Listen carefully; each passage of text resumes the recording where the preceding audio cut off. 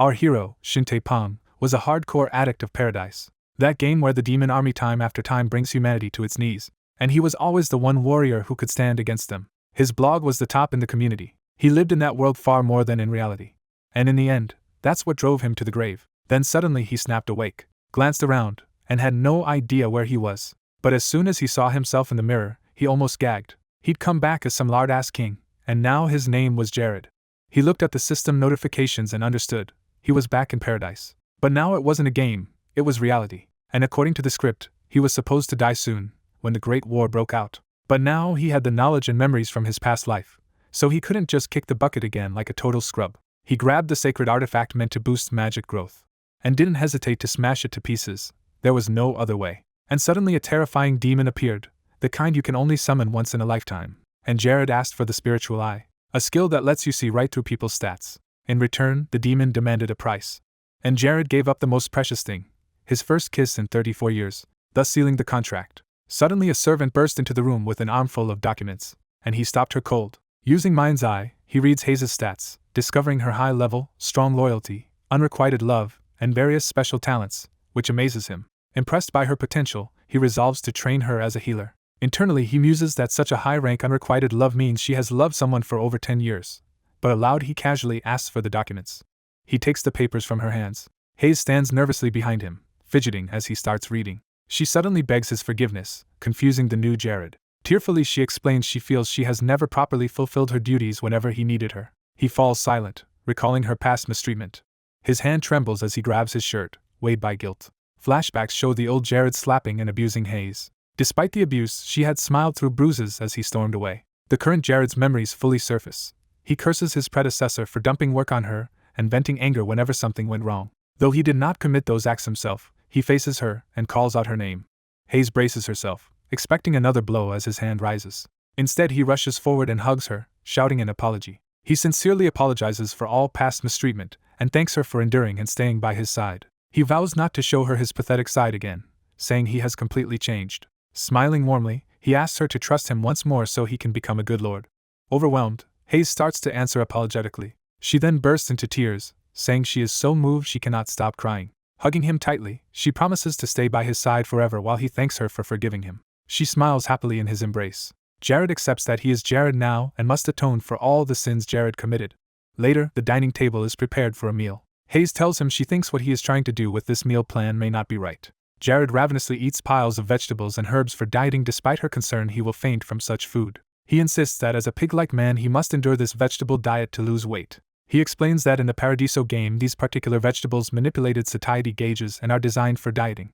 He recalls that although they are effective, they taste so awful that no player would willingly eat them. System messages confirm the herbs and leaves boost lipolysis, normalize metabolism, double calorie consumption, and rapidly break down fat. Jared feels his fat literally melting away. At the same time the disgusting taste makes him want to vomit. Haze offers him a specially prepared bean steak to eat instead.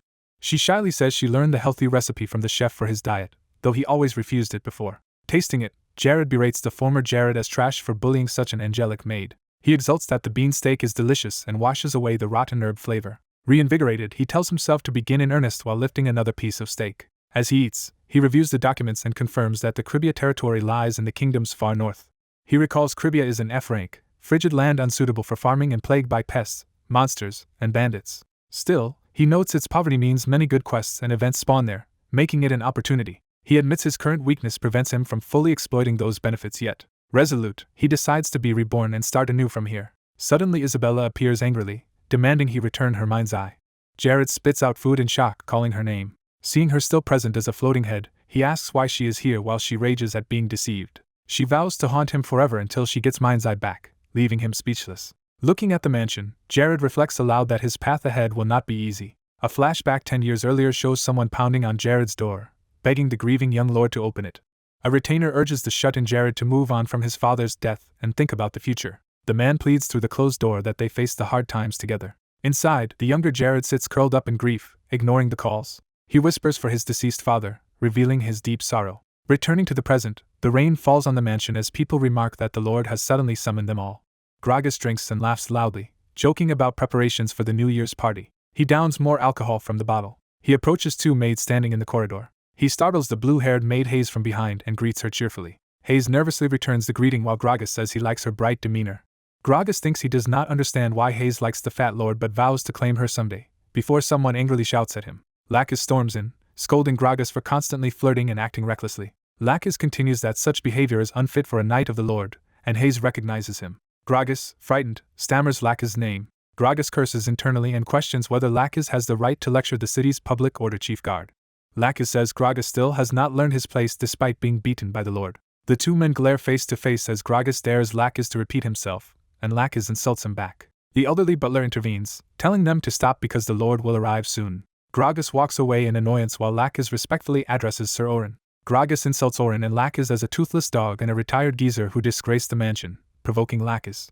Orin restrains the angry Lacus, saying an arrogant brat like Gragas becoming chief guard cannot be helped and suggests they enter the meeting. Inside the council room, officials shuffle papers, one wondering what is going on. Some nobles whisper that they cannot believe the Lord himself requested this meeting. Another notes in surprise that the Lord is reading the report they just submitted and has even lost weight. Gragas swigs from his bottle and wonders aloud if the rumors about the Lord changing are true.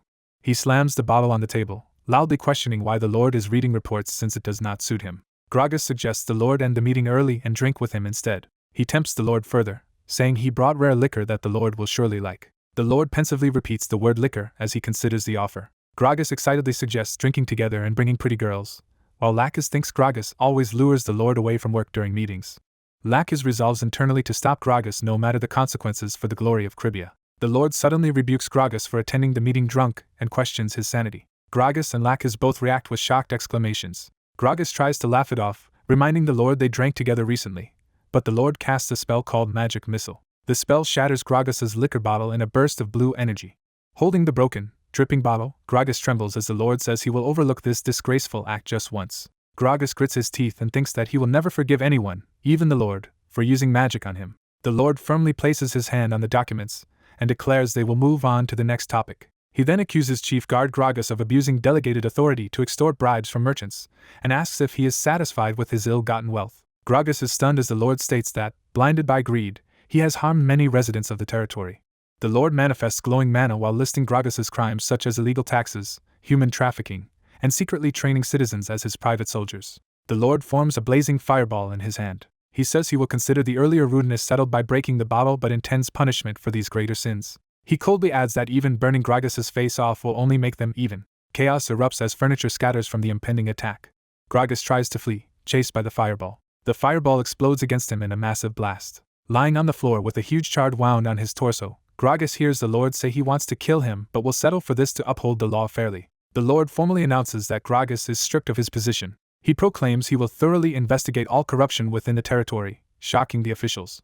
The administrators and guards fall to their knees, begging the Lord to forgive them for neglecting their duties. Lacus thinks in awe that the Lord defeated the battle-skilled Gragas in one blow, showing the power of a fourth-class magician of the Ukal's family. He also notes that the Lord's dignified bearing resembles the previous Viscount, while the Lord calls his name. The Lord appoints Lacus as the new public order chief guard of Cribia, leaving Lacus stunned and hesitant. When reminded that this is a direct order, Lacus kneels and vows to obey. The Lord asks if anyone opposes his command, and all the kneeling guards shout their agreement. The Lord reflects that he has restored the dignity of the position that had sunk so low. He then worries that he still lacks trustworthy right and left-hand aides, mentally evaluating each official's strengths and weaknesses. He glances toward Orin, considering him. Orin smiles warmly back at the Lord. The Lord decides to proceed slowly, trusting in the guidance of the ability called Mind's Eye. A month later in snowy Cribia, shouts ring out as trouble begins in the town. A beaten merchant begs a thug not to take his remaining money, saying he will be ruined. The thug, enforcing an illegal street tax, tells him to shut up and stay quiet. Two other thugs remark they have not seen Sir Gragas collecting taxes lately and assume he went to a warm vacation spot.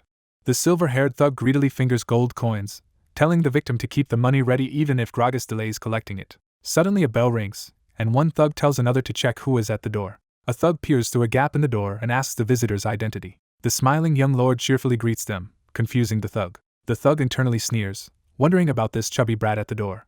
He is abruptly punched hard in the face. The blow sends him flying through the air as the other thugs look on in shock. Armored Lacus, now chief guard, roars that they have insulted the Lord and must be courting death, while the Lord stands behind him. The Lord calmly says he does not care about the insult itself, but he explains that these men have been extorting illegal street taxes from citizens and merchants. The Lord orders that every one of the criminals be captured without letting any escape. Lacus grins menacingly and swears to carry out the order. The thugs, hearing that the enraged attacker is the new chief guard, react in horror. Elsewhere, another thug hears the commotion from inside a house and pauses in confusion. Alarmed by sounds outside, he hastily leaves the door. As he runs away, the Lord steps out of the house and demands to know where he thinks he is going. The Lord casts magic missile again at the fleeing thug. The glowing missiles chase and strike the man as he screams. Townspeople cheer loudly, praising both the Lord and Chief Guard Lacus. Watching the chained criminals being led away, a citizen says he is glad those bastards finally got caught and feels great about it. Lacus publicly announces that the Lord acknowledges his past mistakes and now vows to protect the citizens with all his strength. Guards remark that capturing the criminals is only the first step and react in disbelief that Sir Gragas himself was arrested, as they are ordered to walk properly. Food is distributed in the market as people are reminded not to forget the Lord's generous heart toward the starving. A bard sings in the square that a new sun has risen over frozen Cribia and urges listeners to be grateful to the Lord. The Lord rides through the city on horseback, waving to cheering crowds as Lacus escorts him. At the next council meeting, the Lord states that citizens now view both the territory and the new Lord more positively. Lacus adds that more supporters of the Lord are appearing, declaring their plan a success, as the Lord notes their efforts are paying off. The Lord asks Lacus if he is managing well in his new role with his subordinates, and Lacus affirms that he is. The Lord says he is doing well and is grateful for being given his position. A system like Notice reports his charisma has increased, and he tells Lacus he is satisfied and trusts him to maintain public order, which Lacus accepts. Narration explains that a month after punishing the criminals, public order and sentiment in the territory have vastly improved. It continues that Lick has recruited and deployed many skilled soldiers, all now unified under the Lord's banner. The Lord attributes his success to possessing the mind's eye, while a ghostly woman angrily demands that he return that power, and he notes she is still complaining. Oren reports that the new farming methods are helping crops grow but that long winters and pests limit results. Avila reports that developing mana stones as the territory's special product will take time before yielding the desired outcome.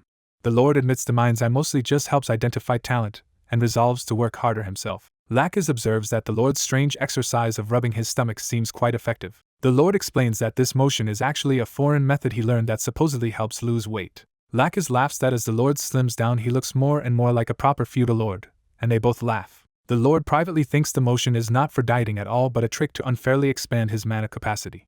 An illustration explains that by emitting mana from both hands and reabsorbing it into the body, he can gradually increase total mana. He recalls that, though this was not an official bug in the game Paradiso, repeating it for a month gave the same effect as leveling up 12 times. The Lord notes that thanks to this he can now cast 4th class magic an extra 1 or 2 times. Footsteps race down a hall toward him. A soldier bursts in, urgently announcing he has a report for the Lord.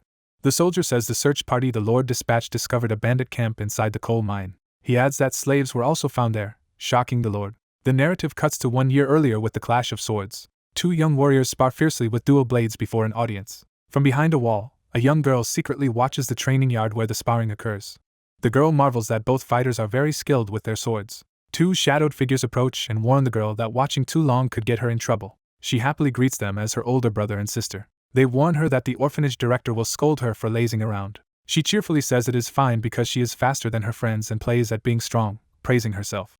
Someone off-screen remarks they cannot believe she is already 14 and will soon work as a maid in a noble mansion. She enthusiastically agrees with that plan. The girl, Lena, says she thinks the noble's house will be nice since the director especially cares for an orphan like her. Her older sister quietly laments this, saying she had considered inviting Lena into their mercenary group. Lena smiles silently, considering this idea.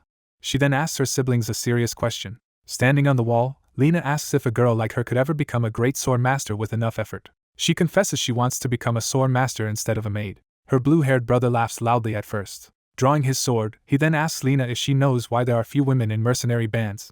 He demonstrates with a powerful sword strike that carves a huge arc into the ground. He explains that the world is too dangerous to face with naive dreams like hers. Lena clenches her dress as he says many who try this path either give up or die when confronted with reality. He adds that this grim truth applies to men as well. He tells her gender is not what matters, only spirit, will, talent, and effort. He and his companion reassure her that she is more talented than they are and therefore will succeed. Her sister says that if Lena ever has nowhere to go, she should join their mercenary group and will be hired under the leader's authority. Lena happily agrees to that promise. The memory shifts to a dark present where Lena, now enslaved, stands in despair with a collar around her neck. Chained in a cell clutching a doll, she calls weakly for her brother and sister. Overwhelmed, she screams and holds her head in distress. A warm memory surfaces of the orphanage director calling her name while holding small children's hands. The director once told her she was an angel sent by God to their orphanage and asked her to work hard for them. Young Lena had brightly agreed, happy to help. In the present, A cruel man laughs and reveals that the director actually sold her to the slavers. Lena denies it, insisting the director was preparing to place her as a maid in a noble household. The slavers laugh and say she was meant to be a slave, not a maid, while she angrily tells them to shut up. One slaver remarks that there is little difference between being an orphan and a slave. He then says slaves must be more obedient and begins whipping Lena. She curls up, crying out in pain as the beating continues.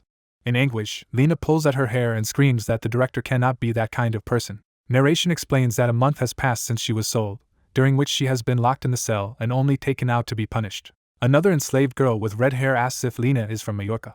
Lena confirms it, and the red-haired girl says that means she was destined to be a slave from the start, confusing Lena. The girl explains that most orphans in Majorca are sold as slaves by orders of that region's lord. The red-haired prisoner taunts that even the orphanage director has betrayed them and tells the other to give up. The blonde prisoner stubbornly refuses to give up and vows to escape no matter what. The redhead calls her naive and asks if she really does not want to escape. Introducing herself as Mani, the redhead says she never thought of escape and proposes they get along in this hell together. Lena says Mani's pessimism is disheartening while Mani insists she is only accepting reality. A month later, Lena narrates that she and Mani have grown close while doing chores. Lena explains there are few young slaves and that most of the others behave like emotionless dolls. She notes that regardless of their condition, these slaves will still be easily sold. Lena reflects that 14-year-old slaves like herself and Mani are safe until 15, and she reaffirms she will not give up. Half a year later, Lena is used to the hard labor and notes that Crabia has become a harsh territory like her homeland Majorca. Mani teaches Lena about the outside world, blaming Cribia's decline on an inept young lord and bad climate. Lena wonders how Mani knows so much. Mani cheerfully says she overhears information from the bandits she calls trash. Mani explains that Cribia is full of monster hunters, not mercenaries, so the siblings Lena talks about are unlikely to come here, and Lena thanks her. Despite everything, Lena quietly reiterates that she still will not give up. Mani laughs that Lena is the most stubborn slave she has met. Mani adds that she really likes this determined side of Lena. Outside, a blizzard rages around the snow-covered mine. A year passes, they are now 15, and Mani lies sick while Lena watches over her. Lena calls out to Mani, who is feverish and sweating on the ground. Checking Mani's burning forehead, Lena worries that her friend will be in serious danger if she does not recover. Elsewhere, a bandit gripes that his comrade Gragas got caught, forcing him to hide with the slaves in this underground cave. Drinking, he complains that he cannot sell the slaves and must hide here, when Lena calls to him. Gripping the bars, Lena begs the bandit for hot soup because her friend has a fever. She kneels and promises to behave and obey him if he will just give Mani even a little soup.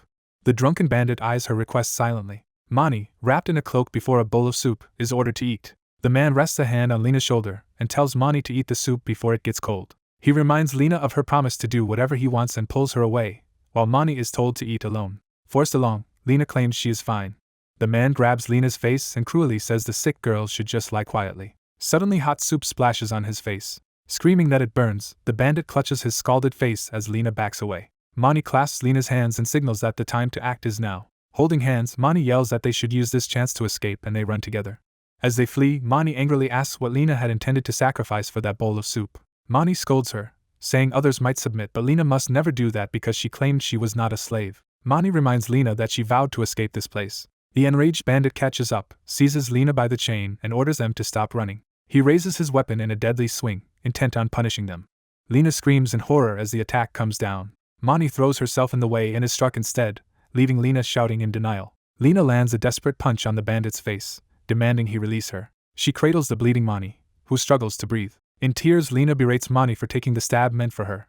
Mani weakly says her life has always been miserable, like a ditch. She recalls growing up with bandits and only knowing violence, and remembers how Lena the orphan dared to dream big, which once seemed ridiculous. Mani admits she now envies Lena's dream and wants to protect her. With her last strength, Mani urges Lena not to give up. Lena, facing the bandit again, declares she still has not given up and will escape this hell no matter what. She steels herself, even if it means doing something terrible. Crying with rage, Lena resolves to kill everyone responsible in this place. The half-blinded, furious bandit snarls at her. He pins Lena by the head, furious at the defiant look she gives him, and raising his sword to kill her. He rants that Mani burned his face and that now he just wants to kill Lena as a nuisance. Someone off-panel sarcastically questions whether his injury even counts as a burn, making him look up in confusion. A blazing magical blast suddenly engulfs him, causing him to scream. The young armored lord, hands still wreathed in flames, remarks that now the man's face is properly burnt. Outside, the lord and a knight stand at the snowy Alami mine entrance, the knight asking how he knew the hideout would be here. The lord explains that with Gragas gone the bandits are hiding, hoping the incompetent lord will eventually give up his pursuit. The knight notes that an underground mine is the best hiding place in such times and praises the lord's sharp intuition. Drawing his sword, the lord modestly says the knight overestimates him. He then shouts for everyone present to heed his command. Addressing his assembled troops, he declares they are here to wipe out the bandits who kidnap people to sell as slaves. He urges his soldiers to rescue all the victims and show them true justice. The troops respond by vowing to kill all the criminals. The lord charges while crying out for the glory of Cribia, leading the assault. Inside the mine, knights storm the bandit base and order that everyone inside be rounded up. A bandit shouts that they must summon Boss Ched. He is abruptly cut down before he can act. A blood-spattered knight proclaims that no bandit will escape the mine. Bandits are struck down in rapid succession during the battle. Cribian fighters clash fiercely with the remaining enemies. A sword clatters to the ground, signaling more foes defeated. Rubble and tools lie scattered, showing the mine interior during the fighting. Advancing deeper, the lord comments that the mine has many branching tunnels. Confident that the enemy are mere armed civilians, he orders his troops to spread out and search thoroughly. Ched, still drunk, rages about his burned face and vows to kill Lena. Again, someone mocks whether the wound even counts as a burn, drawing his irritated response. Another blazing spell slams into him, making him scream. The lord stands with his flaming hand and calmly remarks that now it looks properly burnt. Walking through the slave pens, he reflects that while he saw such places in the game, seeing them in real life is utterly disgusting. He kneels to unshackle Lena and gently asks if she is alright. She says she is but hesitates. Crying, Lena tries to speak as she thinks of her friend. She tells him Mani died while saving her, the girl's body lying nearby. A healer notes, sadly, that even his strongest recovery magic would be too late to help Mani now. The lord hugs the sobbing Lena and apologizes for arriving too late. Noticing her thin body and rough hands, he realizes how much hardship she has endured. Elsewhere, the drunken mage leader Ched storms out demanding to know what the disturbance is. Seeing the lord, he at first dismisses him as an unimportant gluttonous noble. The lord angrily retorts that Ched should have stayed eating meat in his mansion and demands why he is meddling in his domain, while Lena repeats his surprised mention of workplace. Power gathering in his hand, the lord criticizes Ched's chaotic life and disrespect for his own lord and vows to personally apprehend him. Ched laughs, claiming he will not die to a piggy noble, and prepares his own magic. The two mages lock eyes, tension rising. Ched glares back confidently, ready to counter. Ched unleashes a lightning spell and charges while shouting its name. The lord uses the spell haste to move at incredible speed and crash into the ground. Ched is shocked that a magician can use haste, questioning how it is possible. Moving too fast to follow, multiple images of the lord circle Ched and close in. Ched analyzes haste as a hard-to-control acceleration spell and concludes the user should struggle to change direction. Deciding to counter by devastating the area, he raises a massive lightning attack to crush the surroundings. Before he can, the lord strikes, making Ched cry out. Bright magical impacts slam into him. Ched's body is riddled with multiple glowing hits, disabling him. The lord clucks his tongue, saying using a high-level spell while drunk has left Ched defenseless. Standing over the defeated man, he remarks that Ched is so weak that his anger has faded and tells him to disappear from this world. System-like messages announce that the quest's war against crime and annihilation of underground organization are complete and citizen loyalty has risen substantially. Another notice says surpassing 100 loyalty points heralds a golden age for Cribia, while narration notes, Ched's death quickly stabilized the mine's situation. The narrator explains that everyone involved in kidnapping or murder was executed. The freed slaves are placed under military escort to return them to their families. Inside a wagon, Lena shyly asks if it is really okay for her to go to the lord's territory. He answers that if she returns to Majorca, the orphanage director will probably sell her again. He says he is recruiting talented youths and would be glad if she joined his territory. He promises to have her trained into a great sword master, thrilling her. Lena enthusiastically vows to become a sword master worthy of his expectations, and he says that is good. The lord internally thinks he never expected to meet Lena Giselle Ellis here. He recalls that in the game Lena is destined to become the Demon King's vanguard in the Great War. He remembers her in the game enduring players' attacks with a smile and serving as the strongest defensive tank. Another image shows demonized Lena titled the Demon's Abbotess, famed for making any fortress she guarded unbreakable. The lord resolves that preventing Lena from falling into the Demon King's hands is best for everyone.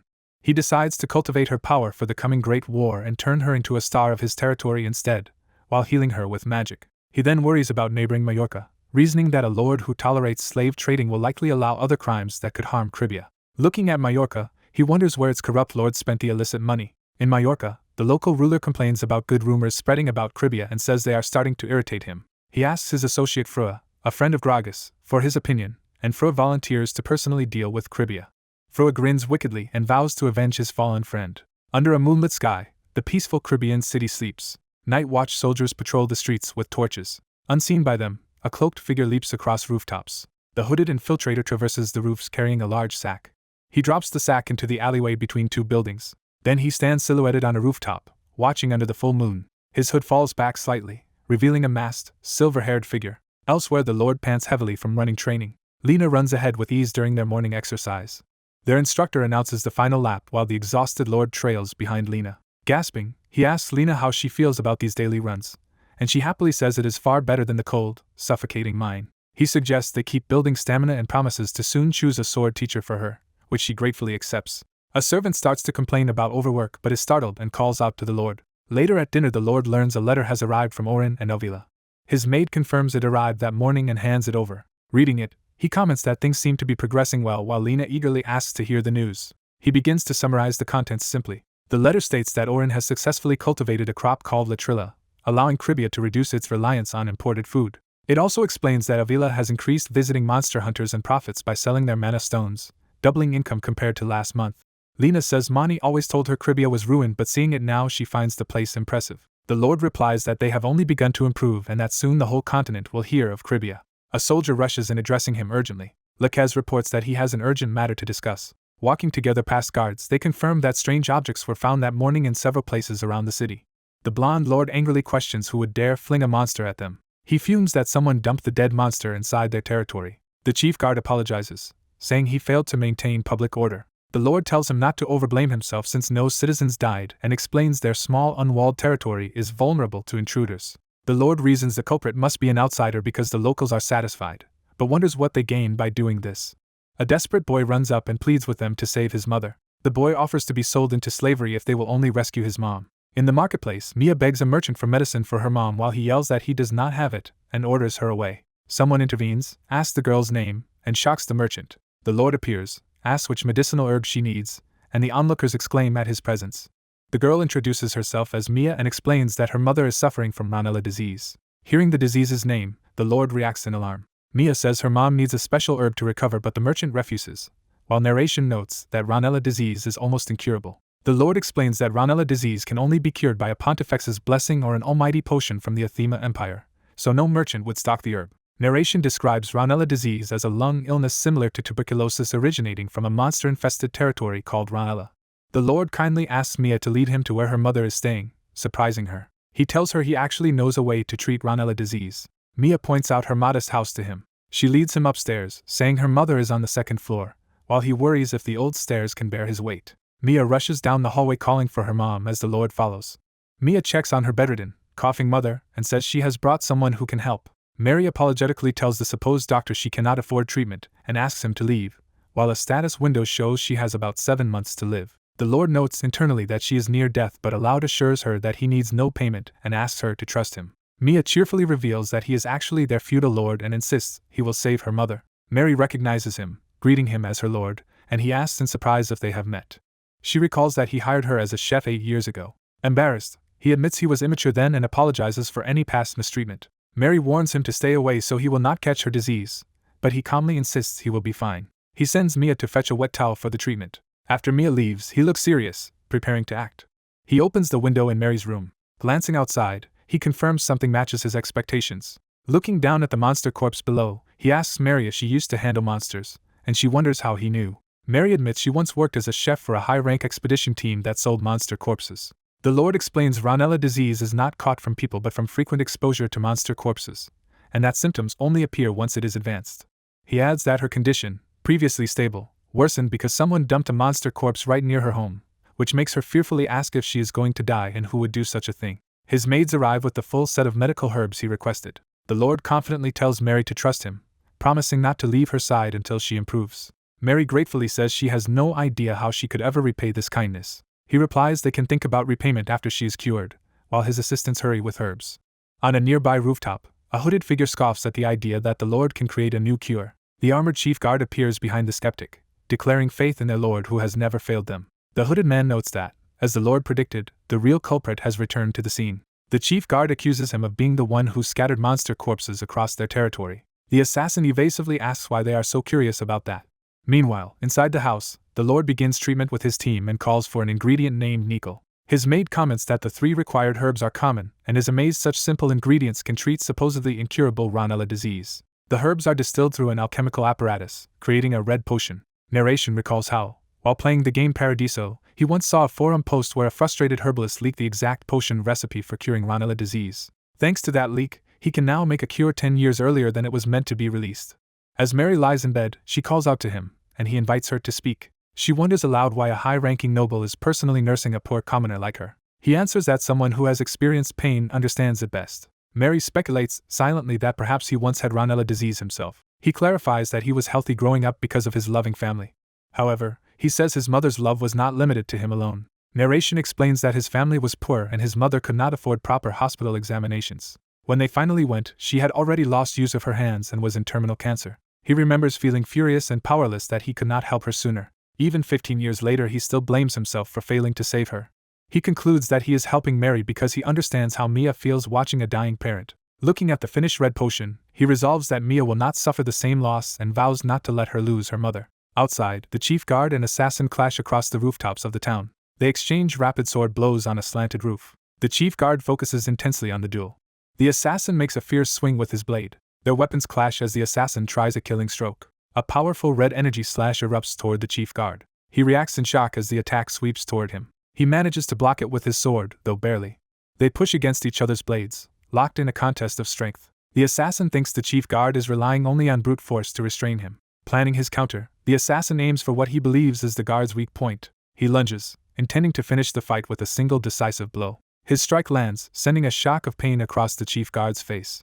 The assassin follows up with a kick that staggers his opponent. He is startled when the guard withstands more damage than expected. The guard, eyes glowing, notes that the assassin did not even try to dodge earlier and taunts him for his weak effort. The guard's empowered sword gouges a deep line along the rooftop. He roars that the assassin is insolent to challenge Cribia with such poor skill as he unleashes a blazing vertical strike. The assassin glares at the incoming blue power. He meets the blow head-on with his knife, trying to stop it. The clash sends him flying high into the air above the roofs. While airborne, he realizes the chief guard is far stronger than he expected and that his employers underestimated the man. Looking down, he wonders how the chief guard managed to become this formidable. Narration explains that Luca's dominance in one-on-one combat comes from a special inclination. His traits called orderliness and justice amplify his physical abilities when fighting evil foes, letting him exceed his limits. Thus, any opponent marked as a villain, like this assassin, is at a severe disadvantage. Surrounded by blue aura, Lucas warns the assassin he can never defeat him and urges him to surrender quietly. The assassin admits he intended to kill the chief guard if discovered.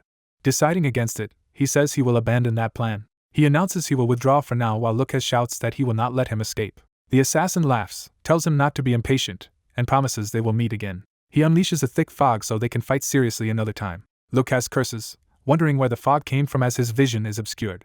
When the mist clears, he realizes the assassin has already vanished. 2 days later, Mia attends another lesson, and someone calls her attention. The Lord demonstrates a glowing blue mana sphere formed by a simple associative gathering method. He then shows a second, more intense mana form created by a difficult forced condensation method. Mia asks why they need both when either can be used for magic, and he replies that many people think that way.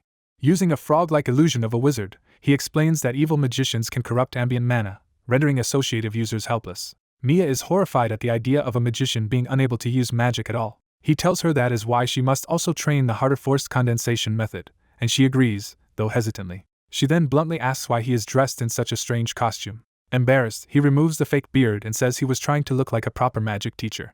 Someone at the door comments that his get-up is not acceptable and calls her blunt as they knock. A maid announces breakfast time, prompting Mia to dash off excitedly while the Lord protests that their lesson is not finished. He asks if he is interrupting anything, and Mary answers that he is not and that she is curious about the food he prepared. Dressed as a chef again, Mary hopes her dish will satisfy him, while he tells her she can rest more before resuming work. She insists she is fully recovered thanks to his care, and has prepared a diet breakfast centered on his favorite beefsteak.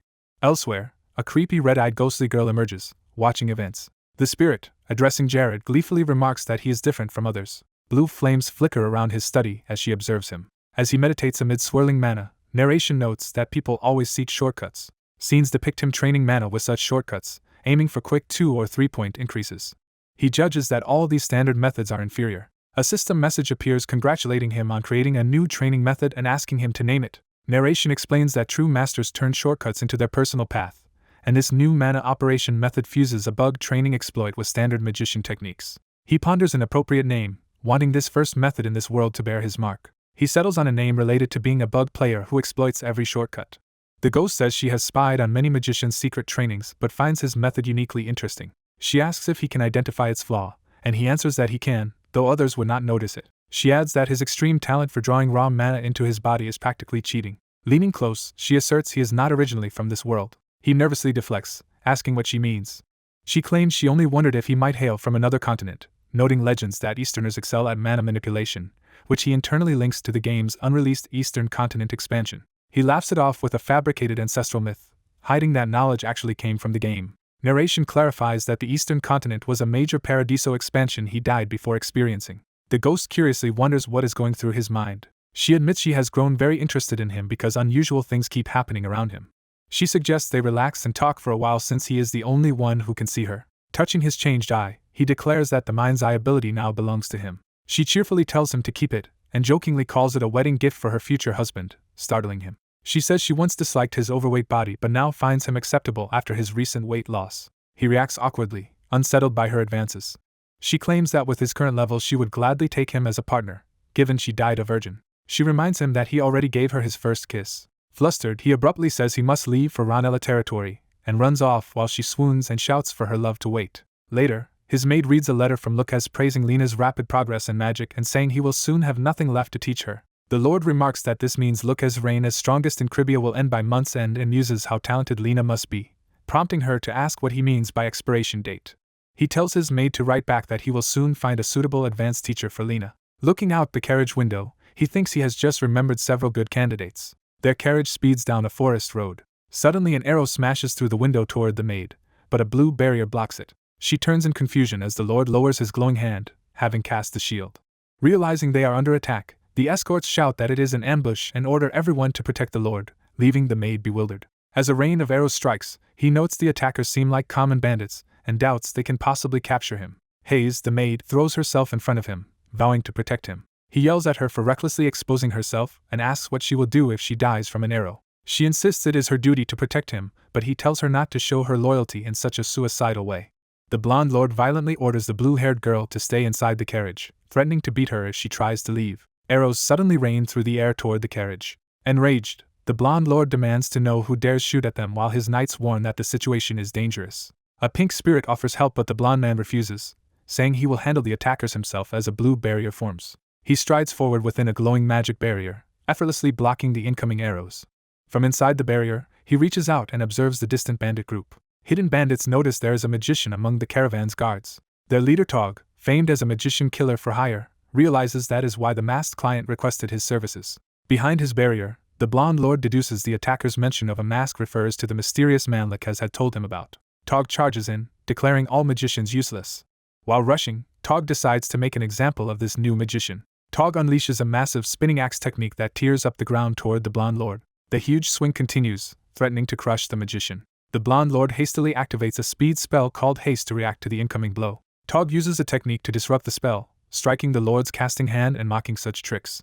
Tog's follow-up strike smashes the blonde lord into the ground. Tog believes he has beaten the magician. The blonde lord, head lowered, begins to respond to the blow. He rises unharmed under a summoned magical shield and remarks that Tog truly lives up to the magician killer title. Tog reacts in shock that his attack failed.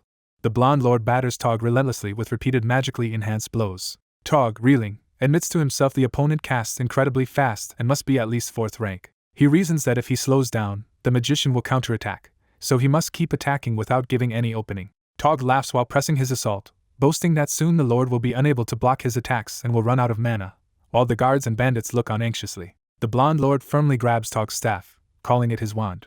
He notes the wand is a magical artifact, surprises Tog by catching the attack, and says he felt left out for not having an artifact himself. Activating a strength enchantment that boosts his physical power, the blonde lord calmly declares he is taking the wand. Tog begins to sense that the magician's build and power are far greater than before and wonders if he was always this strong. The blonde lord explains he has already countered all of Tog's body strengthening with his own magic, leaving Tog shocked about his failing body. The lord muses that he would like information about the masked client but assumes Tog will not tell him, prompting Tog to beg for his life and offer his client's information.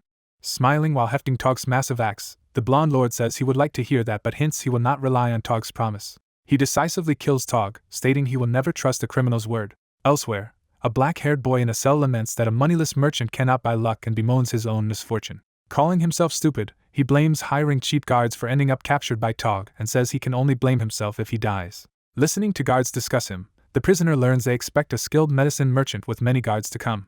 Tog earlier boasted that this merchant would be nothing more than a pig awaiting his axe. The masked client hires Tog, saying the rest of the payment will be given once the job is done. The client thinks about how a certain medicine cured everyone in Kribia, meaning its ingredients are easy to obtain. He reasons that since the medicine can be mass-produced, the merchant will surely go to Ranella to curry favor there. Tog and the masked man wait on a lookout, trusting the underling's information that the merchant's carriage will pass. In his cell, the boy grumbles that Tog's men have already killed 11 people and wishes for strong, handsome men to defeat them. The scene repeats the blonde lord's refusal to trust a criminal, emphasizing his resolve in killing Tog. Hearing shouts that their leader lost and orders to kill the enemy, the imprisoned boy realizes the battle has turned. The blonde lord hovers in the air, bombarding the bandits below with powerful magic, breaking their resistance. Seeing this, the prisoner excitedly thinks the savior he hoped for has truly appeared. Gazing up at the blonde mage, he imagines him as the warrior destined to rescue him. Freed afterward, the boy joyfully thanks the blonde lord for saving his life. The blonde lord awkwardly accepts the gratitude.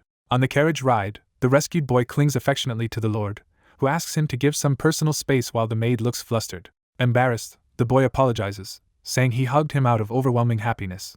During the journey, the lord summarizes that the boy had come to Kribia to join the booming magic stone market but was ambushed by Tog and lost all his money. The blonde lord apologizes for the poor security in his territory, blaming the danger on the still sparse traffic along the roads. The boy replies cheerfully that he expected to die before the lord rescued him, so everything is fine now. The narration reveals the boy, Archneys, is a top merchant NPC from the eastern continent who became so wealthy he bought a kingdom. His talent for analyzing and predicting markets let him lead trends and dominate new item markets, making him a role model for novice merchants.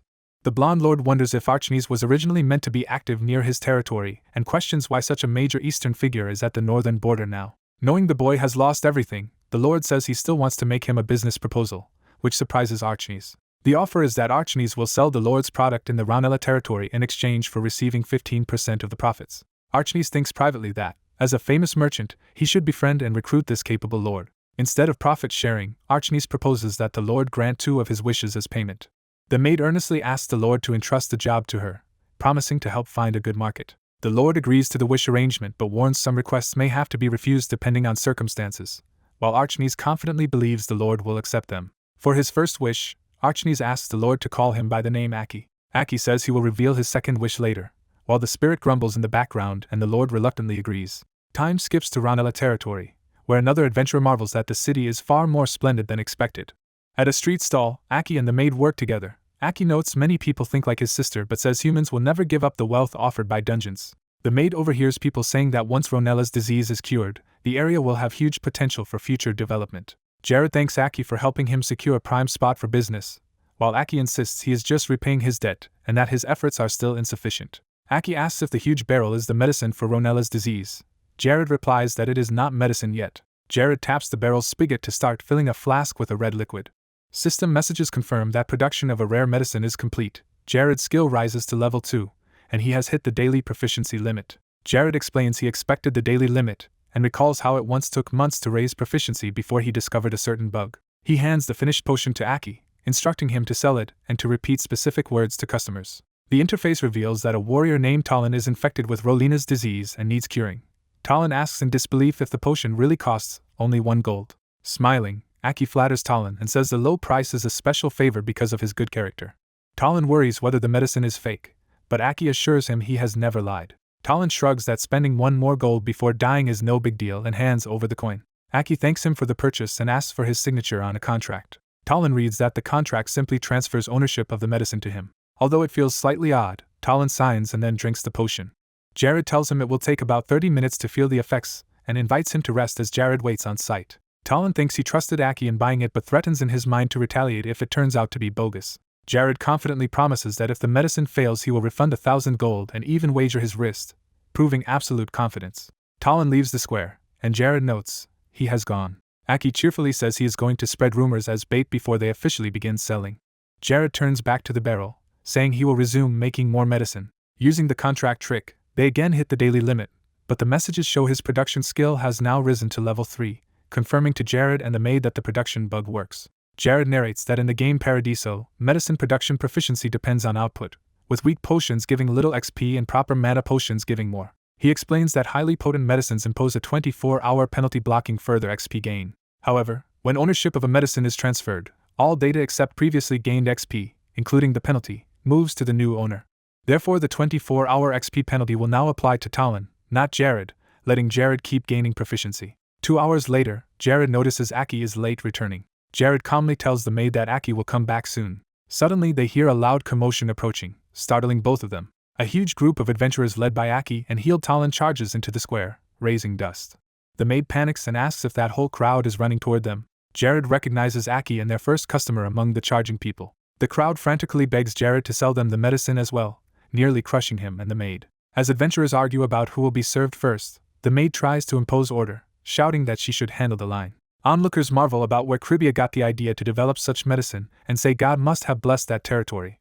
Another merchant admits he once wrote off Cribia's future but now hears its lord has changed and is managing the territory well. Aki announces to the cheering crowd that while medicine will be sold today here, in future they must visit Cribia territory to buy more. He advertises Cribia's Nightmare Forest as a monster-filled haven for hunters and notes the medicine will be cheaper there at 39 gold a bottle. Aki compares the price to the Adama Empire's cure costing 100 gold and emphasizes that their medicine is less than half that amount. Surrounded by flying coins and eager customers, Aki gleefully orders everyone to line up for purchases.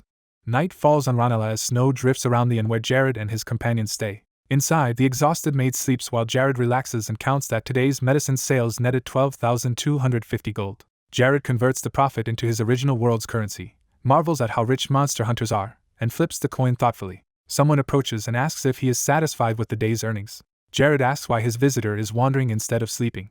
Aki appears on the balcony holding a coin, saying he came to ask for the rest of his wages. Jared recalls their earlier 2-wish deal and reminds Aki he still has 1 wish left, asking what it is. Aki steels himself and begins to voice his request. He asks to become Jared's vassal and run a trading company directly under Jared's command. Kneeling, he confirms he wants direct supervision and vows that, though young, he will create the best trading company in the north if given the chance.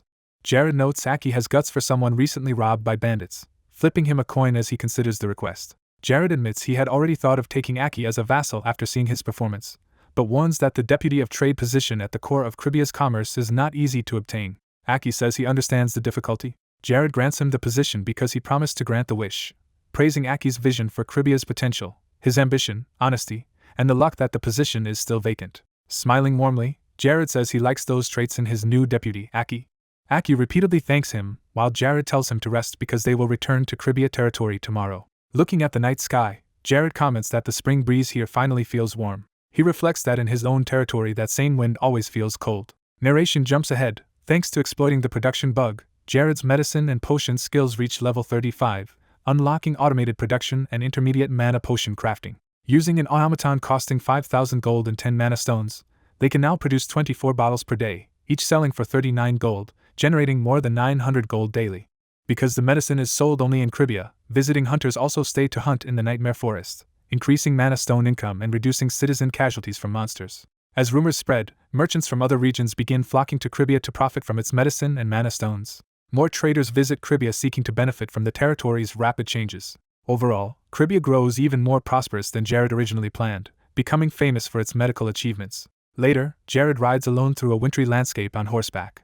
His spirit companion angrily demands to know why he is heading alone toward a desolate, lifeless region. The spirit panics, thinking he is attempting suicide, and begs him not to do something so extreme. Jared clarifies he is going to hunt the Lich Diluc and tells the spirit to stop saying nonsense. Horrified, the spirit yells that facing Diluc is even worse than suicide. She explains that a lich is a powerful cursed black magician who can seize his soul and turn him into undead if he is captured.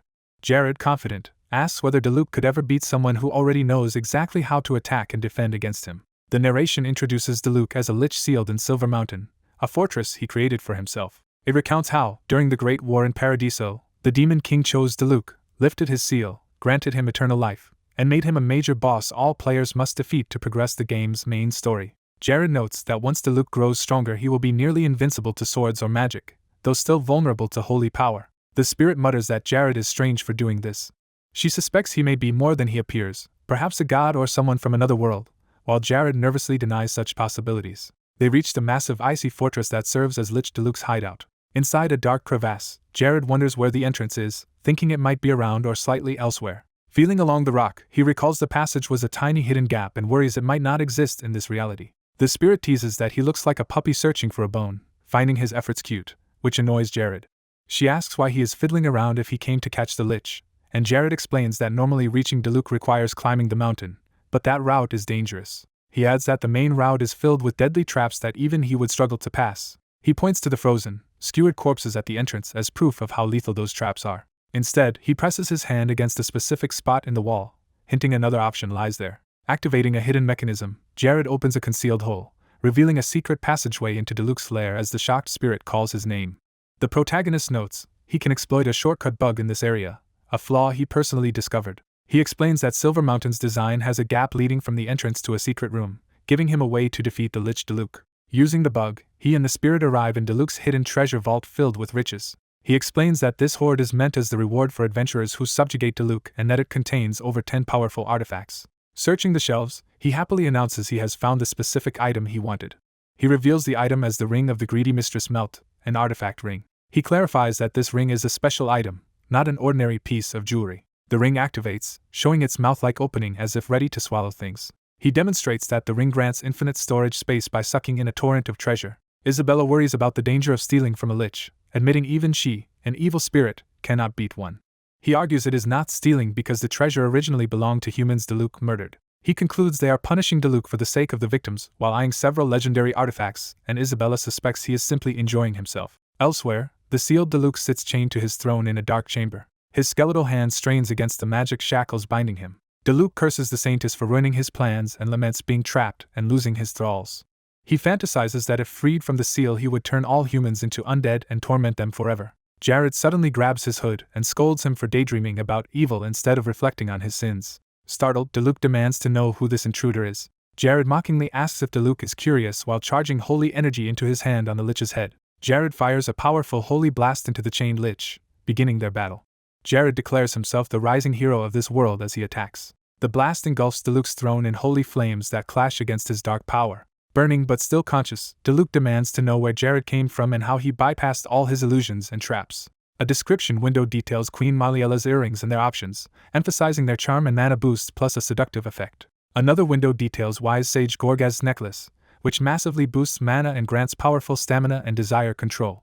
A third explains Saintess Avinos's ring, which boosts wisdom and mana while empowering holy attacks at higher mana cost. Jared dismissively repeats his earlier taunt while maintaining his grip on Diluc's head. Again he unleashes a massive holy explosion into the Lich. He confidently states he is the one who will become this world's true hero. The holy energy continues to flare around the Lich's bound body.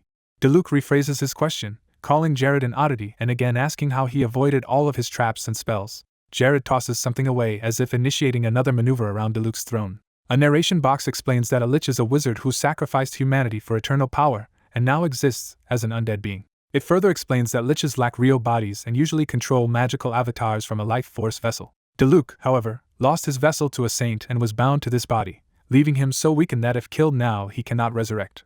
Jared charges forward while dodging projectiles, beginning his planned tactical engagement. Diluc prepares life-draining black magic, forcing Jared to maintain careful distance to avoid it. Jared dodges purple explosions, thinking that he has fought this boss many times before and knows the patterns. He channels electricity through his hand, activating the Saintess Ring's holy power. Lightning spears race across the floor from Jared toward Diluc. Diluc blocks the magic and scoffs that Jared's spells are weak. Jared rains more projectiles. One finally lands and Diluc is struck, grunting in pain. Diluc complains Jared is wasting magic by casting so many spells at once, and wonders how a mere Class 3 mage can wield such power. He notes that the holy flames on his body continually infuse him with divine power, and begins to suspect Jared has somehow amplified that power. Realizing it, he concludes Jared must have stolen a sacred power-boosting artifact from his treasure hoard. Disturbed by this, Diluc decides he should finish Jared quickly and gathers a dangerous dark sphere. Jared yells in protest as the Lich launches another overwhelming spell at him. Jared rushes in, saying he came all this way to meet his senior mage and demanding better treatment, while attacking Diluc's restraints. He lands a powerful blow on the throne, disrupting the Lich's casting. Jared confirms that attacking Diluc before he can complete his spells is an effective tactic. He reasons that even without a sure kill method, if he keeps constant pressure on Diluc he will eventually win. Diluc realizes Jared understands his weakened state well but asserts that the entire dungeon is still under his control. He summons his undead knights, ordering them to rise. He berates the undead army for allowing an intruder inside and commands them to punish Jared. Isabella alerts Jared that the undead have appeared, and he acknowledges it while bracing himself. Diluc reflects that the undead army trap has always existed and wonders if its activation pattern changed due to his incomplete resurrection. Now freed from holy flames, he thanks Jared for stoking his rage and vows to show his true power. Jared dashes toward Diluc through the horde, deciding he must fight in close quarters to stop high-level spells. Isabella volunteers to handle the undead around them. She possesses a large armored skeleton knight's body. The other undead look at that knight in confusion as Isabella animates it. Controlling the giant skeleton, Isabella revels in its strength and swings the huge sword joyfully. She exults in its tremendous reach as she carves through enemies. Angry at her interference, Diluc casts a spell at Isabella's commandeered body. The dark magic violently blasts Isabella's knight form away. Jared praises Isabella's help, using the opening to prepare his next spell. He charges up and casts lightning spear along the ground. Diluc is struck by the electrified attack and screams as his body overloads with energy. Jared chains another spell, calling it connected lightning as he gathers a massive electrical orb. Diluc claims he will not fall for that trick again and counters the incoming lightning. The clash of energies lights up the area as the spells collide near Diluc. Yet the lightning runs along the chains back into Diluc's body, shocking him directly. Diluc is stunned to realize Jared cast two different spells simultaneously. Jared smirks that this dual casting is his own style of magic and that Diluc fell for it. He mocks that even back when Diluc was just a game boss he always fell for the same trick. Diluc screams as holy light engulfs him and his skeletal form begins to disintegrate. His body loosens within the chains as the destruction progresses. The Lich's head and torso crack and glow, overwhelmed by holy energy. Isabella, in Night Body, excitedly confirms with Jared that they actually defeated a Lich, while Jared exhales in relief. She gushes that their success is thanks to him, calling him hubby, as they stare at Diluc's reduced body. Suddenly Diluc lunges with a last-ditch life-drain spell, shouting for Jared to die. Jared narrowly dodges and counterattacks, striking Diluc again. Jared, eyes glowing red, taunts that Diluc should know such an attack alone cannot kill him. Diluc's skull continues to crack under the relentless assault. Jared slams him with another holy blow, pushing Diluc to the brink. Diluc shrieks and questions if this is truly how he will die. In a dying monologue he tastes true death for the first time as a Lich and laments being unable to flee because of the seal. He rejects the idea of fearing death, asserting bitterly that such things should not scare a Lich. He roars that he is a Lich, bringer of plague and death, even as Jared's attack crashes into him. Diluc proclaims his name one final time, refusing to accept defeat. Half destroyed but still conscious, he glares at Jared and vows to face him again. Jared stares back, grim and determined. Massive purple explosions rip across the chamber as the struggle continues. Diluc unleashes torrents of dark power that swirl toward Jared, who shields himself. Behind his barrier, Jared notes that Diluc is hurling spells recklessly, barely controlled. The barrier shatters and Jared is exposed to the oncoming darkness. Diluc focuses his eye and prepares an even more lethal strike. He screams for Jared to die as he sends a huge beam of dark energy down. Jared looks shocked as the attack bears down on him. Isabella cries his name as the beam crashes where he stood. Diluc snarls that he is done tolerating her interference. He blasts Isabella's skeletal host, exorcising her from the battlefield. A battered Jared apologizes that this is as far as Isabella can help and confirms she trusts he can finish the monster. Jared reassures her that Diluc in this weakened state cannot stand against him. He reflects that although Diluc's new form and strength initially rattled him, the Lich still follows the same fundamental attack patterns. Confidently, he states that he knows every detail about Diluc just like every other monster in the game world Paradiso. He recalls knowing Diluc's every movement from attacks to dodges as he rushes in again. Diluc grudgingly calls him a fast little insect. He warns Jared that it is time for him to be crushed. Jared anticipates Diluc's next trick and stops right before a dark pillar smashes down. Diluc is impressed Jared halted precisely to avoid the trap. Jared replies that if there is one thing he is confident in, it is challenging Diluc. Diluc doubts him, pointing out that Jared has been busy merely avoiding his blows yet still claims he can win. Jared answers of course and uses a teleport-like spell, moving in close. Diluc panics upon recognizing fourth-class magic and realizes Jared misled him by using weak spells earlier.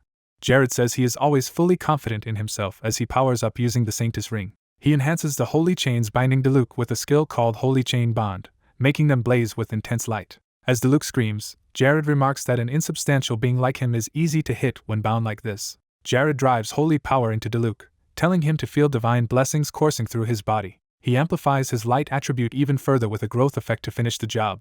Diluc's skull ignites and begins to shatter under the amplified holy force. The blast wipes his body away, leaving only a scorched mark on the stone. Jared tells the fading Diluc that no devil is coming to save him and urges him to give up. Diluc's remaining consciousness replies that surrender is his own choice and ominously asks Jared if he understands what future awaits him. The skull warns Jared to consider what consequences he will now face.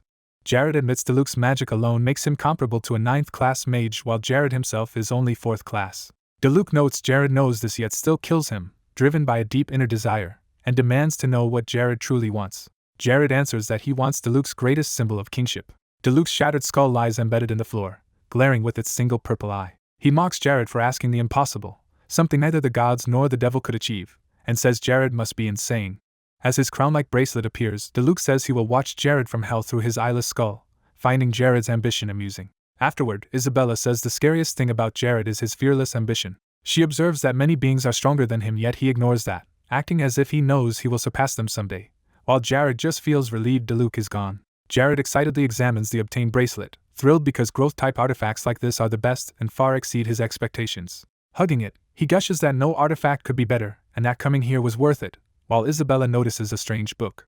She calls Jared over to look at the weird book she found, and he confirms it looks unusual. Jared picks up the purple book, suspecting it was left by the dead Lich, and noting that Diluc never dropped a book in the game. The cover reveals it to be Lich Diluc's revival spell. Jared confirms the spell would bind the resurrected being to its caster, and that if the caster dies, the spirit perishes as well. Human Isabella complains that such a contract practically makes her Jared's slave. She angrily protests that this is not the kind of relationship she wanted and demands to know what Jared plans to make her do. Jared begins outlining his plan by saying she should first tie him up securely. He continues that she will then curse him repeatedly while he resists, which embarrasses her as she questions his tastes. Finally, he says they will repeat the process to grow his and her resistance, happily noting that using her saves them money compared to hiring a mage, leaving her confused. In human form, she thinks she has finally found a reason to hate him as he tells her not to give him that look. Jared tells her simply to consider the other possible uses of the contract, and she reluctantly agrees, saying she was bored anyway. He excitedly says the nearby revival vats will let them start immediately, and she nervously wonders if they are really doing this now. Later, Jared pants in exhaustion and calls out to Isabella. Now in a new human body named Isabel, she clings to his back saying she is still not used to walking and insists he carry her. As he complains about carrying her and her still remembered name, she retorts that she does not care about the details and urges him to hurry because she is cold. Isabella furiously complains that Diluc had lewd obsessions about the human body yet could not even dress people properly. Jared thinks she has not changed at all and notes she has become more emotional. The group advances through a corpse-filled, trap-ridden dungeon corridor. Seeing all the bodies, Isabella comments on them and Jared explains the place was full of traps that are now mostly disabled. Isabella rides on Jared's back in silence as they proceed. In front of a preserved woman in a tube, they wonder how she died and guess the dungeon traps might be the cause. Jared hopes the woman's soul did not become an evil spirit, and explains that such spirits exist in a cold, senseless loneliness. Hearing this, Isabella cheerfully decides the woman might be happier if Isabella lived a better life using that body. She excitedly vows to live lavishly with food, dresses, and makeup through this body, leaving Jared baffled by the sudden change in topic. Isabella says traveling with Jared will be fun, while he warns that being with him is dangerous but never boring. She accepts this and relaxes on his back as he is glad to have a reliable partner. Isabella smiles contentedly while leaning against Jared. A system window describes Diluc's bracelet, Nightmare, listing powerful stat boosts and an ability that grows by absorbing negative emotions, which interests the narrator. Another window outlines Lich Diluc's resurrection magic, explaining it can resurrect a spirit into a human body once, with the subject dependent on the caster. A description of Adult Gracia's ring states it boosts magic and grants immunity to mental debuffs, though Diluc owned only one piece of the set. A title description, The One Who Leaps Over Traps, says it is earned by flawlessly avoiding group traps and allows a small stat boost, while the cat narrator mocks shortcuts. In another region, a stern lord learns that more monster hunters in his territory have been lost. His aide explains that because the Ranella cure only exists in Caribia, monsters are migrating there. The lord angrily reminds him they spent a fortune hiring people to steal that cure. The aide reports that Caribia tightly guards the recipe and that recreating it from a small stolen sample is too difficult. Enraged by this useless result, the lord screams at his aide and questions why he employs him. The terrified aide is thrown out as the lord shouts for him to get out. Catching his breath over his desk, the lord curses Jared for acting fearless without understanding the world's dangers. He then decides he can respond in kind to Jared's actions. In Mayarika, a crime lord lounges with a woman on his lap. This crime lord asks how many lives they could hurl at the enemy if they immediately started a war. A kneeling subordinate informs him they have 1,239 skilled men ready for his command. Considering Jared a 4th class magician, the lord thinks that number is still too low and suggests they need more men. In a dungeon cell, he remarks Jared is no longer the glutton of the past and regrets not poisoning him earlier, while learning that Sir Paruha had Gragas assassinated to silence him. An underling announces the arrival of Mayarika's great guide, Horgus, and the crime lord welcomes him. Horgus, a robed magician named Akron, greets his patron warmly. Akron says he has brought the requested magicians at great expense, but Mayarika's lord declares that money does not matter. The lord questions one of the robed figures, who identifies himself as a 3rd class magician. Akron confidently claims that if they attacked Caribia now, they could annihilate it completely. Hearing this, the crime lord grins and calls the plan perfect. Elsewhere, A road through northern woods is shown as someone mentions the Lord's diplomatic efforts and asks about these far northern forests. The narration clarifies this land lies between Marika and Ranella, who are fighting over its ownership. Jared and his aide explain that they have come here informally to negotiate with a tribe living in these woods. Jared wonders if elves inhabit them. Riding a horse, Jared says they will find out soon. Small figures watch them from atop a cliff, preparing an ambush. Jared's aide anxiously starts to recognize the watchers. Armed red goblins appear in numbers, confirming his fears. A human caravan leader is surprised, having thought they were alone in the area. He realizes the caravan is now completely surrounded by goblins. Commanders order the soldiers to stop daydreaming and form up around the Lord for his protection. Another officer commands the troops to form a defensive perimeter and avoid engaging. Nervous soldiers glance at each other as they obey. Observing this setup, the scholar realizes they are using a defensive monster barrier tactic. A distinguished goblin elder steps out and formally welcomes the humans to their lands. He introduces himself as Abanaba, the leader of the Red Goblins. Someone notes with surprise that this goblin speaks the Nasu human dialect. Jared politely introduces himself as the Lord of Caribia, and Abanaba, who had low expectations, asks why he requested this meeting. Jared states he seeks diplomatic relations to obtain iron and gold, which amuses Abanaba since humans rarely approach them first. Abanaba pointedly asks whether Jared can offer something that truly satisfies the goblins, and Jared tells his men to bring out their goods. Jared's aides reveal carts filled with colorful stones, doubting the wisdom of the offering. Jared presents vast quantities of nightmare stones and asks if this amount will satisfy the goblins. His companions protest that nightmare stones are common in the nightmare forest and nearly worthless. Ricky's reflects that nightmare stones are pretty but cheap trinkets gathered by hunters, and worries the goblins might see this offer as an insult. Examining one, Ibanaba notices Jared has many nightmare stones. He initially scolds that humans ignored them until now and questions bringing such goods to a first meeting, prompting Jared's aides to panic. Then Ibanaba suddenly smiles, praises the gift, and says Jared has done very well. Grateful, Ibanaba shakes Jared's hand and thanks him for personally delivering such precious stones. As they sign a treaty, Ibanaba declares them brothers of the North. Jared expresses hope that their relationship with the Goblin King will grow stronger, and Ibanaba agrees. Ibanaba joyfully orders his people to bring out iron and gold for their new allies.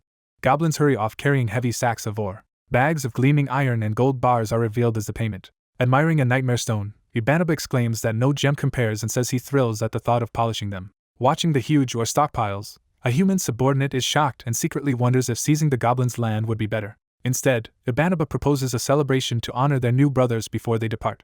He announces that their protectors can stand down and invites hidden allies to come out. A dark elf quietly peers from behind a wall in response. A group of armored dark elves, led by a strong white-haired woman, steps forward. Ricky's recognizes them as dark elves, a notoriously hostile race, and is alarmed by their presence. He concludes that Jared must have known about these dangerous neighbors all along. Jared narrates that beyond the Red Goblins lives another race further north which, despite little contact with humans, cannot be ignored. A map explains that the Red Goblins maintain close ties with the Dark Elves of Tatar Island, making them part of the regional treaty structure with Caribia, hunters, and monsters. The narration adds that Ibanaba is renowned as a wise, well-connected sage among many tribes. Ibanaba, flanked by various allied races, invites the humans to enjoy their culturally different but generous feast, while Jared notes that attacking the goblins would have been suicidal. A great bonfire is lit for the celebration. Over drinks, Jared's aide marvels that red goblins value nightmare stones as humans value gold and asks how Jared learned this. Around them, goblins, humans, and even a giant reptilian monster drink and feast together. A dark elf woman arm wrestles a human warrior amid the festivities. Jared quietly calls Ricky's aside, who answers attentively. Jared asks about the current state of the army and smithies, and Ricky's reports they lack materials and are focusing on repairing existing gear.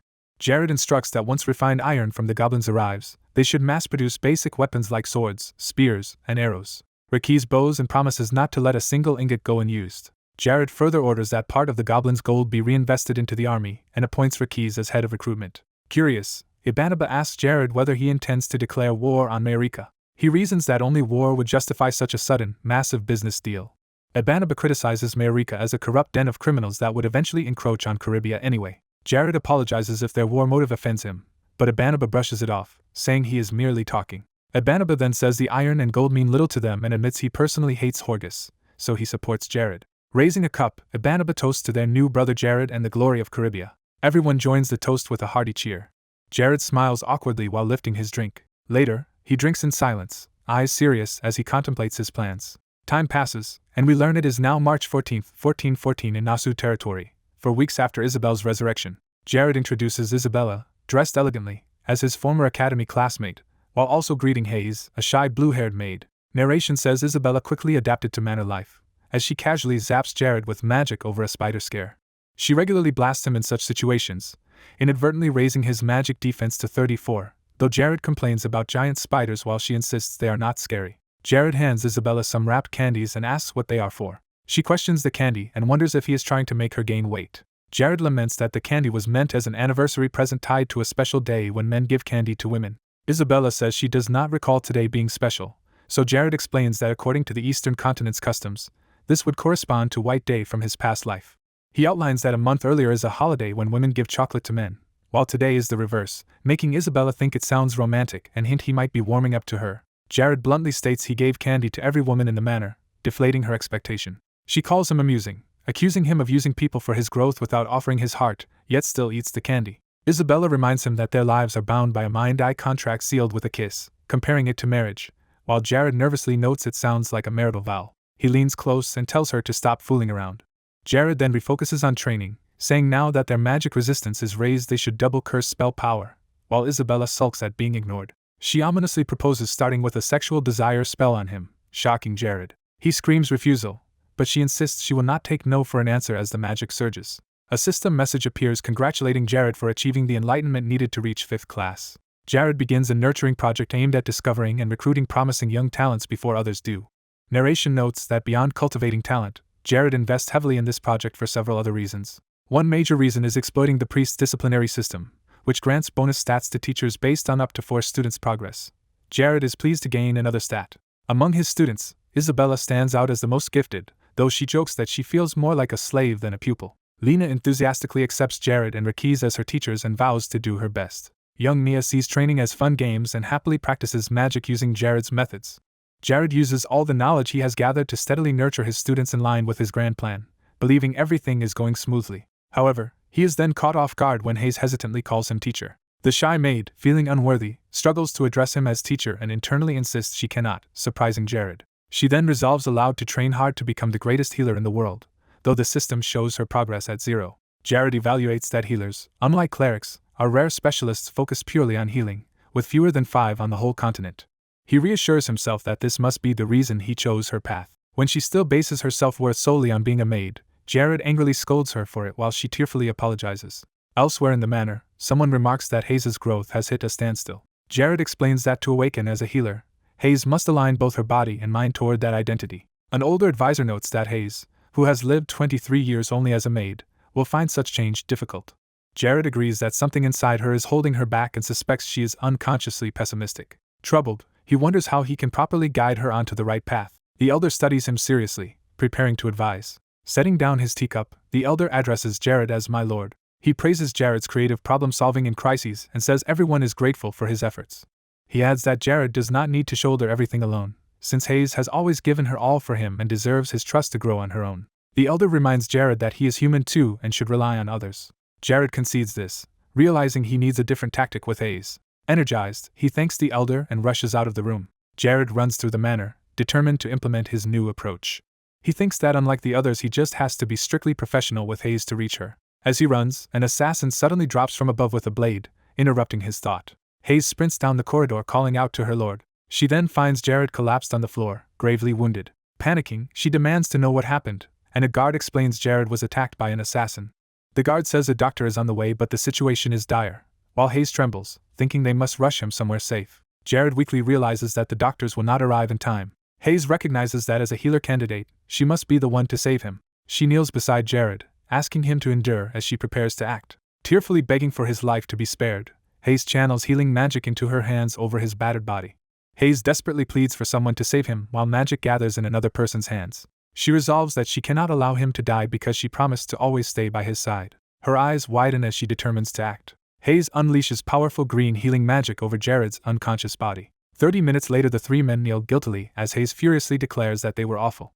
She bawls that even if it was for her sake, she cannot believe they did something so cruel to her. Jared sheepishly explains it was only a small cut exaggerated with animal blood and asks how it feels to be a healer. Hayes yells that becoming a healer feels terrible while Jared panics and apologizes. The green-haired man scolds his comrades for going along with Jared's reckless plan despite it being a direct order, and they apologize. As Hayes runs off crying, Jared shouts that he hates seeing her hurt, and that her injuries pain him too. Jared's mentor admits that Jared misapplied his advice to trust Hayes, while narration ironically claims the nurturing project is going smoothly. A system notice called Teacher's Grace lists Jared gaining magic and stat bonuses from several students' achievements, while a cat avatar remarks that Hayes seems teacherless. Another notice, Fifth Enlightenment, gives Jared a special teaching quest to become a 5th-class magician by learning from Archmage Verhard, which excites the cat. Elsewhere, a sinister figure muses that winning a war against Caribia would be easy. He says they can avoid a costly war by simply assassinating Jared, since war is expensive. He orders a hooded agent to infiltrate Jared's manor to spy and kill him if possible, and the agent accepts. The masked assassin stalks Jared, vowing to finally kill him after missing many prior chances. In the corridor, Jared is suddenly attacked by another masked figure with twin blades. The original assassin watches in shock as someone else ambushes Jared and people yell for Hayes. Realizing another group is also targeting Jared and that his own attempt failed, the assassin anxiously wonders who these rivals are. A snowstorm rages through the forest at night. A man trudges through the blizzard, shielding his face from the snow. Hearing something in the storm, he cautiously calls out to whoever is there. An old fur-clad man with a lantern appears and recognizes him as Ricky's. Back in the cabin, someone sets down a steaming drink with a satisfied sound. Oberyn warmly notes how Ricky's has grown over 40 years and invites him to sit and have tea. As Oberyn tends the fire, he asks why Ricky's has come all the way to the depths of Nightmare Forest. Ricky's says recent developments made Oberyn the first person he thought of. He presents a red potion, explaining it is a cure for Ranella that Oberyn could use while roaming the forest. Oberyn acknowledges that this is the rumored cure. He admits he is uneasy trusting a cure created under such a notorious leader. Ricky's assures him that Lord Jared has changed, learned from his past, and even permitted this visit. Oberyn chuckles that Jared would discard men just to recruit a few valuable ones. Ricky's insists they especially need seasoned veterans like Oberyn during these times. Ricky's promises Oberyn will change his mind once he sees how much Caribia has improved. Narration recalls the unprecedentedly destructive war on the Nasu continent where countless nobles died. It explains that in that era morality and ethics meant little when survival was at stake. People's fear was justified because death rode relentlessly across the continent. Back in the present, a mug slams on a tavern table. Jared praises Caribia's refreshing lager. He also boasts about the delicious seafood available thanks to living near the ocean. His blonde companion dryly concludes that the region is freezing and survives on seafood because crops do not grow. Jared agrees and hopes their fertilizers will finally improve crop yields. Hayes cheerfully says she trusts the fertilizers since Jared created them, and he bashfully responds. She then mentions how much safer and cleaner the roads have recently become. Nearby patrons say a man named Aki improved the roads after being robbed, acting under his lord's will, and they see a bright future under that leadership. They note Caribia not only has the Ranella cure but many potions, and they discuss buying land there. Hayes' blonde friend suggests it might be smarter to move their Hunter Guild headquarters to Caribia. She comments that sneaking north quietly was a good decision, then asks Jared what has caught his eye. Jared is staring at a busty red-haired woman praising the tavern's beer. The red-haired warrior loudly orders another round while her white-haired companion calmly eats. The redhead offers her quiet companion a drink, saying the beer is light and refreshing. Watching them, Jared realizes the red-haired woman is Ella, a notoriously crazy warrior. Narration explains that Ella is a famous NPC mercenary who helps players during a major crisis if they can afford her, while Chloe refuses alcohol, saying she must keep a clear head, and Ella teases her. Narration adds that Ella would even join the Demon King's army if the pay were good enough. Jared notes that the white-haired woman beside Ella also looks familiar. A status window identifies her as Chloe with stealth abilities, and Jared recognizes her as the Queen of Silence, wondering why she is here. Narration recounts that 5 years before the Great Stallion War, Chloe appeared as the secretive queen of the Grey Elves in the game. Jared realizes Ella should not be in the north and Chloe should not be alive yet, meaning he has unexpectedly met several key historical NPCs and might exploit this if he plays his cards right. Ecstatic, he activates Talent Raider, eager to proceed. Jared cheerfully leaves Hayes and the others to talk while he heads toward Ella and Chloe. He politely gets Ella's attention. When Jared apologizes for interrupting, Ella immediately rebuffs him, saying she has no interest in younger men. Elsewhere, Hayes panics over Jared passed out drunk on a bed. She rushes up to Ella and Chloe, calling out to them. Holding Jared, Hayes firmly explains that he is Caribia's lord and a viscount, demanding they show proper respect. The entire tavern falls silent and stares at them. Locals excitedly whisper that Lord Jared is actually present. Ella eyes Hayes and asks if a simple maid like her is not afraid. Ella then reveals that she herself also holds the rank of viscount and questions whether Hayes thinks Jared is the only noble around. Hayes nervously grips her clothes and begins to address Ella. Jared appears, puts an arm around Hayes, and offers Ella a well-paid request. Realizing the context, Ella admits she misjudged him as a sleazy flirt. Jared brushes off the misunderstanding and suggests they continue their discussion somewhere quieter. In Jared's office, he offers Ella and Chloe 5,000 gold and a mansion for a year in exchange for tutoring a child. He clarifies that this hefty sum is only the down payment and proposes notarizing the contract. Chloe says she will go along with whatever Ella decides since all human lands are more or less the same to her. Ella asks why Jared trusts strangers like them when he barely knows who they are. Jared bluntly replies that he does not trust them yet. He admits he relies on money as the only effective way to keep them around. Internally, Jared is confident they will accept since he is effectively offering them wealth equivalent to billions. Narration recalls that Ella previously died miserably and never found a true home because of her personality. Hearing his generous, non-judgmental offer, she murmurs that she likes it. Ella declares his comment the most appealing thing she has heard and accepts the job. Chloe calmly asks where the child worth 5,000 gold is. At night, Jared reflects that he has successfully secured a teacher for Lena. He notes that in the past he would already be exhausted, but Gorza's necklace now prevents fatigue. He writes in his journal, worrying that his knowledge of Paradiso's game world is fading over time. He admits he had even forgotten Chloe's appearance earlier that day. He realizes that as the territory develops, he will have less leisure to write.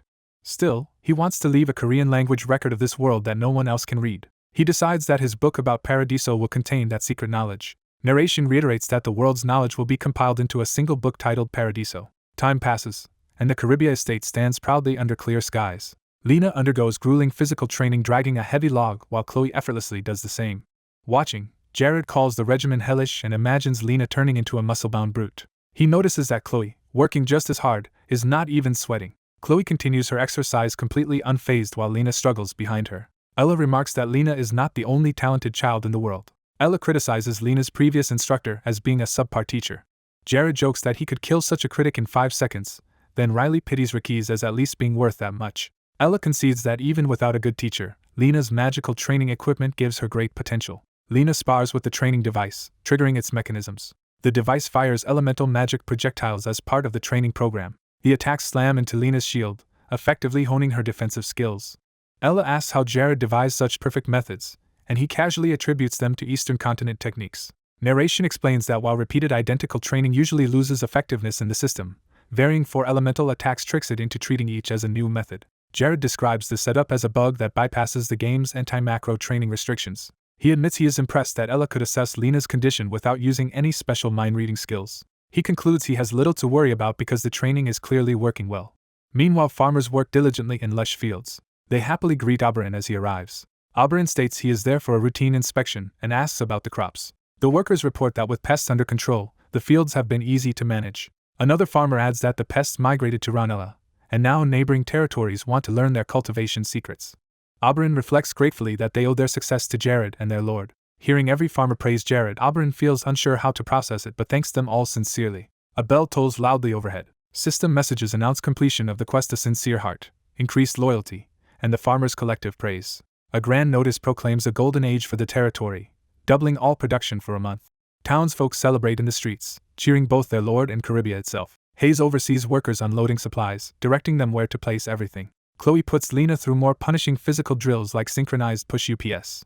Jared happily notes that another golden age has begun. Elsewhere, someone remarks that Caribia's recent prosperity has become widely known.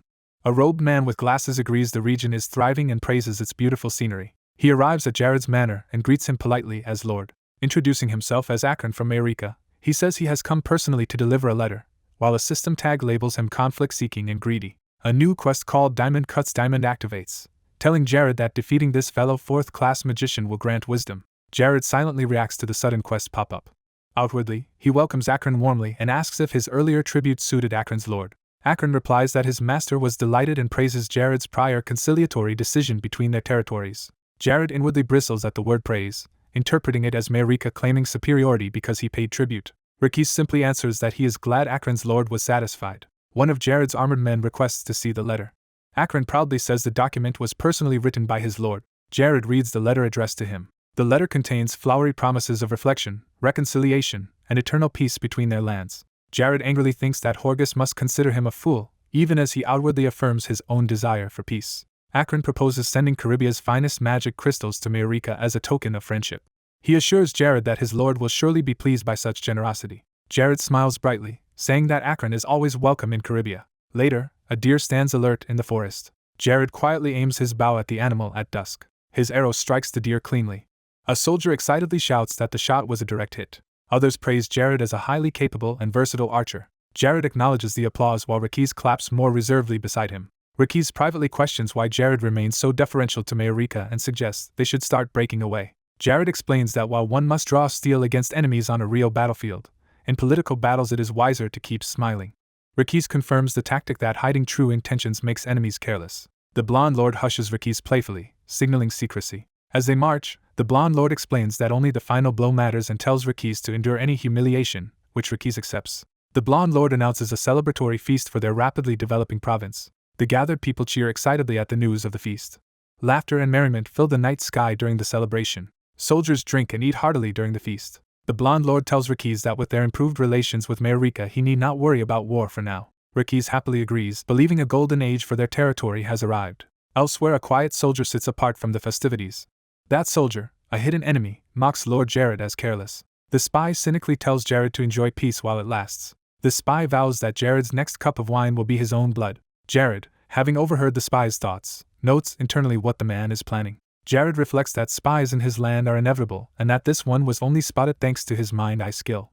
Jared decides that once the spy reports back and the enemy marches, they will actually be heading into their own doom. Later, after overindulging, Jared throws up while Ricky's apologizes for not watching over him better. Time skips ahead 1 month to the early morning of April 29, 1414. Enemy cavalry begins its advance with a shouted order to move out. The attacking commander urges his men forward to invade the territory of Caribia.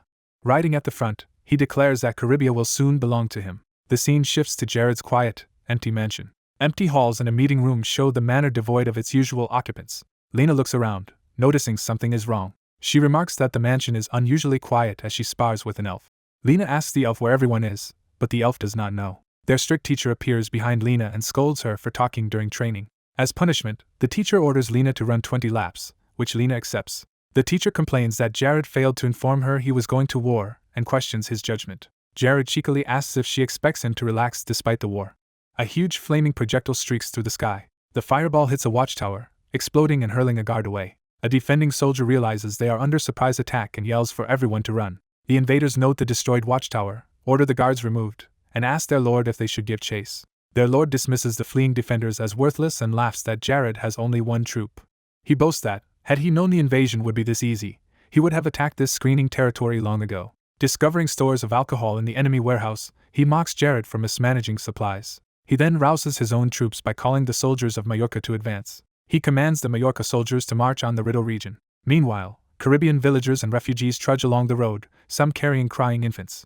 Two men lament that the land was peaceful until yesterday and feel sorry for their lord. On a ruined defensive line, Jared's group hears that their lord has already pushed through 4 enemy defenses.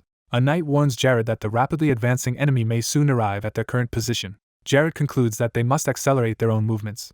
Ricky's orders lackeys to defend their key defensive position to the utmost, as its fall would doom the territory.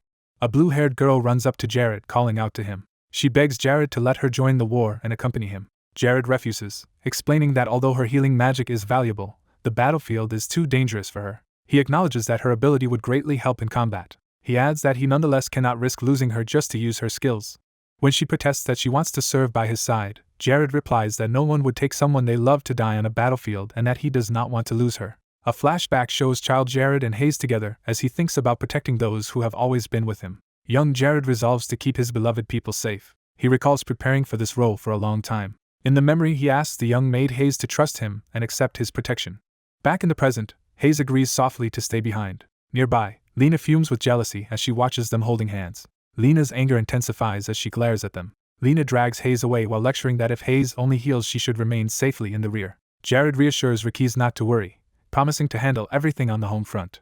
Ricky's grips his gauntlets as he prepares himself. Fully armored, he notes that everything appears ready. He confirms to himself that all preparations are complete.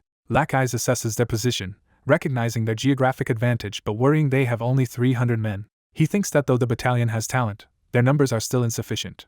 He continues his assessment, leading into the mention of additional, untrained forces. He accounts for 100 untrained farmers who have joined them. Lackeyes pauses solemnly as he reflects on this burden.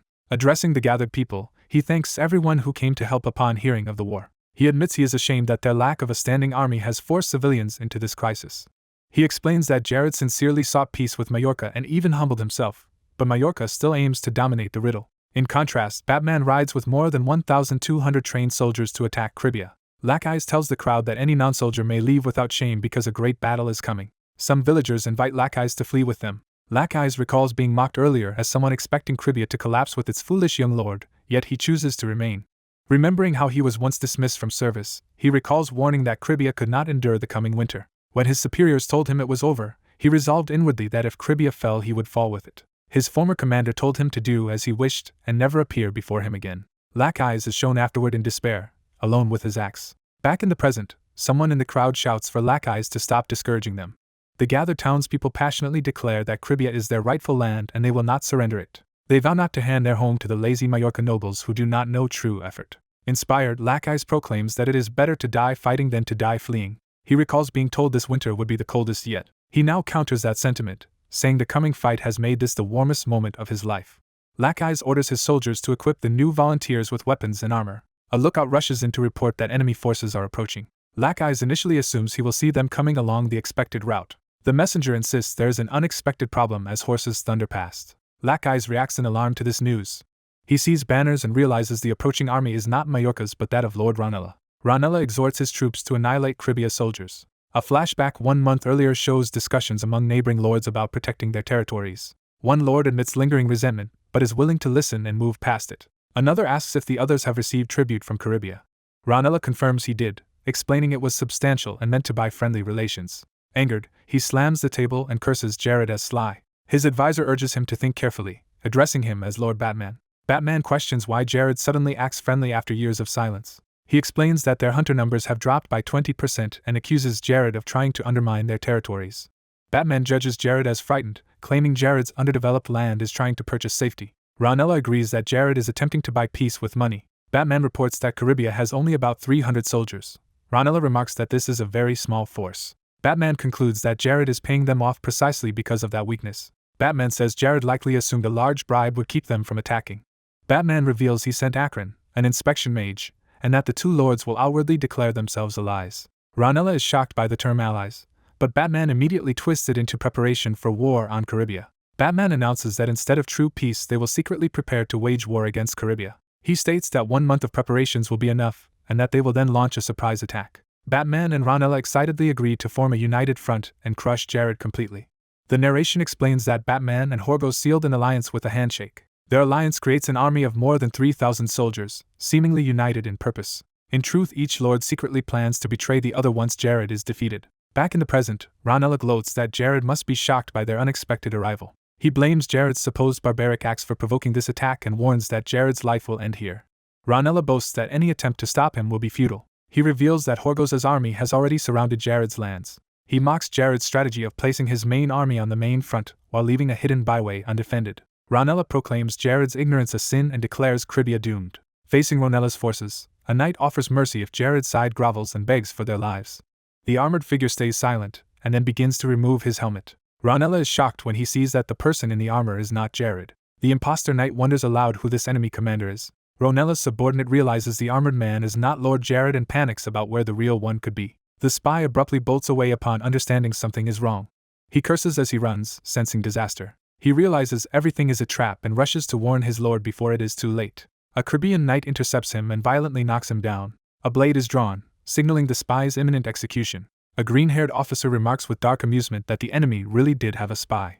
The Caribbean officers stand over the fallen spy, admonishing him for failing in his duty to maintain order. The spy deduces that they even knew his identity and that he was the one who guided Ranella's army into their land. Shocked that all his information was false, he is told to atone for his betrayal with his death. Elsewhere, Jared and Rakis discuss the possibility of the two enemy lands attacking together. They reason that such a united force would logically advance along the main road.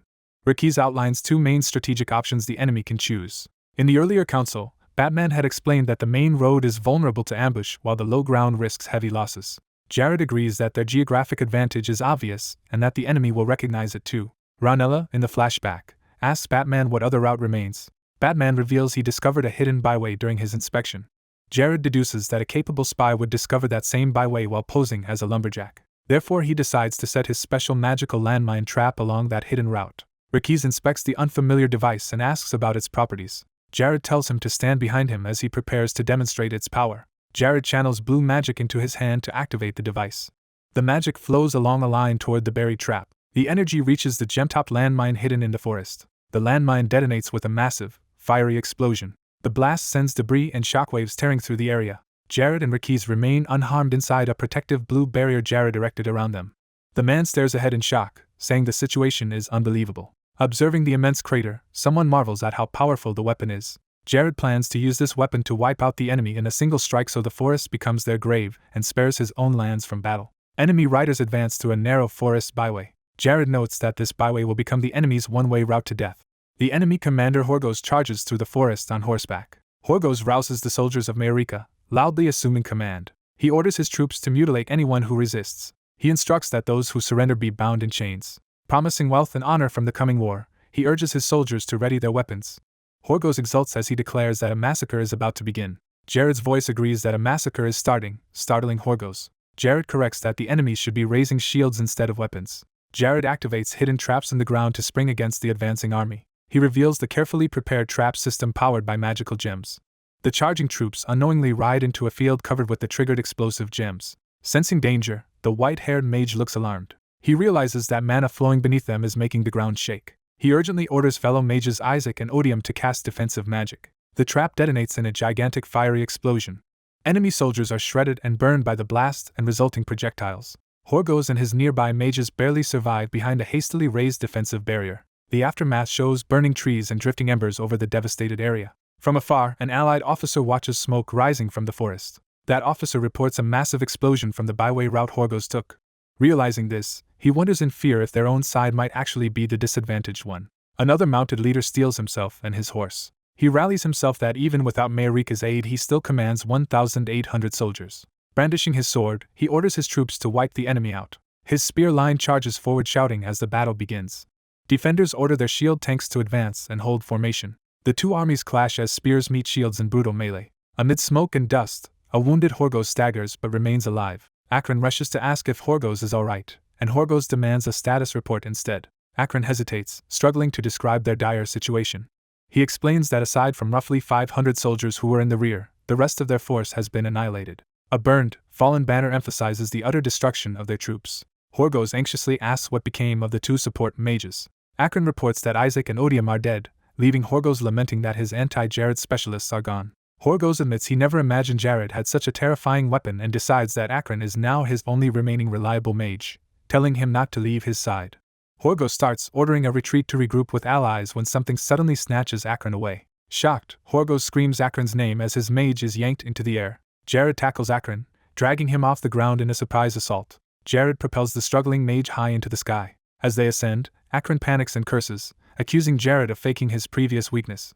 Jared coldly remarks that Akron's realization is pathetic. Akron flails and shouts while being carried ever higher, demanding to know how far Jared plans to go. Jared decides they are high enough and prepares his next move. Akron looks terrified as the situation worsens.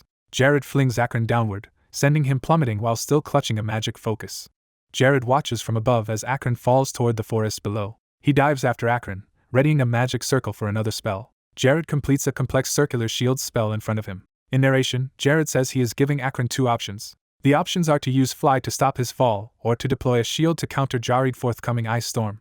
Jared unleashes the Ice Storm spell and commands Akron to make his choice mid-fall. Akron curses Jared as insane while desperately casting magic in response. A narration explains that typically in a magic duel, opponents keep distance and trade probing attacks. It continues that only after careful testing do duelists usually escalate to fierce spell exchanges. In contrast, Jared ignored this convention entirely during his duel with Akron. The narration says he destroyed that usual pattern, attacking in a way that overturned normal magical common sense. Akron, falling together with Jared, wonders if Jared intends to kill them both. Spotting a forming purple magic circle, he recognizes the spell pattern with alarm. Akron claims he has now grasped all of Jared's intentions. Narration explains that 4th class is a respectable mage rank within the overall hierarchy of mages. Even the brutal warlord Horgoz had invested heavily in hiring 3rd-class mages for careful operations.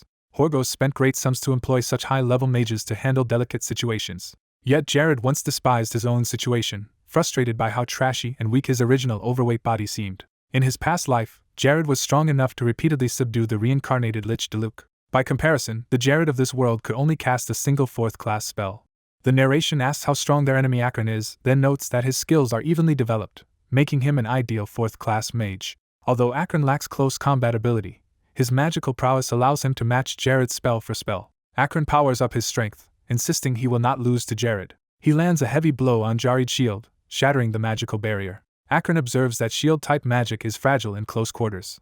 He explains that this weakness is why Jared rushed into melee range against him. Jared's shield shatters into pieces from Akron's empowered strike. Jared winces from the hit but remains airborne and conscious. Akron triumphantly claims he has seen through the magic Jared used. He activates his own teleportation spell Dimension Door to escape first. Akron reasons that Jared exploited his inability to use fly to defend against aerial attacks. Akron concludes that Jared intended to let him fall and die while Jared used Dimension Door to save himself. Akron admits the pattern looked like a standard 4th class spell but calls Jared's creative application of it impressive. He then boasts that he has now seen through all of Jared's tricks. Akron explains that due to their earlier clash, he will be the one to pass through the Dimension Door first. Jared dives after him, shouting Akron's name. Akron cackles and prepares a powerful fire spell, saying it is now Jared's turn to make a desperate choice. He tells Jared to choose between blocking the incoming fireball or stopping his own fall. Akron gleefully says that if Jared is hit by his flames, it will be fatal. He claims that no matter which option Jared picks, the outcome will still be Jared's death. Jared calmly raises his glowing hands to respond to the attack. Akron hurls a massive fireball as he continues plummeting toward the Dimension Door below. Confident, Akron thinks he has won since he will take the portal after his supposed finishing blow. He further reasons that if Jared dares follow through the portal, he will be ambushed and killed on emergence. Suddenly something unexpected makes Akron cry out in confusion. The next moment, he appears impaled by numerous spears, having emerged into a prepared kill zone. Mortally wounded and bewildered, Akron weakly reacts to his fate. Jared steps out of the portal nearby and taunts Akron for claiming he had seen through all the tricks. Jared explains that he came down specifically to clarify that Akron misread everything. He bluntly tells Akron that without magic he is just a foolish, thoughtless man. Jared states that Akron's own attack softened Jared's landing and notes that attacking upward at him was a mistake. Jared explains that his downward ice storm had actually accelerated Akron's fall. He reveals he intentionally took Akron's blows so that Akron would drop into the pre-trapped Dimension Door first. Narration mocks Akron's internal boasts about having seen through plans or already winning. Jared lectures that when something seems too perfectly advantageous, it is usually a trap rather than a real opportunity. He tells Akron that from the beginning, the mage has been dancing in the palm of his hand. Jared condemns Akron's many evil deeds and declares he will now deliver justice on behalf of the victims. He finishes Akron with a blazing explosion of magic. Akron's glasses fall to the ground beside Jared's feet, signifying the enemy's death. A system window announces that the neck-and-neck combat quest is complete, and that Jared has gained 15 wisdom, which he wryly questions as an even match. Jared notes that Akron failed to even scratch the protective robe he is wearing. Elsewhere, arrows and spears rain down, clattering against shield walls. Enemy infantry charge forward shouting as they press the attack. The defending shield soldiers struggle but hold as missiles strike their formation. Behind the lines, healers work while a commander orders their allies to push the attackers back. The enemy general shouts that the defenders' line is on the verge of collapsing. Defensive officers urge their troops to maintain formation despite the pressure. A subordinate yells to Sir Ricky's that more men are urgently needed at the center. The attackers cheer that the defenders' central formation has broken. A defender reacts in shock to the news of the breach. Enemy soldiers grin as they decide to ignore common troops and aim for those deeper inside the formation. Greedy invaders fantasize about the riches they will gain from this victory. Some of them rush toward the rear where civilian medics, including a blue-haired girl, notice the danger. One soldier lunges toward them with murderous intent, screaming for their deaths. Before he can strike, something unseen slams into him. The attacker is knocked to the ground, leaving nearby soldiers startled. An older white-bearded commander muses that although their side was said to be weaker, he did not expect to be pushed back so quickly. A massive warrior woman comments that after her group left, Caribia's army became powerless. A wolf-masked figure adds that this weakness is likely why their former lord summoned them out of retirement. A frontline knight asks that veteran leader why he is only arriving now. The veteran answers that they had just finished severely beating Marika's forces. Rows of armored veterans stand ready with spears raised. A unit of elite, fur-cloaked knights forms up behind their commanders. The narrative honors Caribia's former great leader Barrett and now commits to following his successor, the current Lord Jared. 100 of Barrett's elite guards and Jared's new army of 900 assemble together under their leaders. Orson, the white-haired veteran, urges everyone to join forces in this war. A flashback begins where someone tells Orson he has done well up to now, confusing him. The younger Jared dismissively announces Orson's retirement after years of service. Orson insists he is Barrett's sworn guard while Jared coldly states that Barrett, his father, is dead. Jared adds that therefore his father's soldiers are no longer necessary. Narration explains that Jared then dismissed most of the soldiers due to lack of funds. It clarifies that this shortage came from Jared's extravagant personal spending to indulge in luxury. Opportunistic villains exploited this decline and seized control of Caribia. All of Barrett's loyal guards were pushed out, and the once well-paid soldiers suffered repeated wage cuts until they were expelled. Orson and other veterans could not bear to watch Caribia crumble and lost the will to stay. They resolved instead to live quietly in the woods and went their separate ways. Time passes to a snowy season as wind howls across a wintry landscape. Orson, now dressed for the cold, lives as a hunter in the snowy forest. While trudging through heavy spring snow and considering giving up his hunt, Orson notices something unusual in the distance. He spots shadowy figures huddled together on the snow-covered plain ahead. Goblins trudge through the snow hauling heavy loads of ingots. A wary warrior spots the goblins deep inside Caribia and wonders how they got so far in. The warrior grips his spear and advances toward the unsuspecting goblins. The goblins finally notice the lone, armed figure approaching across the snow. The warrior glares while a nervous goblin eyes him uncertainly. The goblins hurriedly turn away, leaving the warrior surprised. The warrior watches as the goblins march off with their cargo, ignoring him. Standing alone in the snowy field, he realizes the goblins chose not to engage him. Later, in a forge, a blacksmith reacts in disbelief to hearing that goblins were transporting iron. The blacksmith guesses the iron was probably materials his shop ordered for the recent surge of military weapon sales. He explains that under the Lord's orders they have been working non-stop, and the warrior notes it must be exhausting. While hammering metal, the blacksmith admits the work is tiring but says it has finally let blacksmiths live well. Grateful, he says the Lord has reignited his passion for his craft. He then reveals, asking for secrecy, that the weapons they forge are being delivered covertly, which the warrior says he prefers not to hear about. The warrior reflects that he first thought Caribia's improvements were mere luck, but irrigation, roads, and military reforms have steadily strengthened the domain. Because of these reforms, former soldiers returned to the army and, impressed by Jared's efforts, granted him another chance at command. These elite soldiers then fought with Jared to repel a monster invasion, proving themselves unmatched. Narration introduces the Majorcan army as one of the opposing forces. After battle, the Ronallan army's superiority is shown by the many Majorcan dead and the claim that Ronallan veterans are far more skilled. A Ronallan commander scorns the defeated enemies who once dared not even meet his gaze. Surrounded Majorcan soldiers drop to their knees and beg to surrender and be spared. Other Majorcan troops shout for a full retreat. A furious commander berates Horgos for failing to foresee an ambush. Realizing their alliance was pointless, he insists they withdraw before Jared arrives. Another armored leader curses the situation as the retreat begins. Fleeing soldiers panic when they realize a powerful mage is pursuing them. Someone recognizes the approaching flying figure as Jared, heightening their fear. One commander laments that Jared has already caught up, while Jared greets his former lord with mocking politeness. Jared unleashes a devastating magical slash that fells a mounted enemy. Jared coldly remarks that his foe is simply weak. Floating above, Jared muses that this opponent might be stronger than Rakis, while the enemy shouts for him to come down and fight fairly. Jared agrees to fight on the ground and begins conjuring large fire and magic circles, demanding the enemy also descend. The enemy's eyes widen in horror as Jared's spell ignites. Jared's magic explodes in a massive pillar of fire. Majorcan guards scramble to shield their lord as fiery arrows down mounts around them. Surrounded by raining flames, Jared menacingly orders everyone to back away. The intimidated soldiers freeze as Jared hovers amid the scorched battlefield. Horgos staggers from the blast, coughing amid the rubble. Jared approaches, stating he always knew peace with them was impossible, and that they had merely been plotting. Jared then slashes Horgos brutally across the neck with magic. Another wounded enemy gasps as Jared accuses him of trying to seize everything from Caribia. Jared declares he will personally correct this enemy, and continues attacking with magical projectiles. Images of abused subjects appear as Jared vows to stop anyone in his lands from suffering at their hands again. Jared finishes the barrage, stating he will purge his territory completely of such threats. Bloodied but defiant, the enemy scoffs at the idea that Jared can truly cleanse his land.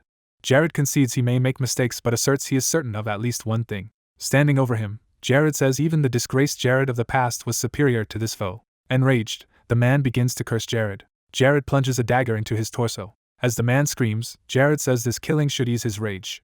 Gasping, the felled enemy warns that matters will not end with his death alone. He threatens that if the Imperial Knight General hears of this, there will be retribution. He boasts that the general will surely bring his knights to avenge him. Jared calmly holds up a book titled Paradiso and asks if the man even understands what it is. Once more, the dying man insists Jared is mistaken if he thinks the conflict ends with his death.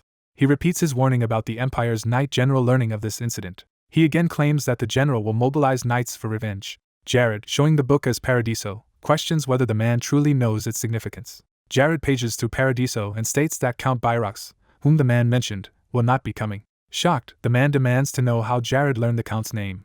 Jared explains that the book is a personal record he has painstakingly compiled, full of notes on people and events. He adds that while writing it he discovered the man's family connection to Count Byrox. Chuckling behind the book, Jared mocks the idea that they could easily kill him. He then asks if the man seriously believes a great imperial general would cross the continent just to rescue a nephew. The man argues that such a journey across thousands of kilometers and many territories would be almost impossible.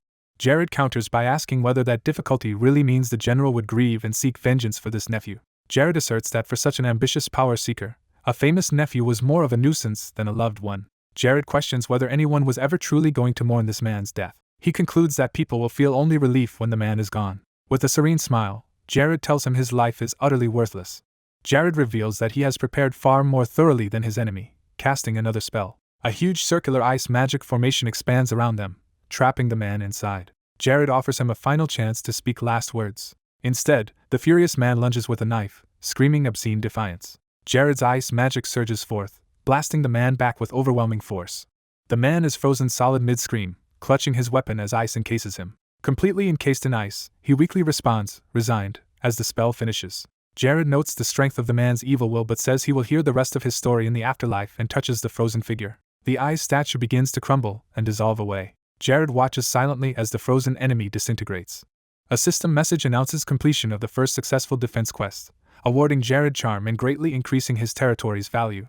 Exhausted, Jared collapses to the ground with a relieved sigh. Nearby soldiers gather and stare while Jared, drawn chibi style, looks back at them awkwardly. Overawed enemies throw up their hands and loudly surrender. Narration explains that the remaining Majorcan soldiers were disarmed and capitulated, making the victory easy. Rather than rest on success, Jared disguises himself as a Majorcan and continues the campaign. He leads forces toward a massive gate, focused on his single goal. His objective is to seize control of both Majorca and neighboring Ranella.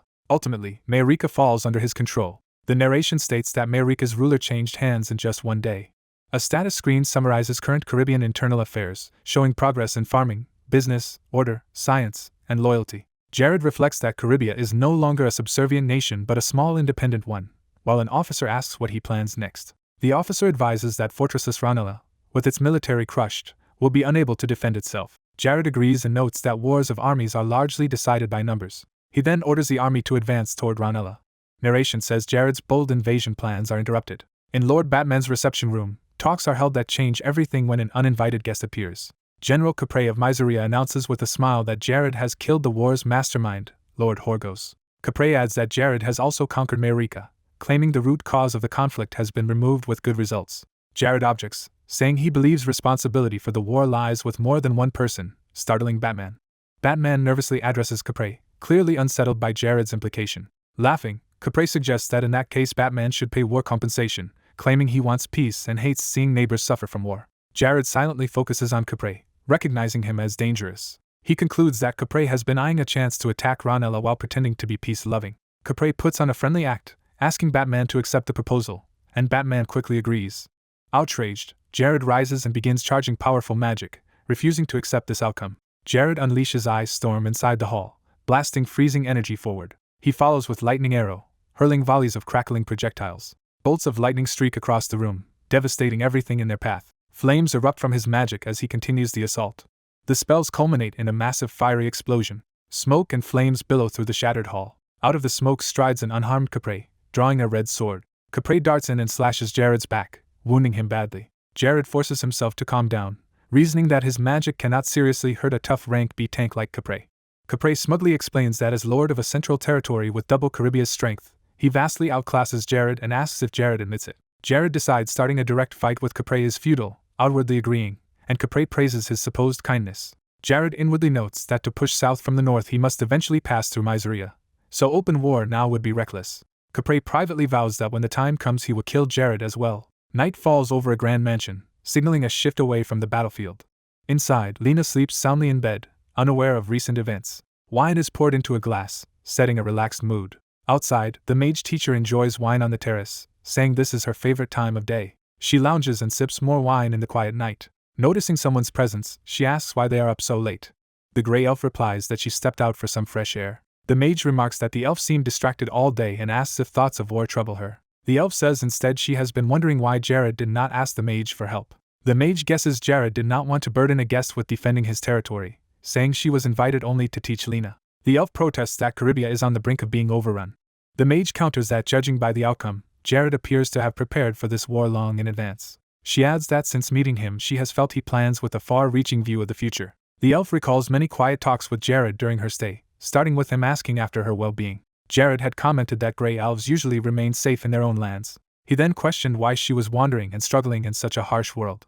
She realizes he somehow knew about her father's brutal death at the hands of black orcs. The mage points out that only grey elves should know that tragedy and admits she only learned of it from the elf herself. The mage remembers that Jared advised her not to fixate solely on revenge against the black orcs. Jared urged her to consider the broader situation rather than narrow vengeance. Impressed, she calls him extraordinary and wonders aloud how he seems to know everything, while the elf says she wonders the same. The mage suggests that if the elf is curious she should keep watching Jared, noting they will remain in Caribia for some time. As the mage walks away with her wine, she tells the elf to inform her if she starts feeling differently about him. Blushing and flustered, the elf begins to protest, suspecting a teasing implication. The carefree mage runs off saying she only meant to offer Jared wine as well, while the elf shouts after her in embarrassment. Left alone, the elf mutters that this free-spirited attitude explains the teacher's bad reputation. Elsewhere in Marika's backstreets, narration shifts to a hidden building used by another faction. Inside, a furious man smashes a table while cursing Horgos's incompetence. He rages that Horgos squandered many soldiers, lost the war, and died despite all the support given him. Masked underlings count money and documents, lamenting the resources wasted on Horgos. Their leader orders them to gather all money and valuables at once because they are abandoning Marika.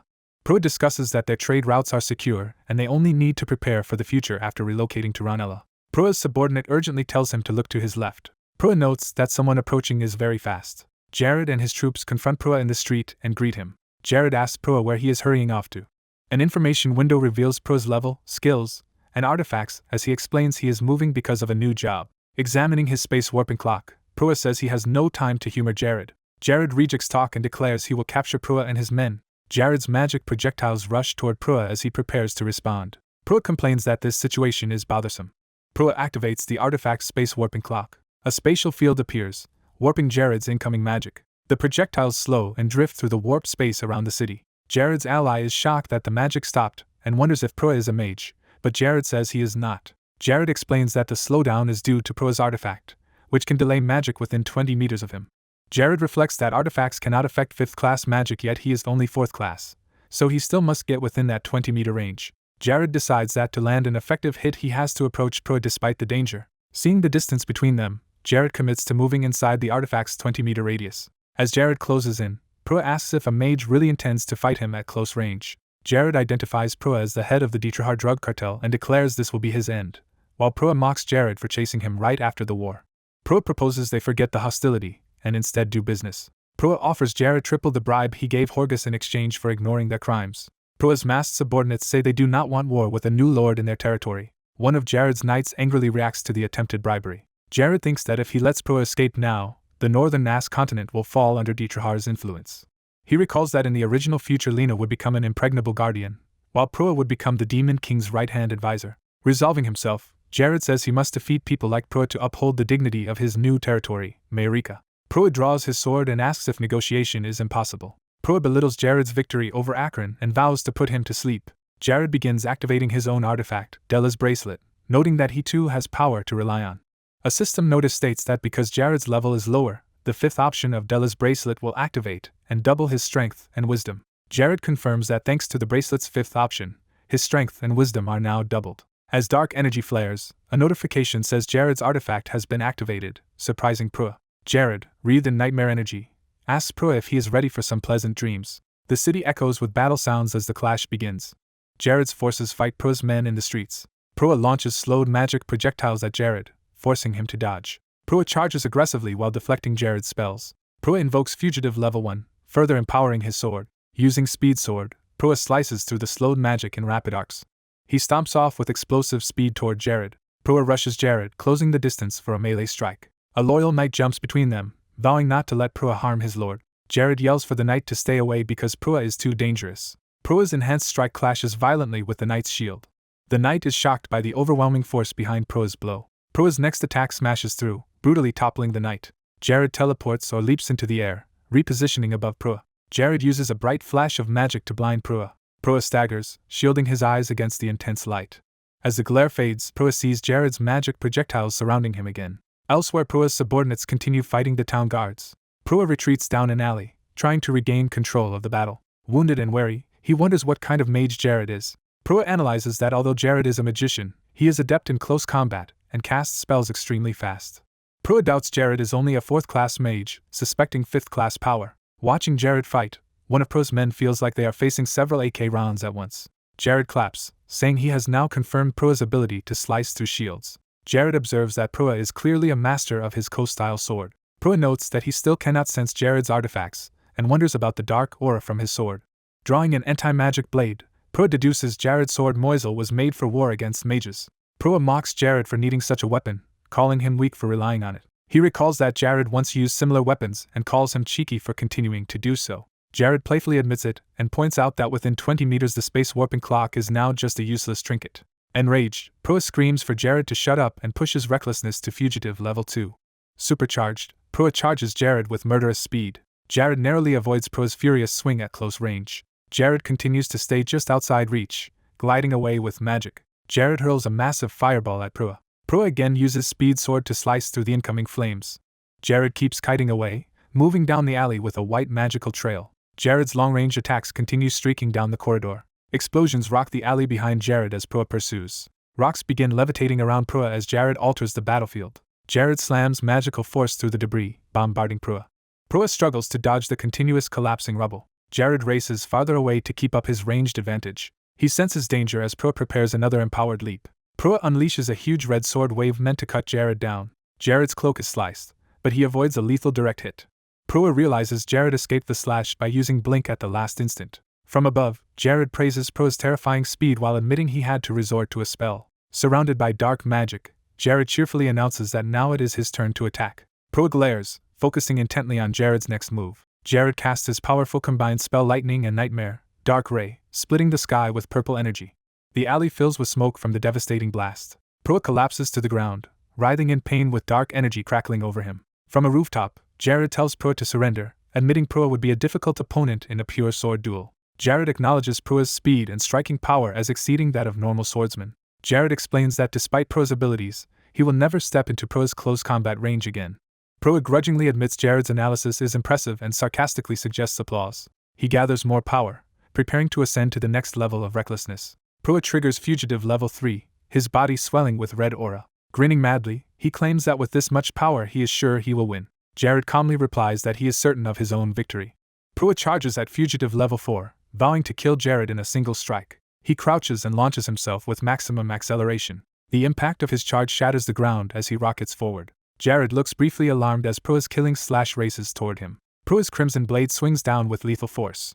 From afar, the city trembles with the roar of his final attack. A moment later Proa screams as he suddenly finds his own sword impaled through his chest. Jared stares in shock at the outcome and calls Proa's name. Jared then smiles darkly, reminding Proa that he never intended to make this easy. Narration contrasts Delluc and Proa, stating that though both are powerful foes they are fundamentally different. It explains that Delluc weakened over time due to seals, frailty, and slow casting. By contrast, Proa retained all his skills, artifacts, and home field advantage while still growing. Jared recalls how he could chip away at Delluc's health by dodging predictable attacks and using clever magic. But against Proa or Capri, who can kill him in one blow if he slips, that cautious strategy does not work. Faced with this, Jared targeted Proa's unique ability Recklessness. The narration explains Recklessness lets its user rapidly boost physical power in stages, making it ideal for someone like Jared with low base stats. Jared deliberately taunted Proa, provoking him to overuse Recklessness and rush blindly. The insults replay in Proa's mind, needling his pride about being stronger than Akron and not losing to a mage. Driven insane with rage, Proa screams Jared's name and charges without thinking. Once Proa's judgment is fully clouded, Jared uses space magic to redirect Proa's own blade into his body. Stabbed, Proa panics and wonders how Jared managed such a trick, realizing he made a mistake he normally would not. Jared advises Proa that he should have kept a cool head rather than letting emotion rule him. Jared condemns Proa for the countless deaths caused by his drugs. He forces a bag of the drug into Proa's mouth, calling it a farewell gift he knows Proa loves. Jared remarks that they sold the drug proudly, boasting people would die for its high, so he lets Proa taste that fate. The overdosed Proa convulses and foams at the mouth as Jared stands over him. Jared formally sentences Proa to beheading, saying that preying on a nation's future is unforgivable. System messages announce the tiger hunting quest is complete. Marika's loyalty and order rise, but warn the underlying cause of death still remains. Jared's forces finish subduing the remaining cartel members in the city. Ricky's reports to Jared that all enemies have been suppressed. Jared notes that although Proa led the largest group, other criminal gangs still exist in the nation. He vows that before dawn he will eradicate all of them. Jared orders his men not to spare anyone who resists. He instructs them to prioritize eliminating each group's leaders so that crime will no longer rule this land. Dawn breaks peacefully over Marika after the night of purging. Exhausted soldiers reflect that their lord has always been extraordinary. Rakis thinks about how Jared repeatedly overcomes impossible odds with uncanny wisdom. This time, however, people see not only Jared's wisdom but also his decisiveness and readiness to act. The townspeople watch in awe, re-evaluating the impression their lord gives. To them, Jared now looks like a future emperor rising with the sun.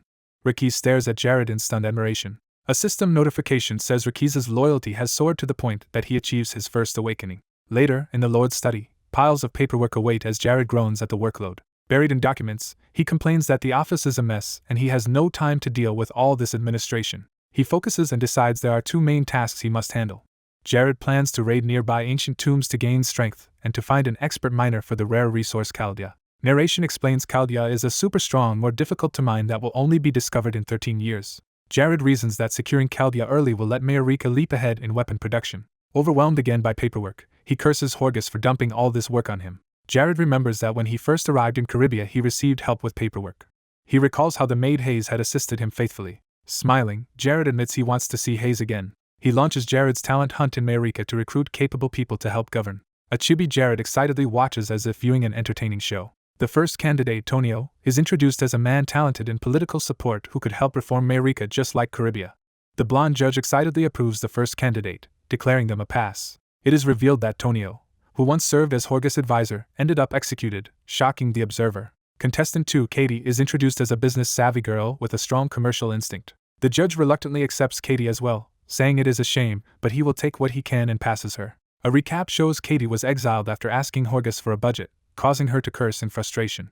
The final contestant, Marklon, is introduced as a sociable, highly skilled man. The judge uneasily decides to pass Marklon too, resolving to work with what they have. A recap explains Marklon fled his post and ran away in fear the night Horgus died. The judge is left speechless and despondent after learning all three candidates failed disastrously. Collapsing on the snowy ground, he laments how terrible this land is. Walking through town, he realizes there is not a single promising talent and admits his judgment has failed him. Lying exhausted on the floor, he considers summoning powerful allies like Oberyn or Avila but decides he cannot pull them from their duties in Caribia. Reports show labor and commerce departments in Mayarika are in crisis, with workers quitting in droves, leaving the lord reeling in distress. A knight rides up urgently calling for his lord. When asked what is wrong, the knight reports that the southwest village of Devani in Mayarika is having serious trouble. He explains a new village leader was appointed but rumors say this leader has been neglecting all his duties. The knight recounts that Devani's villagers begged him in tears to restore their village to normal. The lord also hears that this negligent leader spends his days drinking and drawing obscene pictures. The knight concludes that despite the territory's dire state, this leader has not learned anything. Fired up, the lord activates his recklessness skill and decides to personally discipline the offender, ordering the knight to lead the way.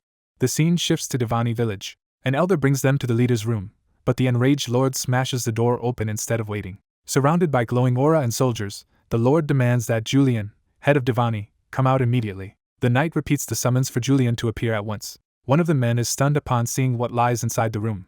They find the walls covered with Julian's erotic drawings, which someone observes are astonishing. While some soldiers admire the vivid artwork, the knight angrily orders them all to shut up.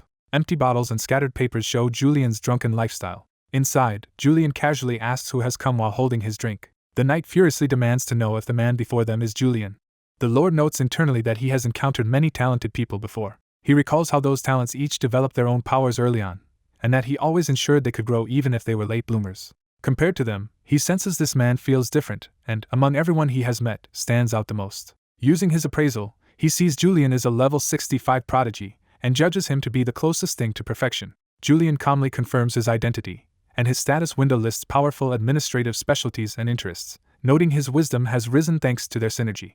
When the knight moves to berate Julian, the lord stops him and asks to speak personally. The lord wonders what Julian is truly thinking, realizing this extremely capable man has been hiding his abilities. He questions Julian on why he has done nothing for the village, accusing him of merely playing around while being paid. Julian answers that he finds the village's tasks trivial and beneath him. He drinks and adds that such minor issues are not worth his attention and that he considers this village unworthy of someone like him. Infuriated, the knight draws his weapon and shouts at Julian for speaking such arrogance. The lord calmly sits on the floor and addresses Julian by name. He confirms Julian's claim that the job is unfit for him, and Julian agrees. The lord presses him to be honest, asking whether he truly does not want to work, or is unable to. Julian pauses, surprised by the question. He then admits bluntly that he simply does not want to do the work. The lord challenges him to prove those words, and Julian smirks and suggests the lord observe as he works. Their mutual grins leave the knight confused as tension crackles between the two. Julian calls for an assistant, who answers from outside the room. Julian orders all past documents, and even small civil cases to be gathered immediately so he can review everything at once, and the assistant agrees. While waiting for the files, Julian turns to the explicit drawings covering the walls.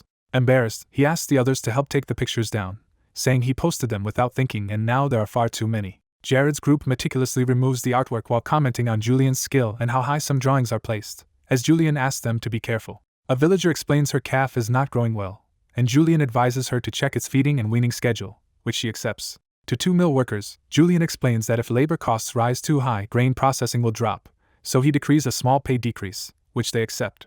To beekeepers, he explains that a failing hive signals a bad queen and that destroying that hive will cause the bees to migrate to a healthier one, surprising them with the clever solution. Julian informs the knight there is embezzlement in the harvest profits, and the knight is shocked that such corruption existed. Watching the knight rush off to arrest the culprit, Jared marvels that Julian has accomplished a month's administrative work within half a day. Julian calmly concludes that all pending issues are now resolved and dismisses everyone, while Jared inwardly deems him absolutely perfect. Jared then instructs his own knights to leave as well. Afterward, Julian and Jared sit down alone at a table facing each other. Jared tells Julian he now understands the source of his confidence, saying he has witnessed all of his ability. Julian formally apologizes for his earlier negligence, explaining he procrastinated because the work would have been quick whenever he finally chose to focus. Jared accepts this and praises Julian's role in bringing him here, while Julian asks if Jared now understands his personality, and notes that Jared has accurately read him. Julian says he has one request to make of Jared. He asks Jared to tell him what his dream as a lord is. The question triggers memories of powerful figures belittling the idea of having dreams as an adult. He also recalls nobles calling him arrogant for aspiring beyond his destined role. Another memory shows someone saying they recruited him for national growth but criticizing him as vain despite his perfect score on an imperial management test. Over blackness, a narration states that a leader's ambition must surpass the combined ambitions of their people. Julian reflects that even while serving such grandly ambitious lords, he himself had felt insignificantly small. Now he silently studies Jared's expression, awaiting the answer. Jared finally says his dream is to become the hero of the Nas continent. Elaborating, he says he does not want to stay a nameless minor lord but aims to become a hero recognized by the entire world. Julian looks at him, clearly moved and surprised. Smiling nervously, Julian asks if Jared is truly being honest about this grand dream. Jared grins and rhetorically asks whether he looks like someone who would lie about such things. Julian, eyes shining, wonders if he is even worthy to serve someone with such a dream. Pouring drinks, Julian admits he has long wanted someone he could genuinely look up to. He adds that if a lord is despised by a vassal, the fault lies in the lord, not the vassal. Raising his glass, Julian challenges Jared to prove his dream by either becoming an earl or uniting multiple territories under his rule within the year. Jared accepts cheerfully, clinking glasses and promising to show it himself. Jared then asks Julian to supervise him from the sidelines as he pursues this goal. Julian laughs heartily and says he could never leave the side of a lord who has earned his full respect. Outside, the knight remarks he would abandon Jared if he fails, hinting at high expectations. Jared and Julian toast again as Jared declares they will be together for eternity, and appoints Julian as executive head over Marika's internal affairs. A framed profile introduces the child Mia, highlighting her exceptional mana perception and control along with her inquisitive nature. The scene shifts back to the bustling city of Caribia. In Jared's Caribia mansion, the maid Hayes grumbles while cleaning and wonders when her lord will return home. Jared and Julian arrive, and someone begins to say it is obvious what Jared intends by bringing his new executive head.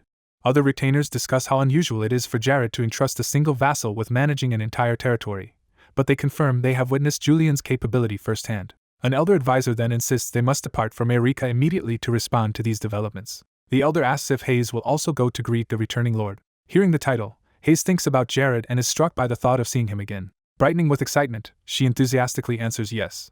The story returns to Marika, showing the impressive White Castle complex. Narration explains that once Julian became executive head, Marika rapidly stabilized, and Jared matched Julian's work pace. Jared notes he has effectively been living in his office for a week when a knock sounds at the door, and he invites the visitor in. Hayes enters happily with a tea set, announcing herself to her lord and presenting tea brewed from Karlakas flowers. She explains she brought the tea because it is reputed to help with dieting, though Jared mentions his diet has already ended. Julian appears and asks Jared if he is tired, offering to massage his shoulders. Julian respectfully urges Jared to rest a bit, but Jared insists he is fine. Jared reverses the concern, telling Julian that overworking will only hurt his concentration and ordering him to rest. Jared says he will go meet the other vassals and instructs Julian to take a break, which Julian accepts. Jared comments that his Caribia vassals, having heard the rumors, came to see Julian because they feared such a young administrator might mismanage the territory. Those vassals, now reading Julian's documents, have moved beyond doubt to openly praising his skill. Back with Jared and Hayes, Jared notices an extra teacup and suggests they drink together. Flustered, Hayes initially refuses, saying she would not dare sit and drink with her lord. Jared gently reminds her that when they are alone she does not need to stand on ceremony. Encouraged, Hayes shyly agrees to drink with him and promises to do so carefully. She pours the fragrant tea into his cup. They sit facing each other and quietly enjoy tea together. Jared then calls Hayes by name. He abruptly asks if she would consider giving up being a maid, shocking her so much she spits her tea. Shaking, Hayes stammers and demands to know what he means by that question. Tearfully, she asks if he is implying she is a failure as a maid, leaving Jared struggling to answer. She recalls how spotless the mansion was upon Jared's return and fears it shows her incompetence. Jared hurriedly clarifies that he only used cleaning magic to train himself, not to belittle her efforts. He adds that he learned such magic because he expects the time will come when he really needs it. Jared then explains the real reason. Since Hayes has become a healer, he believes she deserves a higher position and no longer needs to remain a maid. Hayes refuses, admitting she does not want any other maid looking after him and wants to stay by his side. Jared, sweating, again addresses her gently. Their conversation devolves into bickering as he yells for her to listen to his orders for once, while she stubbornly argues back. In her frustration she declares that if she must stop being a maid she will give up being a healer as well, causing her pendant to glow ominously as Jared protests. The pendant awakens and Jared senses the concepts of death emanating from it. More words echo from the artifact, radiating despair and God as a green light surrounds it. Additional impressions, mirror and underground, flash into their minds. Finally the word resurrection appears, revealing the artifact's true power. The pendant then falls back onto the table. Hayes reminds Jared that this pendant came from a criminal's possessions. Jared identifies it as the Tears of Mahat 3, usually a stat-boosting item that raises base attributes by 25. He reveals its hidden function is actually as a key to the ancient catacombs beneath Mayrica. Turning to Hayes, he suggests they go out, explaining there is a place in Mayrica he has wanted to visit since arriving. He notes she is better with directions than him, and she agrees to accompany him. The scene shifts to the distant town of Morales in the kingdom of Lentus, where someone calls out to Sir Beltan. A messenger knocks on a door and tells Sir Beltan he has received a letter. The young man Beltan takes the sealed letter. Puzzled about large packages he has also been sent by someone he does not recognize. He bids the messenger a good day and is thanked in return. Later, Beltan sits alone reading the letter beside a bag overflowing with gold coins. After reading, he remarks in surprise that the sender is quite something. The letter, from Jared, introduces him as a newly advanced 5th-class mage and Lord of Caribia, humbly asking senior mage Belhard for guidance on how to progress further. Beltan interprets that Jared is offering abundant gold as payment and essentially inviting him to come. As he holds the gold coin, a magical transformation begins and he notes how odd this situation is. His true form appears as Belhard, a legendary 9th-class Grand Mage who muses that Jared somehow recognized that Beltan is secretly Belhard. Belhard finds Jared's phrasing strange, particularly the claim of having received a clue that he advanced to 5th class. He reflects that even geniuses rarely know the exact steps to ascend in magical class, making Jared's awareness unusual. Examining the letter, he wonders who Jared is to speak so confidently, and repeats Jared's name thoughtfully. Suddenly he realizes something about the name, and reacts in shock. Imagining the notorious Barrett's supposedly useless son, he initially denies the possibility but concedes that someone who tracked him down like this likely is not lying. Deciding he must investigate personally despite thinking it somewhat early, Belhard destroys an ice construct and prepares to go meet Jared. A powerful old mage muses that a grand mage should look the part while conjuring blue magic. Jared and Hayes walk through a gloomy forest toward their destination. Hayes admits the forest feels eerie, but Jared reassures her there are no enemies around. Jared notes the creepy atmosphere yet concludes nothing seems unusual in this area. Narration explains that during the game's development no one knew where Mahart's hidden catacombs were, and players could not find them anywhere. Just as players were about to give up, someone spots the catacomb location reflected on a developer's monitor in a social media photo. The reflected monitor image reveals a huge tree that marks the entrance to the ancient catacombs. Standing before that tree in reality, Jared shows Hayes the spot and asks what she thinks. Hayes observes that aside from the oddly green trees, the place looks ordinary. The ground suddenly shifts like sand, startling Hayes as she clings to Jared. Jared orders Hayes to keep a set distance behind him for safety. A colossal stone face of Mahart appears from the cliff, angrily demanding to know who dares enter his catacombs. Jared recognizes the entity as Mahart.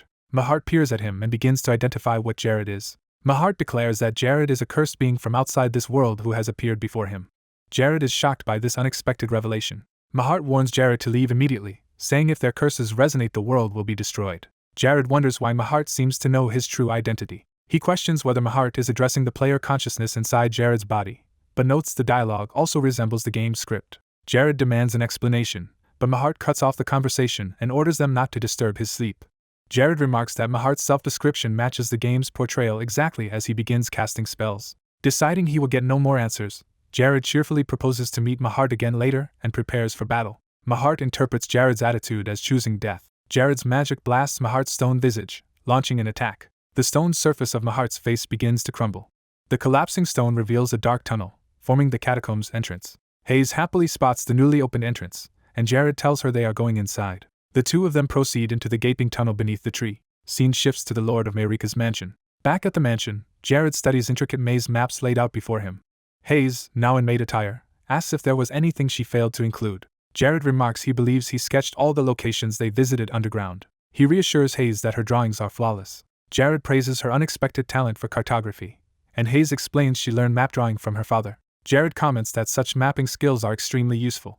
Delighted, Hayes says she is happy to help him. In the kitchen, staff discuss that head chef Mary will arrive in Marika in about 2 days. Jared asks Hayes to cook for him that day, and she excitedly vows to prepare his meal anytime. Hayes dashes off enthusiastically, asking him to wait while she cooks. Watching her run, Jared admits her overzealous devotion sometimes worries him.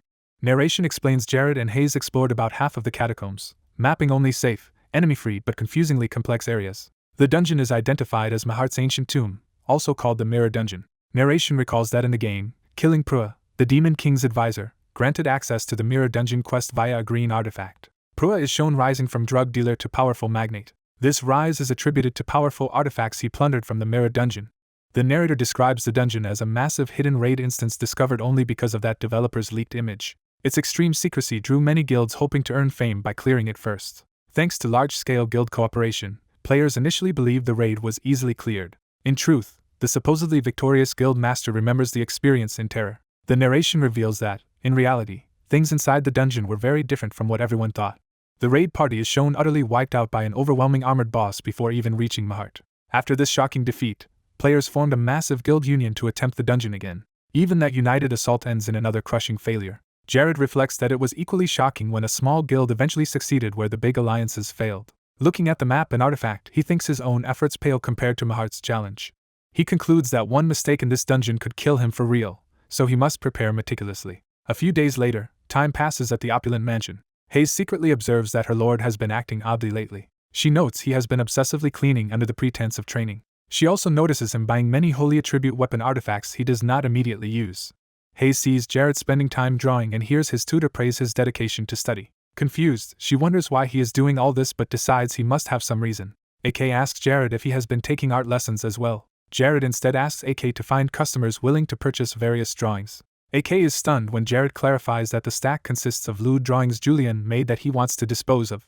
Embarrassed, AK agrees to look for a suitable buyer. Jared's tutor asks why he has taken to drawing, and Jared casually claims he simply has more free nights now. Jared privately wonders how the tutor already has free time without an item that normally provides it, suspecting a bug in reality. A knight reports that a carriage from Caribia has arrived, and Jared says he will meet them shortly. Hayes runs up to Jared, answering his summons. She helps him change into armor, fastening his gear. Hayes confirms he is heading back to the same ruins they explored together before. Jared says this expedition is safer with fewer companions, and Hayes worries she would only slow him down. She admits she would rather he not go at all if the place is truly that dangerous. Jared agrees with her concern, recognizing that unlike in the game he cannot respawn here. Nevertheless, he needs the Mirror Dungeon's reward, so he resolves to bring along the strongest fighters he knows. One of those fighters scolds Jared for arriving late. 3 powerful women adventurers greet him, chiding him for making them wait, while also warmly acknowledging him. The party arrives again at the tree entrance, confirming this is the place. Jared tells them he has already scouted the dungeon interior, and that they only need to follow his map and clear it quickly. Chloe quietly calls out to Jared. Narration explains Jared chose Isabella for her sorcery and the teacher for her swordsmanship, making their participation obvious. Chloe, however, questions why she has been included in this elite raid. Jared answers that she is actually the most crucial member of the group. Chloe is surprised and asks if he truly means her. They enter deeper into the dim underground corridor. As they walk, Isabelle says she detests the Demon Kingdom and the Dark Church and thinks Jared has another motive for entering this tomb. She suggests he did not come merely out of curiosity about dark power. Jared clarifies he has no interest in darkness itself and only seeks the artifact. Isabelle is relieved, saying otherwise they might have become enemies. Jared laughs nervously, glad that confrontation will not occur. He thinks to himself that Isabelle is extremely devoted to the light, and wonders whether this is before her eventual defection in the game's timeline. Isabel notices the corridor brightening and says that means they are nearing the labyrinth's end. Jared explains that beyond the labyrinth lies a linear sequence of chambers they must clear one by one to reach Mahart. The group arrives at the imposing first chamber door, marking the start of their dungeon raid. Guarding the entrance stand spear-wielding clay soldiers. Jared tells Isabel to follow the strategy he outlined earlier, and she agrees. Isabel uses a spell called Black Buddy Summon, drawing out dark matter across the floor. The black substance reaches a clay soldier's feet, puzzling the statue. Her magic causes the clay soldiers to violently attack each other. The remaining soldiers react with startled cries. They begin marching toward the intruders. Jared watches them advance, readying his own action. He and Isabel stand on the bridge as the clay soldiers rush forward from both sides. Jared fires spiraling magical projectiles at the soldiers' backs. His blasts shatter several clay warriors, sending fragments flying. The damaged soldiers crumble and disintegrate. Chloe swiftly slices through others, demonstrating her combat skill. As the last clay soldiers fall apart, purple magic stones drop from their remains. Isabel observes that the enemies focused exclusively on her and complains they ignored Jared. Jared explains that these constructs instinctively prioritize dark mages and sorcerers, likely reacting to familiar magic. Holding 2 purple stones, Jared suggests they disguise themselves with these items and hands them to Chloe and Isabel. Attention returns to the large, symbol-covered gate deeper inside. The heavy doors slowly open, revealing the next chamber. The party members step through wearing simple clay masks. Isabel reacts uncomfortably to the mask on her head. They see endless ranks of clay warriors lining the massive hall ahead. Isabel estimates there are at least 2,000 soldiers, amazed such an army lies beneath her homeland. She wonders how Jared knows so much, while he reassures her that as long as their disguised faces match the soldiers they will be safe. The group cautiously walks among the packed ranks of clay warriors. Narration notes this hall always contains at least 2,500 clay warriors, currently 2,504 because extra ones replaced the fallen gatekeepers. In the earlier raid, 500 players faced 3,000 clay warriors at once, resulting in chaotic combat. Jared notes that their small 4-person group draws less suspicion. Thanks to Chloe's enchantments on their masks, the clay warriors perceive them as allies and ignore them. Jared points out that nothing bad has happened, proving the disguises work. Chloe is glad her magical masks are useful, and Jared affirms that this ability was essential for the plan. Jared explains that although the clay figures see poorly, anyone not camouflaged would still be detected quickly. Isabel remarks that dungeon raids are surprisingly fun while Jared thinks he cannot read her expression beneath the mask. Jared tells Isabel there is a future chamber where he will rely on her in battle, and she agrees. Someone taps Jared's armor to get his attention. Isabel sulks, saying she helped too and wonders why she is not being praised like the others. Jared good-naturedly concedes and says the situation cannot be helped. The party does silly movements to blend in, with Jared encouraging Isabel's performance. Their other 2 companions echo his encouragement, playing along in their masks. They reach the next chamber, confronting a towering clay colossus. Jared and Isabel comment that these entities resemble undead yet feel strangely different. Jared explains that unlike undead created by black magic, these beings originate from another type of curse. He recounts how Mahart cursed his people with ageless forms before entering his slumber. The curse grotesquely distorted most subjects, causing them to lose their human shapes and turn into clay figures. One companion deduces that all these clay figures are Mahart's former subjects, and criticizes him as a cruel king. Jared warns that some figures still retain parts of their original bodies, making them especially dangerous. The gigantic clay guardian begins to stir. Its hollow eye sockets open ominously. A red eye appears within, fully awakening the guardian. The disguised party look up as debris starts to fall from above. The massive clay guardian leaps high into the air to crush them. It slams down with explosive force, shattering the ground. Jared uses magic to whisk Isabel and another ally out of the impact zone. Chloe checks if her teacher is unharmed, and the sword master replies that she is fine. Isabel, still in Jared's arms, shouts that the giant guardian attacked them even though it was not supposed to, and Jared realizes something has gone wrong with his expectations.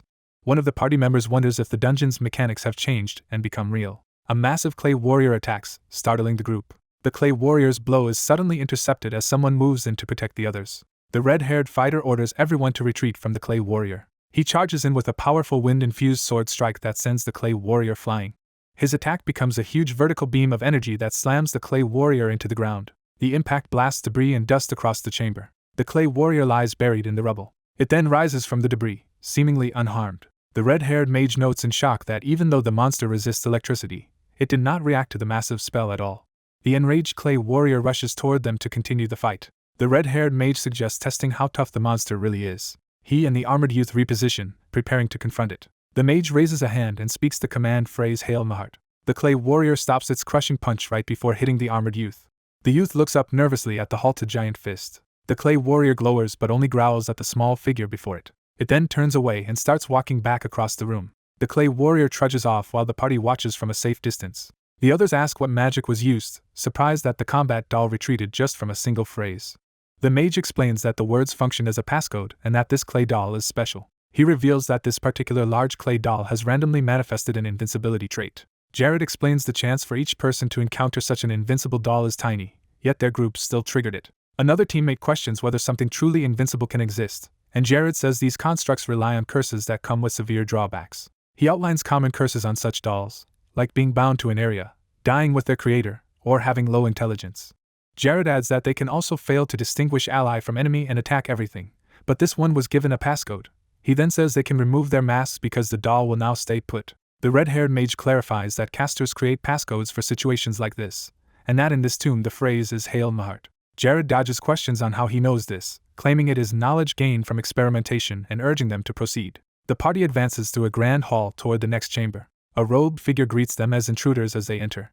The priest declares that this chamber is Mahart's sacred sanctuary. The two-headed chief priest called Sun and Moon introduces himself and invites them in while complaining about their disrespect. Jared quietly tells Ella and Chloe to execute the plan and draw the priest's attention. The priest casts buffs to increase his clay minion's strength and welcomes everyone to battle. Empowered clay thralls rush forward as the priest orders them to kill the party. Ella engages the charging thralls in close combat. The small blonde girl shouts in protest. She complains that the enemies are again targeting only her while the others look on. Chloe dashes forward, ready to strike. The priest summons a grotesque tentacled mass that insults Chloe for approaching.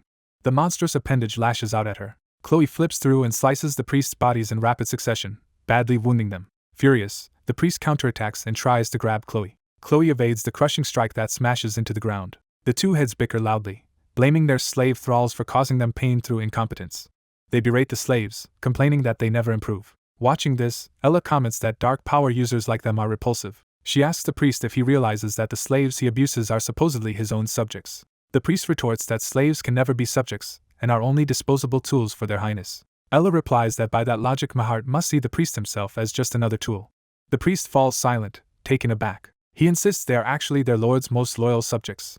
Ella counters that deep down he knows the truth, since he himself has been turned into an undying puppet. One head starts to waver while the other frantically urges him not to believe her so-called devilish lies. The dark mass around him swells ominously in response to his turmoil. Consumed by rage, he screams that he will not forgive such blasphemy and lunges at Ella. Chloe dives in again, intercepting his movement and attacking his body. She drives her blade through him from behind. Ella taunts him for losing his composure so easily despite calling himself a loyal subject. She finishes him off while reaffirming that she meant every insulting word. Ella reflects that this formidable foe fell easily because Jared's plan exploited his psychological weaknesses. She concludes that his success shows Jared's manipulative strategy is correct and asks him if he is finished on his side. The remaining priest head is smashed down, crying out in pain. The little blonde girl offers to take the half-dead priest as her own slave, and he eagerly accepts while Jared blandly notes that this is exactly what it looks like. Time skips ahead 3 hours, showing defeated clay guardians scattered behind them. Narration notes they have cleared 29 chambers of the raid, leaving only 2 rooms remaining. Ella watches Jared, finding the situation increasingly intriguing. She thinks to herself that Jared somehow knows this tomb's structure and secrets with impossible precision. Jared notes that he even planned around Chloe's inexperience, assigning her appropriate tasks and leaving him almost idle. Ella inwardly celebrates that Jared's leadership lets her earn money easily while her disciple grows stronger. She still grumbles that being used mainly to haul bags of magic stones is unfair for a bodyguard. Jared briefs them on the next chamber, explaining that it holds a single-armed soldier they must flank and damage from behind. The blonde girl questions the simplicity of the plan, but Jared says there is little more they can do. He recalls that in the original game this monster alone repelled allied guilds, so simple tricks are unlikely to work. The heavy doors creak open to reveal the arena inside. The party enters the vast room where a lone armored warrior waits at the far end. A status window introduces Mahart's armed soldier Gold Hawk, whose stats scale with intruder count and who has 1 strike kill, guarding, and detection abilities. Gold Hawk warns them not to disturb his master's sleep. The blonde girl senses an overwhelming energy emanating from him. She feels as if Gold Hawk's presence is swallowing the entire party. Gold Hawk turns to the chief priest's surviving head and accuses him of guiding intruders here, regarding it as potential betrayal. The priest reacts in shock as his mask glows ominously. He stammers that there is an explanation while Chloe stands ready nearby. Gold Hawk executes him instantly, blasting his head apart. Chloe looks down at the priest's corpse. She is shocked by how ruthlessly Gold Hawk killed his own ally. Gold Hawk declares that betrayal of their lord is unforgivable and that they all must be ready to die for him. Jared announces he will draw the boss's attention for exactly 10 seconds, ordering the others to hit its back during that window. He opens with a massive fireball hurled directly at Goldhawk. The fireball explodes in a huge blast. Flames and smoke swirl around the impact zone. Goldhawk emerges from the inferno, vowing that any intruders who ignore his warning will die. Jared warns the team that their opponent is extremely powerful and powers up with dark magic. He unleashes Magic Missile plus Nightmare, filling the air with homing purple projectiles. The barrage streaks toward Goldhawk.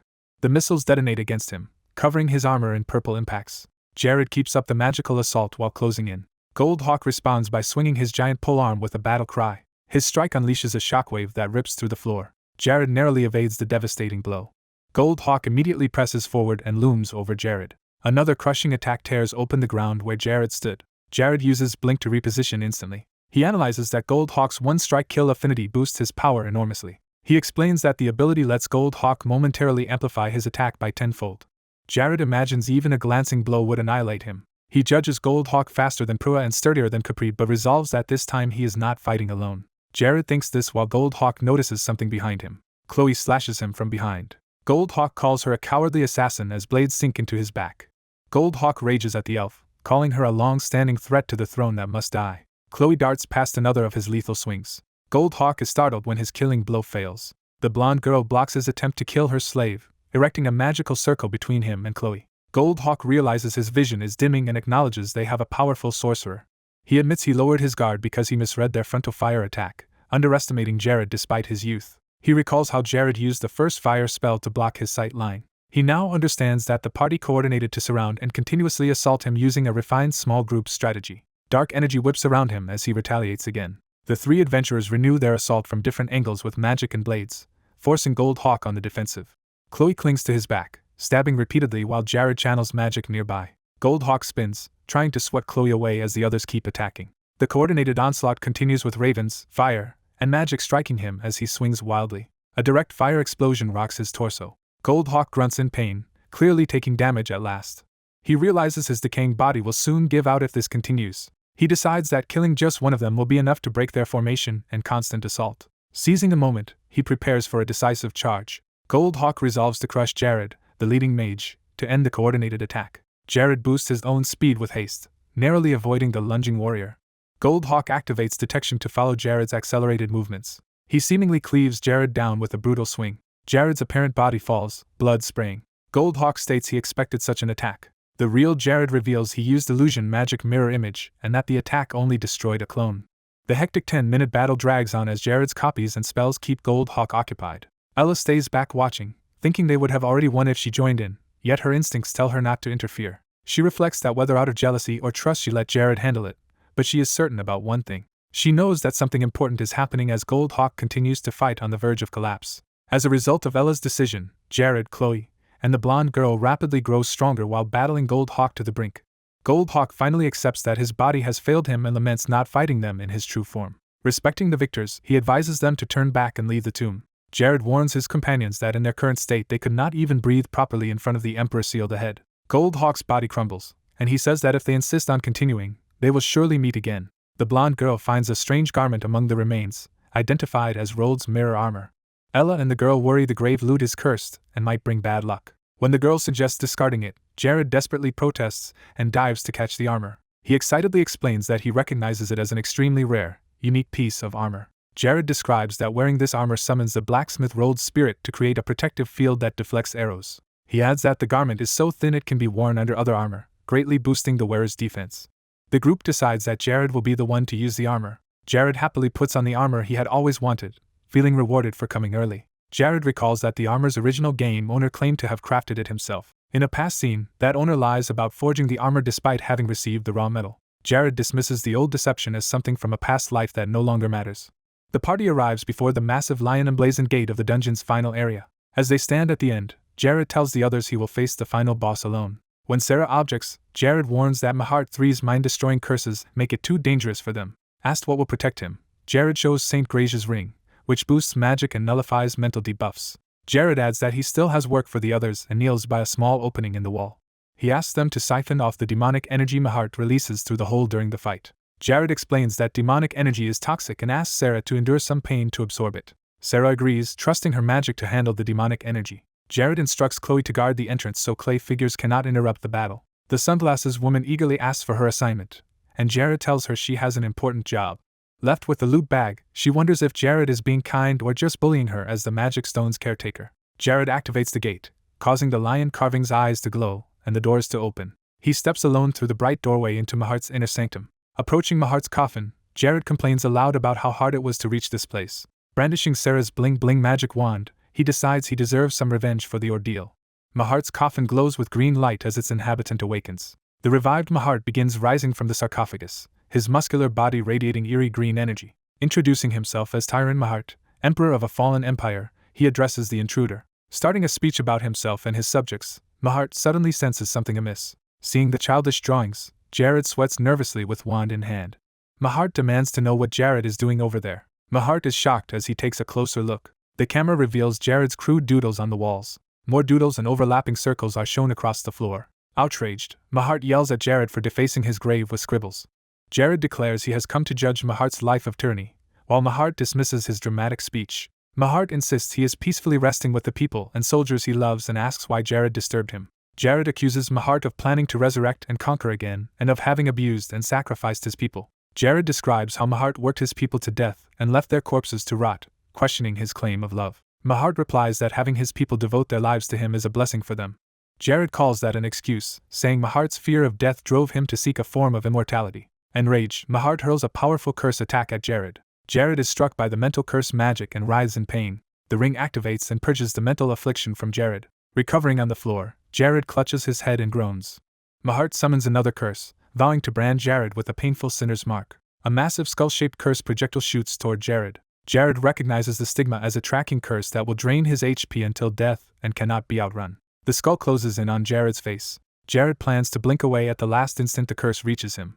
He uses blink to dodge, intending to trap the curse inside the large magic drawing on the floor. Mahart is impressed that Jared avoided the mark and nullified his curse. Mahart raises green flames as a barrier, saying a simple fence will contain Jared's speed. He seals the area in deadly green fire, declaring that only one of them can leave alive. Mahart offers Jared forgiveness, immortality, and great strength if he swears fealty. Jared mocks the offer, equating Mahart's immortality with becoming an undying bald skull. Mahart seethes, furious at Jared's insult. He powers up with lightning, boasting that he will now display the might of a great emperor. Mahart unleashes a barrage of huge green energy blasts. Jared is battered by the explosions as he tries to evade. Jared counters with his own flaming spell, hurling a powerful fireball. The fireball detonates on Mahart's head in a massive explosion. Mahart's body begins to crumble and swirl apart before regenerating. Reforming, Mahart asks if it is now his turn to strike back. Jared notes with relief that Mahart's body regenerates just like in the game, convincing himself he can win. Jared charges again, challenging Mahart to see whether his magic or Mahart's stamina runs out first. Mahart conjures a field of green spears and derides the idea that a mere soldier could defeat a king. Jared dives through while casting a combo of time warping, lightning spear, and nightmare magic. Mahart blocks the attack with his hand and comments on Jared's interesting artifact. Mahart responds by summoning huge waves of green energy. The energy waves rush across the arena with overwhelming speed. Jared dives through the attack using another blink-like movement spell. Surrounded by swirling blue magic, Jared hurtles straight toward Mahart. Narration explains that Jared endures a hellish, prolonged battle against Mahart's relentless attacks. The narration adds that the overpowered barrage pushes Jared's mind and body to their limits. Gasping and battered, Jared notes he has nearly died repeatedly, and that his mana and stamina are almost gone. He thinks that if he can just endure a little longer while his attacks chip away at Mahart, he will win. Mahart's glowing eyes begin to crack as his life force wanes. Mahart realizes Jared is far more wary and desperate than expected, fighting with everything he has. Mahart then recognizes that Jared's apparent exhaustion is an act. Observing Jared's behavior, Mahart deduces that Jared is pretending to be at his wit's end, unlike his earlier calculated fighting. Jared, still dodging, admits to himself he almost fell for Mahart's own act and wonders what the tyrant is hiding. Mahart's body vibrates ominously as he prepares another move. Mahart suddenly feels his life force drop sharply and is shocked by the unexplained loss. He questions how such a drastic weakening could happen. He suspects the cause and turns his attention to the markings on the floor. Mahart realizes the floor drawings form a massive magic circle rather than simple doodles. He understands that Jared sealed the painful stigma curse into that circle as his hidden trump card. Mahart detonates green energy around himself in an attempt to counter the trap. He angrily accuses Jared of turning the brand of pain curse against him, and Jared notes that his trick has been discovered. Mahart calls Jared's tactic underhanded as he gathers more purple curse power. Jared retorts that using Mahart's own spell is fair and confronts him from a distance. Mahart suddenly appears at close range, calling Jared unpleasant as he attacks again. Jared uses Blink and the Soul Chaser Chain spell, tethering himself to Mahart with glowing links. The chain yanks Jared violently, slamming him across the battlefield. Bruised on the ground, Jared remarks that Mahart has become much more aggressive. A huge screaming skull curse blasts toward Jared. Jared hurriedly casts a magical shield to block the incoming skull. The impact shatters the shield and sends Jared flying in a blazing purple explosion. Jared crashes down, his body sizzling with curse energy. Mahart approaches Jared's prone form, towering over him. Mahart brutally punches Jared in the stomach, sending blood spraying. As Jared coughs blood, Mahart taunts that Jared only grew arrogant because Mahart humored him. Mahart continues beating Jared, saying he should never have provoked him. Blood spatters the floor as Mahart declares Jared should never have come here at all. Mahart says Jared might have survived longer had he not challenged him. A system warning indicates Jared's HP has dropped to 10% and he must heal or retreat. Despite his state, Jared summons a glowing golden magic circle in his hand. Mahart grabs Jared by the throat and arm, complaining that Jared is extremely annoying. Lifting him, Mahart announces that Jared's tricks and magic are finished and that this is his end. Jared's clenched fist trembles as he musters his last strength. He swings and lands a weak punch on Mahart's face. Mahart, unfazed, mocks the feeble blow as boring. Charging green energy into his hand, Mahart tries to finish Jared and turn him into another vengeful spirit. Jared's sentient black mustache artifact grins mischievously. A hidden dagger shoots from Jared's mustache hand and stabs into Mahart's torso as Jared notes he had shifted his ring earlier. Jared says he still has many tricks and points out that Mahart's sandy body is easily penetrated. Multiple blades erupt from Mahart's body as Jared uses the sandy texture to impale him from many angles. Jared explains that every embedded weapon conducts holy power extremely well. He prepares a clean spell enhanced with the holy attribute through those weapons. Jared declares that the holy power will flow into Mahart via the blades. When Mahart scoffs at such low-level magic, Jared reveals he intends not to cleanse him, but to strip away his demonic energy. Jared notes that demonic energy is subject to the clean spell's purification and that losing it will be devastating for Mahart. He vows to burn every drop of demonic energy inside Mahart's body. Mahart desperately calls on his forces to protect him. Mahart summons his clay soldiers, ordering them to defend him. Chloe leaps in from above, ready to cut down the advancing army. Magical lines encircle the clay soldiers as Chloe begins her assault. Using slash and dice, Chloe tears through the summoned troops. Chloe states that no enemy will pass because Jared entrusted this defense to her. Mahart realizes in shock that all his nearby soldiers have been destroyed. He wonders if Jared's companions were responsible, while Jared presses him with another blade. Enraged, Mahart generates a massive green vortex and shouts for others not to obstruct him. He chants for his immortal army that transcended death to awaken once more. Mahart rages that he was about to unleash his magnificence on the world and condemns Jared for obstructing him. He screams that he still intends to fulfill his dream of conquering the continent. Jared grips a sword and remarks that their goals coincide. Facing Mahart, Jared says his own ambition is at stake. Jared bellows that his goal is also to unify the continent. Their clash culminates in a gigantic green explosion that rocks the arena. The blast erupts upward, obliterating the chamber and sending debris flying. Outside, Sarah cries out Jared's name in alarm as the explosion subsides. Amid the devastation, Jared lies motionless on a raised platform while another figure stands nearby. A close-up shows Jared unconscious and battered. Mahart, still standing and laughing, proclaims himself the immortal emperor.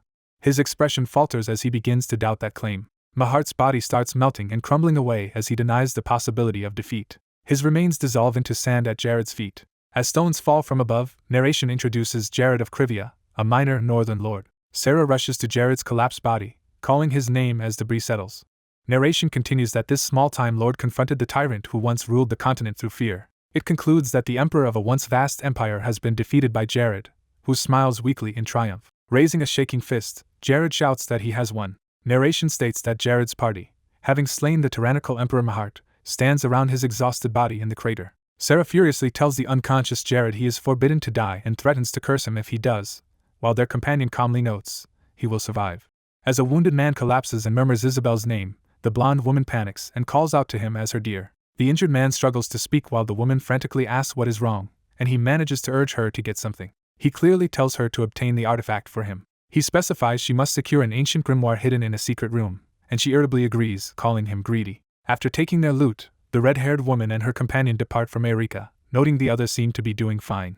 Narration sets the scene in Meirika on June 1, 1414, explaining that 23 days after the tomb raid the continent of Nas has mostly returned to normal. In a study, Jared suddenly remembers he forgot to ask Mahart about his true identity. When his silver-haired aide asks if something is wrong, Jared brushes it off and claims it is nothing. The aide reports that installing magic stone lamps in Caribia and Meirika has drastically reduced crime, almost by 90%. Jared adds that while some blind spots remain, at current production rates the lamps will cover forests and wastelands on the outskirts within a week.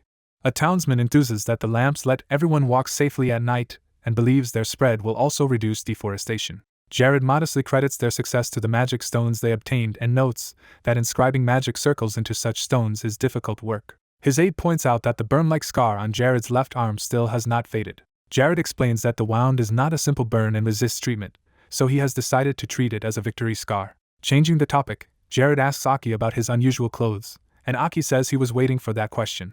Aki proudly shows off his loose new outfit, calling it trendy summer fashion popular with Cinder's aristocrats, and saying he bought some during market research. When Aki asks Jared's opinion of the outfit, Jared evasively replies that taste is subjective. Jared then bluntly says the clothes are not his style, and Aki, flustered, admits they are not really his preference either. Jared asks Aki about the pornography sales he requested earlier, and Aki nervously recalls the matter. Aki says he sold all of it but forgot to report back, prompting Jared to ask who bought everything. Aki reveals that their sole customer was Lord Abanaba. Aki explains he casually showed the material while trading nightmare stones, and Abanaba immediately decided to purchase it all. Jared internally panics, wondering why the wise Red Goblin King wanted the smut, and whether he has shamed humanity by circulating it among the goblins. Aki then reports that the Cinders Kingdom's military sent them an official request last night. The envoy conveyed that Cinders wants a long-term contract to buy all of the explosive mines Caribia produces. Jared orders them to refuse monopolistic terms and to insist on selling only if they can guarantee a fixed monthly quantity. Aki agrees and adds that Cinder's aristocracy seems increasingly interested in Jared himself. He lists the various hit products tied to Jared: pesticides, a cure for Rayala disease, a magic potion, mines, and Caribbean magic stones, noting that all these top goods originate from Jared's territory. Jared reasons that because Cinders borders his lands, their nobles have naturally grown interested. He privately reflects that Cinders will soon encounter serious problems. When Aki is confused, Jared drops the subject and only says they should keep that future trouble in mind. Jared's knowledge narrates that Cinder's current king, Dr. 9, is fated to die soon. After the king's death, the 4 princes will battle for succession, triggering an event known as the Prince's Uprising. Ultimately, the ruthless second prince, Purlin Dr. X, will seize the blood-stained throne. The real danger, Jared notes, is that Purlin secretly follows the Umbra Church, an order of dark magicians. Under Umbra's influence, the holy nation of Cinders will be corrupted into an evil state, and the church will become a central force in a coming great holy war. When that holy war begins, all nations that adopted the Umbra Church as their state religion will likely fall under the Demon King's rule and become enemies. Jared therefore considers staying out of Cinders' internal affairs for now, since as an unaffiliated minor lord he has no formal right to interfere. A maid rushes in calling for her lord, alarming everyone. Jared asks Hayes what is wrong, and she frantically insists that a huge problem has arisen. Hayes explains that the King of Cinders has sent Jared a personally handwritten greeting. She adds that the 4th prince himself is bringing the greeting and has just crossed into Jared's territory. Elsewhere, armored escorts confirm that the 4th prince is indeed traveling in their convoy. Jared tells Mahart he does not know the details but senses the prince's visit cannot be good news, and narration states Jared feels a major change approaching. As the royal carriage nears Caribia, Jared realizes he has been drawn into the center of a political storm. At their first meeting, the red-haired guest politely introduces himself as the 4th prince of Cinders, Isabella, whose talents have greatly boosted his magic power. Jared formally bows as Jared von Eucalyptus and offers the prince his sincere greetings. Isabella presents a royal invitation to the king's upcoming birthday celebration, saying the king would be honored by Jared's attendance. Jared asks to read the letter, and Isabella encourages him to do so, saying that is why he brought it. Jared quietly studies the contents of the invitation. He notes that most of the letter is formal language, and wonders why the king would invite someone like him when he should still be too minor to matter. Isabella admits he personally asked the king to allow him to invite Jared. The prince says he was eager to see Jared in person, calling him the first person he has ever specifically wanted to meet. Jared reacts with polite awkwardness, saying he does not know how to respond to such praise. Isabella urges him to attend, saying he would enjoy chatting and sharing drinks with Jared at the palace. Jared replies that he is only lord of a small independent territory, not a Cinder's vassal, and appreciates the offer but hesitates. Hearing this, Isabella says such talk makes him uncomfortable. Isabella's eyes narrow, hinting at displeasure. Concluding the visit has been pointless, Isabella turns and starts to leave. Jared calls after him. Isabella asks Jared not to view the king's handwritten invitation as an insult. Jared smiles and assures him he would never ignore the king's summons, then bids the prince farewell. Isabella departs with his retainers. Once the prince is gone, Jared's composed smile remains. Then he finally exhales in relief, dropping his formal demeanor. Sitting heavily, he admits to himself that Prince Isabella is far more intelligent than he expected. Jared reflects that Isabella has every qualification to be king, opposes the demon kingdom, and has the theological background to lead a holy nation. Yet Jared thinks Isabella must be cautious because even his own guards may not be trustworthy, and Jared himself should avoid appearing overly close to the prince. Jared resolves instead to show the world the present balance of power and his own growing influence in the north. The scene shifts to the Cinder's kingdom during a stormy night. An anxious old man kneels in a dark hall and asks Prince Putilin why he has been summoned. Putilin confirms the man once served for many years under Caribia's previous lord. The man says that is true, explaining he worked under Viscount Barrett before leaving for Cinder's last year. Putilin responds that this is fortunate. He then orders the man to tell him everything he knows about Caribia, including details of its current lord and his family.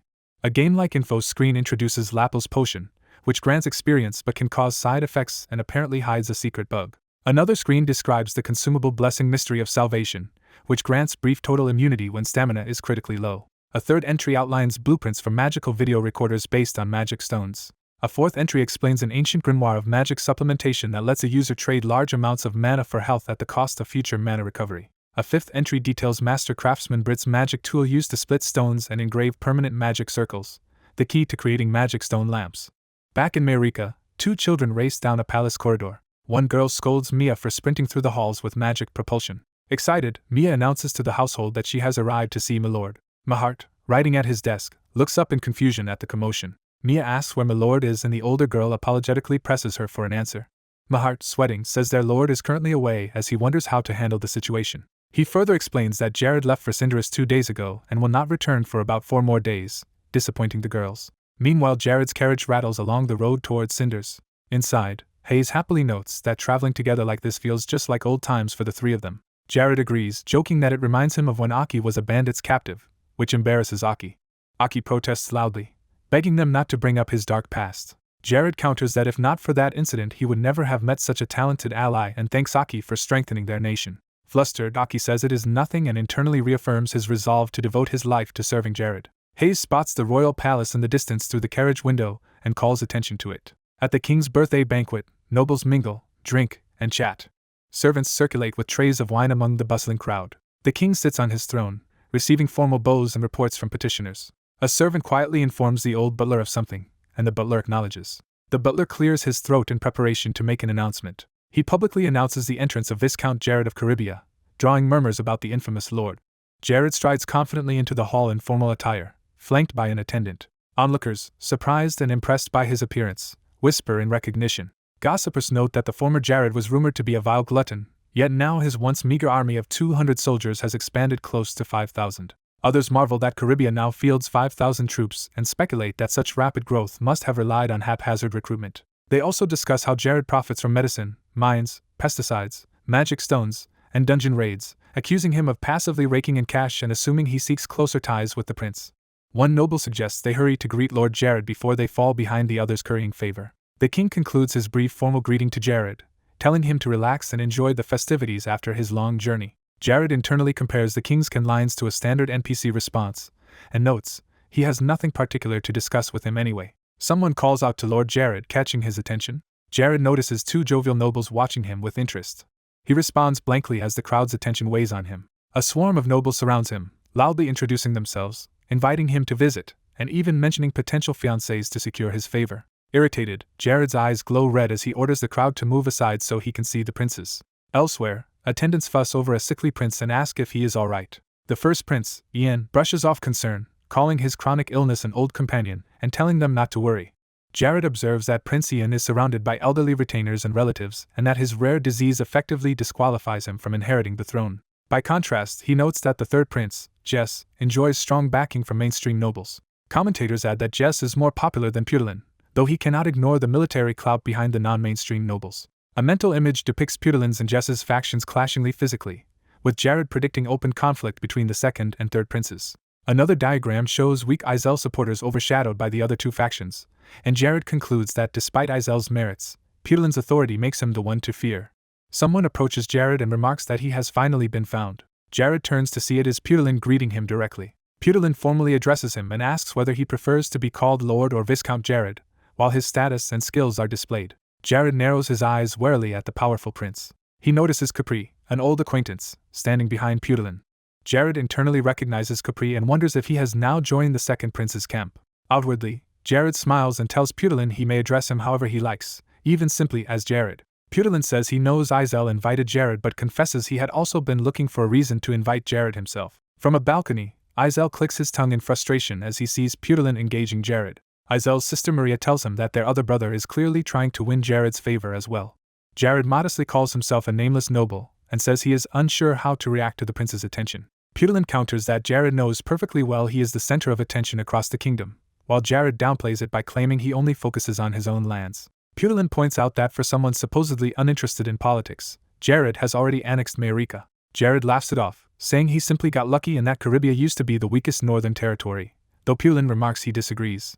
Pudilin leans in and says he feels he and Jared share something in common. He reveals his conclusion that Jared is actually a highly ambitious man. Jared deflects by saying his territory was forced into desperate struggle after being invaded by a neighbor, implying he only acted out of necessity. Pudilin accepts this explanation with a tap on Jared's shoulder. He advises Jared to secure a political seat for himself soon and says he hopes to discuss many matters with him later. After Pudilin walks away, the prince glances back at Jared, clearly still weighing him. Jared also looks back, assessing the dangerous second prince. The boisterous third prince Jess approaches Jared, laughing and asking how his conversation with Pudilin went. Jess remarks that regardless of what they talked about, Pudilin's vast network ensures hordes of nobles are always lining up to befriend him. Jared, annoyed by the political games, thinks to himself what a hassle all of this is. Jess taps Jared's arm and tells him that trying too hard to appeal to Pudilin will not yield many benefits. Boasting of his own military connections, Jess says he could arrange for the army to buy Jared's goods at high prices if he wished. Jared replies diplomatically that fair prices reached through negotiation would be acceptable, but he does not want Jess using improper influence on his behalf. Jess laughs loudly and asks if Jared is trying to make him look bad. He jokingly complains that Jared is rebuffing him even after he expressed so much interest. Jared humbly answers that if anyone should feel ashamed here it is himself, not the prince. Jared modestly says they are overvaluing a minor lord like him, surprising the nearby nobles. Prince Jess angrily demands to know if Jared is refusing ties with him because he is not his brother. Jared inwardly notes Jess's insecurity and says Jess is forcing him to compare him with his brothers, while an aide urges Jared to answer. Smiling, Jared says he actually prefers Prince Pudilin over Prince Jess. He calmly adds that Pudilin can offer him much more, shocking the onlookers. Enraged by the insult, Jess grabs Jared by the collar and yells at him. Jess's red-haired siblings watch the confrontation in alarm. Jared and Jess glare at each other tensely as they clutch each other's clothes. Later that night, Jared meets the red-haired prince and princess at an isolated, guarded table in the forest. The red-haired Prince Pudilin apologizes to Jared for his impulsive brother Jess's behavior. Jared assures them things are fine and notes that the party's cheerful atmosphere has recovered. As Jared drinks tea, the siblings sit nervously, waiting for him to speak. Maria fidgets uneasily at the table, clearly anxious. Maria tells Jared she has heard many stories about him and wishes he would become a vassal of their kingdom. Jared sets his cup down and remarks that all of them are saying the same thing. He repeats that he is only the lord of a small territory, downplaying his importance. Maria, flustered, suddenly begs Jared to lend his strength to Jess. Pudilin sharply tells Maria to be quiet, cutting her off. Maria apologizes, explaining that so many vassals ignore her brother that she gets desperate. Jared glances toward the surrounding guards and thinks. A guard watches from a distance while the three continue their private meeting. Jared casts a spell on the table, saying that if they fear being overheard they can now speak freely. Pudilin recognizes the spell as sound-canceling magic, impressed. Jared then asks Pudilin how much he really knows about Princes Pudilin and Jess. Pudilin replies that he does not follow their every move but knows the essentials. Jared asks whether Pudilin is aware of his brother's devotion to the sinister Umbra Church. Pudilin and Maria protest that such claims are impossible rumors. Maria angrily accuses Jared of insulting the royal family, insisting their kingdom has always followed the Radia's faith. Jared calmly expresses surprise that Pudilin is unaware of this issue. Jared suggests that either Pudilin is indifferent to national security, or his devotion to the Radia's church is lacking. Pudilin wonders in disbelief how Jared could know such things. Pudilin admits that only he and Maria should know about this matter, implying Jared's information is accurate. Jared notes to himself that Pudilin is finally beginning to open up. Jared hands over a magical device and asks Pudilin to investigate and record any heretical acts committed by Jess and Pudilin. He explains that by using this magic tool Pudilin can capture evidence of secret meetings and rituals. Pudilin asks if Jared is truly helping him. Jared says Pudilin is mistaken, claiming he is merely a concerned neighbor who wants the kingdom to prosper, not a vassal. While dropping sugar into his tea, Jared tells Pudilin not to cling to influence and connections. He adds that personal alliances can collapse at any moment. Jared ends the clandestine talk, saying they should part before arousing suspicion and that he looks forward to meeting Pudilin again. After the siblings leave, Jared remains alone at the lit table in the dark clearing. He quietly drinks his tea, thinking over the situation. Jared decides to leave the remaining tasks to his unseen allies. Movement in the trees signals those allies drawing near. A group of hooded figures kneels before Jared in the shadows. Jared orders them to thoroughly monitor all happenings in the palace. He says he trusts these personally chosen operatives more than the kingdom of Pro's spies. Later, strange noises pass by as Jared sits, expecting what comes next. Sipping his tea, he notes to himself that his suspicion was correct. Under the moon, he mildly regrets putting sugar in his drink. The next day, Jared and his aide Hayes wait in town, noting that Aki is late. They remark that waiting like this for Aki is becoming a familiar pattern. Hayes comments that no other lord would personally wait for their carriage to return home. Jared suggests they browse clothes for Hayes while they wait, which surprises her. Embarrassed, Hayes insists her current clothes are fine. Jared insists he wants to go, taking Hayes by the hand and pulling her along. Hand in hand, Jared leads a flustered Hayes toward the shops. In a boutique, Hayes happily shows off a red dress and asks Jared for his opinion. Jared and the shopkeeper both compliment her, saying the dress suits her and she looks beautiful. Overjoyed, Hayes rushes to try on more outfits while the men note how enthusiastic she is. Watching her excitement, Jared feels satisfied that bringing her here was worthwhile. Suddenly, an emergency magical notice materializes near Jared. The notice warns that because Caribia borders the Forest of Nightmares, a huge invasion of evil forces will strike the territory each July 1st when certain celestial bodies align. Jared calculates that it is June 9th with 3 weeks left and thinks about countermeasures, troubled by the approaching crisis. He recalls that this periodic onslaught of evil, called a monster outbreak in the game Paradiso, is about to occur. Narration explains that in the past, invasions from the demon forest were repelled in the south by Barrett's forces and in the north by Abinaba's followers. Jared reflects that an unprepared territory would be devastated by such an event, but with preparation he can reap immense benefits alone. While he is plotting, Hayes cheerfully calls his attention to another dress. She appears in a black dress decorated with gold patterns and declares she has chosen this one. The shopkeeper and Jared are amazed, saying she looks like an angel. Hayes shyly repeats the word angel to herself. Delighted, she gets even more excited at being compared to an angel. Inspired, Hayes compresses her healing magic into a glowing sphere between her hands. She releases it, sending sparkling green light like feathers around her. Jared watches in awe, admitting it is embarrassing to say but clearly moved. Hayes asks whether she looks even more like an angel when she uses her magic this way. Smiling warmly, Jared tells her that to him she has always been an angel. The shopkeeper stands nearby radiating envy at Jared. Tearing up, the man mutters that he is jealous Jared gets to accompany such an angelic girl. Time passes, and the story shifts to Caribia's main city. Later at the academy, Jared struggles as a wave of red charm magic assaults him. Isabella, who casts the spell, taunts him that even he finds her charm difficult to resist. She boasts about mastering a gender-neutral charm of lust that can cause fatal lapses in judgment. Jared realizes that after absorbing Mahart's power he has become more vulnerable to charms, but now that the skills test is over he must shake it off. A projection of Jared's deepest fantasies shows Hayes in a maid outfit, shocking onlookers. Hayes, witnessing the vision, wonders if that angelic maid is supposed to be her. Jared panics internally, insisting this is a misunderstanding as Hayes stares blankly. Hayes scolds Jared in disappointment, while Isabel smirks, thinking her scheme to summon Hayes succeeded. Isabel whispers to Hayes that she should dump such an indecent guy and find someone purer. Flustered, Hayes protests that while she could wear such clothes, the fantasy still feels like too much. Isabel clamps a hand over Hayes' mouth, yelling that she should not say such things aloud. Jared, having dispelled the charm, tells Isabel he overcame it but asks her to increase the intensity for further resistance training. Isabel responds by furiously punching him and calling him a pervert. The scene shifts to the Forest of Nightmares where hunters line up, remarking this is a strange way to hunt. Two adventurers discuss how crowded the inns are and that waiting here is better than sleeping outside. They note that another territory's dungeon is failing while Caribia's is thriving. When Jared walks past, one mercenary demands to know who he is, and another explains that this is the local lord. They wonder why a noble is here, hearing rumors that Jared has been entering restricted parts of the forest. Jared reaches an empty clearing deep inside the forest. He thinks about how Caribia failed to advance historically because of repeated monster outbreaks. While etching a magic stone, narration recalls how Viscount Barrett once rapidly developed this harsh land. However, each year the demon army destroyed the fruits of their labor. Caribia alone suffered from these attacks while neighboring Mayrica and Ranella prospered in safety. The Viscount longed for a powerful army capable of stopping the demons. Jared reflects that such strength has not yet been assembled in this era. Placing the charged stone on the ground, he says Caribia is now safe, reassuring the deceased Viscount in his thoughts. Multiple stones activate around him, releasing vertical beams of light. These beams expand into a gigantic dome-shaped barrier over the forest. Elsewhere, a drumbeat resounds as a monstrous army begins its march. The demon horde, with ogres and war elephants, advances through a canyon toward the human world. A horned ogre commander proclaims that today is their divinely granted day. He rouses his troops, declaring they will devour any humans they find and present the spoils to their master. A subordinate reports that the interdimensional gate has opened. The leader, Blue Ogre Commander Crundle, orders his soldiers to enter. Demons charge into the swirling red portal. They tumble through the vortex, bodies flung about by the violent transfer. Emerging on the other side, they exult that they are finally free and spot a lone human ahead. One ogre remarks that the human is unlucky to be standing in front of their gate. The ogre rushes Jared, threatening to turn him into mince. Jared lowers his head, seemingly calm as the blow descends.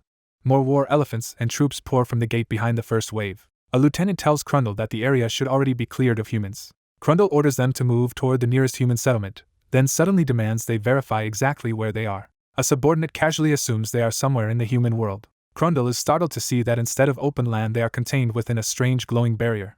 Jared explains that they are in a pocket dimension he created using principles similar to dimensional doors powered by magic stones. He illustrates that the dome's walls loop back on themselves, trapping any who try to escape. The ogre lieutenant glares and demands to know if this trap is Jared's work. Jared cheerfully introduces himself as Jared, a human representative come to greet the demon army. Crundle, unnerved, asks who he is and notes he has never heard of a human wielding such magic. Jared muses that in the future this kind of magic will be developed by the Holy Empire to counter demon armies in a coming holy war. Crundle does not understand talk of a holy war but senses the general idea. He reasons that such complex magic must drain Jared's power, and that if they wait the barrier will dissolve. Jared agrees that the spell will eventually end if left alone. Crundle, coveting Jared's strength, orders his elite warrior Tabanan to attack. Other demons comment that if Tabanan is fighting, the battle will be dull and one-sided. Tabanan looms over Jared, promising to be entertained until the barrier fades and offering a painless death if Jared complies. Jared answers politely and activates his dark power, Nightmare, ready to fight seriously. Crundle reacts in shock as he senses Jared's power surge. He realizes Jared had been suppressing his energy, and is far stronger than he appeared. Suddenly he wonders what became of the first soldiers he sent ahead. The scene shows those advanced troops already lying dead on the ground. Horrified, Crundle tries to call Tabanan back. Tabanan instead charges forward with a roar. A massive blast of golden energy erupts across the battlefield. Crundle screams Tabanan's name as an explosion engulfs the area. A single piece of armor lands among the stunned demon soldiers. Panicking, Crundle orders his troops to kill the human mage at once. As Jared begins casting another spell, Crundle commands everyone to attack simultaneously. While Jared reflects on how Mahart's magic must have felt, Jared raises a vast flaming spell circle overhead and summons multiple huge fireballs that descend toward the trapped demon army. Flaming meteors begin plummeting from the sky toward the battlefield. More blazing projectiles descend, signaling a large-scale bombardment. The orc commander on a war wagon looks up in alarm as the fireballs fall around him. The armored orc leader screams in terror as the bombardment closes in. In Ronella, its lord grumbles that Capri's actions are underhanded. Ronella's lord complains that Capri fled to the capital despite promising to guard him, and worries Jared may come after him. He frets that Ronella's treaty is ending soon and that he must find a solution. An aide bursts in yelling that they are under attack, followed by panic screams. Ronella's lord assumes Jared has come but is told the attackers are only about 100 strong. He scolds his aide for scaring him, yet hears that the enemy has already crossed Ronella's borders.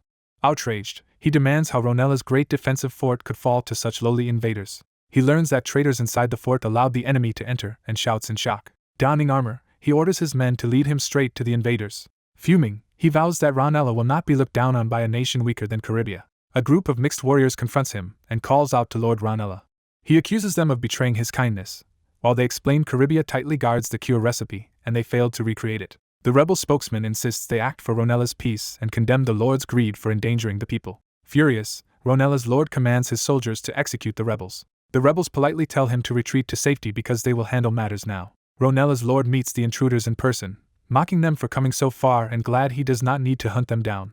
A masked swordsman replies that he feels the same as he draws his blade. The masked leader says they came to steal Ronella itself and proposes dropping formalities. Back at the orc camp, Jared's firebombs explode among the monsters, wreaking havoc. A massive wave of flames sweeps across the battlefield, engulfing the enemy. Jared stands behind a magic circle, hurling blazing attacks at the monsters. A goblin arrow is loosed toward Jared through the chaos. The arrow appears to pierce Jared's head, but the blow shatters harmlessly. Jared's mirror armor artifact activates, revealing the broken arrow and his unharmed face. The goblin archer panics as his attack fails. He leaps away in fear, dropping his bow as he flees. The fleeing goblin is consumed by fiery magic, screaming. Jared casually fires another flaming spell, continuing his onslaught. A system message grants him the title Hellfire's Vessel, doubling his fire magic damage and unlocking conditional magic flame burst. Delighted, Jared notes that Jared in the original story liked fire magic and now he has an amazing fire title and the flame burst skill. Seeing his troops routed, the orc commander yells at his men for losing to a single human. He is abruptly interrupted as Jared's attack disrupts him mid-rant. Jared's flames smash into the orc wagon, blowing it apart. Other orcs shout warnings to move before the collapsing burning structure crushes them. The commander is buried under flaming debris as the wagon collapses. Jared taunts the frustrated commander, inviting him to come fight personally. A powerful vertical blast strikes the wreckage, blasting it apart. The orc commander rockets into the air with a huge drum-like weapon, roaring as he dives toward Jared. A blue figure teleports in and crashes down, using the blink spell to intercept. The commander closes the distance and smashes Jared with a powerful blow. He charges again for a killing strike, eyes wide with rage. Jared counters using a strength buff, clashing head-on with the charging commander. Grappling with him, Jared admits the lesser monsters were boring but finds the commander entertaining. Jared unleashes a massive explosion of mana, forming a terrifying fiery aura. The commander is engulfed by Jared's hellfire-enhanced flames, screaming in agony. Jared drives forward behind a blazing magic circle, pouring overwhelming flames onto his foe. Charred and half-melted, the commander staggers, trying desperately to stay standing. Jared erects a towering fire wall that blocks the commander's path and traps him. The commander hastily regenerates with his quick recovery ability, healing some of the fire damage. Jared prepares an ice-based spell circle, joking that it is getting too hot and he will cool the commander down. He casts Ice Storm, blasting the commander with freezing torrents. The enraged commander curses the human mage while activating quick recovery again to fight the cold. Jared asks if the chill is too much, and then summons an enormous flame-burst serpent to warm things up. Awed and terrified, the commander wonders how Jared keeps getting stronger mid-battle and questions if he is even human. The colossal flaming serpent crashes down on the commander. The impact produces a gigantic pillar of fire, utterly consuming the orc leader. Witnessing their commander's easy defeat, the remaining orcs panic and decide they must flee because Jared is beyond them. Jared raises a glowing circle and coldly asks where they think they are going. His body momentarily appears in a crystallized visual as he finishes the threat. The fleeing monsters are shown within a warped dimension, revealing they are trapped by Jared's magic. The goblin and others collapse, slain within the pocket dimension. Jared channels a swirling vortex spell toward the trapped monsters. The vortex grows into a roaring dimensional maelstrom under his control. From the outside, Jared holds his magic circle as the dimensional gate he created begins to close. The sudden shutdown of the gate throws Jared backward. Realizing the interdimensional gate has been forcefully closed, Jared is startled. He deduces that only the Demon King could forcibly shut such a gate, and wonders if the Demon King personally intervened. Noting the shattered purple core that anchored the pocket dimension, Jared muses that the enemy dismissed him, but at least everything ended before the dimension unraveled. He laments losing potential experience, but is glad the battle finished at a convenient time. Resting, Jared wonders aloud if his late father would see him differently now, no longer a failure. Hidden nearby, Barrett's old associate observes that Jared has successfully protected Caribia. Back in Ronella after the annexation, its lord trembles that only a few dozen elite soldiers broke his defenses and is reminded he had belittled Caribia before. The Caribbean troops introduce themselves as the Aggressio Royal Guard, the lord's strongest hand-picked platoon of 100. One guard brusquely tells the captured lord to stop talking, mockingly calling him a criminal. As Ronella's lord begs for mercy, the guard states they were ordered to drag him in roughly and declares that Caribia has now annexed Ronella. A system title Monster Slayer appears, boosting Jared's magic against non-humans and raising his magic stat, which he expected. His Mind's Eye skill upgrades to Mind's Eye Dual, granting resistance to visual interference and sharper intuition for hitting enemy weaknesses, which he considers a fortunate upgrade. 3 months later, Jared waits alone in a forest clearing. Seeing someone arrive, he calmly greets them. Princess Maria appears and addresses him respectfully as Lord Jared. Jared comments that the king's death was unfortunate, recalling the recent funeral. Maria confirms she knows of Jared's awareness and says her father's death happened very suddenly. She nervously clenches her cloak while Jared listens in silence. Jared asks her to tell him in detail everything happening at the royal palace. Maria explains that her father the king died suddenly, Prince Ian's condition is worsening, and the pontiff predicts Ian will not live past a month. Jared reflects that history has clearly diverged from what he knew, since Ian should have had 10 more years, and ponders what he can do now. He tells Maria he will share exactly 3 points, beginning by predicting that at least Prince Pudilin, if not Jess, will soon seek him out and that he plans to answer vaguely to stay neutral. Second, he instructs that Prince Isel must not involve himself in the civil war and should instead act as mediator while quietly reaching out to Prince Ian's faction. Jared notes that Ian's supporters are closely tied to the royal family, and therefore oppose civil war. Third, he says that once Ian's faction delays the war, Maria must obtain proof linking the Umbra Church to both rival princes by any means. Using a herbivore and predator metaphor, Jared explains that he and Maria must bide their time and then strike the conspirators with a single decisive blow. Maria thanks him but also apologizes, calling him Lord Jared. Jared answers that they have not yet accomplished anything and that now is not the time for thanks or apologies. Checking his administration screen, he sees Cribia's territory stats rising and remarks that things are progressing smoothly. He notes the figures look low only because they are benchmarked to the poorest lands and that his territory now rivals Count Capri's Miserian holdings. While acknowledging the workload on Julian, Abila, and Oberon from annexations, he concludes that what he really needs are more talented people. Imagining Julian overworked and collapsing, Jared worries that the entire administration would fail if she became ill. Sitting on a rock, he wonders aloud where to find new talent and sighs that life is difficult. Someone off-screen suddenly shouts at him rudely, announcing their arrival. Jared turns, surprised, and begins to ask who it is. The elderly Grand Mage Belhard appears, chiding Jared for staring as if at a lover and questioning why he is gaping.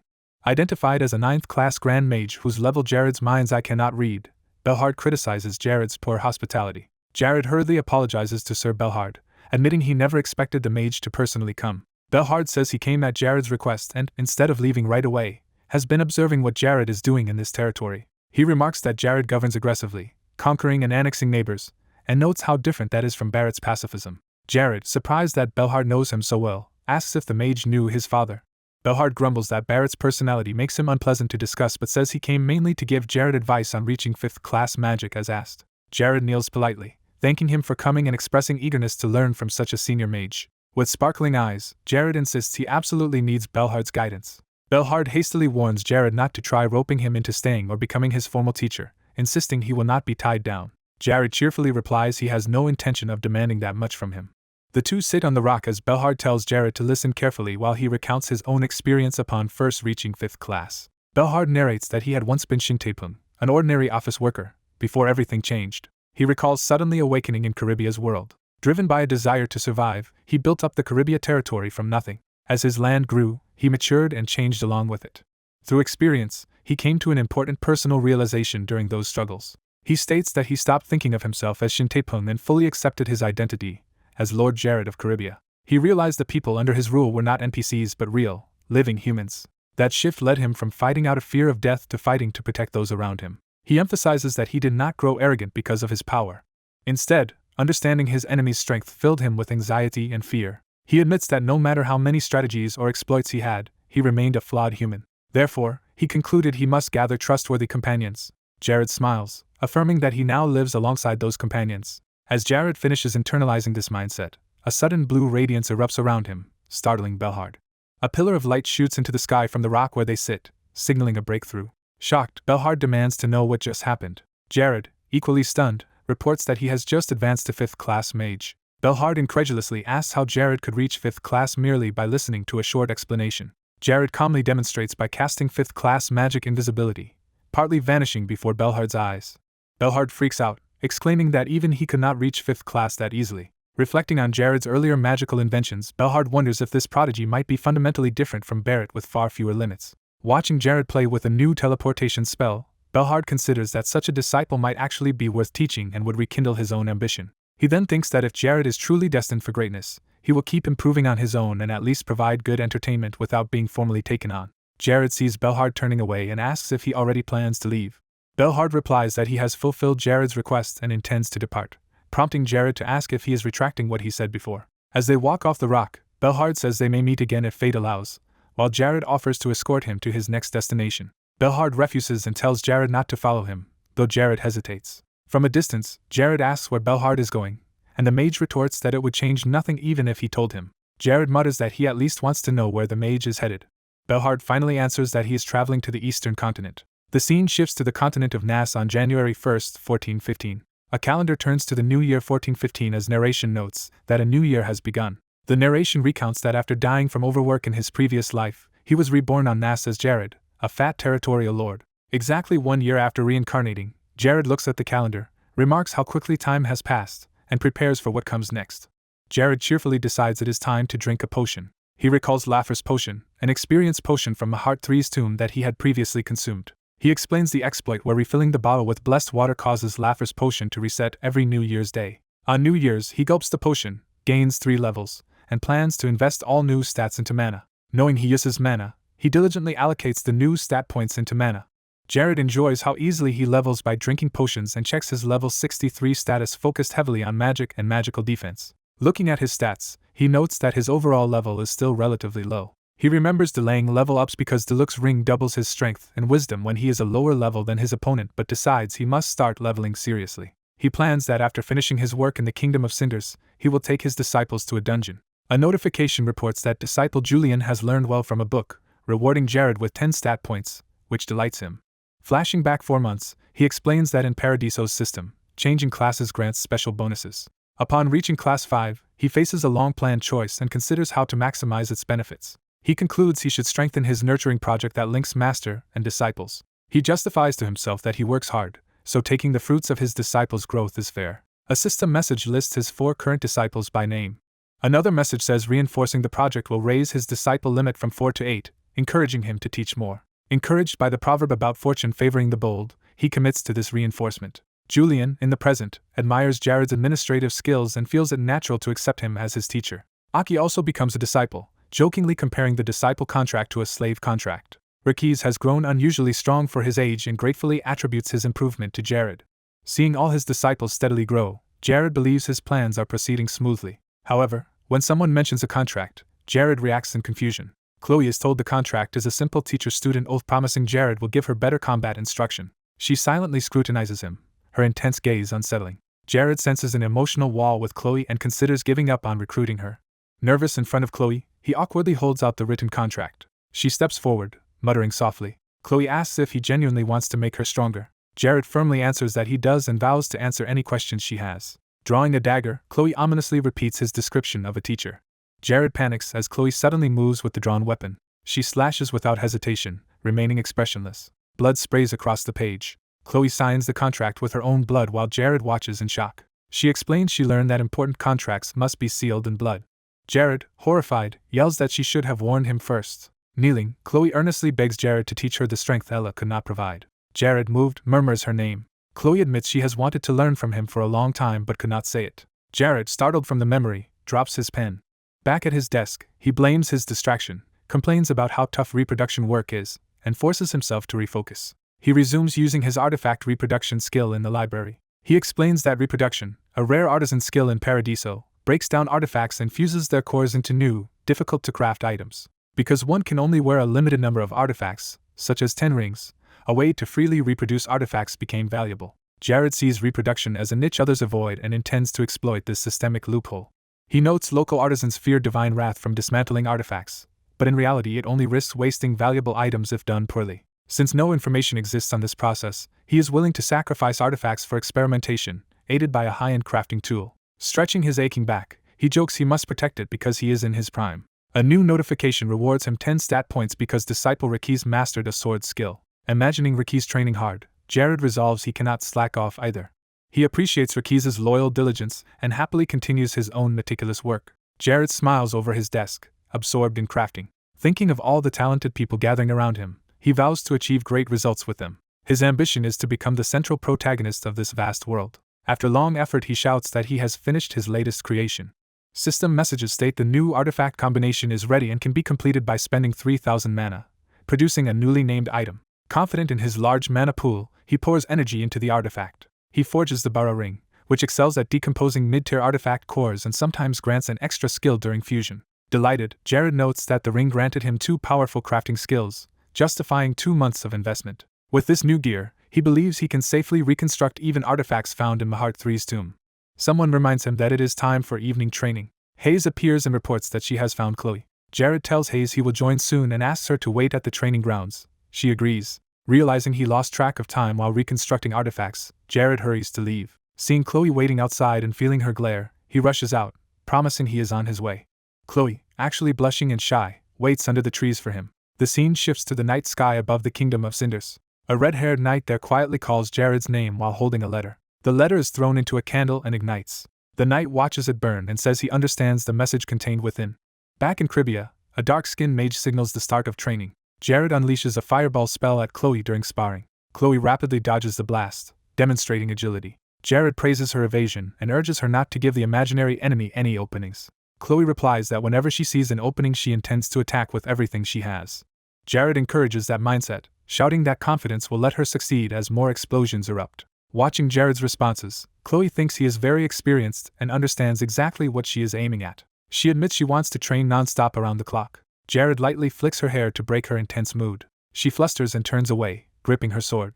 He asks Chloe what she has been thinking about, concerned by her silence. She explains she was nervous because she thought he was just staring at her, realizing he had been thinking elsewhere. Remembering, Chloe blushes and trails off. Jared proposes they take a break since she is not focused, and she apologizes. He clarifies she need not apologize, but warns that such lapses would be fatal in real combat.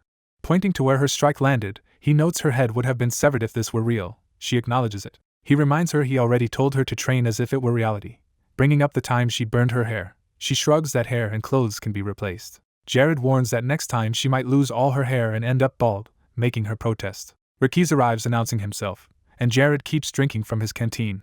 Out of breath, Rikiz asks for a moment to recover, and Jared casually agrees. Exhausted, Chloe slumps on a bench with a sigh. She notices something nearby and looks over. Jared has left his canteen on the bench. Chloe stares at it in silence, clearly thinking about him. Elsewhere at night, Chloe's superior tells her she can keep watching Jared since they will stay in Cribia for a while. The superior adds that if Chloe has other ideas she should share them, surprising Chloe. Later, Chloe sits alone wondering why she herself was chosen for this assignment. The next morning Rikiz apologizes to Jared if visiting early interrupted a supposed date. Jared denies it was a date and insists he was only training with Chloe while Rikiz teases him. Jared pushes the teasing aside and shifts the conversation to the main issue. Rikiz, a bit nervous, agrees and braces to report. He explains that the civil war in Cinders has escalated from a small conflict among nobles to something more serious. Another knight elaborates that with the realm split north and south, full-scale war between the second and third princes has broken out, confirming Jared's prediction. Jared asks how their own military training is progressing. Rikiz reports that after 6 months of intense daily drills, their recruits have become reliable soldiers. He adds that veteran warrior Olsen and his group joined the training and meshed well with the troops. Rikiz then brings up another topic and prepares to show Jared something. Drawing the new blade, he says the sword he wields was made by Jared's order. Jared recognizes it as a Chaldea sword. Jared eagerly asks if Rikiz likes the weapon. Rikiz answers that it can easily crush high-quality iron swords, easing Jared's worries about the prototype. Jared says he hopes the sword will slightly reward Rikiz for his hard work. Overjoyed, Rikiz thanks him and vows to cut down any enemy who threatens his lord, prompting Jared to say he will rely on him. Then Rikiz nervously states he has another report to give. Jared activates magic, forming a barrier for privacy. He tells Rikiz to speak freely and asks about the Egrisio Knight's surveillance. With the barrier up, Jared assures him it is safe to report. Rikiz happily says the surveillance yielded excellent results and shows the recording device. He explains the devices outside the estate captured black wizards practicing forbidden arts near their gates. After raiding the site and seizing them, they confirm that Umbra is a black magician organization. Jared reacts with satisfied expectation at this confirmation. Clenching his fist, he exults that they have finally caught their enemies. He thinks that eradicating the Dark Church is a perfect casus belli. He narrates that Cinder's state religion is Radiusism, which deems all other faiths heretical, making the Dark Church the kingdom's chief enemy. Therefore any force that supports or shelters Umbra loses royal protection regardless of who they are. Jared realizes that if a neutral land between Cinders and Cribia harbors the Dark Church, Cribia can subjugate it and expand its own territory. Pulled from these thoughts, he apologizes to Rikiz for spacing out. He then asks who is backing Umbra, and Rikiz begins by explaining where they were found. A map is shown marking the borderlands of Accra, Mudlan, and Letica adjacent to Cribia and Cinders. Jared worries that history is accelerating faster than in Paradiso's original timeline. He notes the Umbra Church has surfaced 3 times earlier than it should have. Rikiz anxiously asks what their lord plans to do next. Jared replies they must first secure the surveillance footage and begin actively shaping public opinion. Afterward, he plans to invade the 3 borderlands while simultaneously strengthening their own forces. The Egrisio guards are to be fully mobilized for this coming war, which his advisor praises as wise. Jared concludes that this moment is the ideal time for him to act. He formally enlists Sir Lakis's cooperation, and Lakis pledges to obey as Jared notes the war's righteous cause and large scale. Later, Jared ends that day's training session with Chloe. An awkward silence falls between them. Jared internally wonders if he made her wait too long earlier. 3 months after Cribia declared war, a map shows their expanding front against the neighboring territories. The campaign brings a string of victories for Cribia. Accra, Mudlan, and Letica quickly surrender without real resistance. In these battles, both the Egrisio guards and Olsen's separate unit play central roles. Above all, enemies fear Jared himself, the unexpectedly young 5th-class commander-in-chief of the Caribbean army. Public broadcasts reveal that Princes Fethelin and Jess were secretly colluding with Umbra. Watching citizens react, the red-haired knight addresses his sibling. His sister asks what is troubling him. He admits he has been worrying about what would happen if Jared were to lose and feels even more nervous than Jared himself. She reassures him, saying reports show Jared achieving repeated victories by continually airing proof of Umbra's followers. She explains that because Jared provides undeniable evidence, even friendly neighboring realms cannot dismiss it as conspiracy or freely oppose Cribia. Ezio reminds Myra that their kingdom is devoted to perfecting the holy faith of Radiusism, and she agrees. Someone notes that 2 brothers are again walking a forbidden path and must be warned. The scene shifts to the Grand Royal Palace at night. Ezio relaxes in a chair and begins reading a document, or letter. The letter's author reports to a highness that the recent war and merger succeeded, claims no intent to invade, says he is only expelling Dark Church followers near the kingdom, and advises the Highness to stay low-key and ignore the military's concerns. A candle burns as Ezeal presumably prepares to destroy the secret letter. Ezeal wonders what would happen if he inherited his father's position and falls into troubled silence. Reflecting, Ezeal admits to himself how devious a human heart can be. In the Fourth Land, a man angrily shouts Jared's name amid a burning or chaotic backdrop. A kneeling armored enemy warns Jared that killing him will not keep the church's followers from seeking revenge. As a spear thrusts forward and the enemy cries out, he insists that even in death the church's followers will hound Jared. Jared, spattered with blood, praises the impressive performance of his Chaldea sword, and Sir Rakis agrees. A subordinate rushes up calling Jared Lord and hands over a report on their current situation. The soldier explains that the city guards have opened the gates, raised a white flag, deny aiding the Umber Church, and beg Jared to spare them. Jared orders all defenders disarmed and jailed so he can handle them through proper legal procedures, and his men acknowledge.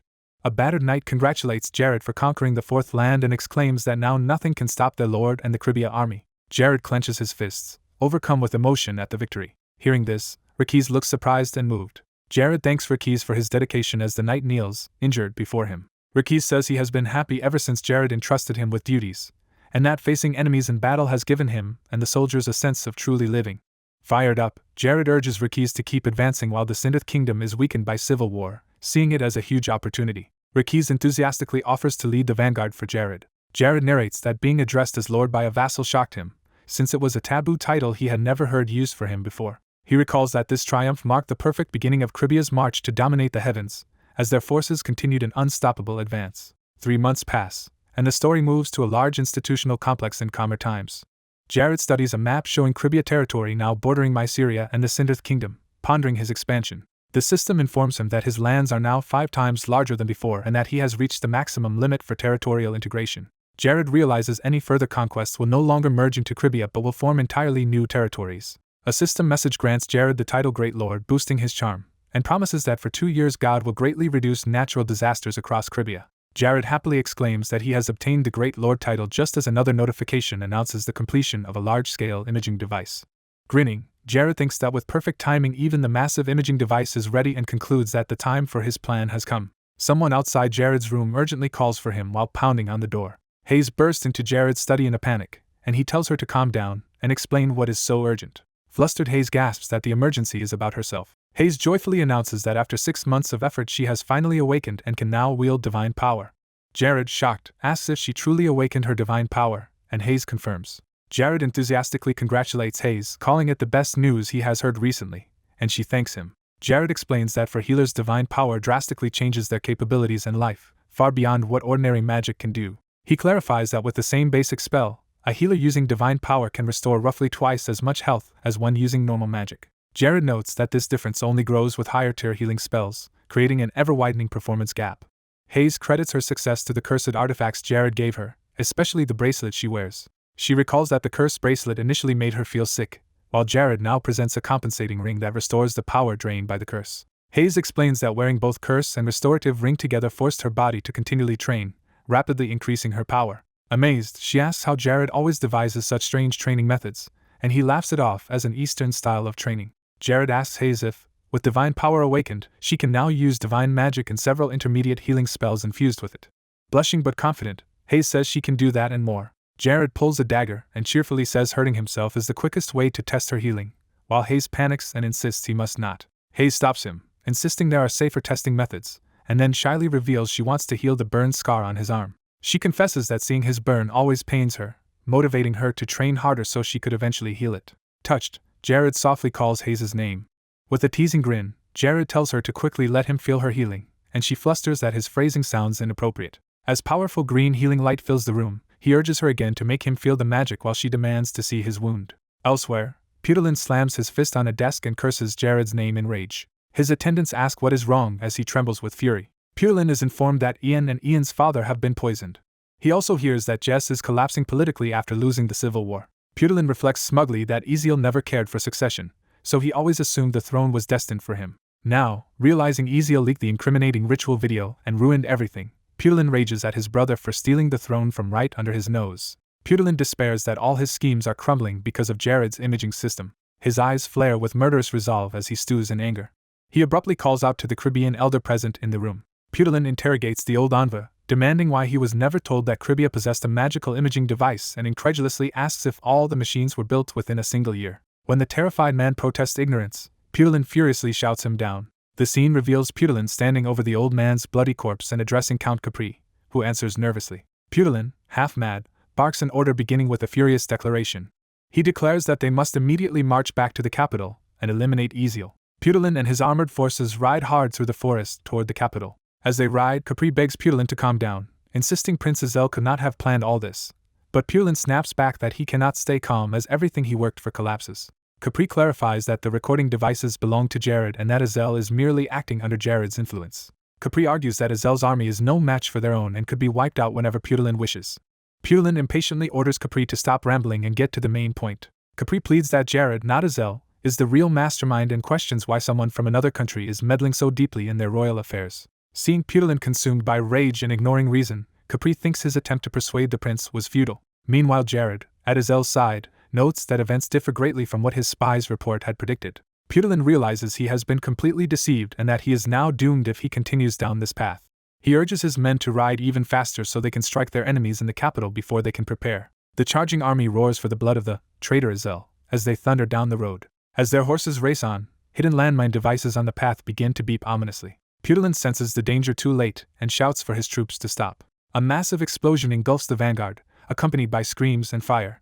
A large recording device spins up, ready to capture the unfolding battle. In the capital, the device projects images onto a wall, drawing a shocked crowd that murmurs at the vulgar spectacle. Citizens watching the projection see that Princes Jess and Pudolin have been using black magic. The onlookers conclude that the second and third princes are followers of the dark faith, denounce their hypocrisy, and remark that at this rate only Prince Ezel is worthy to inherit the throne. In the city square, someone calls out to gather all citizens of the Kingdom of Cinders.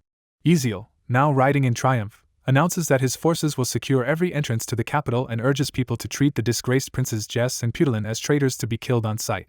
The citizens beg Prince Ezel to save them from the dark faith. Eziel reassures the people he will protect them even against his own relatives if necessary, placing the kingdom above kinship. The crowd exalts King Ezel and Princess Myra and cheers for the Kingdom of Cinders. Back at the battlefield, smoke billows thickly from the devastating explosion. Amid the smoke, Capri coughs and frantically calls out to see if Prince Pudolin survived. Instead of the prince, a bald warrior appears and challenges Capri, revealing he will be Capri's opponent. The warrior warns that unless Capri defeats him, he will never see Prince Pudolin again. Jared, elsewhere, holds a control device with a satisfied smile, monitoring events. Hovering above the smoky battlefield, Jared remarks that Pudolin has walked straight into his field of landmines. With his upgraded mind's eye glowing red, Jared tells Pudolin that losing his reason led him to make a fatal mistake. From the cloud of dust, a burned but alive Pudolin staggers into view. Pudolin, revealed at level 77 with powerful sword arts and ties to Umbra faith, coughs blood and wonders if all his men have perished. Hearing a calm greeting, he turns toward the voice in alarm. Jared appears before him, politely addressing him as Prince Pudolin, while the enraged prince curses Jared. Pudolin snarls that Jared has meddled in his kingdom's affairs and vows to kill him. Jared replies that he does not sense death in his own fate today, though he hints that Pudolin's future will be very different. Jared adds that from here on Pudolin will have no official duties left, leaving the prince confused. Pudolin rages that he will rip Jared apart, and then kill the traitorous Ezel who cooperates with him. Jared summons twin flames in his hands and tells Pudolin he must first get past him, provoking Pudolin's fury. Pudolin charges, screaming for Jared's death. Jared responds by unleashing a powerful blast of fire from his hands. Pudolin blocks the fireball and grunts as it collides with his defense. The fiery attack rushes toward him as he braces behind his sword. Using arcane sword arts, magic dispersion, Pudolin skillfully slices the fireballs apart and neutralizes them. As he regains his footing, the clash knocks debris under his armored boot. He rushes Jared again, his blade tracing multiple blinding arcs toward the mage. One of Pudolin's slashes tears Jared's cloak, narrowly missing him. Jared reacts with a startled cry at the close call. Looking down at the cut, Jared complains playfully that Pudolin has ruined his robe. Jared mocks him further, suggesting Umbra Church's dog might suit him better than Prince. Pudolin grips his sword hilt so tightly his gauntlets creak. Snapping, Pudolin roars for Jared to shut up and swings with renewed ferocity. His sword grazes Jared, drawing a pained shout. Jared states that it is now his turn to act. He compacts fiery energy between his hands, preparing another spell. Pudolin retaliates with a sweeping stream of flames aimed at Jared in the distance. Boasting that Jared's magic cannot beat his cinder-style anti-magic sword arts, Pudolin rushes him. Jared calmly considers that Pudolin's confidence stems from his anti-magic armor and specialized sword techniques. Jared thinks those would be troublesome without Deluxe Bracelet, which protects him. Pudolin suddenly darts in again, warning Jared not to leave himself so open. Jared narrowly dodges a devastating slash that sends a shockwave across the ground. Gasping for breath, Pudilin internally panics that he is stuck only defending despite Jared being just a 4th-class mage. Blood drips onto the ground, marking the toll the duel is taking. Smiling behind a glowing magic circle, Jared taunts Pudilin about getting tired already. Pudilin calls Jared a fool, vowing to cleave apart any spell he casts with his anti-magic arcane sword arts. But as he prepares to counter, his eyes widen in confusion at something unexpected. Jared triggers a massive flame burst that engulfs Pudilin in towering fire. A fiery demon-like construct forms amid the blaze, startling Pudilin. Pudilin answers with arcane sword arts, quick sword, furiously hacking through the flaming entities. One of the fiery demons is sliced apart and appears to dissipate. Yet to Pudilin's shock, the burning skull-like demon reforms itself. The relentless fire demons swarm him again, and he screams in pain. Writhing, Pudilin yells at the evil fire demons to back off as they cling to his armor and limbs, burning him. Jared switches to another spell, calmly pronouncing Force Missile. Several luminous projectiles streak toward Pudilin at high speed. He looks up in terror as the missiles close in. The impact detonates in a blinding explosion, and Pudilin curses as he is engulfed. Jared follows up from above with a combined barrage of force missiles and flame arrows raining down on the fallen prince. Pudilin's eye fills with golden light as he strains to respond. A swirling mass of red energy gathers, hinting at his desperate counter. Pudilin tries to repel the oncoming magic with his sword but is overwhelmed. From the ground, he sees Jared looming above amid a massive glowing formation and realizes too late what is coming. Countless blue-white bolts spear into Pudilin's body, eliciting an agonized scream. Battered and scorched, Pudilin collapses to his knees, panting and dropping his sword. Staring at his blood on the ground, he mutters in disbelief that what is happening to him is impossible. Jared approaches the heavily injured red-haired knight after their battle. Jared explains that while his opponent blocked his fire spell, he exploited the opening with another attack. Standing over the fallen knight, Jared says this defeat is the consequence of abandoning the Radius Church for the Umbra Church. The defeated knight curses in agony while Jared clenches his fist in frustration. The wounded knight desperately asks where Count Capri is, and Jared coldly answers that Capri will not be coming. The knight despairs that all his efforts are collapsing, and Jared says this is the price for relying on the Umbra Church's power. Pudilin laments that he was meant to build a great kingdom and found Umbra's doctrine more appealing, but Jared dismisses his justifications. Jared kicks Pudilin, causing him to cry out in pain. As Pudilin collapses, a red necklace falls to the ground. Jared picks it up, realizes it is a special artifact called Khaleesi's Red Light Necklace. He examines the red gem necklace and recalls its name, Khaleesi's Red Light Necklace. Jared narrates that in the game Paradiso Khaleesi was the Umbra Church's insane leader, obsessed with magic and willing to deceive and sacrifice even relatives. Jared concludes that the necklace was used by Khaleesi to control Prince Pudilin's mind, though he cannot read its options. Jared tightly grasps the necklace, determined. In a flashback, a knight yells at his comrades not to obstruct him. Another knight declares he will not allow the enemy near his lord. Their swords clash with a burst of red and purple energy. The red-haired enemy is shocked that his opponent can withstand his powerful red moon sword. A bright beam of energy surges forward. The beam pierces the red-haired man, killing him instantly. A nearby soldier panics, realizing his comrade is dead. Back in the present, Jared supports wounded Rakiz and apologizes for arriving late, while Rakiz calls him milord. Radius knights arrive, lament that they were too late and that both Count Capri and Prince Pudilin have been defeated. Their captain rallies them not to falter and urges the rearguard to show its strength. Suddenly, the aggression royal bodyguards appear, announcing that will not allow that counterattack.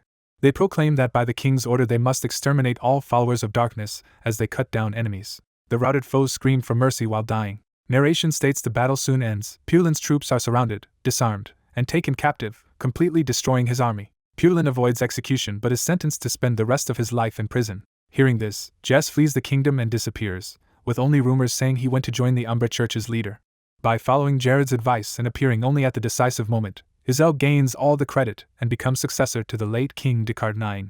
At the coronation, Jared kneels before the enthroned Isel. Jared formally greets Isel as his king. Isel warmly welcomes Lord Jared, saying he has been waiting for him. Isel praises Jared's role in ending the civil war and helping him to the throne, while Jared modestly replies.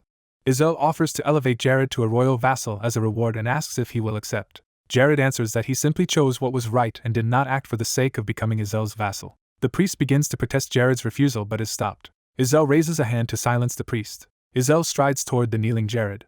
Jared bows his head, listening intently. Isel instead announces he will make Jared a duke and his lands a dukedom, without requiring any oath or binding pledge. He declares that any objections will be treated as a challenge to his royal authority, ending discussion. Isel further grants Jared the Myzrian territory, crediting him with saving the kingdom. Nobles and clergy praise both King Isel and Duke Jared for his service.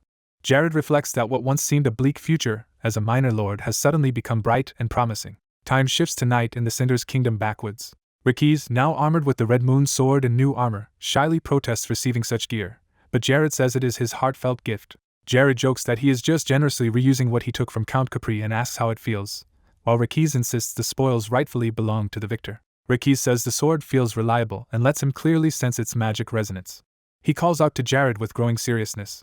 Ricky's asks if he may speak his mind, and Jared tells him to go ahead. Ricky's remarks that he has never seen the soldiers so united, all of them respecting Jared and willing to die for him, while dreaming of a grand future under his rule. Kneeling, Ricky's declares that while others worship heavenly gods, the one he worships stands before him. Jared is left speechless by this emotional declaration as Ricky's looks up with tears.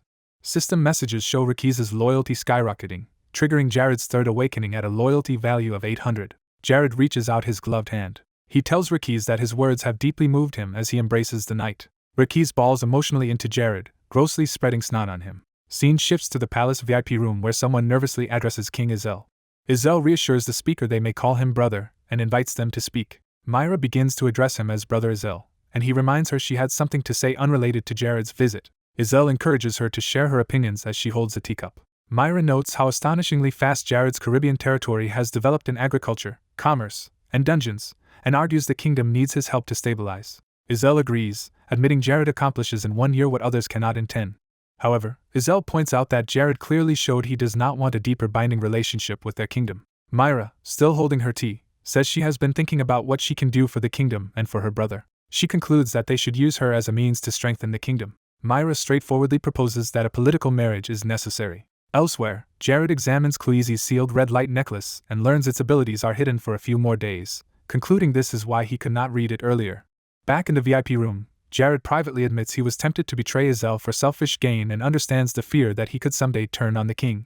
Izel says that even if they later become enemies, now is the time for him to repay Jared's help, and Jared thanks him. Myra tells Jared their kingdom survives thanks to him and promises to continue purging the Umbra Church's remnants. Nervous, she struggles to continue speaking while Izel prompts her to go on. Izel addresses Jared formally to present a proposal. He suddenly asks Jared what he thinks about taking his sister, Princess Myra, as his wife, leaving Jared stunned at the abrupt political marriage offer. Izel explains he wants a friendly relationship and reveals that Myra has long admired Jared. The siblings wait expectantly for Jared's answer. Jared's appraisal shows Myra's tendencies are normal, decisive, and self-sacrificial. Jared politely addresses both king and princess and begins to respond. Myra and Izel are shocked as Jared's answer is clearly not what they hoped. Jared internally notes that even if he accepted, the unstable northern frontier could still fall, so he understands their anxiety. He promises he will gladly aid them in eradicating Umbra Church remnants but adds a condition. Jared explains he does not want to bind himself to any power, following his late father's philosophy. Humorously, he admits his father never actually said that but believes he would understand. Izel summarizes that Jared will cooperate strategically but refuses deeper ties, accepting it as his family's tradition. Seeing Myra's disappointment, Jared feels awkward. He clarifies that his refusal is not from pride, praising Myra as admirable and calling himself unworthy. Myra hurriedly protests that she does not see him as insignificant. Jared states he does not want a political marriage and insists that as long as they maintain friendly ties, the feared future will not come to pass. He warns that if they ever raise their swords against him, he will retaliate with his full strength. Izel reluctantly accepts Jared's decision. Some time later it begins to rain heavily. Outside the palace, Jared and Ricky's note the rain and Ricky suggests Jared teleport home. Jared declines, saying he will use the trip to survey the kingdom and tells Ricky's to return quickly. Walking through the capital in the downpour, Jared remarks that the rainy season has arrived. Narration explains the northern rainy season, its timing, and how this year's rainfall is causing river floods unlike last year. Jared recalls that his Great Lord title protects his own lands from disasters, but worries other river territories will still suffer. Reaching the Aptasho River, he tells Ricky's they should avoid walking too close for now. Overhearing townsfolk discuss last year's huge flood and the risk of disease, they reassure themselves that King Izel will protect them. Jared muses that heavier rain this year will affect more regions and therefore neighboring kingdoms as well. Deciding to escape the storm, he suggests they get out of the rain. They head into a busy tavern as the rain pours outside. Inside, Jared finds a seat and listens as other patrons chat. Two men excitedly talk about the noble who crushed Pudelin's forces with overwhelming power, realizing he has now become Duke Jared. They marvel at how that supposed country bumpkin suddenly became a successful, handsome duke, while Jared secretly chuckles at their description. When the barkeep asks for his order, Jared requests a beer. More customers complain about the nasty weather as they enter. The tavern is packed and noisy, with no empty seats. Jared looks around the room for available space. An armored stranger approaches Jared's bench, asking politely if he may sit. Jared lifts his hood to see who is speaking. Upon seeing the stranger, Jared's eyes widen in surprise. His appraisal reveals the man bears the special blessing of the deity Lunaticus, making his tendencies unreadable, while the man casually asks to share Jared's table. Jared recognizes Lunaticus as one of Paradiso's deities and thinks that someone blessed by a deity is like a true protagonist, though he has no idea who this man is. Observing him, Jared senses no hostility from the cheerful warrior. The man invites Jared to sit and suggests they at least exchange names, introducing himself as Kaikal. Jared introduces himself openly as Jared and invites Kaikal to sit, which shocks Kaikal when he connects the name. Kaikal exclaims in disbelief that Jared is the famous duke, causing others to look over, and Jared hurriedly asks him to lower his voice. Kaikal sits with Jared, honored to meet him, while ordering his own beer. Kaikal properly introduces himself as Kaikal from the wealthy dukedom of Charlotte, though he admits his family cast him out. Jared confirms this refers to Duke Baham and Charlotte's large southern territory. Jared recalls the Charlotte dukedom's economic power, and notes that the duke has many children, so Kaikal's lack of fame is understandable. Jared begins asking why Kaikal left the south to come this far north, but their beers arrive, interrupting. Kaikal pays for both drinks. He generously tells the innkeeper to keep the change as a tip, amusing Jared. Jared accepts the drink gratefully and starts steering the conversation. Kaikal remarks that Jared looks younger than he expected and reveals he is 26, the same age as Jared. Kaikal is shocked that they are the same age and jokes that he must be blind for not realizing it. Blushing, Kaikal insists he truly is embarrassed and attributes it to having wandered around doing odd jobs with mediocre sword skills. He admits he envies Jared for being a duke managing such a vast domain, while Jared notes that such a blessed man oddly lacks confidence. Jared silently studies him more closely. Jared thinks Kaikal might be a genuine protagonist, and wants to see what path someone backed by a deity will walk. Jared asks where Kaikal is headed next, and Kaikal answers that he plans to join the Arakan mercenary group. Kaikal explains Arakan is forming a raid on the underground caves of the ruins, a lucrative dungeon, and Jared recognizes the group as famous dungeon challengers. Kaikal confirms but mentions rumors that Arakan abandons badly injured comrades, earning them a ruthless reputation. Jared recalls the underground caves of the ruins as a notoriously disliked northeastern dungeon from Paradiso. He notes that both Arakan and that dungeon are familiar names. Jared muses that both the underground caves and the demon army's refuge are dungeons he would love to raid, though there are too many tempting targets. Smiling, Jared raises his mug and continues the conversation. They toast, Jared praying for Kaikal's safe return and Kaikal for Jared's prosperous territory. Kaikal says he is glad they met, having long wanted to share a drink with Jared, while Jared asks if he is leaving already. Kaikal says he must prepare and travel despite the rain, then begins to excuse himself. Jared invites him to visit Caribia someday so he can repay the favor with local beer. Kaikal gratefully promises to stop by in the future. Kaikal departs the tavern into the rainy night as Jared quietly bids him farewell. Watching him leave, Jared thinks to himself that he hopes to meet Kaikal again. Suddenly Jared is struck by a sharp headache, accompanied by an ominous image of glowing slitted eyes. Startled, he scans the tavern, wondering where the sensation is coming from. The pain intensifies as Jared desperately tries to locate the source of this disturbing presence. The mysterious dark-haired woman, eyes glowing, reacts sharply to something while seated between two men. She is recognized as the infamous Red Queen, whose divine blessing from Helasis hides her special tendencies from detection. Jared is shocked that she also has a divine blessing and wonders if he is supposed to track down some hidden main character. Holding his aching forehead outside, Jared suspects the Red Queen placed a mental debuff or charm on him. He notes that an ordinary person would already be controlled, but his artifact Saint Gracia's ring nullifies mental debuffs and keeps his soul untouched. Back in the tavern, the Red Queen watches, surprised that her power has failed. She splits into two mirrored figures, seemingly reassessing the situation playfully. Then she settles at a table, staring intently and curiously over her sleeves. Drinking, Jared complains that despite his constant victories no god has contacted or blessed him yet. When her escort tells the Red Queen it is time to leave, Jared spits out his drink in surprise that they are departing. One escort confirms it is time and agrees to go with her. Jared observes that those men seem to be either the Red Queen's underlings or escorts, and judges them to be plain swordsmen without special tendencies. As the trio walks past, Jared quietly watches them leave the tavern. He mentally questions what kind of people Kaikal and the Red Queen really are. Jared silently drinks, pondering rather than answering his own question. The Red Queen smirks, calling the situation entertaining. She and her two escorts leap away, calling out cheerfully that they should meet again. Later, Jared slays a goblin, triggering another level-up notification. During the July 1st monster outbreak he finds this year's attack dull and notes that fewer enemies are appearing than last year. The narration labels this annual event as the outbreak of July 1st. Preparing for what comes next, Jared decides to reuse an exploitative artifact called Dimensional Door Bug. He thinks that if a bug will never be patched, the only reasonable response is to abuse it for advantage. Watching the battlefield space shrink, He worries that the area being cut in half might mean the monster's leader is nervous. He shrugs off the concern and stops thinking about it. To celebrate reaching level 70, Jared decides it is finally time to properly balance his character stats. Remembering bug disciple training rewards and intensive practice with Isabelle, he happily contemplates his massive gains in magic and magic defense. A status window shows Jared at level 70 with overwhelming magic, high charm, and very high magic defense compared to his other stats. He can hardly believe his magic defense number, and reassures himself that it is actually real. Jared explains that in the game system magic defense is ranked in tiers and will now grant him progressively stronger magic immunities. He recalls that specific thresholds like 200, 400, and 800 magic defense each grant higher classes of magic immunity. Concluding he can now ignore third-class magic with his natural resistance, he plans to cover his still low physical defense using artifacts.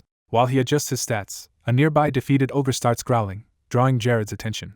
The mortally wounded ogre gasps that he must avenge Lord Agrat before collapsing. Jared, alarmed at hearing Agrat's name, starts to recall who that figure is. He remembers that Agrat is tied to the dark faith of the Keiko Church, another sinister cult like the Umbra Church he always expected to confront. Shocked an ogre would mention Agrat, Jared wonders if this July outbreak is connected to the Keiko Church. Resolving himself, Jared decides he must now investigate both the Umbra Church and Keiko Church. Time shifts to Jared's territory, where someone comments that he was extremely eager to see Jared's new facilities. Various pieces of equipment are introduced as high-grade potion synthesizers using Ranella herbs. Another assembly line is shown producing landmines designed by Jared. Machines then finalize magic lightning stones and recording devices as part of his automated production system. Jared and Isabelle tour the underground automatic factory beneath the palace, and she is impressed by its scale. Isabelle notes that whatever Jared imagines, he pursues to completion with excessive dedication. Jared casually accepts the compliment, and asks Isabelle how her charm magic training is progressing. She explains she has mastered 3-star charms and is beginning to tackle more difficult 4-star charms, each extremely hard to learn. Jared tells her not to rush, saying that even 3-star charms would be enough to make a comfortable living. Offended, Isabelle protests that she is not studying charms simply to earn a livelihood. Turning serious, she says their fates have been intertwined since her previous life, hinting at a deeper connection. Jared presses her, asking why she has never told him the details of this supposed fate. Isabelle hesitates, her eyes narrowing as she considers how much to reveal. A flashback begins 65 years earlier, showing a young girl condemned as a witch while a crowd denounces sorcerers and demands she leave the empire. Someone lights a torch, preparing to burn the bound girl at the stake. As the flames rise, the blindfolded girl screams in terror. The fanatical crowd praises their pure empire and justifies slaughtering supposed demons to defend its honor. Returning to the present, Isabelle says it is truly better for Jared not to know what happened and insists she is not withholding the story just to pique his curiosity. Jared reflects that Isabelle is talented and usually cheerful, but her charm specialty seems to darken her the more she trains. Feeling guilty, he wonders what he can do to cheer her up even a little. Switching the topic, Jared asks if she is managing her magic capacity well enough. Isabelle answers that as long as she rations it she can fight for a decent length of time, and a status window reveals her level and tendencies. Jared announces he is planning a dungeon raid soon, which immediately captures her attention. A stone statue-like entity explains that the dungeon will demand concentration on par with Mahart the Three Arties' tomb, prompting an incredulous reaction. Isabelle, excited, urgently asks Jared where this dungeon is located. He identifies the destination as the Demon Army's Refuge, a notorious dungeon she has heard about. We see the entrance of the cavern as Isabelle vows to study the place and promises to contribute meaningfully in the raid, which Jared accepts. She thanks him for the tour, says she must go study, and leaves in higher spirits.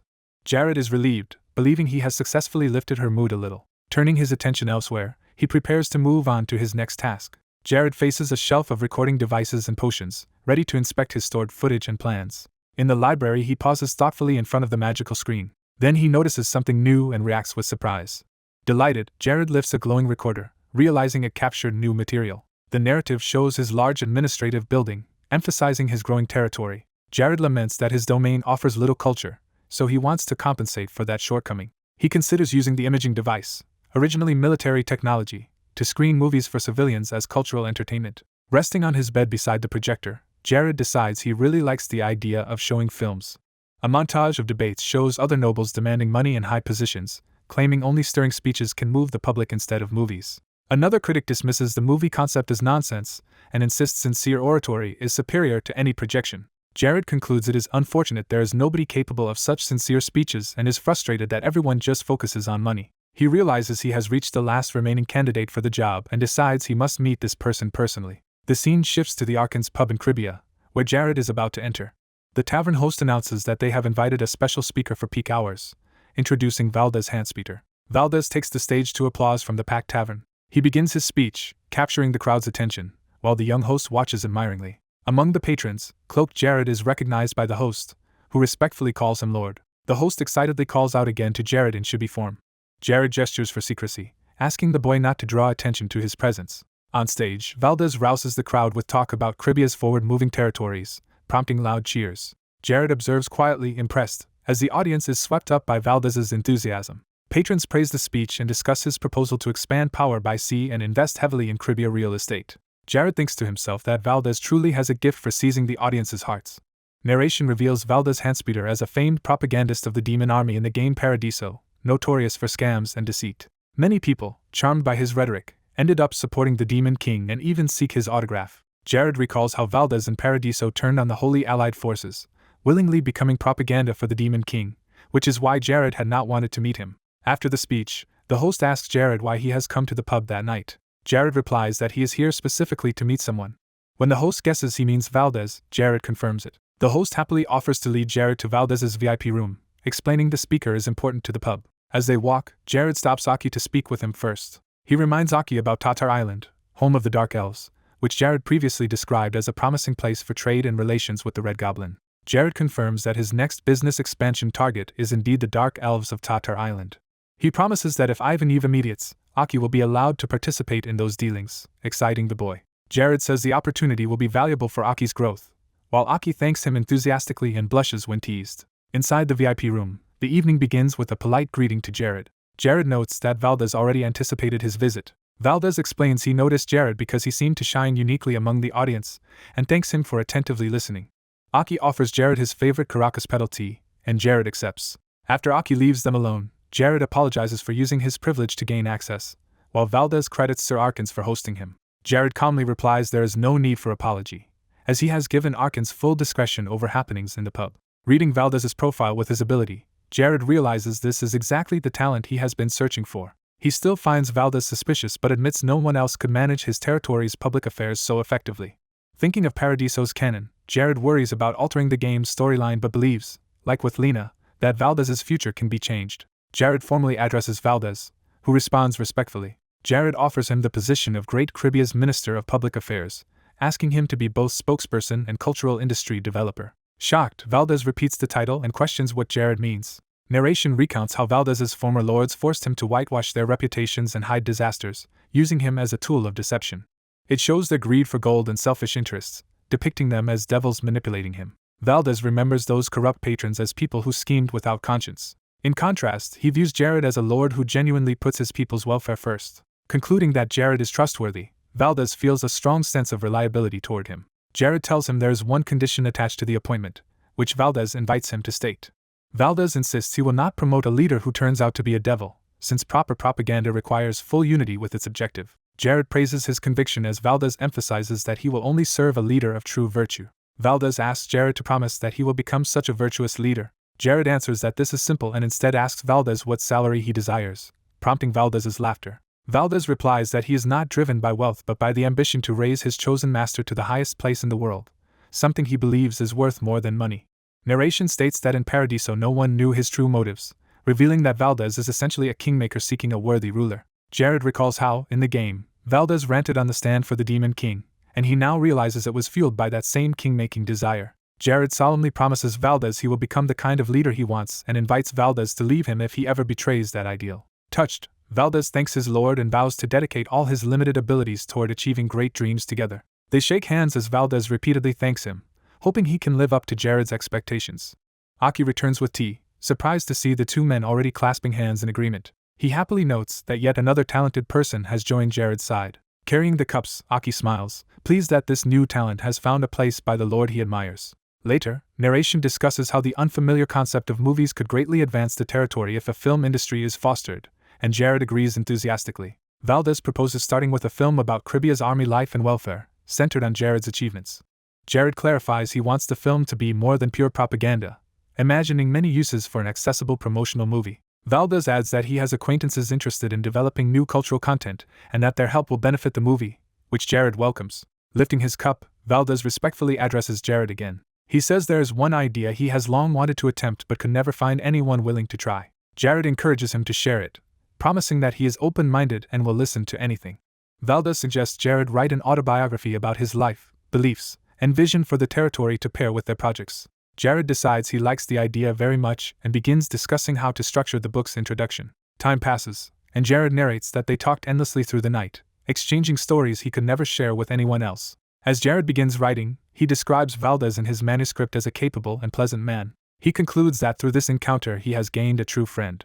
Word spreads among his retainers that Valdez's story is well known and that he is the ideal spokesperson whom everyone trusts. Thanks to that support, Jared faces no opposition to appointing Valdez, who quickly starts work on 2 projects as Minister of Public Affairs. Those projects are the promotional movie about the territory and Jared's autobiographical book. The narrative says these efforts progress smoothly like a boat carried by the wind. By early morning on July 5th, Jared studies a newly prepared map of the Dungeon Demon Refuge, ready to embark on his planned raid. Jared studies some documents in the library, realizing the situation is more complex than he expected. An elf woman suddenly appears behind him, agreeing that the matter is complicated and startling him. Startled, Jared demands to know how she entered and scolds her for not knocking first. The elf girl calmly replies that the door was open. A display reveals her skill Absolute Stealth SS, and Jared awkwardly accepts her explanation. Jared suggests he will brief her later, but she insists there is no harm in seeing the information early, and he concedes. Jared explains that the Demon Refuge is an underground tomb made by demon worshippers and is even darker and gloomier than the previous tomb they raided. Chloe simply acknowledges his explanation. Annoyed by her flat reaction, Jared insists on continuing his explanation in his own dramatic way. He narrates that the place began as a hideout for the fallen but became worse as altars were built and sacrifices started. Over time, people began calling the corrupted shelter a dungeon. Jared adds that powerful Magnus energy has completely taken root there. Chloe notes it is now a dungeon that constantly spawns strong monsters. Jared clarifies that while those monsters hit extremely hard, their bodies are fragile and easy to cut down. He adds that above all, those monsters are very afraid of dying. Chloe suggests holy magic should work well against such evil monsters. Jared firmly forbids using holy magic on them. Chloe asks him to explain why holy magic must not be used. Jared smiles confidently, keeping the reason to himself for the moment. He assures Chloe he has his own method to handle the monsters and tells her to focus on using her abilities.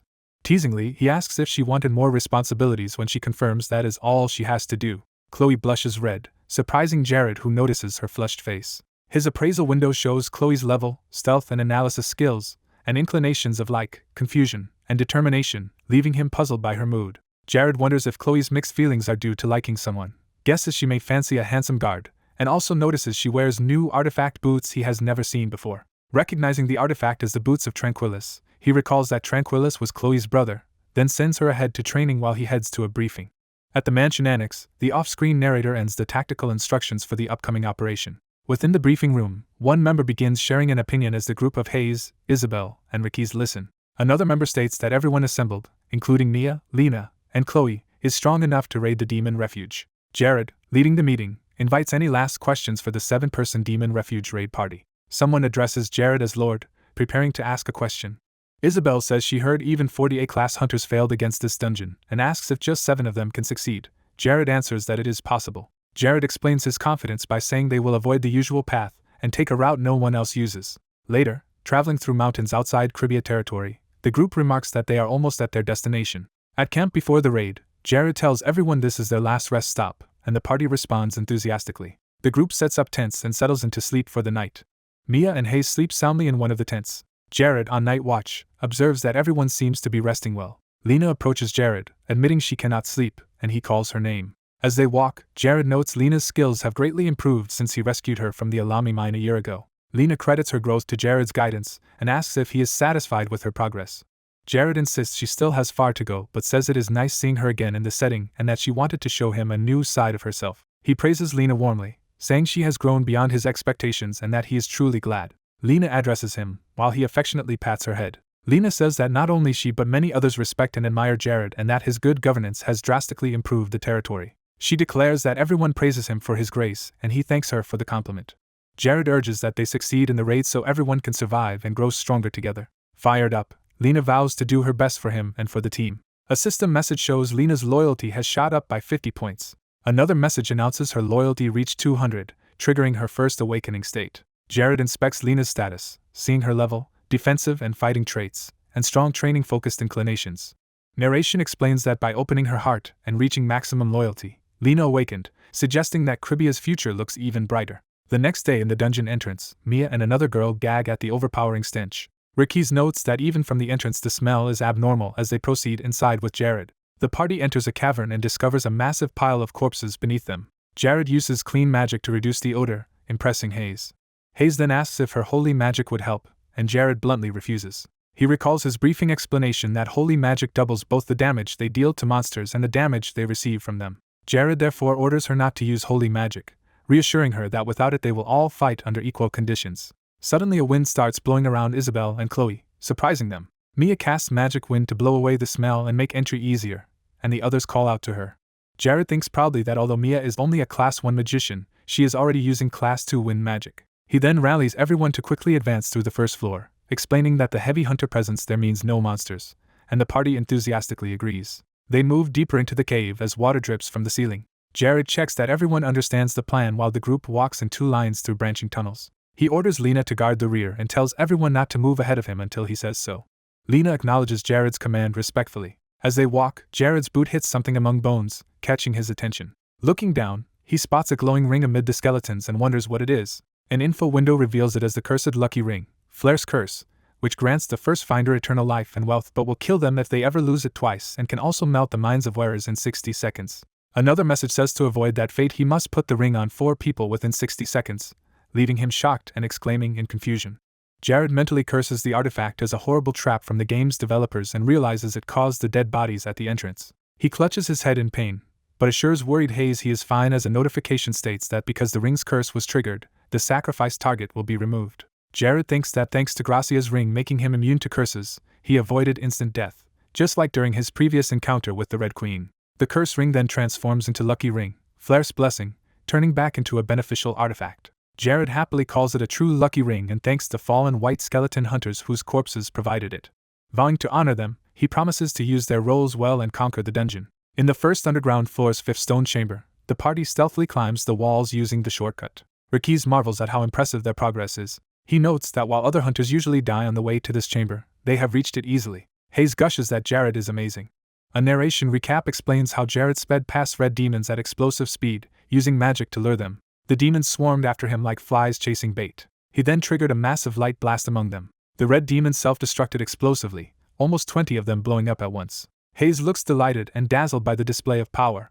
Chloe and Isabel comment that seeing him skillfully kite such dangerous monsters in person is far more impressive than hearing the theory. Lena then asks curiously what exactly their lord is searching for in this chamber. Jared excitedly announces that he has found it while the others react in surprise. He orders everyone to turn their heads away as he places his hand on a specific section of wall. With a shout, he releases power and smashes through the stone wall, sending debris flying. Dust clears as his hand lowers after the strike. The others stare speechlessly at the newly opened passage. Jared casually suggests they now enter through the hole he just made. A diagram explains that this hidden path connects the first floor's 5th chamber directly to the 4th floor's 8th chamber, a leftover shortcut abandoned by the game developers. Jared says he left this route and used in his past runs because it wasted time, but now the trail remains intact for them to take. As they walk the shortcut, he muses about ideas it gave him and how later meetings with other Paradiso users might change things. He briefly worries about the distant eastern continent Ver had once mentioned, though he knows it is not yet their concern. Lena reports that the trail ahead is blocked. Jared gathers everyone's attention and says they will have to dig through the blockage. He reveals a time bomb artifact similar to the Jared mine, explaining it detonates after a set period instead of on contact. He instructs the group to watch the passage to the 6th chamber, since the explosion could draw red or other demons from that side. Jared rolls several of the time bombs down the blocked passage, preparing the trap. A tremendous explosion erupts as the bombs go off. Red demons rush out afterward, shrieking. Mia gleefully rides magical wind currents, saying that fighting this way is fun. More red demons surge forward, screeching. Lena braces behind her shield as red demons charge toward her. She counters by slicing through oncoming demons with swift strikes. Isabel confronts additional red demons, readying her magic. She blasts one with light, sending it flying. Its body then explodes violently. Chloe volunteers to handle small enemies at the front, while Hayes promises to support from behind with long-range healing magic. Jared is pleased with how well the team is functioning. He reflects that their organized teamwork, proper skills, and his precise memory of the dungeon mean everything is going according to plan. The group reaches the 4th underground floor's 8th stone chamber, where Jared is addressed as Lord. Rikiz asks if the adjoining room is the mid-boss Flirt's lair Jared mentioned earlier, and Jared confirms it. Jared explains that many hunters die attacking FLE because his room is full of deadly traps, making casualty-free assaults nearly impossible. Another member grimly remarks that people joke about taking commemorative photos of someone before they die in this room. As they approach, Jared clarifies that although the boss looks like a simple brute, FLE is actually a black magic-using wizard-type monster with strong defense and magic. He then reveals his plan for them to bypass FLE entirely using a shortcut.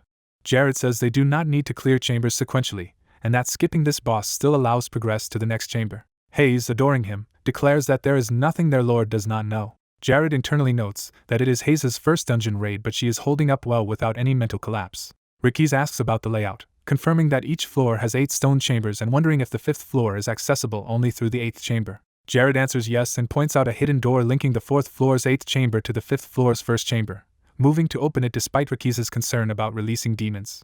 Jared tells the worried knight to relax. Inside the 8th chamber they see a massive divine crystal, and Jared explains that no demons can exist in any 8th chamber because these crystals emanate holy power. He adds that this means they will be the first party to attack the 5th underground floor, which remains untouched by other hunters. Calling it a heaven-sent opportunity, Jared notes that from the 5th floor onward every monster they encounter will be a valuable resource. He urges the party to annihilate all enemies without leaving any behind, and they agree enthusiastically. Before entering, Jared buffs everyone with strength and haste, emphasizing that enhanced power and speed are crucial in dungeons. Ignoring FLE's furious roars, Jared leads the team toward the 5th underground floor, and they follow, shouting their loyalty. On the new floor, earth demons with high physical resistance appear. Chloe and Lena realize these earth demons are a poor matchup for their party's main attacks. White demons with strong magic resistance also arrive to complicate things. One white demon screams fiercely, powering up. Mia, confident from training, charges in to attack a white demon head-on. Ricky's yanks her back, warning that white demons are immune to magic regardless of spell strength, and Mia cries out to him. Jared says he will personally handle the red demons and orders that no one else touch them.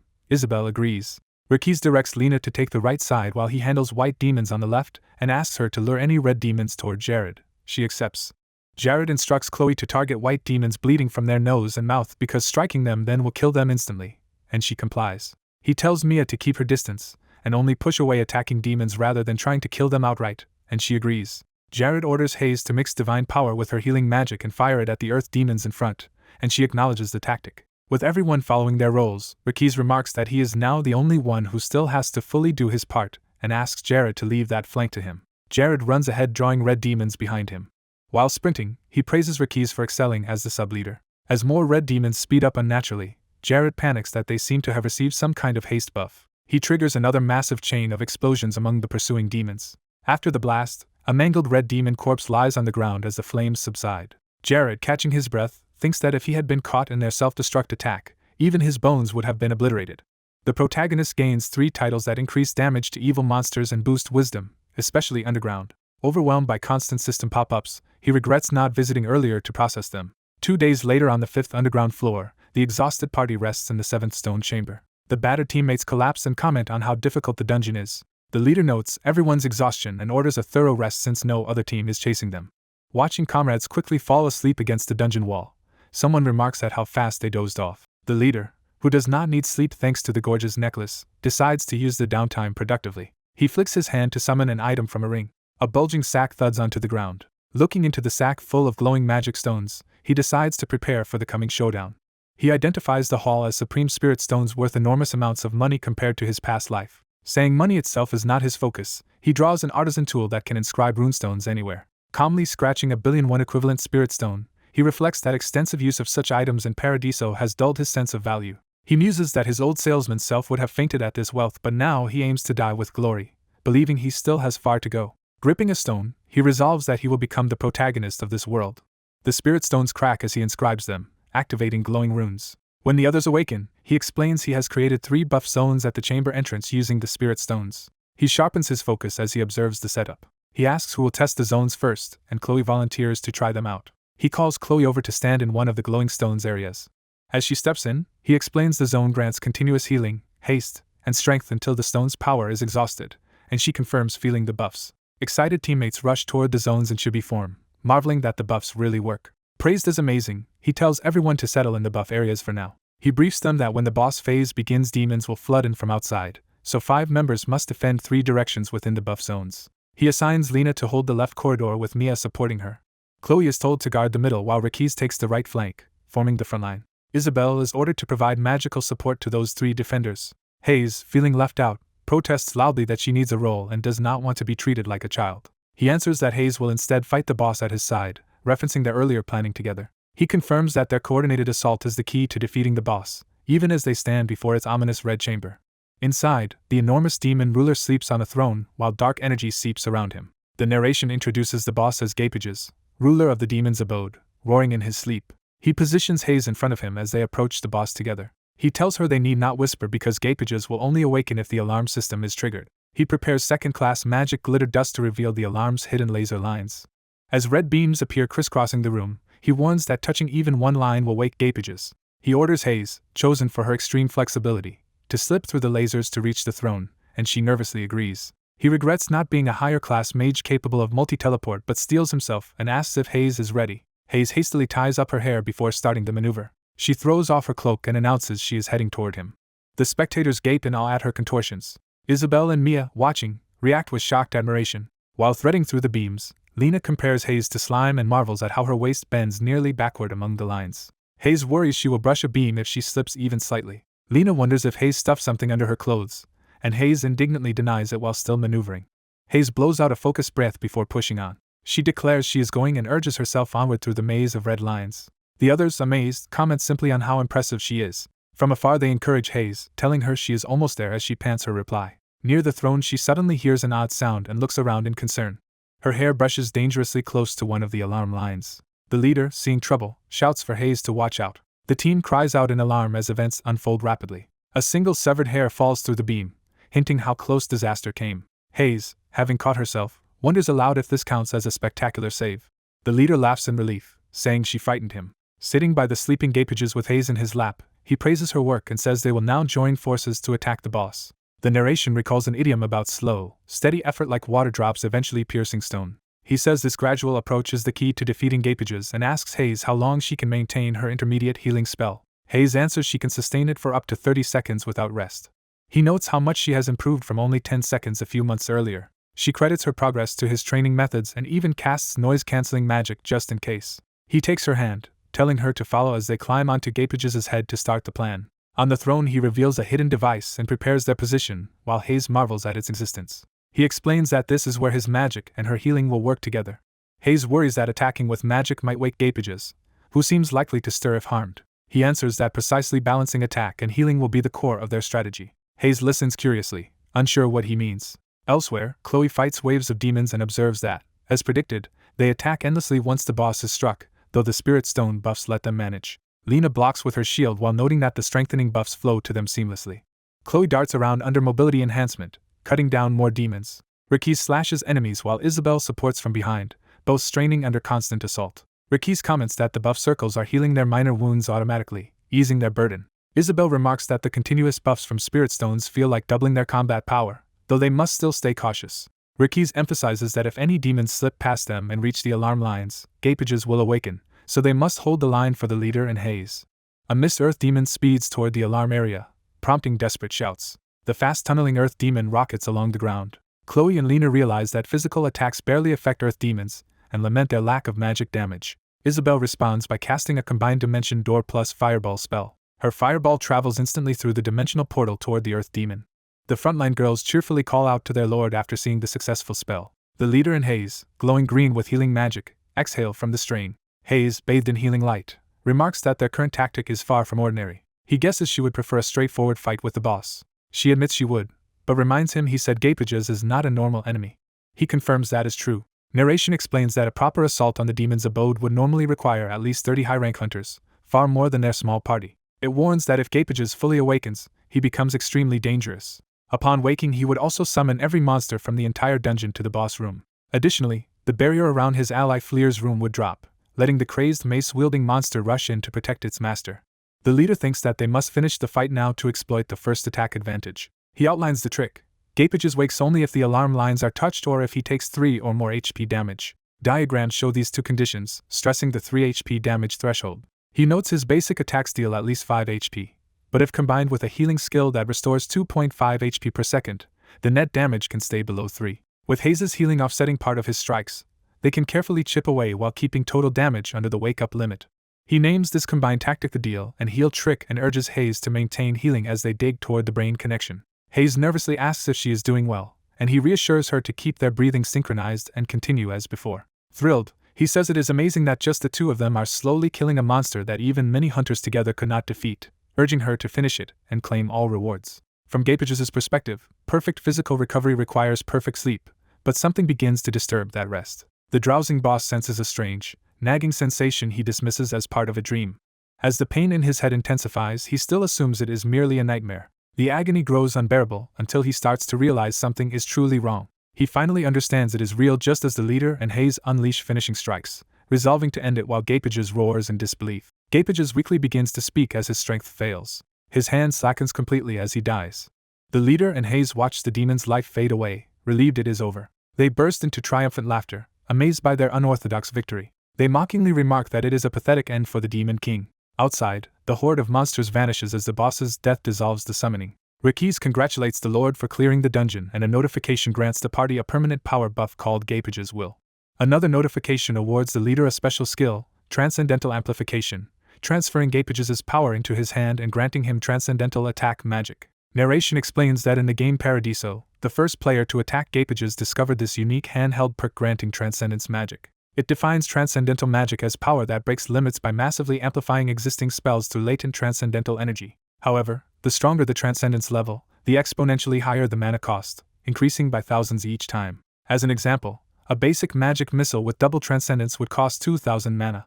The leader calculates that with around 6,000 mana he should be able to cast a double Transcendence fireball, while Hayes anxiously reports something following behind her. They notice boots materializing as the artifact Gapage's wings, an additional reward. Back with the party, someone excitedly distributes the new boots, noting they grant haste-like speed to everyone. The leader smiles in satisfaction at these rewards. A system message confirms that Gapage's fighting spirit has fully merged with his left hand and that he can now cast Transcendence Magic freely.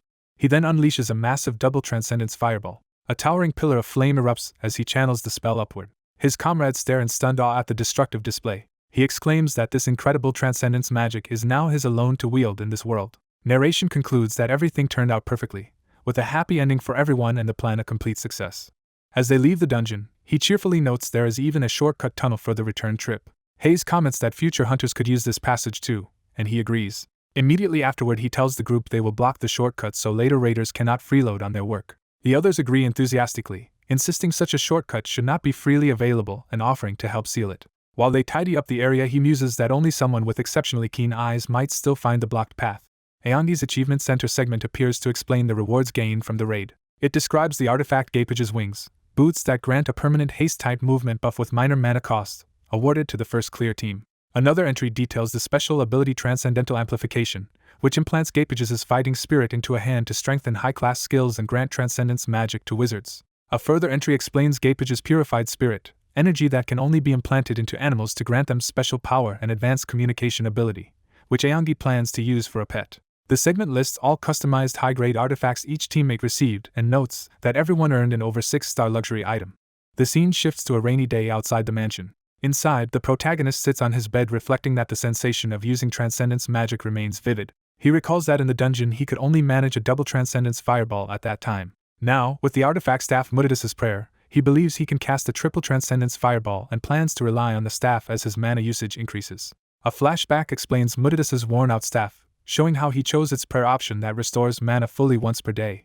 Back in the present, he notes that this is the artifact obtained while rescuing Aki and muses that event already feels long ago. His black cat jumps onto his shoulder and meows loudly, prompting him to respond in confusion. A startled voice outside exclaims about hearing a cat as the meowing continues through the rain. The maid explains that a stray cat wandered into the mansion a few days ago during the rain, and she meant to mention it earlier. She thinks the cat came inside to escape the rainy season, while he speculates it simply likes the mansion.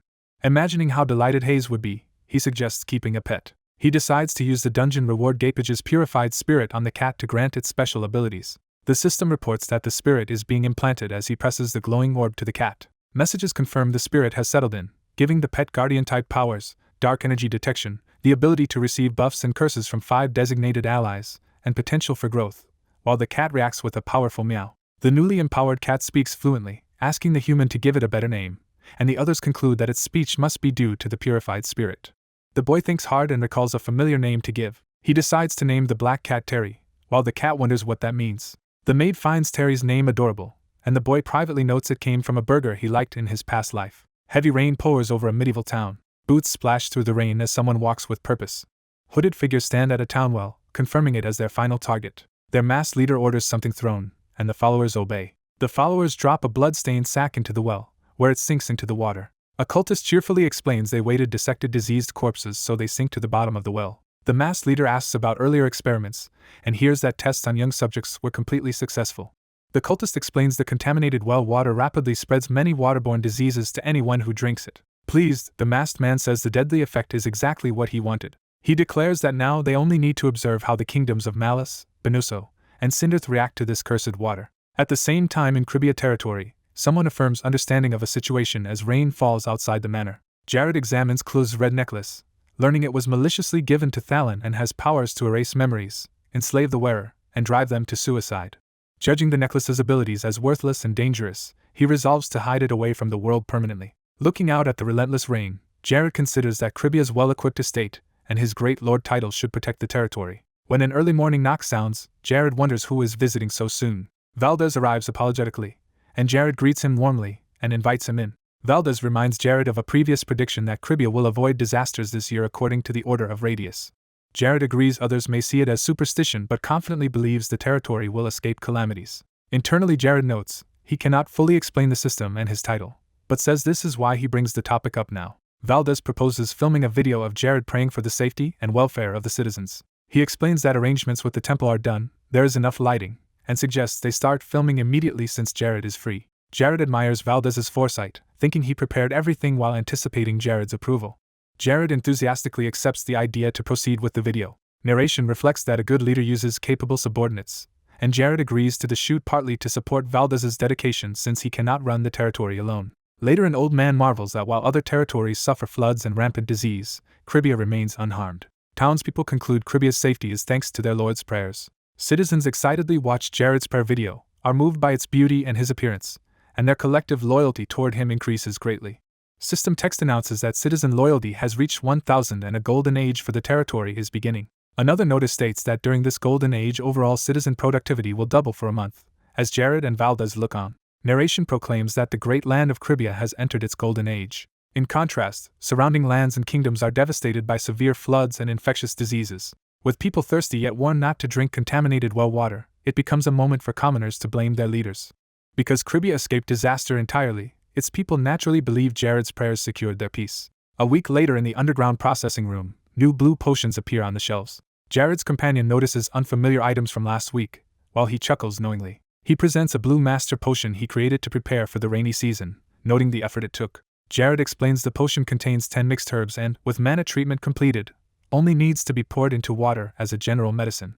Isabella is impressed by the complex recipe, and asks how Jared even knew about such a master potion. Jared laughs nervously, dodging the question, and says he has another reason for calling her today. He admits he knew earlier but did not fully understand why a curse was put on the cure she made. Jared reaches for a smaller bottle among the potions. He tells her the master potion's effect is too strong and must be diluted and downgraded to ensure it cures disease without harming the body.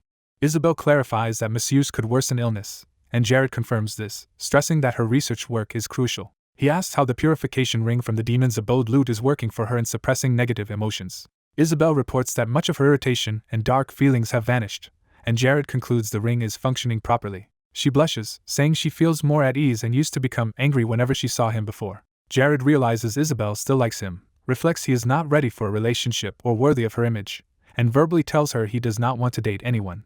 Isabel explodes defensively, yelling that he should not assume she likes him and demanding he stop toying with her emotions, forcing him to back down. Breathing hard with intense eyes, she announces that the potion work is now finished. Looking over boxes filled with thousands of potion bottles, she wonders if they will ever need such a huge quantity. Jared confidently assures her that there will definitely be a use for all of them. Isabel looks puzzled and asks what he means.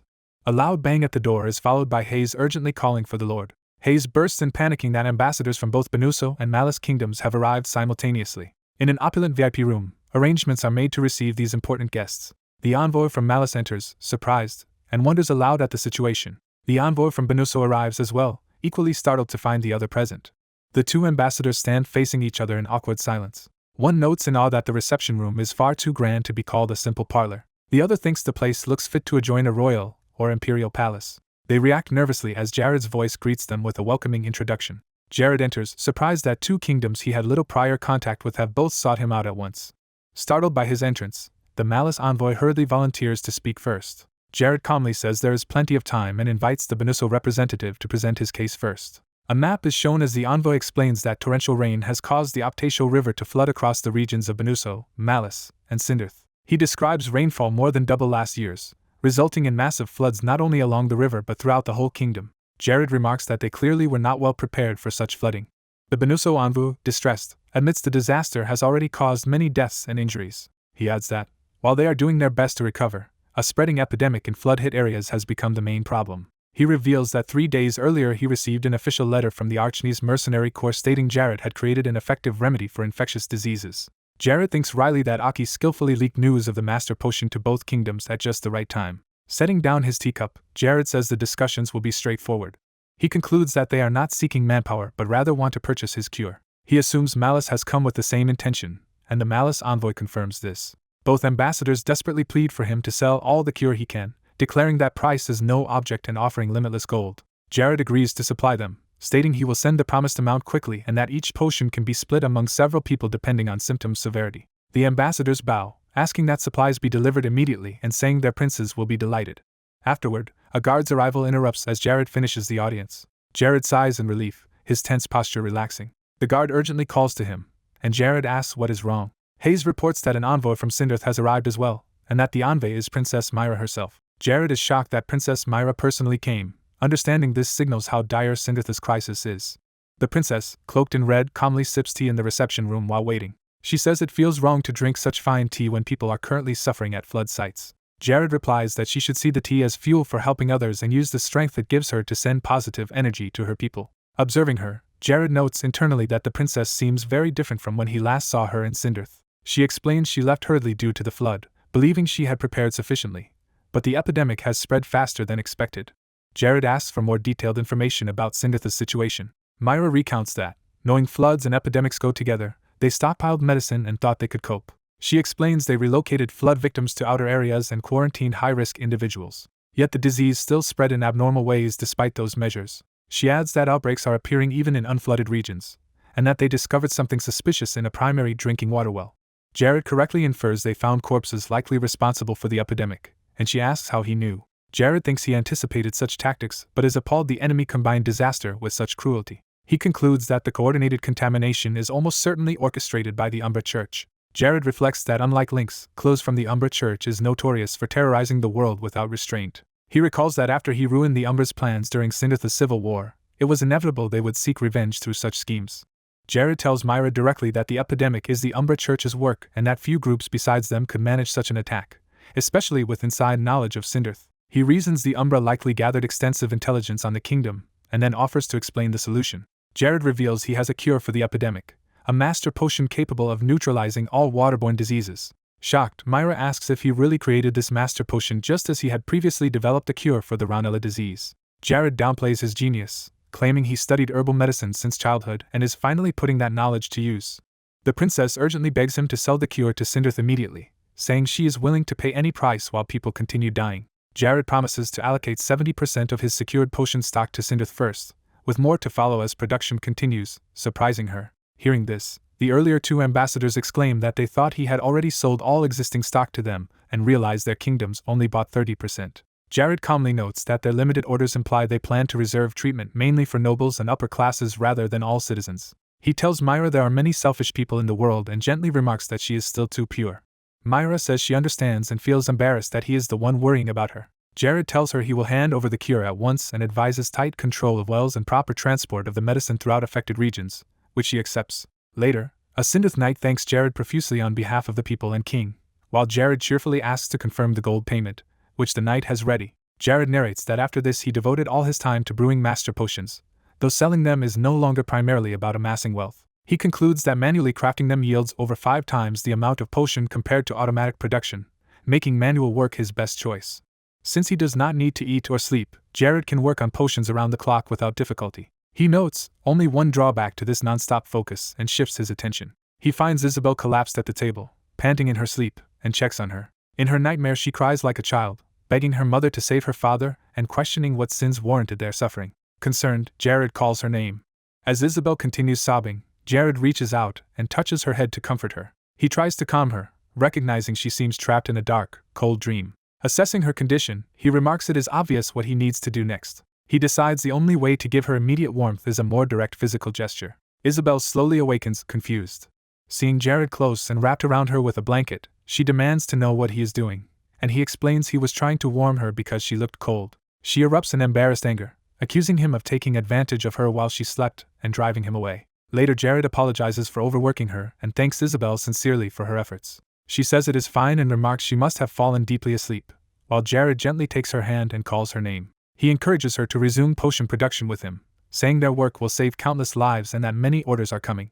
Isabel agrees with a professional smile, saying they must act like pros, which Jared affirms as fitting for her. Narration advises seizing opportunities to strike gold while Isabel and Jared continue brewing large numbers of master potions. Aki rushes in to report that requests for the master potion have exploded and that aside from emergency reserves, they have sold out. She adds that even distant groups like the Dark Elves of Tatar Island and the Red Goblin Lord Ivaneva are seeking to buy the potion. Jared thanks Aki for her work, noting that Kribia's treasury has quintupled thanks to her efforts, and she replies that she is just doing her job.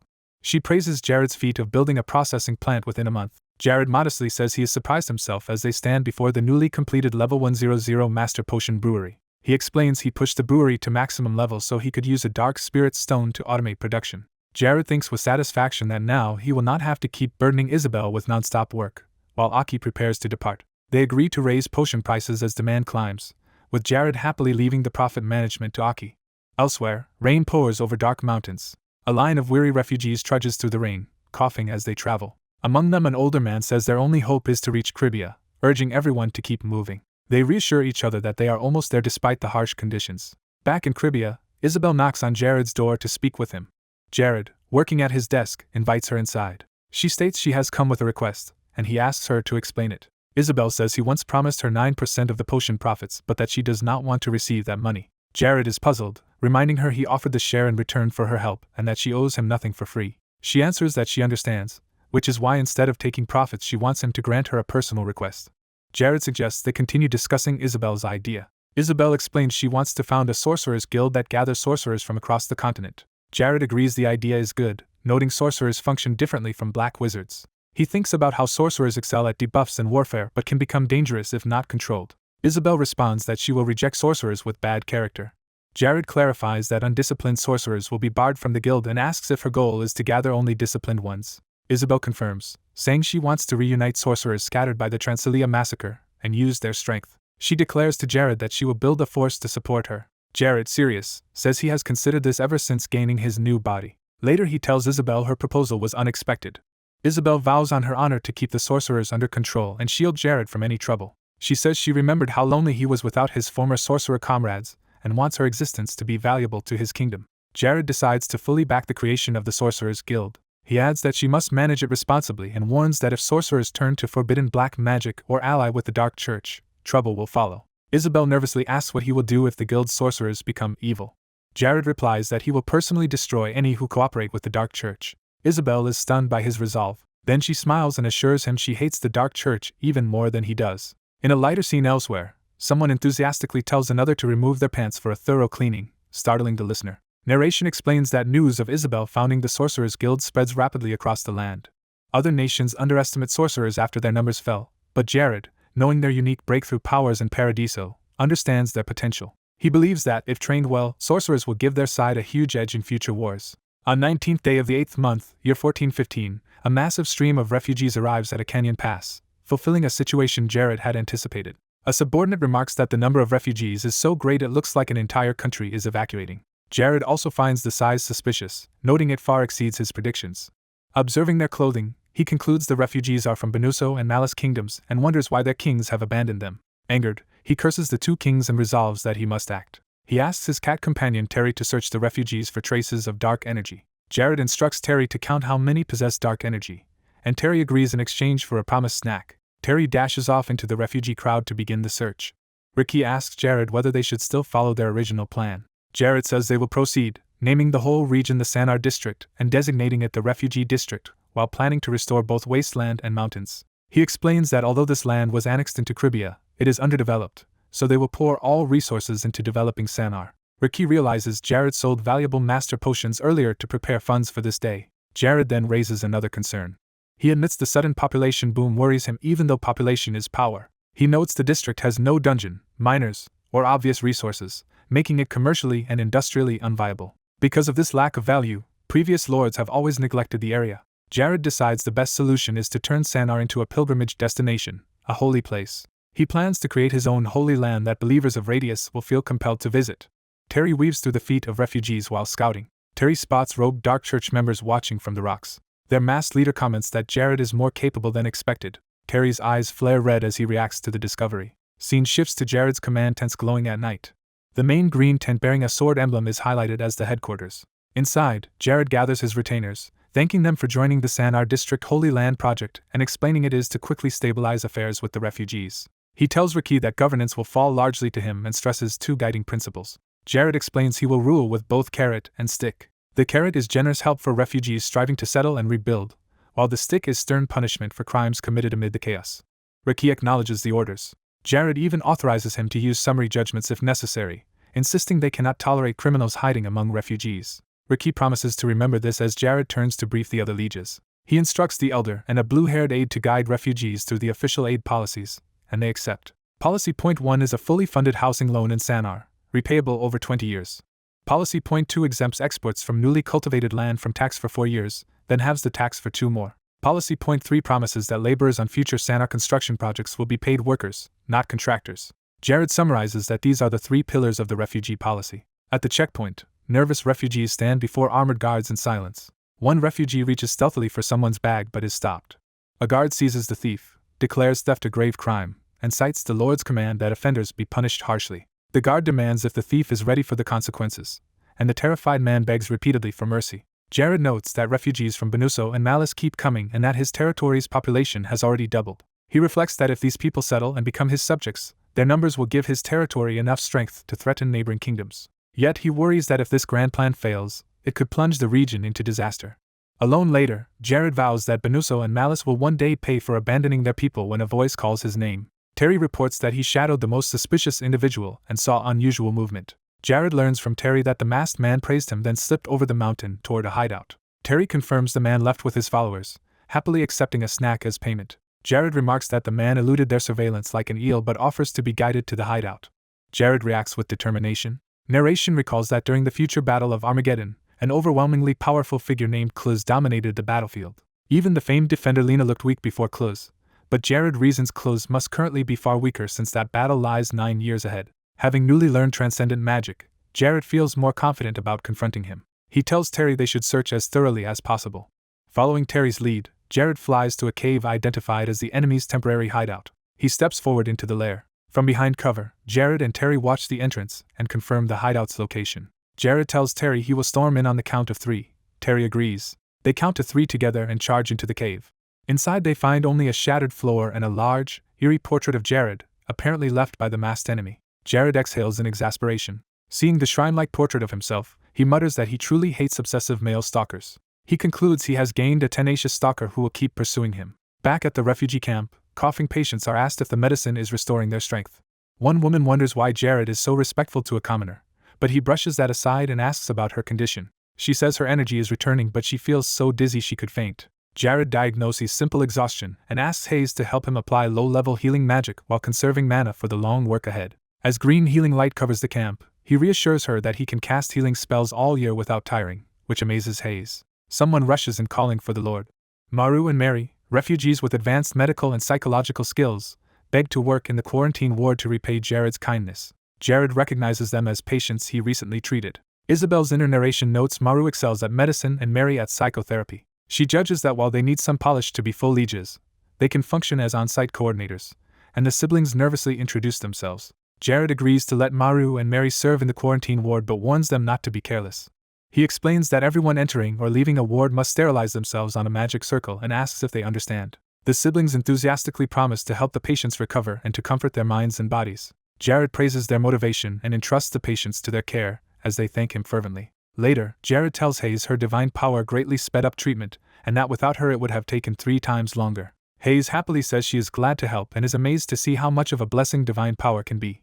Jared tells her he wants to watch her continue to grow as a healer who keeps pushing and exceeding her limits. Overwhelmed, Hayes declares she will give everything for him. Narration notes that Hayes had been only a maid 19 months ago, but now possesses enough healing power to be a professional healer. Jared regrets that, despite her dedication, Hayes still has not experienced even her first awakening. Wondering if some inner defense mechanism blocks her growth, he muses that the answer might be simple as Hayes calls to him.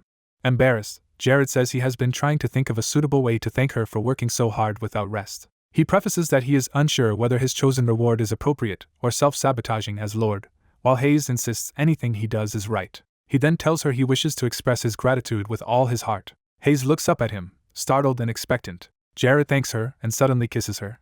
Hayes's eyes widen in shocked, blushing astonishment. Jared's own eyes show he is equally flustered. They pull back, both flushed and awkward. Hayes, breathing hard, is emotionally overwhelmed. System-like messages announce that Hayes gains the title kiss of a prince riding a white horse, her suppressed mind is freed, her loyalty maxes out, and she simultaneously enters the first 3 stages of awakening. Jared, stunned, demands to know what is happening. He wonders what title she just obtained and what a 3rd-level awakening entails, astonished that even kisses can grant titles. He jokes internally that as a loner in reality he never kissed anyone in Paradiso, while Hayes quietly calls to him. Dizzy, Hayes suddenly says she feels drowsy and collapses toward Jared. He realizes this must be the 3rd stage of awakening and marvels that such a huge upgrade came from a single kiss. Exhausted by the awakening, Hayes sleeps soundly. Jared asks Mary to look after Hayes, deciding she only needs rest rather than treatment. He thinks he would like to stay with Hayes but must instead search for something crucial to turning Sanar into a holy land for the Radius Church. Narration reveals this object is the Platinum Holy Grail of Radius, one of the Church's 5 sacred relics. The Grail is said to be hidden far to the north on Tartar Island, homeland of the Dark Elves.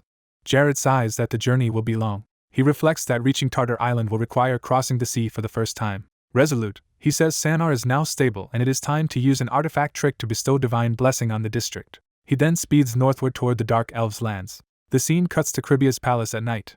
Inside the cathedral, Saint Luna addresses the concerned high priest Neod. She asks if he is alright since he has seemed troubled, and he insists he is fine as their titles appear. Luna presses, asking if something is weighing on his mind. Neod confesses that what he heard about Lord Jared strikes him as strange. A flashback shows Jared arriving 2 days earlier to meet Neod in secret.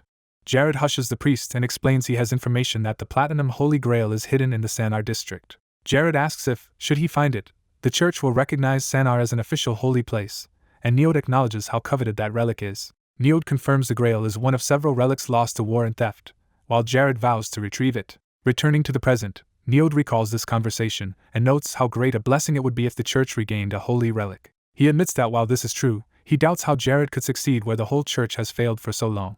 He wonders aloud how even a talented duke and wizard could find such a relic alone, though he acknowledges that if found, its resting place would become holy ground. Luna agrees, explaining that the relic's site would become a cathedral and holy land that even an emperor could not overrule. Neod states that if any holy relic is discovered, the church must unanimously declare the area holy, and he longs to see the healing grail himself. Luna excitedly imagines what it would be like if the relic truly appears after a lifetime of yearning to see one. Neod privately thinks Jared's success unlikely but orders preparations anyway, requesting all records on the Platinum Holy Grail.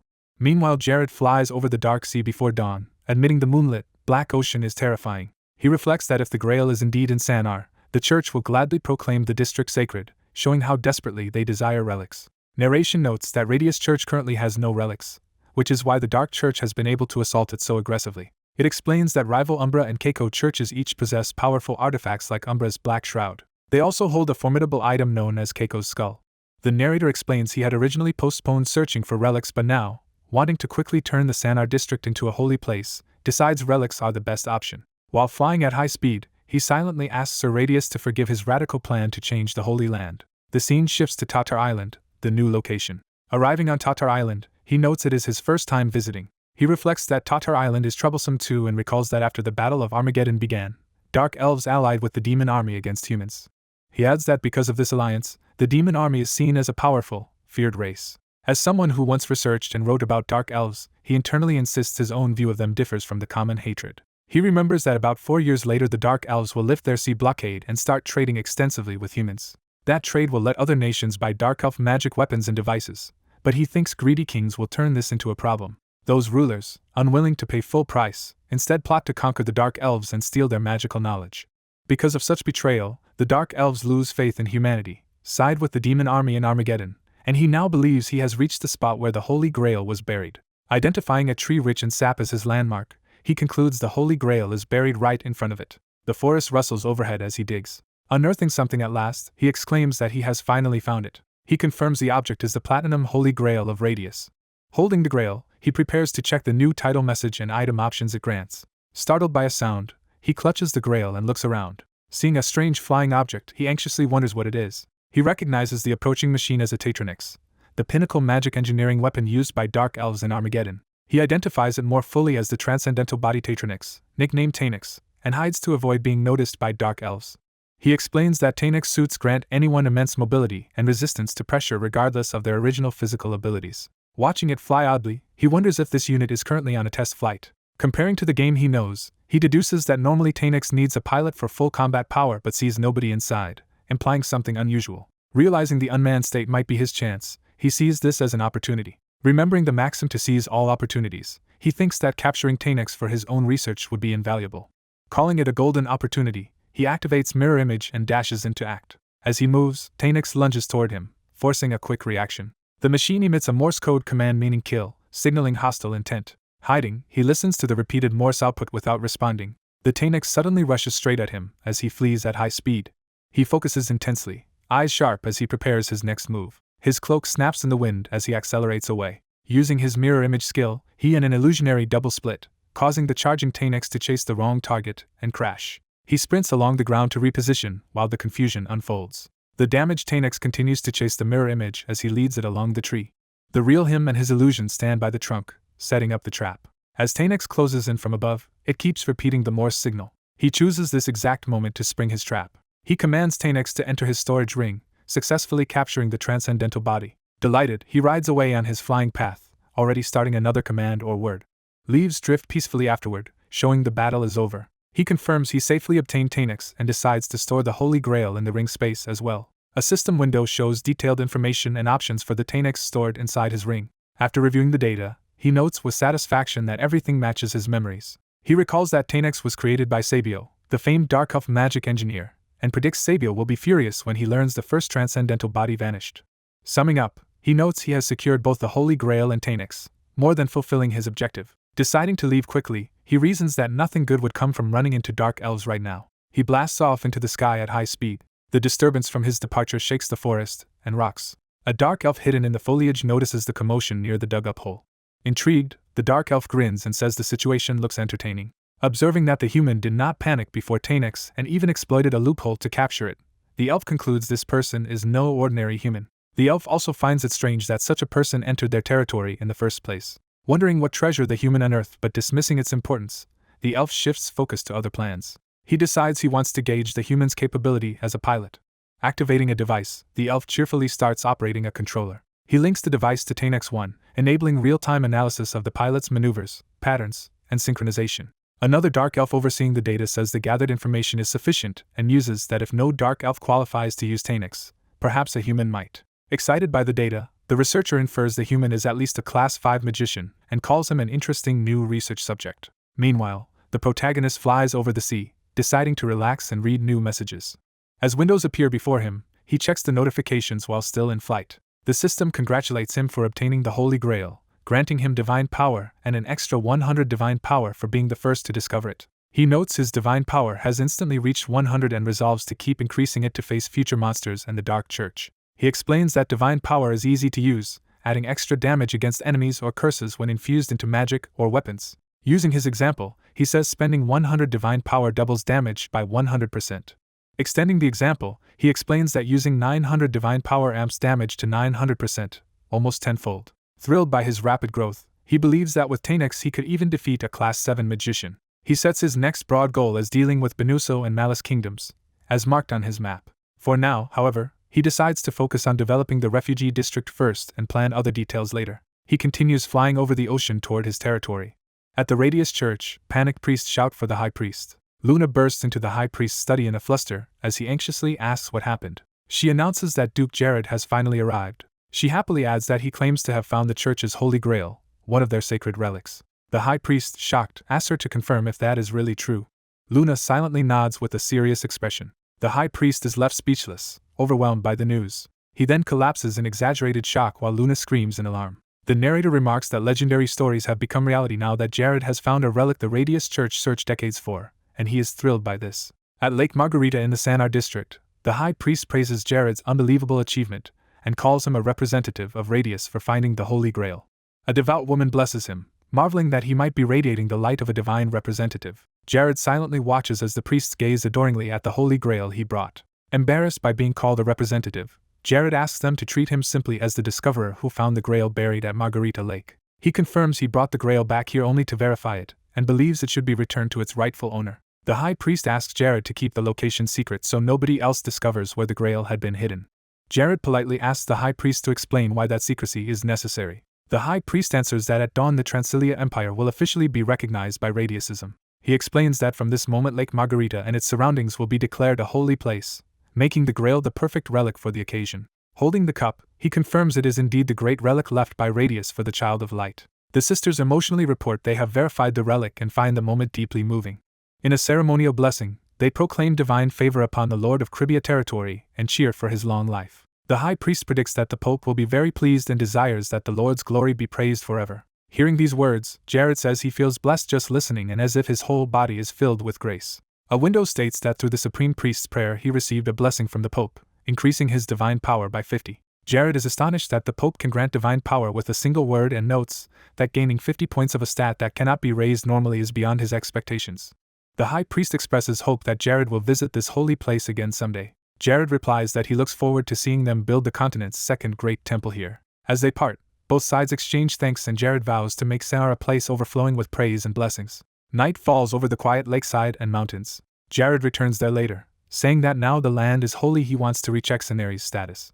A system window reports that Sanar district has been reorganized into the Sanar Holy Land, managed separately via a new Holy Land window with detailed domestic and divinity statistics. Seeing this, Jared excitedly repeats the phrase Holy Land window. He notes that although it technically just adds holy power stats to his existing territory interface, the prestigious name alone makes his heart race. Looking over the lake, he admits the holy place still has far to develop but views current results as early steps and is glad they are at least attracting the attention of gods. He muses that many gods are watching this world with interest from above.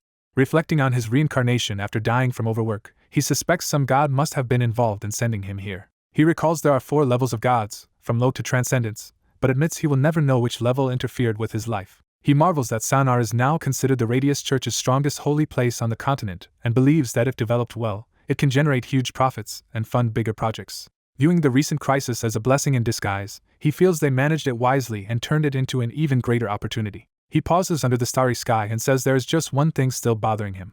He admits that if anything worries him, it is this unresolved issue gnawing at him. He identifies the concern as Kluz, the persistent enemy who never lets matters rest. The scene shifts to a night view of the Sanar district camp where preparations continue. Elsewhere in camp, someone remarks that sharing the night with only 2 people feels strange. Inside a tent, instructor and mercenary Ella congratulates Jared on finding the Holy Grail and says nothing could make her happier. Jared replies that it must be a new, special feeling for devout Ella, who is more faithful than anyone. She affirms this, saying Lord Radius is her life's beginning and end and explaining that this devotion fuels her hatred for the Dark Church. Jared listens silently to her confession. She offers him a glass of wine, which he readily accepts. She remarks that a private drink with a rarely seen duke is not something she would refuse. Jared then shifts topics, asking what her future relationship with Chloe will be. Ella considers the question thoughtfully over her wine. She notes that it is almost September, and Jared replies that in 4 days their official contract will end, finishing their formal arrangement. Chloe elsewhere reflects that the contract will soon be terminated and they will each go their separate ways. Ella nostalgically calls Chloe a good disciple who learned far more than she taught, admitting she herself had been greedy.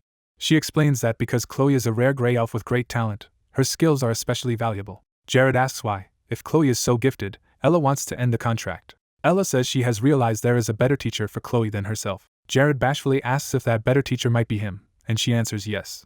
Ella reveals Chloe's abilities have skyrocketed since training privately with Jared, making Ella feel embarrassed about her own year of instruction.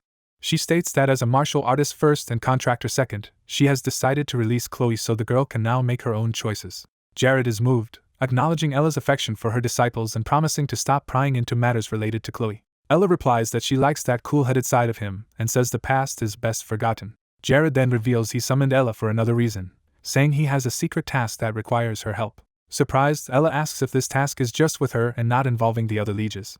Jared soberly explains he expects an Umbra attack soon with a probability of at least 90%. He describes Kluz as the type who ruins moments of happiness and insists Kluz will not ignore Cenari's celebration as a new holy land. Ella deduces Jared wants fighters experienced against the Dark Church, and he confirms they will use the coming crisis to draw the cult in and annihilate them. Jared directly asks if she knows about Kluz. He then states he knows Kluz very well, calling him the Umbra Church's archbishop, a masked man with gray hair. Ella is stunned, remarking that someone like Kluz can usually only be encountered deep within the Umbra Church itself. Jared casually claims long-standing interest in the Dark Church since childhood, though Ella doubts such curiosity fully explains his knowledge. She lets the oddity go and asks what exactly he needs her to do. Jared outlines his plan, saying the Umbra Church lacks funds and wants her to use gold and precious metals as bait to lure Kluz and his followers. Handing her a huge bag of money, he promises ample payment, and she happily agrees that the gold is enough incentive to carry out the plan. Emboldened, Ella shyly asks if Jared is free tonight. Jared blushes furiously, taken aback by her sudden question. She quickly clarifies that she wants to discuss tactics so they can ensure every enemy is caught and none survive to multiply. 2 days later, large convoys and escorts travel through a mountain pass toward the Sanar district as part of the transport operation. Among the transported supplies are crates of valuable blue master potions. Clean magic circle spirit stones are prepared as part of the supplies. Food and both unrefined and pure gold are also gathered as materials. Ella orders everyone to safely transport the materials, and the troops enthusiastically agree. Ella touches her bandaged cheek, complaining that the wound from earlier still tingles. She recalls being bruised by Lord Jared in a mock battle and admits she underestimated him. Thinking further, Ella concludes that with Jared's current skills he could even contend with Kluz. She realizes the spell he used on her was not a basic first-class magic missile. Analyzing what she saw, Ella notes that normal magic missiles fire only 5 arrows but his produced over 80. The more Ella reflects on Jared's power, the more alarmed she becomes. A clenched fist signals the start of the march. Ella urges the column to speed up, saying they only need to crush pursuing weak enemies while focusing on advancing. The armored soldiers confirm they understand Ella's orders. Ella looks pleased and confident as the march continues. She evaluates their force as elite, well-trained troops equipped with high-quality armor and weapons. Seeing the Black Lion banner, she identifies the group as the Egrisio Knights. Ella muses that with such forces, and Jared, maybe she should consider settling down somewhere. She decides to first watch how her lord finishes this operation. Jared, invisible above the marching column, surveys the surroundings. Using 5th-class transparency invisibility magic, Jared is satisfied with how well it hides him. He reflects that invisibility is great for ambushes but must be recast every minute, consuming mana. Jared resolves to send a clear message that anyone, especially the Dark Church, who targets him will be crushed. Watching the enemy movements, he wonders if his setup will provoke them enough to attack. Jared admits there is one enemy he particularly wants a rematch with if that man is their king. He recalls the Black Death Demon, a hooded third-in-command of the Umbra Church, whose exact abilities are unknown. Jared remembers rumors that this undefeated killer became the next major boss after Kluz's defeat. Jared says he has been too overworked to gather more information beyond that. Scouts suddenly report numerous enemy shadows quickly approaching from the right side. They confirm the approaching force is Umbra Church members advancing along the right ridge. An explosion collapses the canyon walls and blocks the retreat route. Seeing the ambush sprung, Jared curses the enemy and says the decisive moment has arrived. He declares that followers of the Dark Church who sold their souls to the devil have no future. Jared vows not to let a single enemy escape alive. Poisonous mist or gas spreads across the battlefield. Kluz, watching the trapped convoy, laughs and notes he has walked into the expected trap. He deduces Jared anticipated his arrival and used the marching convoy as bait to target him. Kluz grudgingly praises Jared's high-level plan, saying he only avoided true danger because he brought expendable underlings. As Jared devastates Umbra cultists with magic, Kluz curses the troublesome child. Furious over losing 500 men, Kluz swears to send Jared to hell. The Umbra cultists identify Jared as the Radius Church leader and are ordered to kill him. Their zealot leader proclaims that false light will be swallowed by true darkness. Jared is annoyed at being crudely insulted instead of simply acknowledged as their enemy. Jared begins casting a powerful spell with a glowing magic circle under his hand. He unleashes his unique hexaple transcendence magic missile, raining countless bolts on the cultists.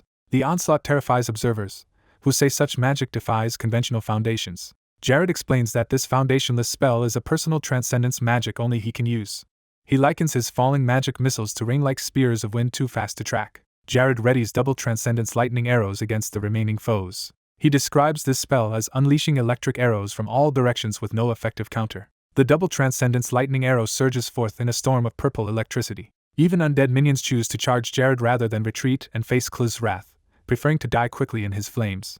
A surviving cultist, Bleeding, realizes Close foolishly provoked a land protected by a wizard like Jared. Jared stands unharmed over the fallen enemy, noting there was never a real fight. He cheerfully tells his battered captive that the enemies failed to lay a finger on him. Turning serious, Jared acknowledges that Close has finally appeared. Jared and Close face each other on a corpse-strewn canyon floor. Jared's eye turns red with intense focus. Close appears fully, revealing his level and numerous terrifying abilities and artifacts. The narration details his dagger that boosts critical hits and a ring that nullifies buffs while lowering defense and mana. Jared admits that combination is insane but says it will be nightmarish for Close's opponents instead. Close taunts Jared about wasting time, prompting Jared's wary reaction. Jared faces him calmly while tension builds. Close mocks Jared for seeming intimidated and says begging for mercy would be useless. They clash at high speed, kicking off their duel. Close scoffs at Jared's initial tricks and decides he must be taught a harsher lesson. He activates his passive shadow clone ability, filling the area with multiple copies of himself. Jared recognizes the shadow clone as a unique, non-magical ability that cannot be dispelled. He concludes the ideal solution is to kill Close, but at minimum he wants to seize the ring. Surrounded, Close jeers at Jared for staring and prepares his clones to attack. The countless clones converge on Jared from every direction. Blades and bodies blur as they exchange rapid strikes. Jared's swift movements let him evade deadly blows. The frenzied exchange continues around Jared's head. Close is impressed by Jared's dodging and calls it pretty good. Jared meets his gaze coolly, unfazed. He calmly invokes teleport magic. Jared suddenly appears behind Close, taking him by surprise. Jared seizes Close from behind, immobilizing his arms. Close screams as Jared restrains him, demanding to know how Jared found the true body among the clones. Jared asks if Close failed to notice what had given him away. He reveals he had mixed glitter dust magic into the sand he kicked up at the battle's start.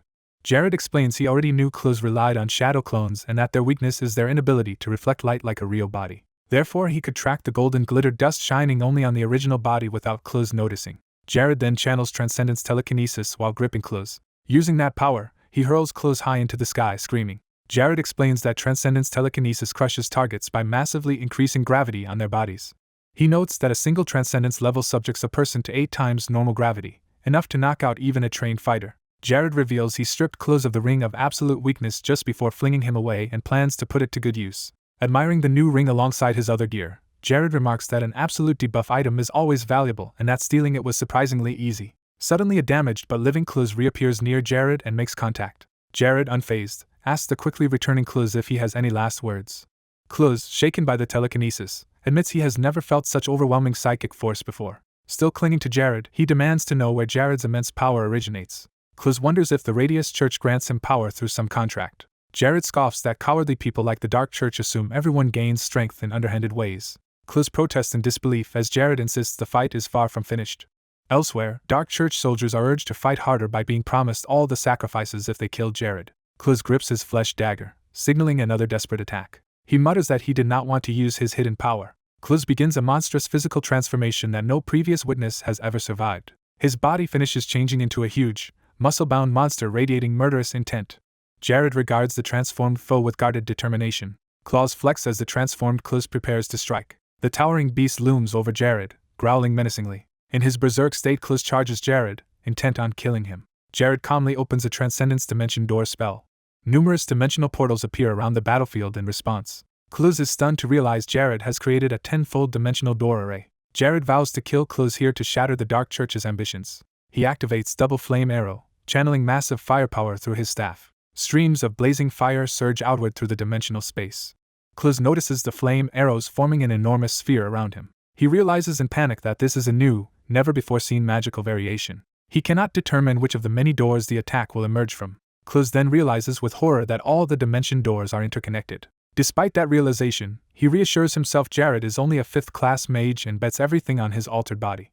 Close decides to die if necessary as long as he can kill Jared with him. He rushes forward again in a last suicidal charge. Jared prepares his next move with steely focus. Jared fires the Dimension Door fire arrow into the network of connected portals. The fiery projectile travels through the glowing dimensional circles at high speed. Multiple fire arrows rain down on Close from every door, while he screams vows to kill Jared. Another wave of purple energy blades slices through the air. They narrowly pass Jared as he reacts. Jared teleports again, causing Close to miss and overshoot. The dimension-amplified fire arrows converge in a blazing crossfire.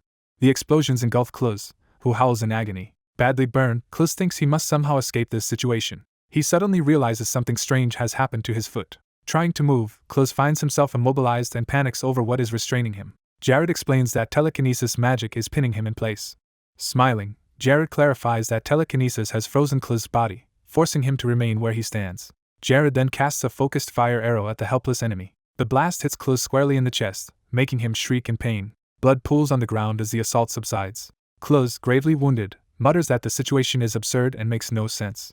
He cannot understand how a mage near class 6 could possibly wield such overwhelming strength. Clu notes Jared's current magic is at least twice as strong as when he first destroyed the cultists, and wonders if Jared's mana is limitless. A status display shows Jared stacked with powerful artifacts including the Staff of Mudidus, Delruk's bracelet, and the Ring of Absolute Weakness. Jared touches the ring to Clu while invoking its certain death effect. Clu, horrified, demands to know how Jared understands the ring's true ability. Feeling his monstrous body failing, Clu can only utter Jared's name in dread. Clu instinctively tries to brace into a defensive stance. Jared tells him he is even dumber than expected for relying on such a move now. Jared activates a glowing skill that triggers instantly. The technique strikes Clu in a blur, leaving him speechless. We see the bloodied blade of Jared's magic tool that delivered the decisive cut. Recognizing the material, Clu gasps the name Stellad. Jared reveals his artisan bullet's Stellad magic tool, explaining it is used to carve spirit stones in permanent magic circles. Blood spills as Clu realizes he has suffered a fatal wound from a tool normally meant for spirit stones. Jared explains that if Clu's body still had its former reinforcement, a Stellad tool would not have cut deeply, but because he first applied certain death, Clu's defenses vanished and the strike became lethal. Jared explains that because of the ring's effect, the enemy's magic tool injury instantly turned fatal. Jared takes the enemy's dagger from the fallen Clu. To be certain, Jared finishes Clu off with a powerful slash. Jared accuses Clu of causing the deaths of many innocents and says Clu never felt remorse. Bleeding on the ground, Clu mockingly praises Jared's strength and questions how such a man is only a minor lord. Clu says he would never have fought Jared if he had known Jared was an unbeatable enemy. Jared states he only set the trap because he believed he could defeat Clu. Jared marvels that only he understands the ring's power and vows to decapitate Clu and parade his body to satisfy the people's wrath. Clu scoffs at Jared's desire to torment a corpse, saying revenge will not revive the dead. Jared agrees nothing can be gained since the dead will not return. Jared props up the dying Clu with the staff, and Clu asks what he is doing. Jared casts Transcendence Heal and Clu wonders if Jared suddenly decided to save him. Jared tells Clu he will still die but cannot die until Jared permits it, suffering unbearable pain meanwhile. Clu is shocked as Jared's glowing hand grips his face. Smiling coldly, Jared proposes beating Clu as many times as he heals him. Jared repeatedly alternates brutal blows with Transcendence Heal, prolonging Clu's agony. Narration explains that the healing magic prevents death, turning Clu's torment into a living hell. As the sky darkens, Clu weakly begs Jared. Clu pleads for death, admits he was wrong, and begs Jared to stop sustaining his breathing. Jared notes how torture breaks everyone and orders Clu to confess his crimes before a recording device. Clu growls, forced to face the glowing device aimed at him. Holding Clu by the hair, Jared demands his final words. Clu vows that even if he dies, the Umbra Church will avenge him. Jared replies that he is glad, since he hates the Umbra Church. Jared declares he will destroy the Umbra Church to its core. The recording artifact spins up to capture what happens. Laughing madly, Clu says he will wait to meet Jared again in the afterlife. Jared answers that he will not go to the hell where Clu belongs. Clu begins to utter a dying curse as a blade flashes across his throat. Crows scatter into the blood-red sky, signaling Clu's end. System windows announce Jared's level 100 and upgraded discerning eyes, but he decides to check them later. Jared stores Clu's corpse inside his spatial ring. Jared exhales, reflecting on the battle. He resolves to return to the battlefield. A streak of light shows Jared rapidly leaving the canyon. Ella silently watches events, shocked. She narrates that she and the knights have become mere spectators and that Jared clearly needs no help. The battlefield is engulfed in roaring flames and screams. Jared's attacks slice through more cultists with blinding speed. Knights praise Jared as an elite combat wizard and speculate that he might also have killed Clu.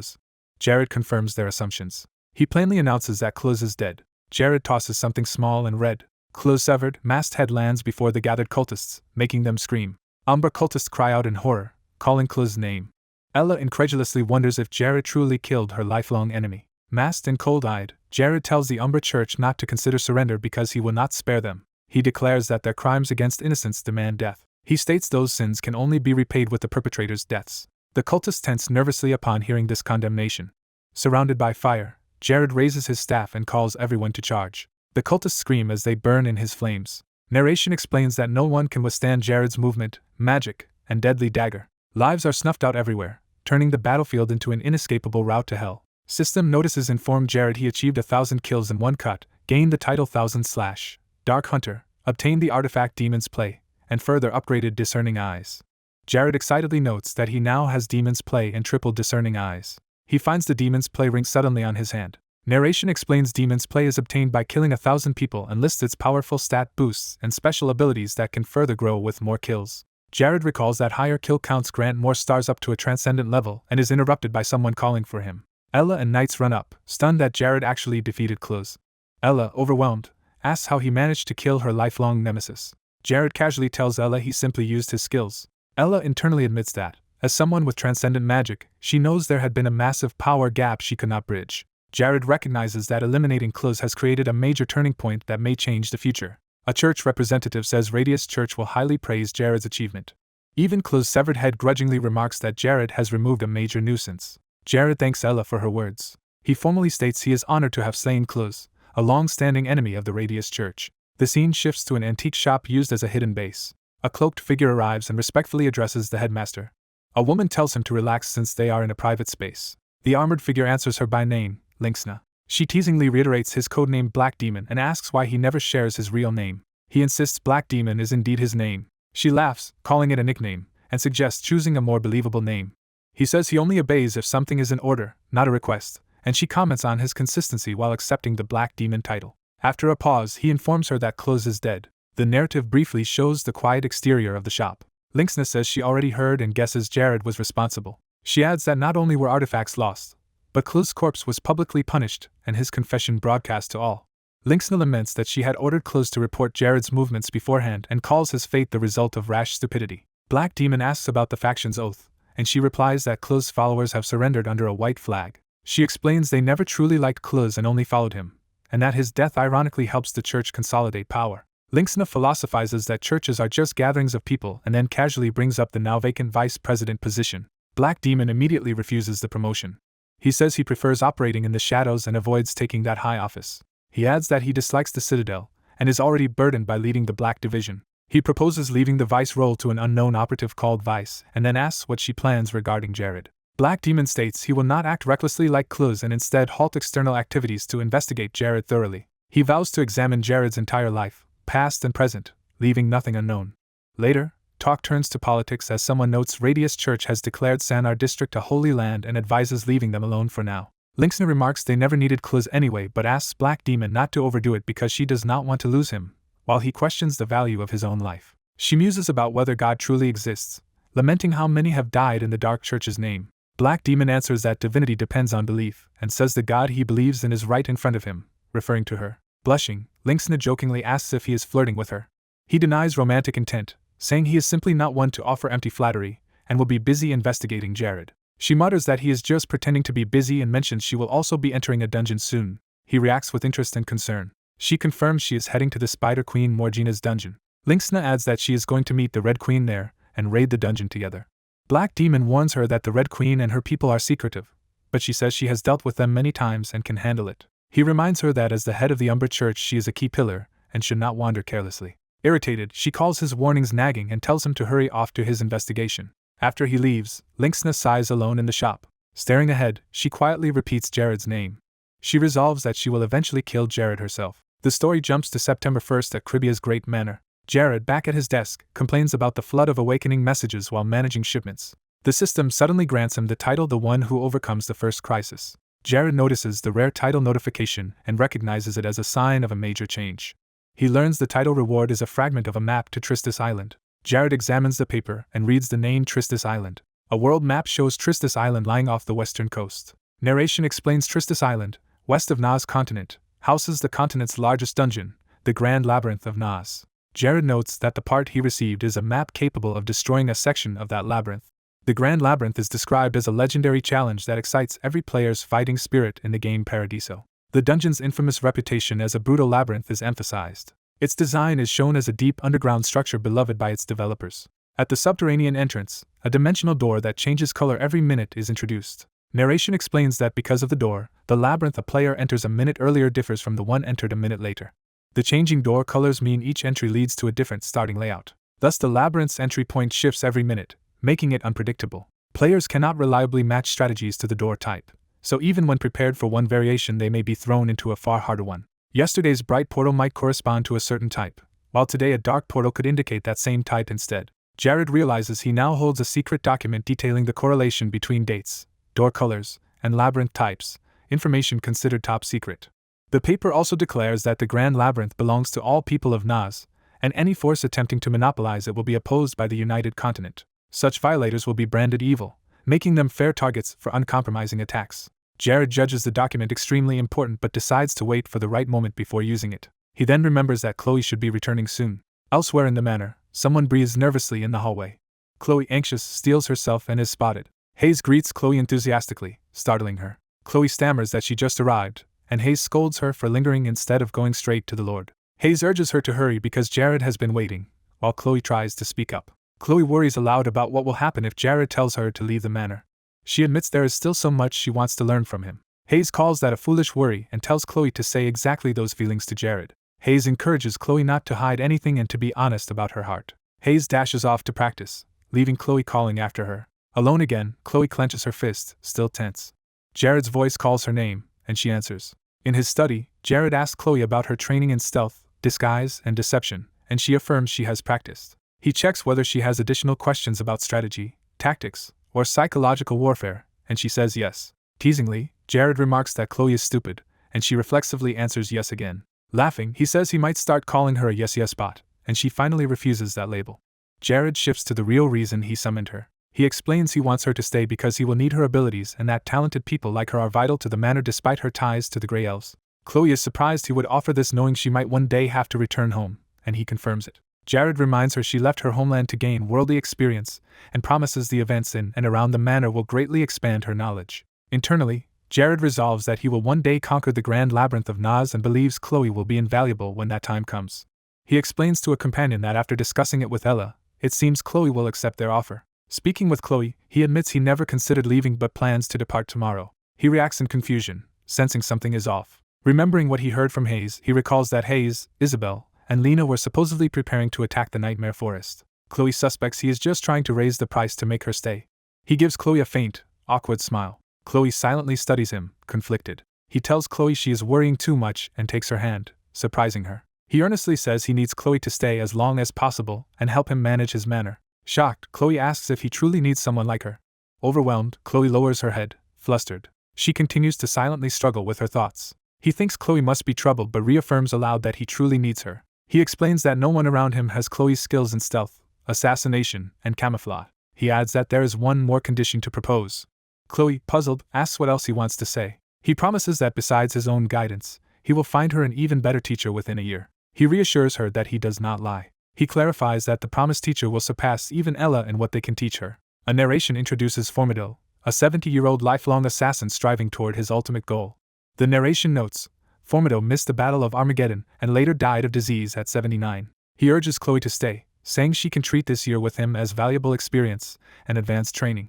Chloe is confused by being called a future queen, explaining she has 2 older brothers destined for the crown. He dismisses her brothers, hinting that those people will not matter in the long run. He bluntly states that her brothers will die someday. Chloe reacts in alarm to his harsh remark. He silently thinks he cannot bring himself to tell Chloe all of this directly. Instead, he suggests a compromise. Chloe should stay with him for 1 year and then decide. After hesitating, Chloe agrees to stay if that is what he wants. Delighted, he shouts his approval at her decision. From outside the manor, he and Chloe resolve to do their best together. Later, at his desk, he decides it is time to begin full-scale mining of Keldia. He recalls Keldia as a metal stronger than steel and insists they must extract more of it. Reviewing documents, he calculates how to compete with the Benuso and Malice kingdoms and concludes ice-free ports are vital for expansion. He notes that Mate Port, linked to the Magnum Strait in Cribia, freezes solid in midwinter. He decides his Keldia project will be a secret surprise and reflects that real gains come from exclusive knowledge, not cheap tricks. He renews his resolve, thinking about the story's main characters. He reflects that these young protagonists will grow under divine protection to forge remarkable futures. Looking at his academy, he thinks difficult times may be opportunities for some, but he personally does not see hardship that way. He concludes that most people desire not wartime heroes but a single saint during peace. Writing, he says continental order must be stabilized, and his scribe encourages him to continue speaking. He asserts that people should not be sacrificed blindly for war, though leaders may direct their labor and strength more productively. Valdez praises his views and urges him to go on. The Lord questions whether Valdez is flattering him, but Valdez insists his praise is sincere. Valdez reminds him he does not speak empty words and truly means his compliments. The Lord muses that his ideals are his own original thoughts, not borrowed phrases. Valdez confirms that is exactly what he felt, saying his master has governed the land with that philosophy. A system message announces that Valdez's loyalty has reached 200 and he has entered a state of primary awakening due to his faith. The Lord calls Valdez, who responds attentively. Valdez reports recent news that the rainy season has started in southern Nasu, causing master potions to sell extremely well. The Lord welcomes the good economic news and listens as Valdez adds he is not a military expert. Valdez says that despite not being in charge of the army, he has covert intelligence about the Benuso and Malice kingdoms he wants to share. Interested, the Lord tells him to go ahead. Valdez hands over a bundle detailing coastal army and navy officers responsible for cities, ports, and surrounding areas. Skimming the material, the Lord says he will not ask the source and notes the focus is on mistreated foreign-born naval generals.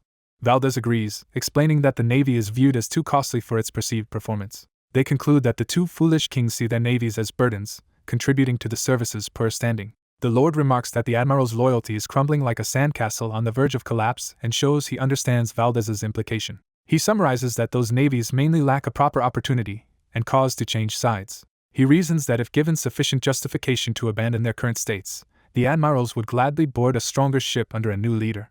As they finalize his treatise, a servant bursts in, shouting that he has found the person they were searching for. The servant excitedly reports that Asura, the blacksmith they seek, is currently working at the Plenus mine. Shocked by the coincidence, the Lord asks if the information has been verified and not confused with someone else. The servant indignantly insists her report is accurate, saying she came personally because she was sure. Accepting her certainty, the Lord mentally connects Asura with Chaldea as their target blacksmith.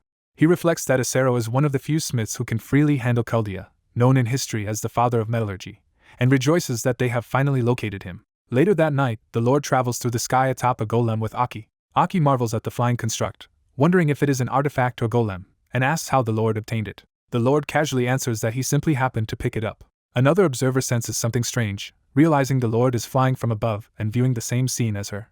Embarrassed by riding in the golem's arms, the Lord insists he does not like men and apologizes for the awkward arrangement. While flying, he asks Aki if the Plenus miners are already demanding bribes, and she confirms they are. Aki explains that from gatekeeper to superintendent everyone expects money and will even falsify performance records for payoffs. The Lord comments that the mine is rotten, plagued by purchased positions and constant corruption. Aki adds that such greed runs all the way up to the kings and that nearby kingdoms like Arcania and Fafur are notoriously corrupt as well. The Lord agrees and urges that they speed up their flight toward the Plenus mine. The night sky stretches overhead as they continue their journey. As they travel, the Lord notes that Aki is breathing heavily in her sleep and that they still have far to go. Deciding to use the time, he says he will check the status of his golem Tanex. Inspecting the armor, he notices a small hole he had not seen before. Elsewhere, a figure monitoring them realizes that this gap is transmitting data and begins collecting information. The observer reacts with interest, clearly intrigued by what the data reveals. The observer thinks the golem's owner will gladly receive any feedback on his transcendent body and may even come seeking the source. Mid-flight, the Lord warns the sleeping Aki she is about to fall and moves to pull her back. Aki stirs and murmurs in confusion. Feeling the added drag, the Lord comments that Aki seems to have gained weight, wondering if he overworked her as a merchant. He resolves to include exercise periods for his retainers in the future. They finally arrive at the desert-like Plenus mine. Inside the busy forge, narration notes that among the many workers, one latent talent has yet to bloom. That hidden genius is Asura, the father of metallurgy, shown wielding a glowing hammer. The narration recounts that 3 years after the War of Armageddon began, Asura accidentally discovered Chaldea while examining ore. From then on, Chaldea weapons supplied to the Holy Alliance gave them a decisive edge over the Demon King's iron-armed forces. The Lord thinks that events are now 12 years ahead of the original history, according to his calculations. Landing near the mine entrance, he wakes Aki and tells her they have arrived. Aki is surprised they are there already, and the Lord begins to mention something else to her. He bluntly tells Aki she needs to lose weight, saying he was startled by how much fat he felt earlier. Outraged, Aki demands to know what he just said, but he orders her to be quiet and prepare. Approaching the mine, he says it is time to start bribing people, beginning with the gatekeepers. Inside, Asura hammers metal at his anvil. After finishing a strike, Asura wipes his sweat as someone yells his name. Superintendent Buku confronts Asura angrily, calling him over. Buku berates Asura for using prohibited iron and wasting the kingdom's resources. Terrified, Asura trembles in silence. Outside, shouts and sounds of blows show Buku beginning a violent beating. Buku furiously kicks Asura, boasting about how often he has warned him and hurling insults. He complains that Asura's disobedience makes other overseers vie for his position. Drawing a whip, Buku declares he will make an example of Asura that morning. With a cruel smile, Buku readies himself to lash Asura. The whip comes down repeatedly as someone screams in agony. Asura collapses on the ground, coughing blood. While whipping him, Buku rants that Asura used only discarded impurities for his experiments, but still defied orders. Buku threatens to kill Asura outright for daring to talk back to him. He coldly mutters that a blacksmith's death is insignificant. He says he can simply fabricate a reason on paper to justify Asura's execution. Asura staggers to his feet, stunned by the threat.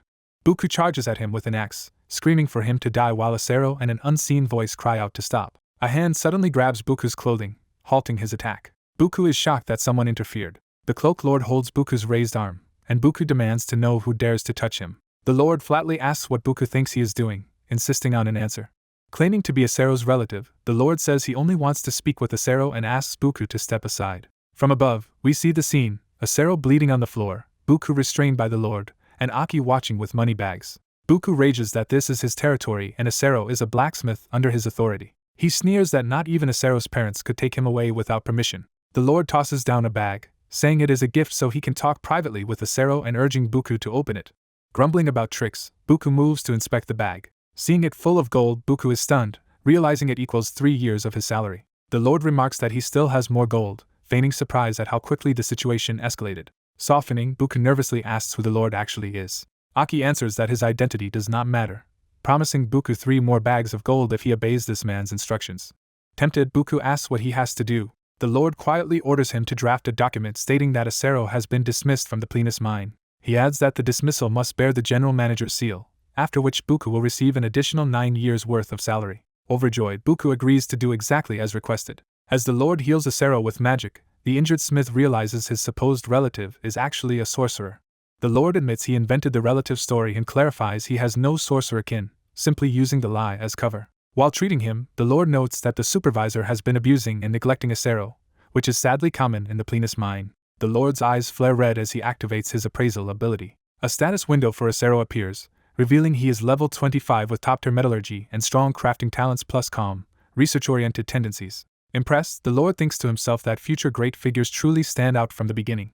Addressing him respectfully as Sir Asura, the Lord speaks while Asura humbly protests that such a title is excessive. The Lord muses that few recognize Asura yet and considers that anonymity might currently be an advantage. He assures Asura it is fine, saying he is always willing to show such respect to an artisan. He then gets straight to the point, asking Asura to leave the mine and relocate elsewhere with his family. Asura is startled by the idea of quitting Plenus and recalls how the Lord overrode Buku earlier. The Lord reveals he had Buku sign a dismissal notice and introduces himself as the Lord of the Great Cribia territory. He sincerely invites Asura to join his estate. Aki beams happily, clutching the remaining bags of gold. Asura, stunned and unsure how to respond, falls silent. He wonders why a powerful feudal lord from a larger domain would personally ask for him. Asura humbly thinks of himself as just an ordinary blacksmith working near a mine. The blonde lord tells Asura he will make 3 promises for him. First, the lord promises to build a top-tier smithy, at least the best in the northern region. He moves on to the second promise, continuing to address the astonished Asura. Second, he offers to provide Asura with any magical equipment he might need, even crafting it himself. He reveals he is a magician skilled at producing detailed magic stones. Asura, impressed, comments that such fine magical work must be difficult. The Lord begins his third promise. Third, he promises Asura a personal estate where his whole family can live, shocking the blacksmith. Overwhelmed, Asura hesitates and starts to protest despite the generous offer. The Lord clarifies he is investing in Asura so that the blacksmith can research and create a special metal. He adds that while he cannot yet describe the metal, it will be stronger than steel. Handing Asura a sword, he explains they have enough of this raw material to mass-produce items and invites him to inspect it. Asura marvels at the blade and asks permission to perform a simple test on it. The Lord agrees, and Asura prepares for the test. Asura chooses a cherished blade gifted by friends for his 10-year career to use as the comparison. He places that commemorative sword for the test. With a shout, Asura swings the new metal sword down onto the old blade. The treasured blade shatters while the new sword remains intact. Asura reacts in disbelief while the Lord and his companion watch confidently. Asura stammers in awe, asking how his Lord ever discovered such a metal. He exclaims that large-scale production would be revolutionary, and the Lord notes they have as much of this metal as iron. The narrator emphasizes that although its quantity rivals iron, the metal's strength is on another level. Asura concludes that this material truly is revolutionary. The Lord promises he will spare no support, and asks Asura to accompany him, calling him indispensable. Asura, moved, can only utter an emotional sigh. He then prostrates himself, accepts the offer, and vows to follow and assist the Lord wherever he goes. The Lord softly calls Asura's name, pleased with his decision. Later, a portly supervisor announces their work is finished and admits he cannot fathom the Lord's interest in Asura. The supervisor wishes them well, while the Lord addresses him again. The Lord offers the supervisor another bag of gold if he will grant one request. Curious, the supervisor asks what the request is. The Lord calmly states that all he wants is to punch the supervisor once with his own fist. The supervisor mocks him, assuming he is just venting stress from a hard life. Bragging about his size, the supervisor invites the Lord to hit him with his best shot and laughs. The Lord clenches his glowing fist and grins in anticipation. He then smashes the supervisor in the face with a powerful punch. The blow sends the supervisor flying through the air. The narrator highlights the Lord's ability called Transcendent Strength, stunning his companions. Standing over the unconscious man, the Lord remarks that violence is not a cure-all but that people reap what they sow. He drops the gold bag on the man and warns him never again to harm innocent people. The Lord calls Aki and Sir Asaro to leave with him, and they agree. As they depart, the Lord confirms Aki has already gathered evidence against Buku and sent it to the authorities, who will soon put him on trial. Later at Plina's spa, the Lord waits for Asaro and notes the place is empty because of the expensive admission. At the spa entrance, he scolds Aki for trying to enter without washing first. Aki insists the Lord bathe first and says he will explore the spa, amazed at being in such a luxurious place. The Lord, already undressed, is puzzled why Aki seems reluctant given he can look around after cleaning up. Aki blushes nervously and hesitates. The Lord assumes Aki is staring because it is his first time seeing a royal's body and says there is nothing special about it. When Aki tries to explain, the Lord cuts him off, assuring he was not asking Aki to reveal his own body and heads into the baths. Embarrassed, Aki reluctantly accepts this and agrees. As he looks around the ornate spa decor, Aki quietly admires it. Relaxing in the water, the Lord muses that a spa like this near dangerous regions such as the Forest of Nightmares or the Grave of Manhwa would make huge profits. He plans to greatly expand the industrial district to include lodging, alcohol, nightlife, and cultural entertainment. While drying off, he hears someone approach and reacts. Aki appears at the poolside wrapped in towels, and the Lord asks why he is not entering. Aki admits he dislikes hot water and wrapped himself because he is very hairy and did not want to show it. The Lord says he does not care about such things, while Aki protests that he himself is not okay with it. The Lord shrugs, says Aki can do as he likes, and decides he will simply close his eyes and rest. As night falls over the spa complex, the Lord remarks that the warm water makes his tired body want to fall asleep. The story cuts to a peaceful starry sky. Lights glow in the windows of a nearby building, indicating where they are staying. Inside, Aki sleeps soundly in bed. Watching him, the Lord senses that something about Aki's behavior is off. He recalls that at official events Aki always acts comfortably and informally around him.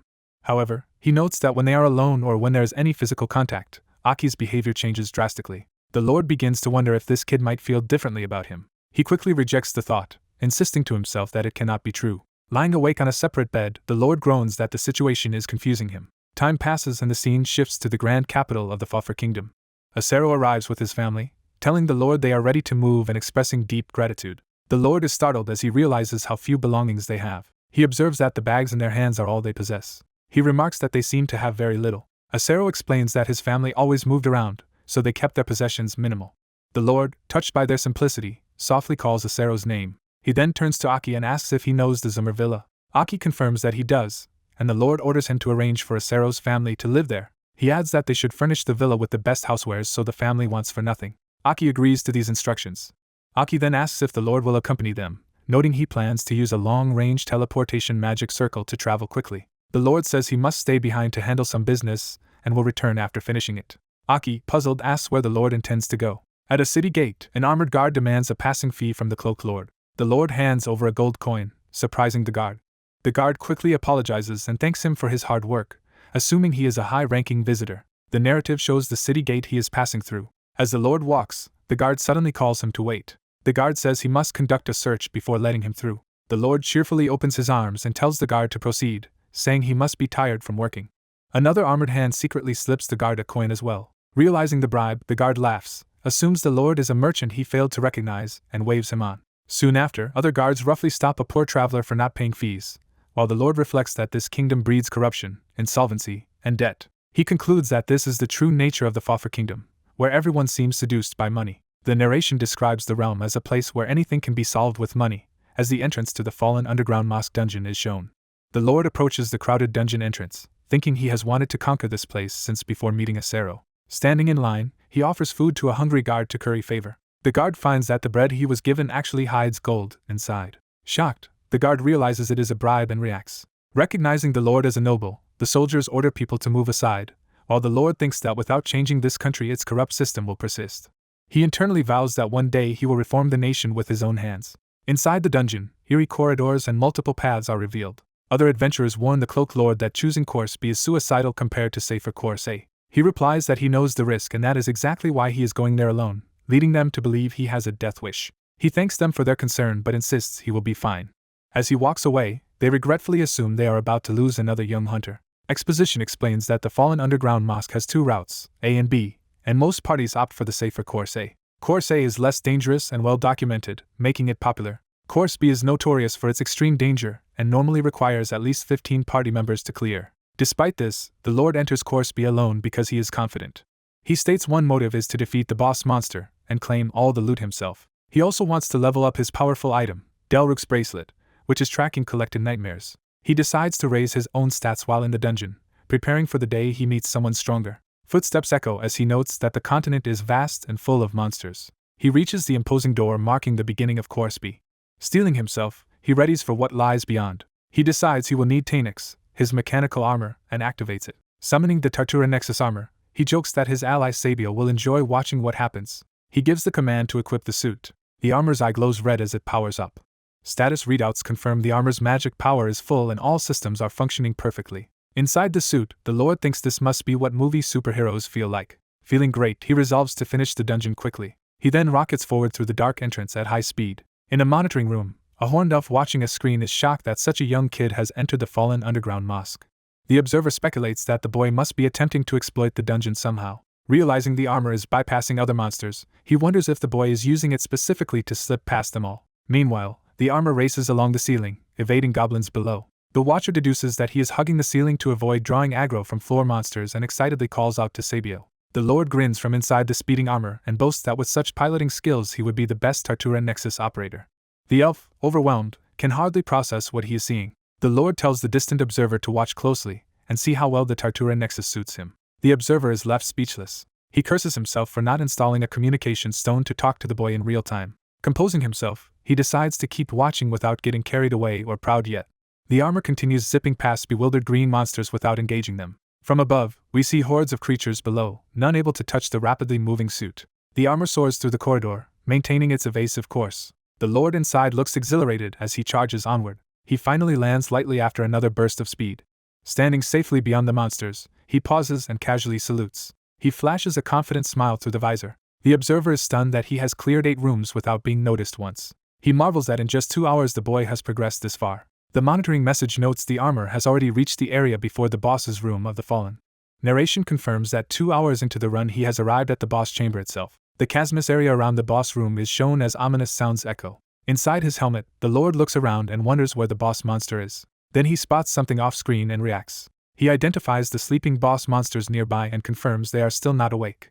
A powerful fire-type lizard boss named Valari sleeps in the dungeon. A powerful ice-type lizard boss named Valero also sleeps nearby. The protagonist decides to take the resources he needs from these monsters. He notes that if they cannot hit him, he can freely attack them. Flying through the cavern, he recalls when he could once fight like this.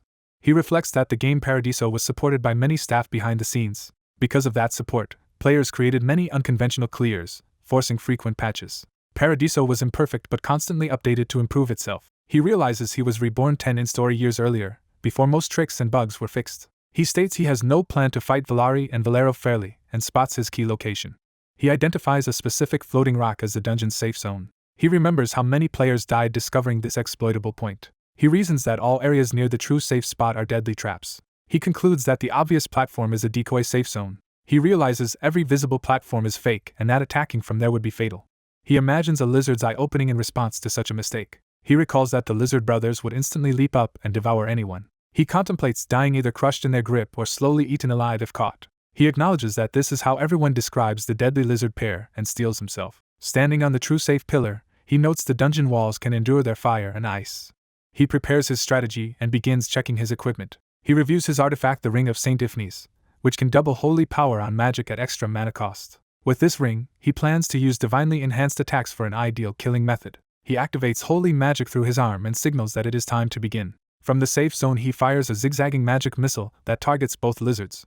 The flame lizard awakens in pain and roars furiously. The frost lizard also rises, shrieking as it is struck. One enraged lizard charges toward him while he observes. He notes that despite their power, the brothers share a critical weakness. One laughs arrogantly, unaware of its coming exploitation. A sudden flash blinds a lizard as his plan starts to take effect. He explains that because their eyesight is poor, he uses holy light to manipulate them. He observes that they rely on senses other than sight to locate their enemies. One lizard groans, already affected by the holy debuff. The other panics, calling to its brother, while the frost lizard races forward. The frost lizard is smashed against rock during their frenzied movement. The flame lizard lies confused as the frost lizard reacts to unseen forces. A bright holy explosion blasts across the arena. Both lizards look around in alarm, confused by the sudden onslaught. The protagonist taunts them loudly, drawing their attention to himself. Their combined scream is drowned in another explosive blast. The flame lizard howls and surges forward again. The frost lizard shrieks as blood sprays from its mouth. From atop the safe zone pillar, he watches the two bosses tremble in fear. Valari unleashes a powerful breath of flame attack. Valero responds with a matching breath of ice. The protagonist blocks both elemental breaths with a magical shield. Their breaths collide on the pillar, billowing smoke. Energy builds on the pillar, alarming the lizards. The resulting combined explosion sends both lizards screaming. The two bosses slump, heavily wounded and barely holding on. Additional lesser lizards cry out as they appear or react nearby. The protagonist cheerfully remarks that they refuse to let him leave easily. As one leaps, he calmly says it still cannot reach him. The flame lizard readies another fiery exhalation. It charges up, its eyes glowing as power gathers. He recognizes that they have upgraded to an enhanced combined breath. He explains that using the fly skill is essential to avoid these enhanced frost and heat waves. He admits the timing is dangerous but says that is why the trick took years to discover. Preparing another spell, he asks rhetorically if it is now his turn. From high above he unleashes another barrage of magic missiles at the bosses. The exhausted lizards can only weakly groan as he laughs. He notes that pounding such large, durable enemies is surprisingly enjoyable. He even flies between them mid-battle to provoke and toy with them. He considers using a wide-area magic buff that can affect positions on both sides.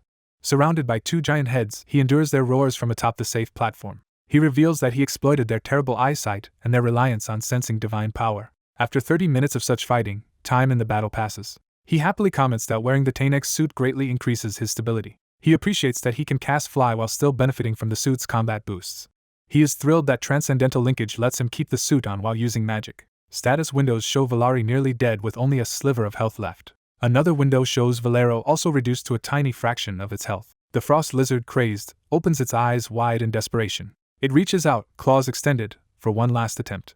He watches as it tries futilely to climb the wall to reach the safe zone. The wall crumbles under its grip, shocking the lizard. It falls to the ground with a pained cry. The protagonist smiles broadly, amused by their failure. The remaining lizard twitches, glaring weakly at him. One brother painfully rises, wheezing as it tries to stand. Both lizards scream together, preparing another combined breath of flame and ice. Their merged breath attack surges toward him again. He decides it is time to finish the fight. Bracing in his suit, he notes he can repair any damage with only a few magic stones. He charges a concentrated magic bullet in his hands. The suit's system reports all magical energy is focused, totaling 13,466 units. He resolves to pour all remaining energy into a single finishing strike. His targeting system locks onto the two weakened lizard bosses. He orders the system to fire the massive magic projectile. The magic bullet detonates between the bosses before they comprehend what hit them. A towering energy mushroom cloud marks the devastating final explosion. System messages announce that Valir and Valero are defeated, granting him 25 levels and a solo clear title. Another message awards him the special title A Song of Fire and Ice, which excites him. He muses that this rare title, usually from a later dungeon, also applies to these twin bosses. He notes how rare it is for someone to gain strong resistances to both fire and ice. He sees that his fire and ice elemental magic skills have substantially leveled up. Standing on a ledge, he comments contentedly that everything turned out well. Light shines on the boss's remains as their loot bags appear on the platforms. He is amazed to see numerous sparkling drops, all at least 5-star artifacts. Overwhelmed, he realizes the quantity and quality of items that have fallen. The panel highlights 3 valuable artifacts among the drops, including the necklace and ocarina. He looks up toward the light, taking in the aftermath. He decides to store all the artifacts in subspace for now. He plans to examine them later, believing there will be plenty to distribute to everyone. Watching remotely, an elf remarks that the protagonist is insane for doing all this solo. The elf admits he knew the boy was special, but this performance exceeds his expectations. He reflects that the boy knew the dungeon's safe spot and toyed with 2 bosses. He notes that despite the danger, the boy lost only about 2% of his total health. He emphasizes that this tiny damage was taken while facing the notorious bosses Valir and Valero. Growing excited, the elf feels as though he is watching a divinely gifted ace pilot. The elf stares in awe, further struck by the boy's talent. The protagonist resolves to visit this elf mentor in person soon. The scene shifts to September 5th at the Cribia feudal lord's estate, where servants are summoned. 4 household staff line up before their young lord in the hall. He apologizes for calling them without explanation and comments on how smartly they are dressed. He teases that Aki's fashionable outfit is a bit over the top, though Aki insists it is noble trend. He questions Aki's skirt as men's fashion. He also criticizes the earrings and eye makeup that accompany the outfit. Aki retorts that not everyone shares the Lord's old-fashioned taste and begins to say more. Aki relays that Asura is grateful for his new life in the estate. Chef Mary explains that Asura's wife Kerman wants to thank them by inviting the staff for a meal. The Lord happily praises this news and addresses Mary warmly. One servant nervously asks why he has gathered them on this particular day. Yulian anxiously wonders if someone is about to be dismissed. The Lord firmly denies any firing and says he wants to keep everyone he has accepted. Yulian presses for the real reason, saying everyone is nervous about the summons. The other 3 staff members watch tensely, waiting for his answer. The Lord calls Yulian forward to stand closer. Yulian steps up, still puzzled by the sudden request. The Lord presents Yulian with a necklace as a gift. He suggests Yulian try the necklace on immediately. After putting it on, Yulian feels a liberating clarity and newfound confidence. The Lord, pleased the artifact works, tells him to wear it while performing his duties and then calls Aki next. He hands Aki the legendary Journal of Fortuna and tells him to accept it.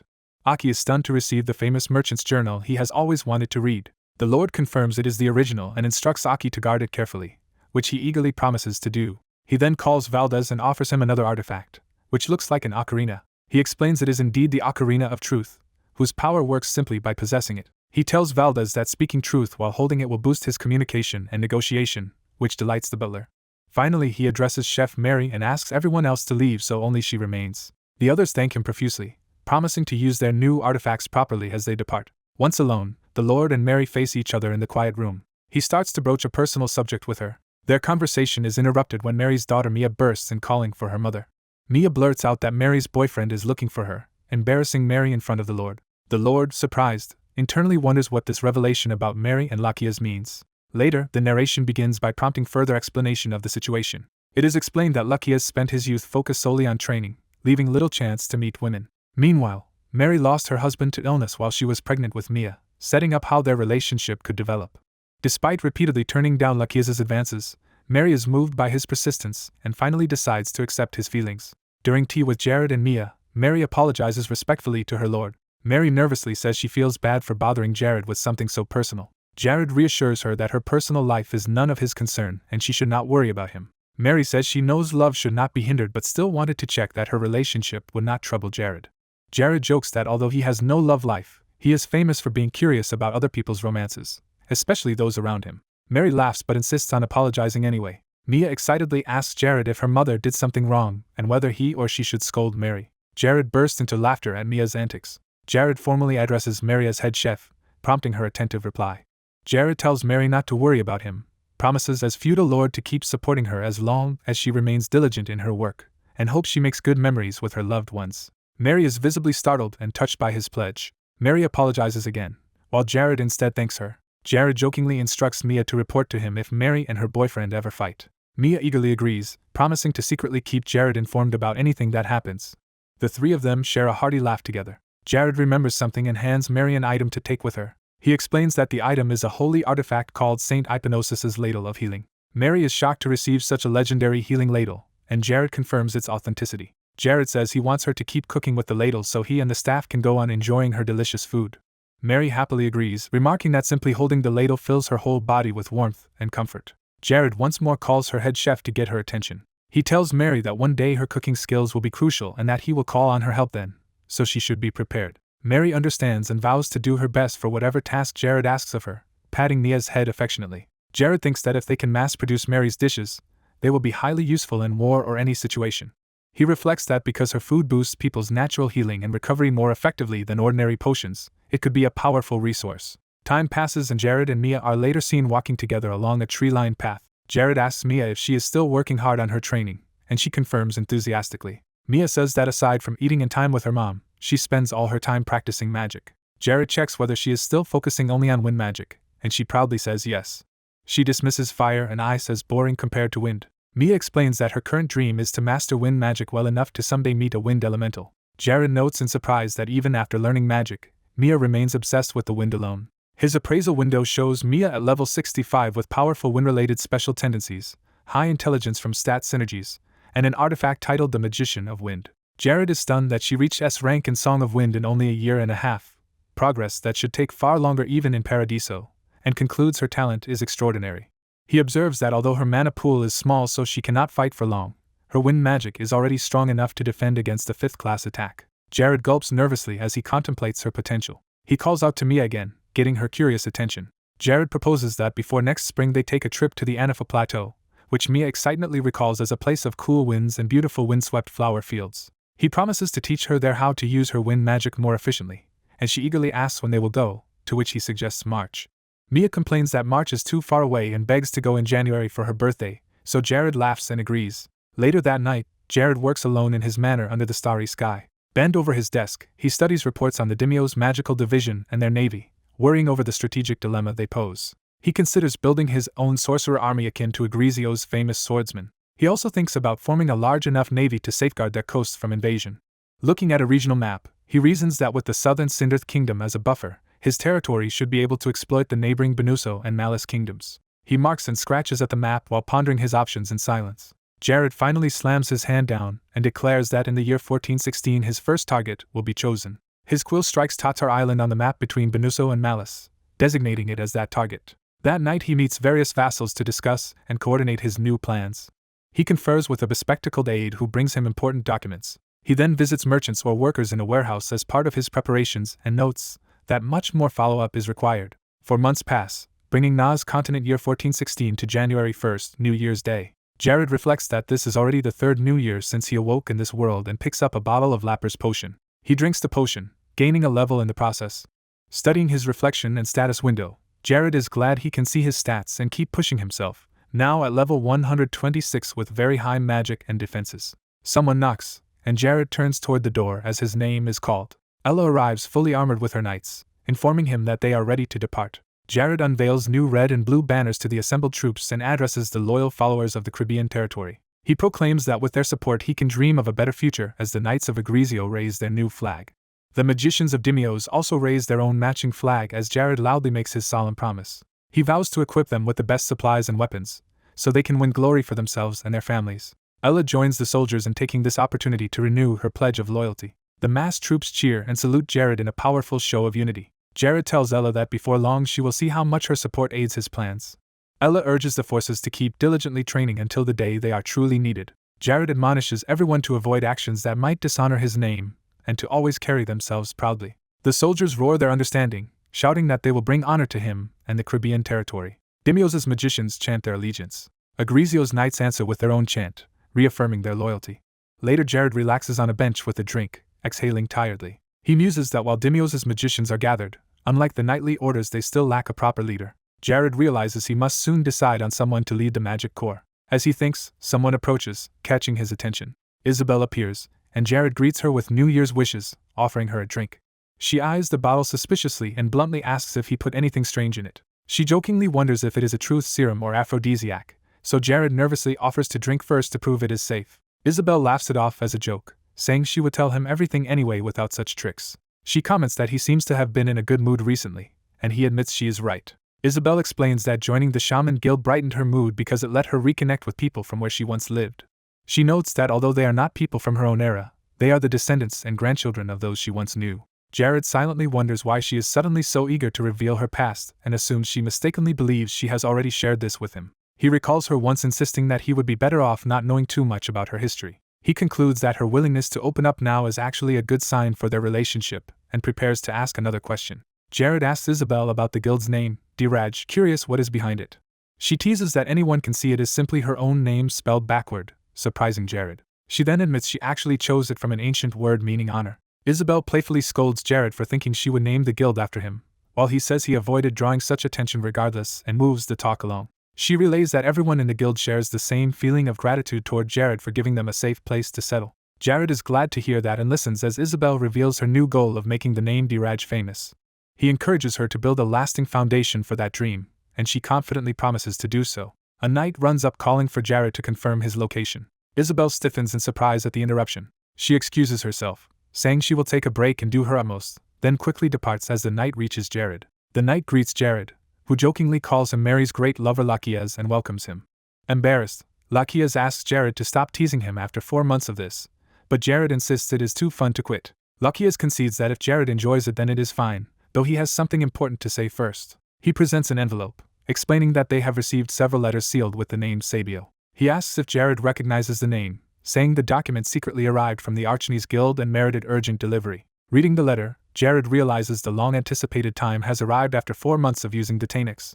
The letter from Sabio politely asks Count Jared to meet him at Port Mate soon to discuss many matters face-to-face. Jared bristles at the imperious tone, mentally labeling it an arrogant letter. He reflects that Sabio has always been conceited about his magical knowledge, but even he is surprised at how cocky this summons is. Soon Jared travels to Port Mate, where someone calls out to him. Walking by the water with Lakias, Jared reacts as the knight asks whether they should be taking precautions in meeting this man Sabio. Sabio, an elf with sharp eyes and faint smile, reassures someone that Jared is not aligned with any hostile elves, so there is no need for concern. Jared tells Lakias to stop worrying and to instead visit and encourage the laborers working on the nearby beaches, which Lakias agrees to before mentioning another topic. Lakias reports that persuading Benuso Kingdom's Northeast Fleet Commander, Admiral Genais, to their side will be difficult. Jared learns Genais cannot be bought, but Lakias adds that though the Admiral is a born soldier, there might still be a path to win him over. Jared reasons that if Genais is willing to betray his kingdom, he must have serious reasons, so they should seek to understand those motives.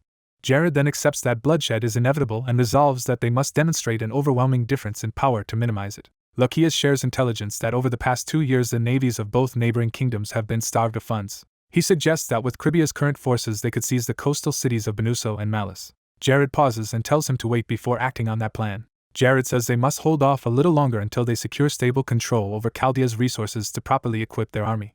Lakias acknowledges this and confirms they are constantly ensuring the safety of Surasero, then leaves to carry out Jared's orders to check on the citizens. Watching the port city, Jared muses that the unfolding situation is becoming quite interesting. He looks at the Tainix control ring on his hand and considers appearing in person inside the armor to show it off to its original creator. He reflects that Sabio, like Chloe, holds crucial knowledge for the future. Jared worries that if Sabio's accumulated research falls into the hands of the Dark Church, humanity will be doomed. He envisions a battlefield full of soldiers using Tainix-like technology, resulting in massacres that normal humans cannot withstand. Jared notes that even if Sabio dies, his research will likely resurface, making an unthinking assassination pointless. He sends the Tainix racing through the wilderness towards Sabio's location. Spotting Sabio on a distant shore, Jared declares that he has found him. Sabio, cloaked and seated on the beach, senses the incoming armor. Jared calls Sabio's name from the Tainix, prompting the elf to turn and grin. The Tainix charges toward him across the sand. Jared then launches the armor into the air, descending from above towards Sabio. Sabio studies Jared with interest as the armored figure approaches. The Tainix lands with a mechanical stomp before him. Jared and Sabio now stand facing one another in tense silence. The scene shifts to isolated rocky terrain, setting the stage for their private meeting. Sabio begins by politely clapping his hands. He exclaims in appreciation at Jared's dynamic entry. Sabio greets him formally, saying it is an honor to finally meet Duke Jared. He introduces himself as Sabio, a 27-year-old elf, and extends his hand. Jared, in the Tainix, accepts the handshake. Jared introduces himself simply as Jared, saying they are the same age and asking Sabio not to bother with honorific titles. Jared reflects that since he and Sabio effectively belong to different worlds, formality between them feels unnecessary. Sabio agrees to address him casually and admits he has been closely observing how Jared uses the Tainix in various ways. Later in Sabio's workshop, the elf asks how Jared realized he was being watched. Jared points out a small hole in the helmet as the clue. He explains that he discovered a tiny device there that was transmitting images back to Sabio. Sabio concedes that Jared is correct and praises him for noticing something he tried very hard to hide. Sabio says Jared is truly remarkable and that he had sensed something special about him from the moment he first took the Tatronix.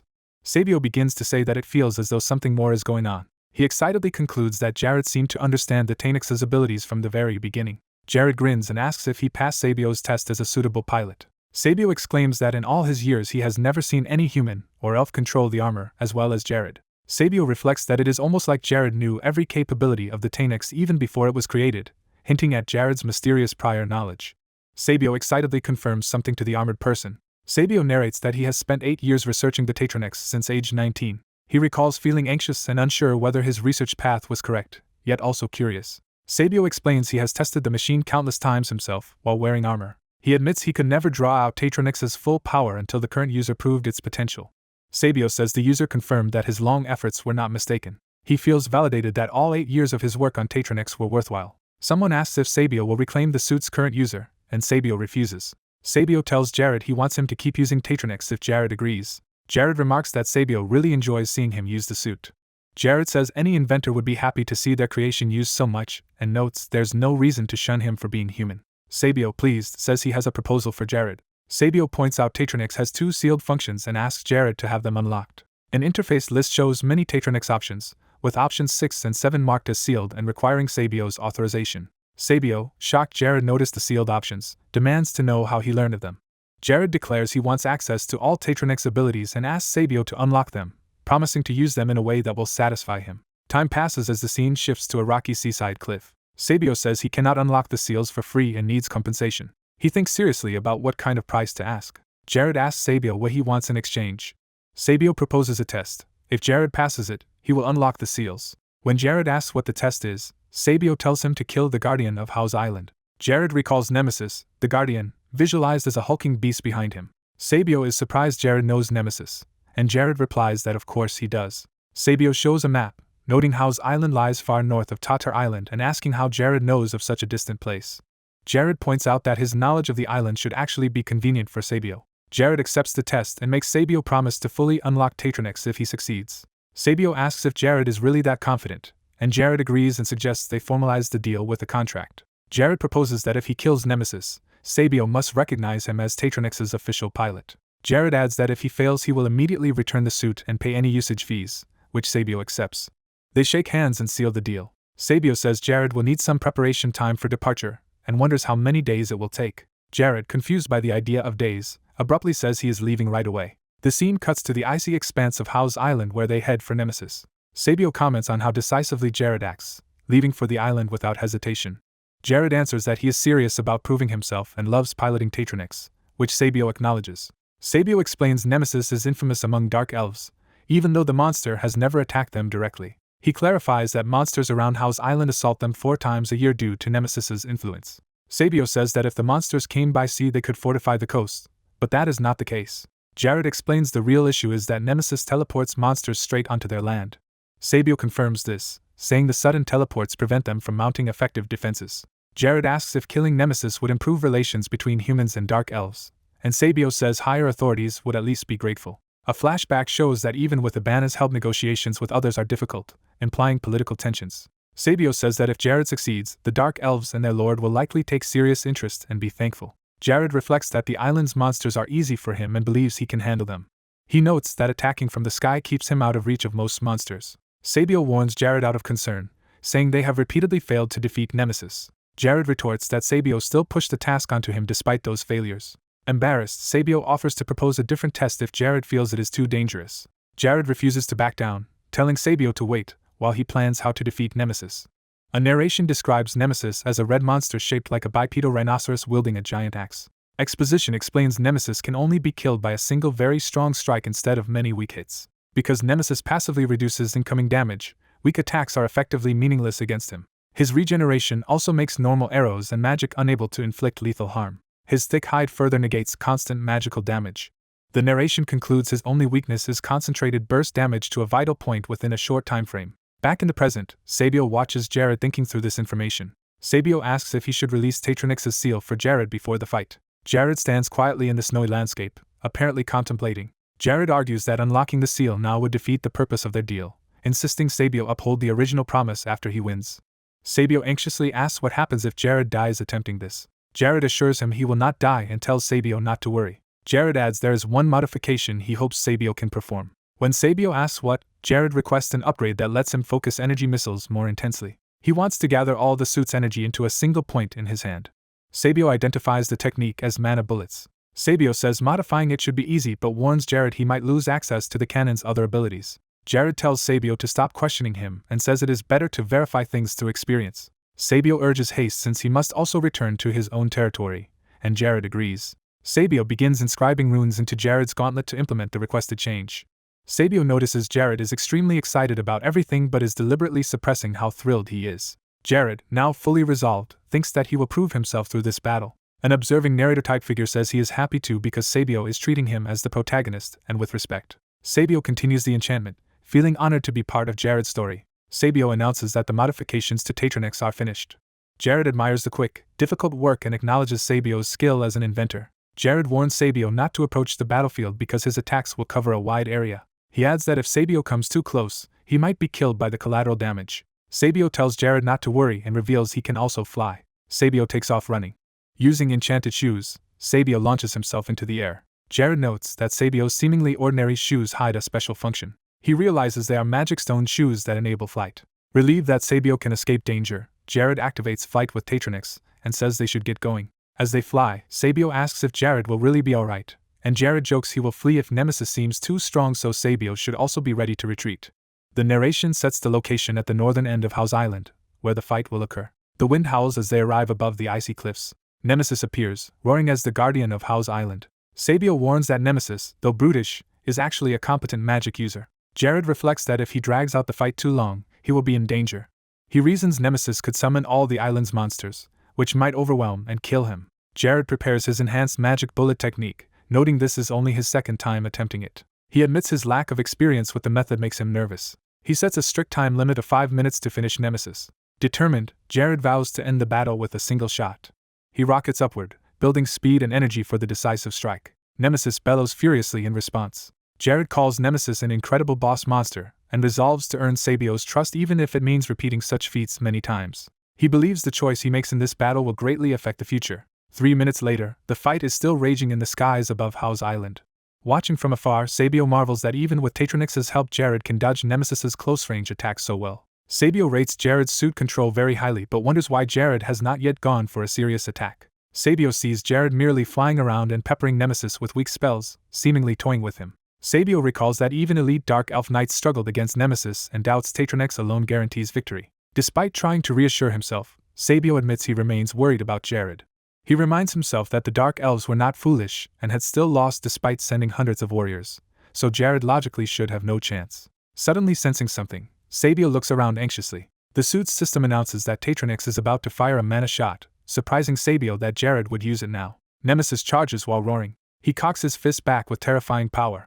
The enraged Guardian rushes at Jared in a full-on assault. Sabio's interface reports that the current mana bullet has exceeded their measurement scale. Sabio decides he must get closer to observe as Jared begins compressing double the mana into the shot. Sabio is stunned that Jared intends to recompress as much mana as before yet again. He insists it should be impossible for Jared to possess such a vast mana reserve and questions its source. Realizing the suit labeled Jared's mana level incomprehensible, Sabio concludes Jared already has at least twice a normal person's maximum mana. Watching Jared cloaked in a blazing aura, Sabio admits Jared's power is starting to frighten him. Sabio then hears Nemesis unleash a terrifying roar. He realizes Nemesis is activating his ultimate ability at this moment. Panicking, Sabio yells for Jared to dodge. He frantically shouts at Jared to retreat from the danger zone. Sabio apologetically explains he knows he should not distract Jared but felt compelled to warn him. He insists Jared might be seconds from death, and that staying so close to Nemesis is the greatest risk. Sabio states that if Jared is hit while Nemesis swings, Tatronix itself will be destroyed. He adds that Jared would die along with the shattered suit. Sabio stares wide-eyed at Jared's reaction. He sees Jared smiling calmly despite the mortal danger. Sabio is left speechless. He wonders if Jared has lost his mind. Off-screen reactions of awe and fear emphasize the intensity of the unfolding battle.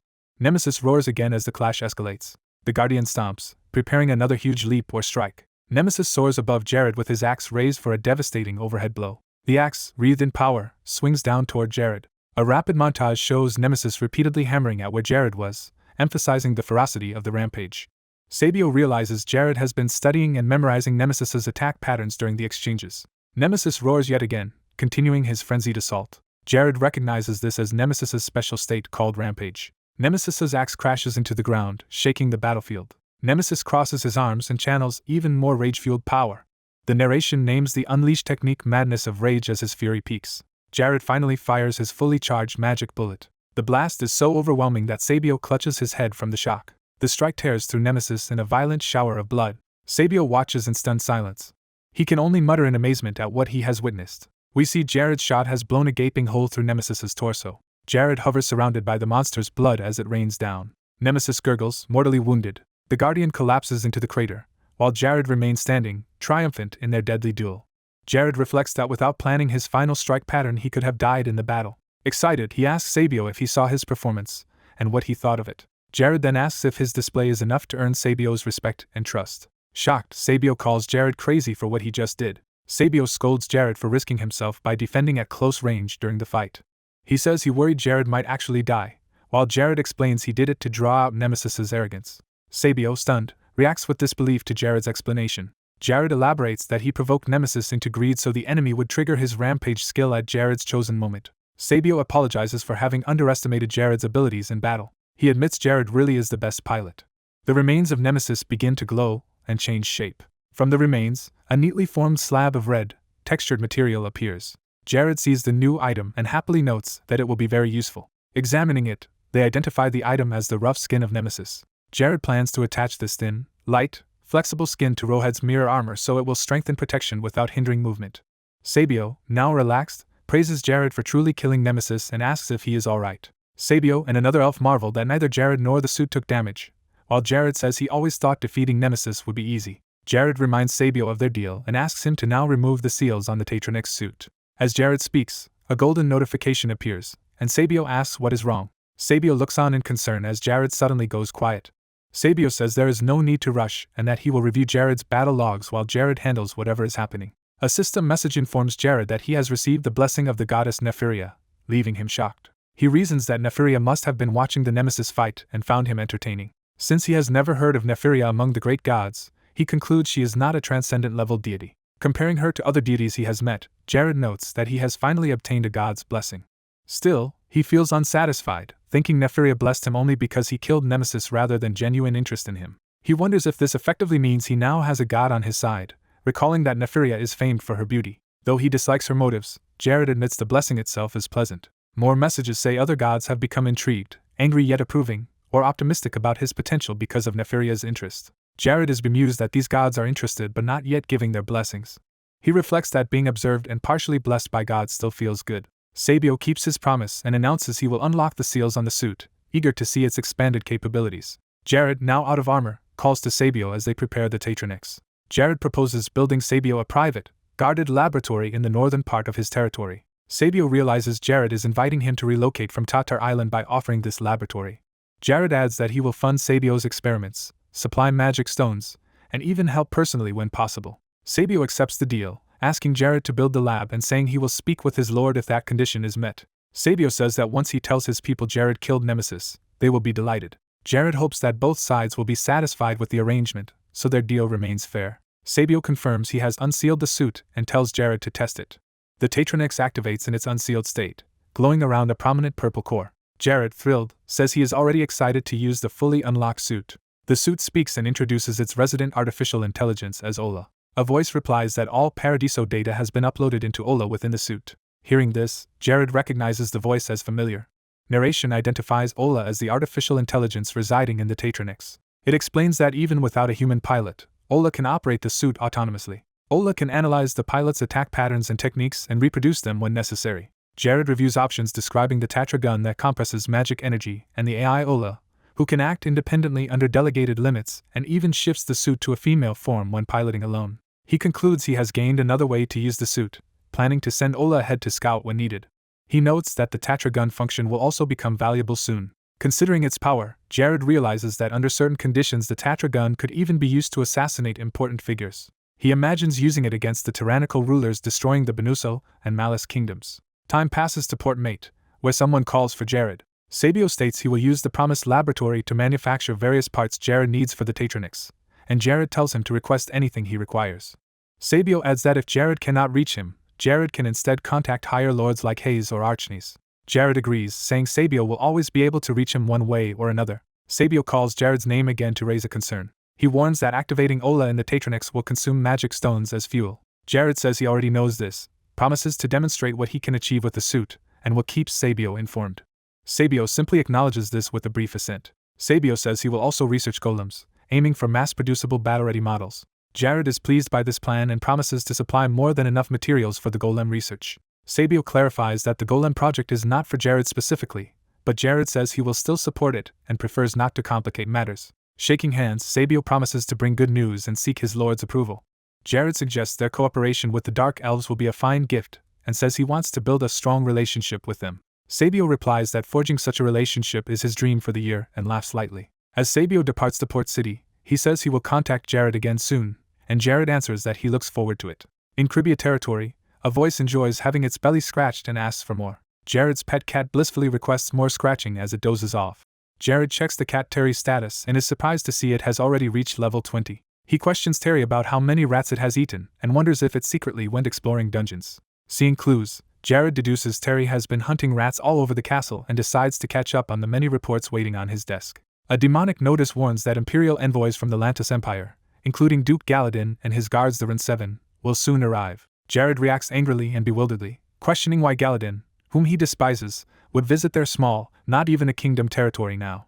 The narrative introduces Galadin Rasmussen with a solemn image of him holding his sword. A map explains that Duke Galadin is a renowned sword master and knight commander of the Lantis Empire, which borders Cribia and neighboring kingdoms. It further states that as a militarist, his behind-the-scenes influence and fearmongering grant the Empire immense power. Jared infers that Galadin's personal visit signifies a direct message from the Emperor. He laments that Galadin loves war and conquest above all else. Jared sadly notes that things had been going well for Cribia, with growing knight numbers and fruitful cooperation with Sabio. He recalls what he once wrote online about Galadin in his Paradiso Guide blog. Jared also remembers the Rin-7, calling them a group of 8 notorious villains. Looking at his chessboard, Jared concludes the coming talks will be anything but pleasant. He acknowledges that Galadin is extremely powerful and that if they fight, Jared may have to risk his life. He resolves that if necessary he will even sacrifice the Tatronix. The Imperial carriages thunder toward Cribia. The horses gallop as the entourage races along the road. Inside the carriage, Galadin rides with one of his subordinates in tense silence. Galadin comments that Cribia is called merely a territory. Gazing out, he notes that it is hard to distinguish it from a proper nation. Through the windows he sees people gathering, including Jared's retainers ready to receive them. He observes that Cribia's internal affairs seem stable. Galadin remarks on the impressive number of soldiers he sees outside. His aide Oncenal, first of the Rin-7, informs him they are almost at their destination. Galadin is surprised at how quickly they arrived. Oncenal attributes the speed to Cribia's well-maintained roads and says she was impressed. Galadin agrees, saying Jared is not someone they should underestimate. Oncenal concurs respectfully. Galadin orders the drivers to increase speed because he wants to meet Jared as soon as possible, and the carriage accelerates. The scene shifts to Cribia's grand palace exterior where the meeting will occur. Inside, an opulent hall with glittering chandeliers is prepared. Jared, Galadin, the Rin-7, and Cribia's officials stand assembled for the audience. Jared, eyes red with tension, formally welcomes Duke Galadin to Cribia. A status window reveals Galadin is level 601 with overwhelming combat stats and legendary artifacts, underscoring his might. Jared inwardly likens Galadin to an almost indestructible steel wall. As tea is poured, Galadin notes that Jared seems unusually quiet. Jared answers that he is unsure what to say in this delicate situation. He adds that Cribia and the Lantis Empire are geographically distant, complicating relations. Internally, Jared already senses Galadin's true goal is to drag Cribia into the Empire's wars. Imagining chess pieces, he realizes Galadin wants to use him as a tool, with the Sindith Kingdom as the main topic. Galadin decides Jared is curious and begins explaining why he has come. He first confirms that Jared has been strengthening his forces to expand his territory, which Jared admits. Galadin calls this excellent news. He then bluntly proposes that Cribia ally with the Empire to attack the Sindith Kingdom. Galadin suggests that if Cribia protects the Empire's rear, conquering weakened Sindith from within will be easy. He asks Jared what he thinks of this proposal. Narration flashes back to the historical Great Holy War in Paradiso. It recalls how, despite worshipping the god Radius, certain forces acted ruthlessly. These forces assembled great armies and plundered nations exhausted by the long war with the Demon King. Words like avaricious and backstabbing summed up that era. Strategically, they would always manipulate neighboring powers to seize one nation. They tempted allies using promises and alluring visions of the future. But once their goal was achieved, they would immediately betray and attack the very allies who helped them. The narration warns that any relationship with Galadin inevitably ends in disaster. Jared wonders if Galadin has gone insane to propose invading Sindith so openly in front of him. He realizes this brazen talk shows the Duke's overwhelming confidence. Jared judges that Galadin is not reckless but deliberately playing psychological games. He analyzes Sindith's current weakness from civil war, floods, and undefended northern regions. Jared predicts that, burdened with saving his nation, King Eziel will give up the north, allowing Galadin to claim those lands. Jared concludes that once Sindith falls, Cribia will inevitably be Galadin's next target. He is certain of this planned sequence. Aloud, Galadin says he understands Jared needing time and finds it natural not to answer immediately. He watches Jared closely with a calculating expression. Jared states he will think about the proposal for now, and Galadin acknowledges this with a hum. Galadin questions whether such an obvious choice really requires thought, saying he does not understand Jared. One of his aides interprets this as meaning Galadin already expects a yes, but another insists they examine the matter logically. Galadin presses Jared, asking if he truly believes Sindith can win against the Empire. Jared concedes that the power gap is obvious and Sindith would likely lose. Galadin argues it is certain the Empire would win and mocks Jared for hesitating over what he sees as a trivial contribution.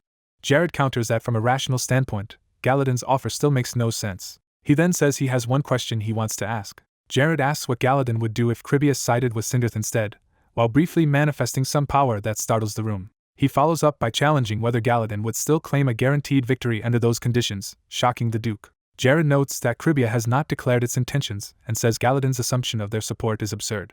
Galadin laughs, acknowledging Jared's boldness but preparing a rebuttal. One of Galadin's advisors explains that once the Empire moves, any later attempt by Cribia to help Sindath would be seen with suspicion. Galadin urges Jared to decide now rather than later, saying they can forgive his earlier remarks as youthful bravado. Jared politely declines to commit, joking he is not thirsty for this so-called drop of water and will inform them later if that changes. Galadin confirms that Jared is refusing to make anything official for now and accepts that this is Jared's current stance. Jared remarks that denying the accusation would be pointless since the other man would not believe him. The older man warns Duke Jared that he will not get another chance and urges him to reconsider. Smiling, Jared casually tells his guest to see himself out safely. The furious Duke stiffly rises, barely containing his anger. Jared politely escorts the Duke and his entourage out of the estate. Jared internally notes that arrogant people who trust only in their own strength cannot stand rejection. He thinks about using the Sindath Kingdom to check the Lentius Empire so he can balance them without exposing his own power. A subordinate rushes in asking if Jared is alright after the tense meeting. The man nervously observes that the mood with the visitors seemed hostile. Jared reflects that his high-level double transcendence spell Resist Fear was crucial in facing them. He reassures his man that their territory has nothing to fear. The subordinate adds that the visiting nobles are the ones who now have worries. As their carriage departs, someone curtly ends the conversation with a final remark. In the carriage, someone addresses the Duke. A black-haired warrior angrily asks why the Duke did not simply kill Jared and insults the young lord. Another subordinate points out that Jared, though annoying, has strong ties with Sindath and fame as a northern warlord. She explains that Jared has even built a shrine, so killing him without cause would turn other nations against them. The Duke says their empire must avoid provoking the powerful Holy Kingdom of Radius, and advises Once-Note to restrain his hostility for now. He muses that Jared's sudden shift in expression during their talk was unusual. The two subordinates pledge obedience to the Duke. The girl asks if news of today's meeting will also reach Sindath. The Duke answers that it probably will, but they can simply treat Jared's lands as Sindath's if that happens. The girl suggests that in that case they can destroy both Jared and Sindath at once, then worries aloud about backlash.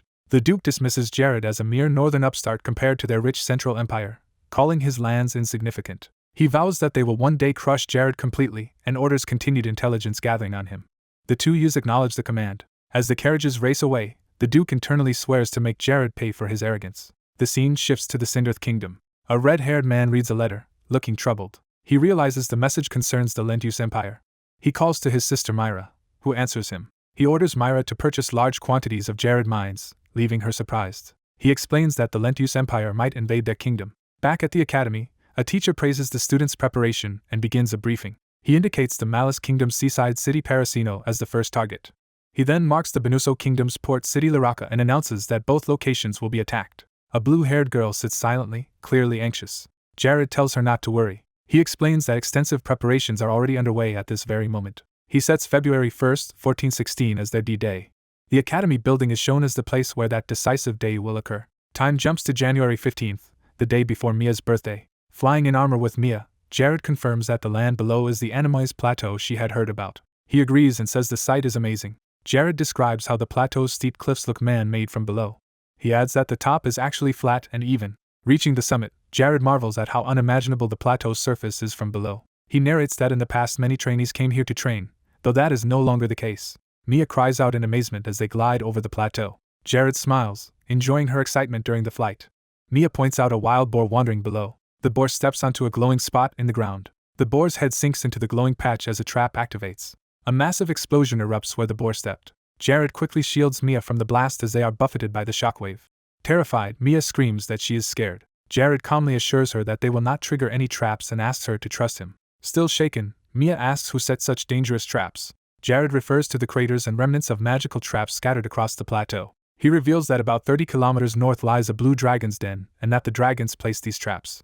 Mia condemns the dragons as bad for laying lethal traps for no reason. Jared agrees that it is senseless but says trying to understand a dragon's mind is pointless. He explains that dragons sometimes kill humans for amusement, just as people absent-mindedly step on ants. He tells Mia that this is the law of the jungle, and that only power-exceeding dragons can correct them. Jared states his own ambition to become a mage whose strength surpasses dragons, finding that prospect exhilarating. He warns Mia he will speed up, promising to shield her from the wind so she can enjoy the scenery, and she gratefully agrees. Enveloped in a magical barrier, they accelerate across the plains as Mia squeals. From a distance they streak over the grassy plateau at high speed. Jared focuses, saying he can now see their destination. He identifies the wide central plains of the Animus Plateau as the perfect golden spot for wind mages to train. Later, Jared gently wakes the drowsy Mia from sleep during the flight. They land among the tall grasses, and Mia asks if this is where they will train. Jared confirms and says he must explain something important first. He explains that the Animus Plateau is blessed by wind and historically home to wind spirits. Mia exclaims that this explains why she feels she can improve greatly by training here. Jared thinks that if they can summon the wind spirits and their queen Vienna, their progress will accelerate. He is confident that Vienna will take interest in both him and Mia and asks Mia to first warm up on her own. Mia eagerly agrees and starts running around while Jared watches. He then opens his magic evaluation interface to review his elemental rankings. Noting he is about 2% short of raising wind magic, he decides he must raise all elements to at least rank 8 to be a true all-rounder. Fired up, he says he is motivated and that pushing past his limits is exhilarating. Jared begins lecturing Mia on a technique to boost wind magic efficiency by tightly controlling her breathing throughout casting. He tells her to consider tailwinds and headwinds when manipulating wind. He adds that she must use the terrain and environment to her advantage. Demonstrating, Jared uses wind to lift and spin a large stone, impressing Mia. After an hour, he proposes taking a break from training. Mia insists enthusiastically that she wants to continue and begs him to teach her more. Jared is surprised and asks if she is not tired. Mia admits the session has been harsher than any prior one-on-one training, but she agrees to keep going. Jared resolves to continue until she collapses from exhaustion, asking if she is ready, while Mia calls out to him. She joyfully declares that she will enjoy anything he teaches and asks him to instruct her even in small things, so he prepares to resume. Their intense practice continues into the evening as blasts shake the field. During a quiet moment, Jared and Mia sit and eat together among the grass. A caption notes that 4 days of intense training pass. On the 4th day, Jared observes that Mia has reached her limit and offers a rest, which she gratefully accepts. Collapsing happily into the grass, Mia laughs that she is finally feeling tired. Lying there, Mia calls out to Jared. She reacts with shocked excitement as something catches her eye. Mia points at a strange phenomenon in the sky and urgently asks Jared what it is. Bright light erupts in the darkening sky as something descends. Jared realizes in awe that the approaching presence is the Spirit Queen. The silhouetted figure emerges from the light, and he identifies her as Vienna. Spirit Queen Vienna appears in her full form, accompanied by other spirits. Jared, with Mia beside him, calmly greets her arrival. He internally recognizes Vienna as the alpha and omega of wind spirits, and the one who can raise him and Mia to a higher level, their benevolent guiding queen. Vienna's bare feet touch down gently on the ground as she manifests fully. Mia, trembling, clenches her fists nervously at the queen's presence. Jared also stiffens, clearly taken aback. He reassures Mia that Vienna is not malicious and introduces her as the spirit queen who has been watching over them. Mia, stunned, asks if this really is Queen Vienna, and Jared confirms. Jared describes Vienna aloud as the spirit queen of the wind and asks Mia if she agrees that the queen is beautiful. Mia gushes that Vienna's beauty is dazzling. Jared tells her again not to worry, promising that as long as he is there she is safe. Mia answers obediently while Jared inwardly frets over having addressed Vienna so boldly as Spirit Queen. Vienna steps forward and her feet touch the ground near them. Jared nervously gulps as Vienna approaches. His appraisal magic fails and his eyes glow red from the strain as he realizes the extent of Vienna's blessings. A system message states that because of the Spirit Queen's vast blessings, magical appraisal of her is impossible. Vienna politely greets them and apologizes for appearing so suddenly. She introduces herself as Vienna, the noble queen of spirits who governs all winds. The surrounding wind spirits swirl while Vienna reaches out a welcoming hand to Mia. Mia shakily tries to sit properly before the queen. Vienna takes Mia's hand, initiating friendly contact. Blushing, Mia introduces herself and awkwardly addresses Vienna as queen and as her majesty. Flustered, she wonders aloud what title she should use when speaking to Vienna. Vienna gently pats Mia's head. Smiling, Vienna tells her to simply call her Vienna Uni, treating her like an older sister. Vienna jokes that although she is actually very old she maintains her looks, and the narration notes, she is over 300 years according to Paradiso's lore. Mia happily accepts and calls her Uni, which Vienna finds delightful. Vienna then turns to Jared and somewhat shyly asks who he is. Jared introduces himself by name. Vienna smiles warmly in response. She apologizes, explaining that she has been secretly watching the two of them train from the start. Images show her observing even their breaks as they ate together. Vienna praises them for spending nearly every waking moment practicing wind magic. Jared affirms that the Animus Plateau is special because of how blessed its winds are. Vienna, surprised, asks if he truly senses the plateau's blessed winds. Jared answers that he certainly does. He states that he can feel her benevolent blessings and is grateful for the favorable winds during training. Vienna is astonished that he could perceive her subtle aid. Jared comments that a mage should always notice such things. He adds that wind mages in particular must be keenly aware of the natural environment around them. Vienna falls silent, clearly impressed. She admits that Jared's earlier wind spell, Decuple Transcendence Magic Missile, had astonished her. Narration explains that Transcendence magic is the pinnacle of magic and normally extremely difficult to invoke. Vienna recounts that despite centuries of watching countless mages through the wind, Jared's use of wind power was uniquely brilliant. Jared modestly replies that he is flattered by her praise. Vienna turns to Mia and notes that Mia's nature is different from Jared's. She tells Mia that she senses a natural, innate closeness and constant communication with the wind in the girl. Calling Mia's name, Vienna prepares to speak further to her as both Jared and Mia react expectantly. Jared realizes the Wind Spirit Queen is about to bestow her blessing. Vienna invites Mia to come closer so she can harmonize with Mia's beautiful wind. Mia shyly confirms while Vienna laughs warmly. Vienna explains that spirits, with childlike pure hearts, harbor no malice. She proposes that they now experience the wind together. Vienna sweeps Mia up in a whirlwind, as Jared calls that he will wait. Jared cheerfully bids them farewell for now. Jared approaches the wind spirits and politely calls out to them. One wind spirit asks Jared what he wants. Jared requests help practicing a particular way of using wind magic. The blue-haired spirit teases that Jared really loves the wind. Jared internally weighs which reaction to their praise would impress them most. He earnestly declares his belief that wind is the core of all attributes. The spirits praise Jared as a proper mage with strong fundamentals. Jared notes to himself that even spirits respond well to flattery. Another spirit comments that Jared is perceptive and confirms his name. A female spirit marvels at Jared's wind magic and asks him to demonstrate again. The spirits gather in a circle, watching Jared stand at the center. Jared flatters them as masters of wind and prepares to learn from them. The spirits manifest swirling clouds of wind in response. Jared observes that Vienna and Mia are taking longer than expected on their flight. He concludes Vienna simply wants to teach Mia more and considers this favorable. Someone confirms Jared's name, catching his attention. The blue spirit offers Jared a tip, warning not to force the wind's angle. He demonstrates that one should draw a wide arc and gently set a path for the wind. Jared watches intently, absorbing the lesson. The spirit announces the start of wind magic reaction training. Jared is amazed by the floating green wind projectiles. The spirits remark that Jared turns every lesson into several new ideas and that humans are different. Jared thanks the wind spirits sincerely and prepares to continue. The blue spirit proposes trying a different type of attack. He shapes a new wind form and asks if Jared is ready. Jared confidently tells the spirit to attack him without worry. The spirit gathers power and launches a powerful wind spear. The wind spear hurtles down toward Jared with immense force. Jared shouts and focuses his wind power to respond. He recalls the key principles of adapting, guiding, enticing, and calming the wind. Using those ingrained instructions, he moves his hand to apply them. He twists the spear's direction, carefully laying a new path and letting the wind follow. Jared metaphorically dances with the wind, choosing cooperation over force. Entering a trance-like state, he becomes one with the wind and only directs its path. The redirected currents roar around him as he maintains control. He uses this control to sharply change the wind spear's direction mid-flight. The massive spear sweeps sideways, fully redirected away from him. The wind blade curves through the sky while Jared holds his stance below.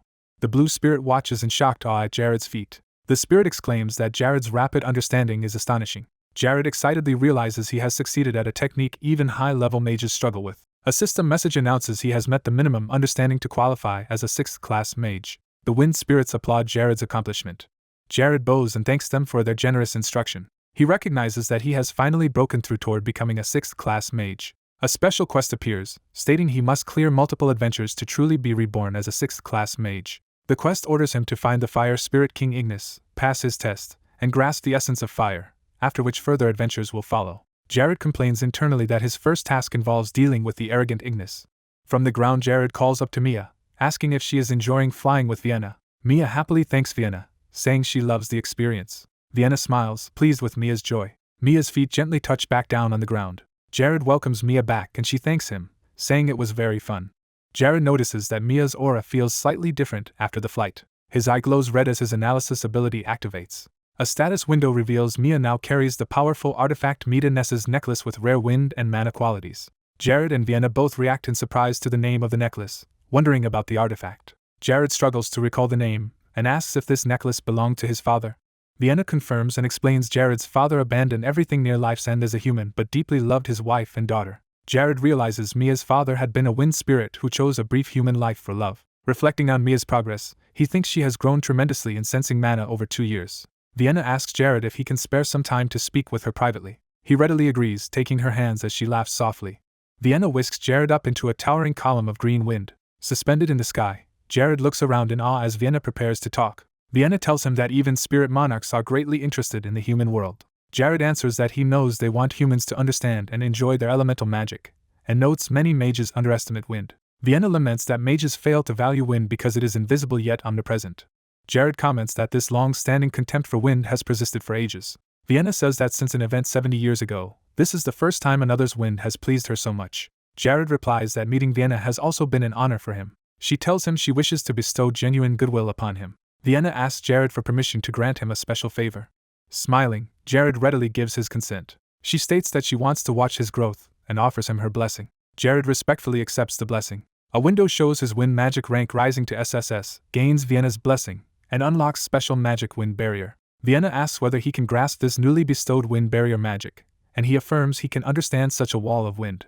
She remarks that he is extraordinary because many mages cannot understand this magic even when taught directly. Vienna gathers light at her chest, preparing another gift. She produces a glowing heart-shaped crystal and tells him to take it. Jared recognizes it in shock as a Spirit King's gemstone. He starts to ask what exactly this precious item is. Vienna explains it is a token of appreciation he may use once to summon her and her soldiers in dire need. Jared, now wearing the crystal on his chest, remarks that her token is far more than small. Holding the gem in both hands, he thanks her sincerely. He jokingly asks if she is making a bold investment in him, and she laughs, agreeing in spirit. Vienna says she hopes Jared, as the greatest wind mage of the mortal realm, will act as the spirit's representative.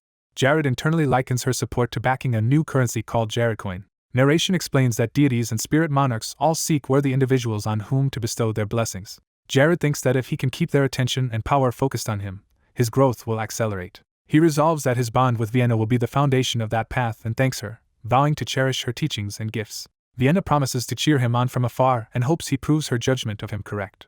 Jared formally states his name, beginning a pledge. He bows deeply, expressing heartfelt gratitude to Spirit Queen Vienna once more. Later under the night sky, Mia calls out to Jared. She says she feels she has received a tremendous gift and assumes it was his birthday present. Jared laughs that events turned out that way and asks if she enjoyed speaking with Vienna. Mia says she was happy but also a little sad. She adds that she now has many things she wants to talk about with her mother. Narration explains that learning her deceased father had actually been a spirit naturally gives her much to discuss with Mary. Mia turns the question and asks Jared how he felt about everything. Jared smiles quietly, contemplating his answer. He tells her he also received an amazing gift, one she would be jealous of. When Mia asks what it is, he says he will show her on the way back. Jared says they should now return to the Caribbean territory. Mia agrees and notes they must train hard with what they learned today. Jared offers to summon a pleasant breeze so they can travel home faster, and Mia agrees. The scene shifts to the Naz continent's Sindarth Kingdom on January 31, 1416. A prince informs his sister Myra that a letter has come from Caribbean, and she asks him to read it. Reading, he recounts how Benuso and Malice failed to prepare for the monsoon, leading to massive casualties. The letter condemns those kings for abandoning their citizens, explains Caribbean's burden of taking in refugees, and declares their negligence hostile. It states that Caribbean will strengthen its defenses and move to deliver justice against the two disgraceful kingdoms.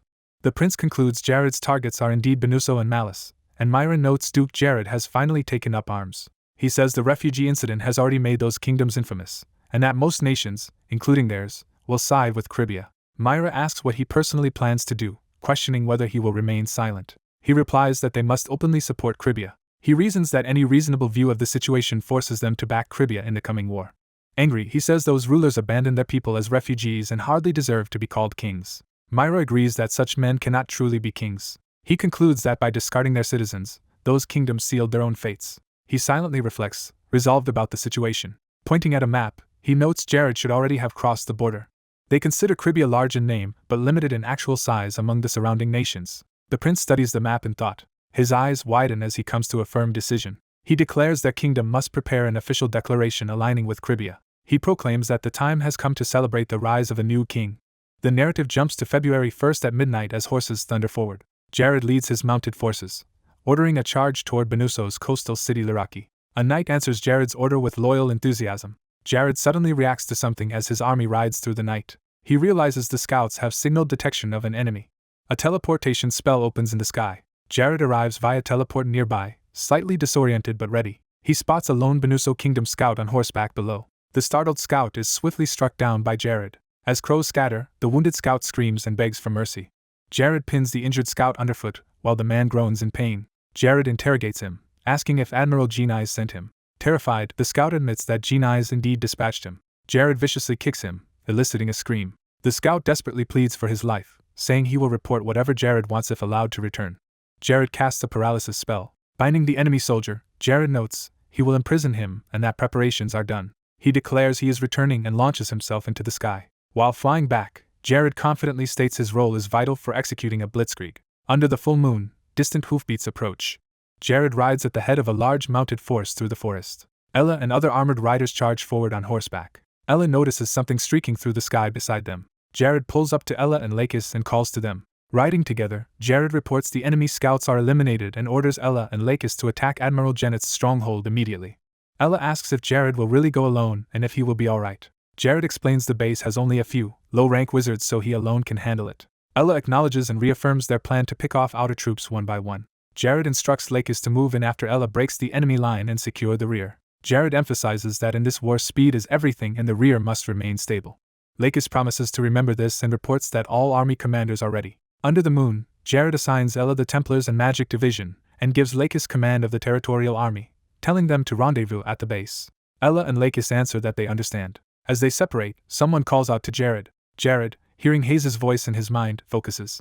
He recalls Isabella, the Dressa shamans, and their support. He also remembers the non-combatants counting on him in Krivia. Thinking of the 20,000 people of his territory, he steels his resolve. Jared exhales, composing himself under the night sky. Clenching his fist, he vows internally that he will surely win. He teleports away with a command to head north. Meanwhile, the scene shifts to a guarded naval base in the coastal city of Laraki in Benuso Kingdom. Inside, Admiral Janetz questions a report claiming there has been no unusual movement from Krivia. A scout confirms and explains that Krivia's soldiers have been busy helping civilians prepare for spring farming. Other scouts agree that this matches their own observations. One man affirms it again, while unknowingly showing an illusion of a disguised spy in his eye. Janetz wonders aloud if he is simply overreacting. He recalls how painful it was to refuse Krivia's recruitment offer. Janetz says he declined because he could not justify it, yet finds Krivia's quietness suspicious. He notes that mere suspicion is not enough to reshape deployments given Laraki's poor military situation, when someone suddenly shouts about an intruder. Soldiers outside cry that an unknown wizard is approaching from the sky. Archers are ordered to focus and fire all arrows at the airborne enemy. Janetz rushes out, shocked by what he sees. The archers unleash a dense volley of arrows. At my own palace in Benuso, those arrows streak up toward Jared flying overhead. Janetz stares in horrified disbelief. Jared calmly faces the incoming barrage with a slight smile. The arrows curve aside as if repelled, failing to touch him. They all fall harmlessly away while Jared hovers untouched. Watching this, Janetz mutters that the sight is absurd. A commander rallies the archers to keep firing and attack again. Jared, protected by a spatial field, remarks that repeated volleys will change nothing. He reveals his artifact, the space deviation clock, which alters trajectories. Recognizing the artifact, Janetz realizes the flying wizard is Duke Jared of Krivia. On the ground, officers frantically call for their own wizard Gonoff. A soldier replies that Gonoff is currently watching the rear, to their dismay. Janetz frets that they cannot handle an aerial enemy, and asks what they should do as reinforcements arrive. Gonoff and his Class 4 wizard troops appear before the admiral. Janetz orders Gonoff to stop the airborne wizard, identifying him as Duke Jared. Gonoff mocks Janetz for panicking and derides Jared for daring to come alone. Confident, Gonoff declares he will quickly eliminate Jared himself. As he moves, Gonoff suddenly reacts in fright to Jared's counter. Janetz, hearing the chaos outside, curses the unfolding madness. Jared unleashes a massive lightning attack downward, astonishing the defenders. Gonoff orders everyone to raise magical shields and dodge the incoming strikes. Wizards scramble under protective barriers as lightning showers around them. They try to shield the admiral while soldiers scream, some being struck and injured. Amid panic, cries for help ring out and someone commands the attacks to stop. The admiral and Gonoff reel within smoke and magical backlash. Blood spatters the ground as casualties mount, and someone curses. A dying soldier damns Jared with his last breath. Gonoff angrily shouts at his forces to attack Jared since he is alone. He announces he will personally capture Jared and make an example of him, and the wizards agree. Gonoff launches forward to engage. Numerous wizards take to the sky to surround Jared. Jared's golem armor switches to attack mode and rapidly fires magical bullets at them. The enemy wizards, under fire, demand to know what this strange attacker is. Gonoff, irritated, calls Jared annoying while defending with his staff. Jared casually appears beside Gonoff and greets him midair, startling him. Gonoff snarls Jared's name and claims the Duke has come to die. The narration explains the crucial but unusual stat of soldier morale. It notes that when morale drops, soldiers' mental and physical performance declines. Among morale factors, the overwhelming influence comes from their leader. Jared reasons that if he defeats their leader Gonoff publicly, Janetz's entire force will lose morale. However, the narration adds that Gonoff is thinking exactly the same thing about Jared. Gonoff tells Jared he has come here only to die. Jared replies that he has come to send Gonoff to his death instead. Gonoff laughs, calling Jared's words a mere taunt. He retaliates by firing a powerful energy beam at Jared. Jared closes the distance and grabs Gonoff by the collar in midair. Gonoff, shocked, tries to speak as energy whirls around them. Using teleportation, Jared drags Gonoff high above the battlefield. As they move, Jared prepares another magical strike. Jared acknowledges Gonoff's strength and decides he must lure him into terrain favorable to his own tactics. Gonoff scoffs that he will not fall for such a scheme and claims Jared underestimates him. Other wizards shout that it is fine as supporters use blink to reposition. Gonoff gathers power for a large-scale spell. He unleashes his ultimate area spell Ice Storm toward Jared. Jared calmly observes the approaching storm within his slowed time field. Time around Jared visibly slows as the ice storm crawls toward him. Gonoff realizes the storm was not blocked but slowed, deducing Jared's artifact is responsible. Jared urges Gonoff to surrender, insisting Gonoff cannot win. Gonoff, trembling with rage, refuses to back down. Jared counters by launching his own high-speed magical attack, saying it is now Gonoff's turn. Gonoff desperately uses blink while conjuring more ice, yelling that he is not petty.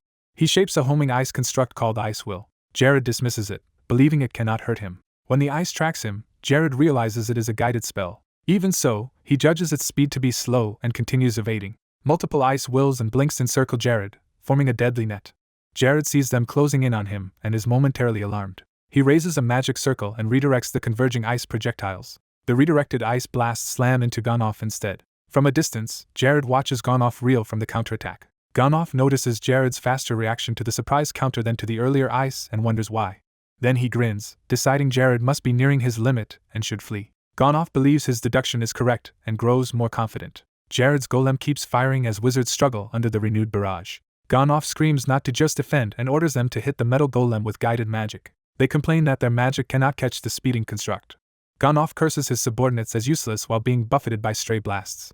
Jared taunts Gonoff, asking if he is worried about his army and warning that hope will vanish if he fails to stop Jared. Enraged, Gonoff shouts for Jared to be quiet and whips up more swirling ice magic. He unleashes another massive energy storm. Jared floats amidst slowly circling ice crystals, calling the attack useless. Gonoff claims Jared's arrogance will cause his defeat and prepares a smashing spell. Jared rockets forward cloaked in power to break through. The clash fills the air with blinding energy. Gonoff uses blink again and boasts that he has deceived Jared. He prepares a close-range strike to test whether Jared can still slow magic at point-blank distance. Gonoff hurls a lightning spear straight at Jared. He pours on power, throttling Jared in a violent explosion of purple lightning. Smoke clears around Gonoff as he hovers alone, assuming victory. He laughs, amused that defeating Jared seemed this easy in direct combat. Gonoff muses about Jared's artifact, saying he will now keep it for himself. Suddenly Jared steps out of the smoke unhurt, shocking Gonoff. Gonoff protests that the fight is not decided yet. He lunges again, boasting of hidden techniques no one can imagine. Jared's counter-strike silences him, blood spilling from Gonoff's mouth. Jared passes by, surrounded by cutting energy, as Gonoff's body is slashed. Bleeding heavily, Gonoff gasps and asks how Jared predicted his movements. Jared explains he noticed Gonoff always sticks a foot out when using blink and chides him that such bad habits can be fatal. Jared unleashes ascending wind slashes to finish Gonoff. Gonoff's death screams echo as blood rains down. Seeing their leader fall, the enemy wizards panic, believing they are doomed. Jared catches a glowing ring that appears before him and wonders what it is. A status window identifies it as the Divine Ring, which boosts divine power or healing effects. Jared thinks it would suit Hayes perfectly, and plans to gift it to her for her upcoming birthday. Smiling, Jared turns his attention to what he must do next. Below, Admiral Jennets trembles as he looks up at the sky. Jared insults Jennets' terrified expression and tells him that with his chief wizard dead he has no options left. Jared declares he will grant no further mercy. He reasons that sparing enemies would only cause more of his comrades' blood to be shed and sends ice spears raining down on the base. Elsewhere, Ella fiercely cuts down foes from horseback during the ground assault. Terrified enemy soldiers struggle to hold the line, trying to reassure themselves that their wizard squad and Gonoff will come to their aid. A Benuso soldier proudly charges into battle, announcing his allegiance. His sword shatters mid-fight, leaving him shocked. Narration explains that though the Benuso border army is remote, its soldiers are proud. Their pride centers on carefully maintaining sharp, well-kept weapons. That cherished pride is literally breaking apart as their blades fail.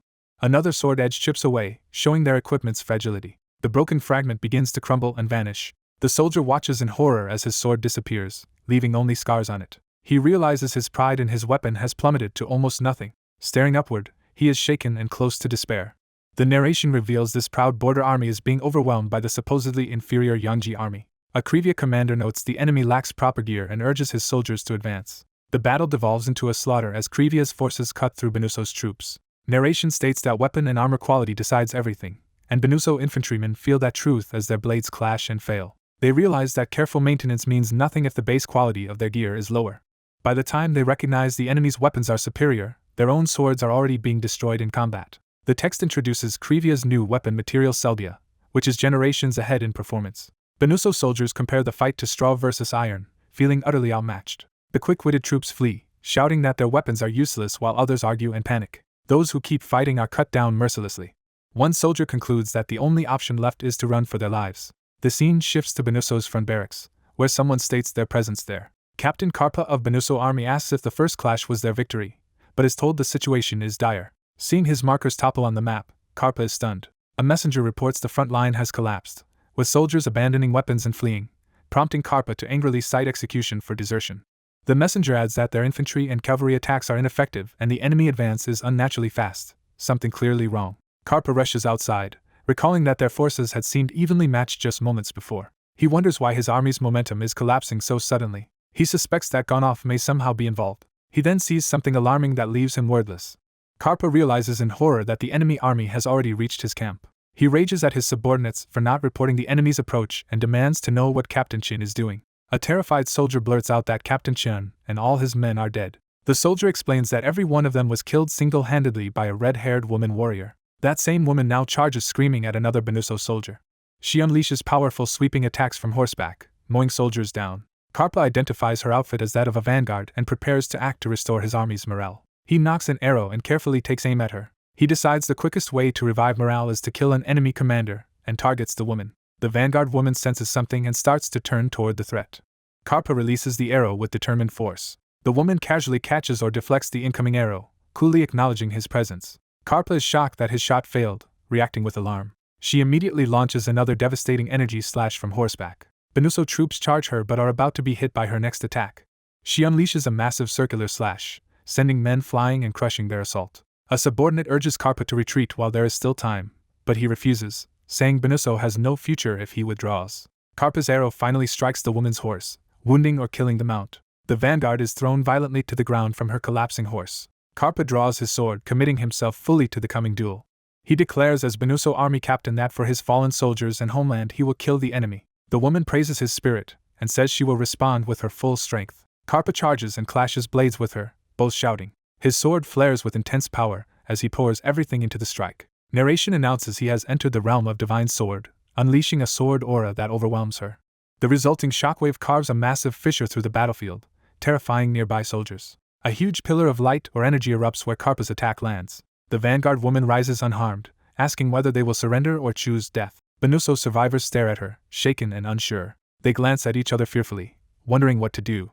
One soldier finally throws down his weapon amid corpses and declares his surrender. Another soldier kneels before a Yangji knight, begging for mercy because he has a family. The Yangji soldier coldly says Benuso underestimated the Yangji army and warns that they usually cut such enemies in half. Someone taps his armor, interrupting his intent to kill. A higher-ranking Yangji officer named Lakis orders him to stop, surprising the subordinate.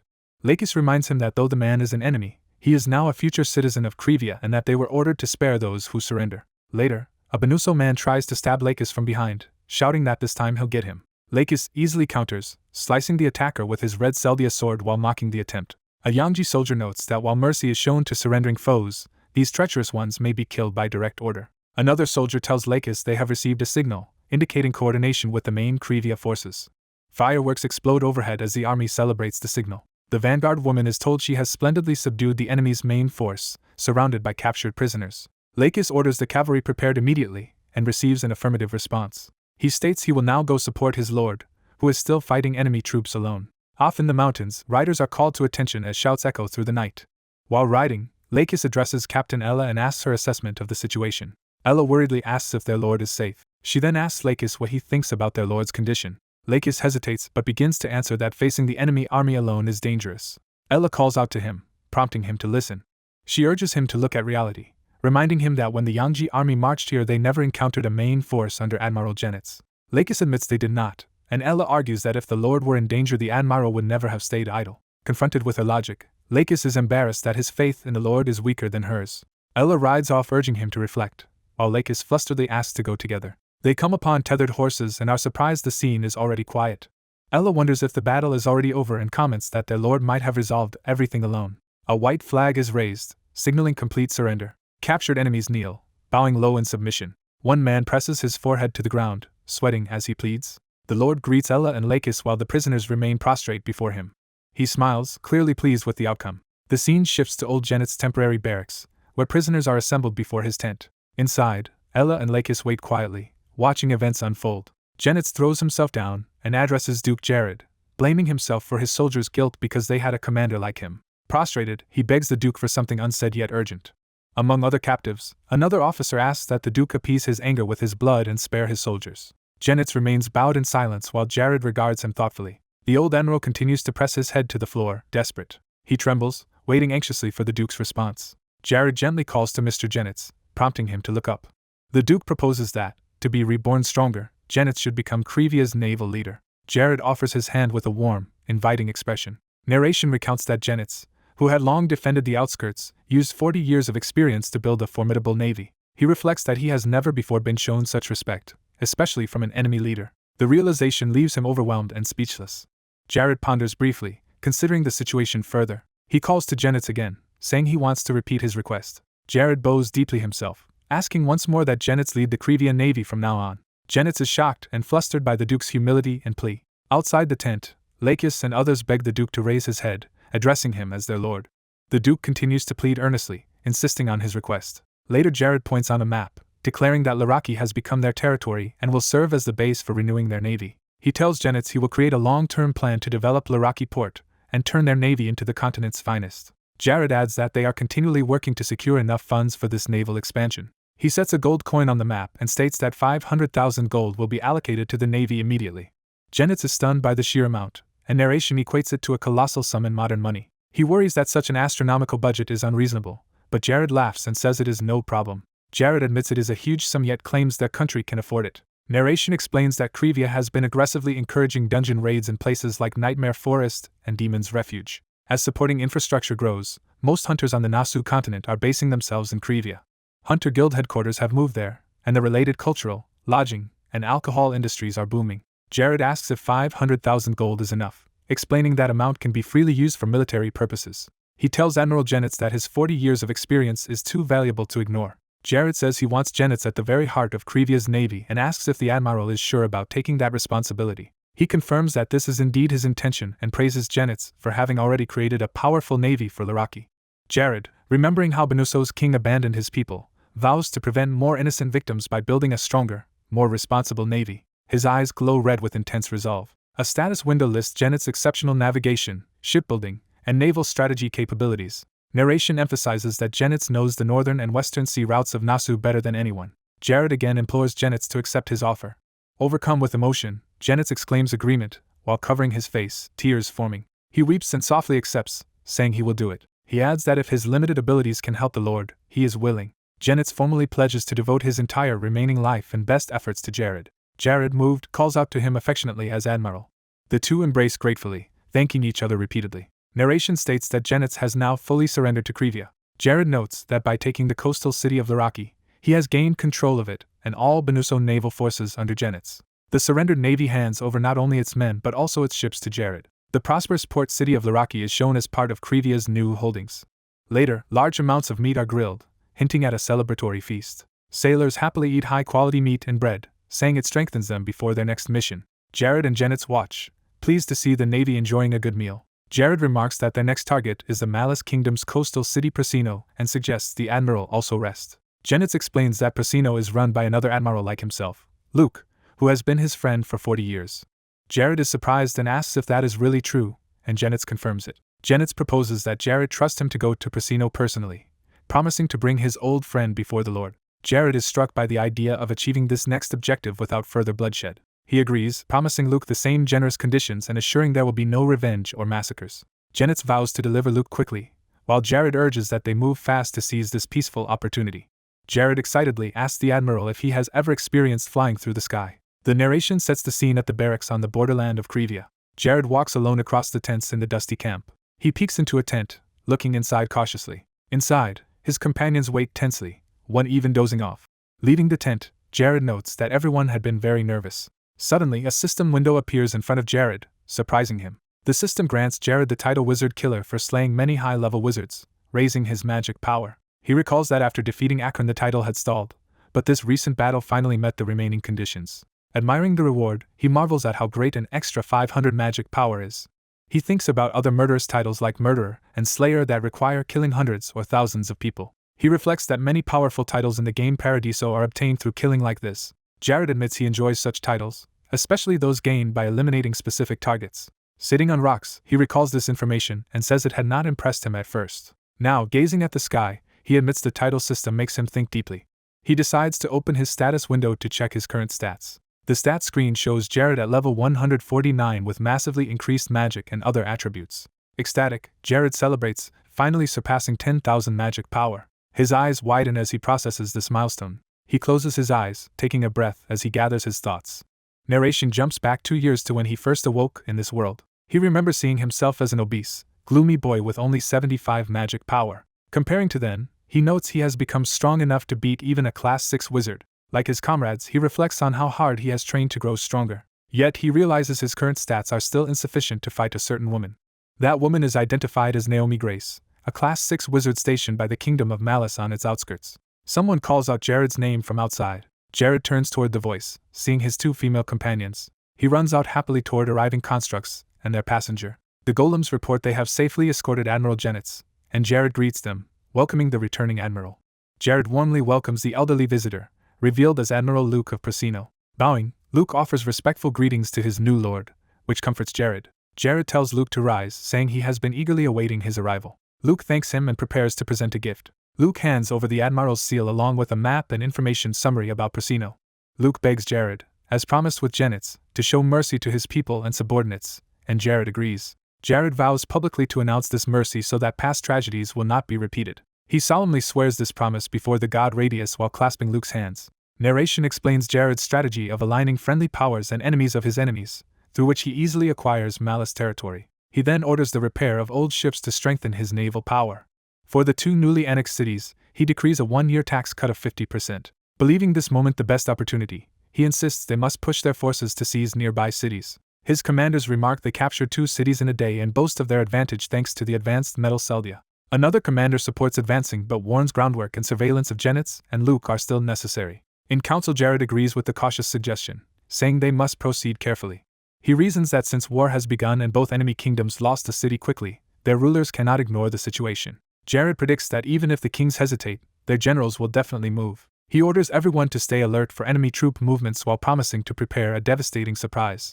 One companion notes the enemy will not commit all main forces, prompting someone to ask why. Another explains it is because each kingdom faces threats on both sides of its borders. A diagram shows the kingdoms of Malice and Cinders as bordering enemies, questioning whether Malice can spare a large army to the outskirts. If Malice does shift many troops, Cinders could openly attack across the border. Thus when Malice and Benuso kings face this dilemma, neither can safely fight on 2 fronts, and a resolute defense will block them. Jared adds that any army trying to cross his defensive line must brave vast fields of magical landmines.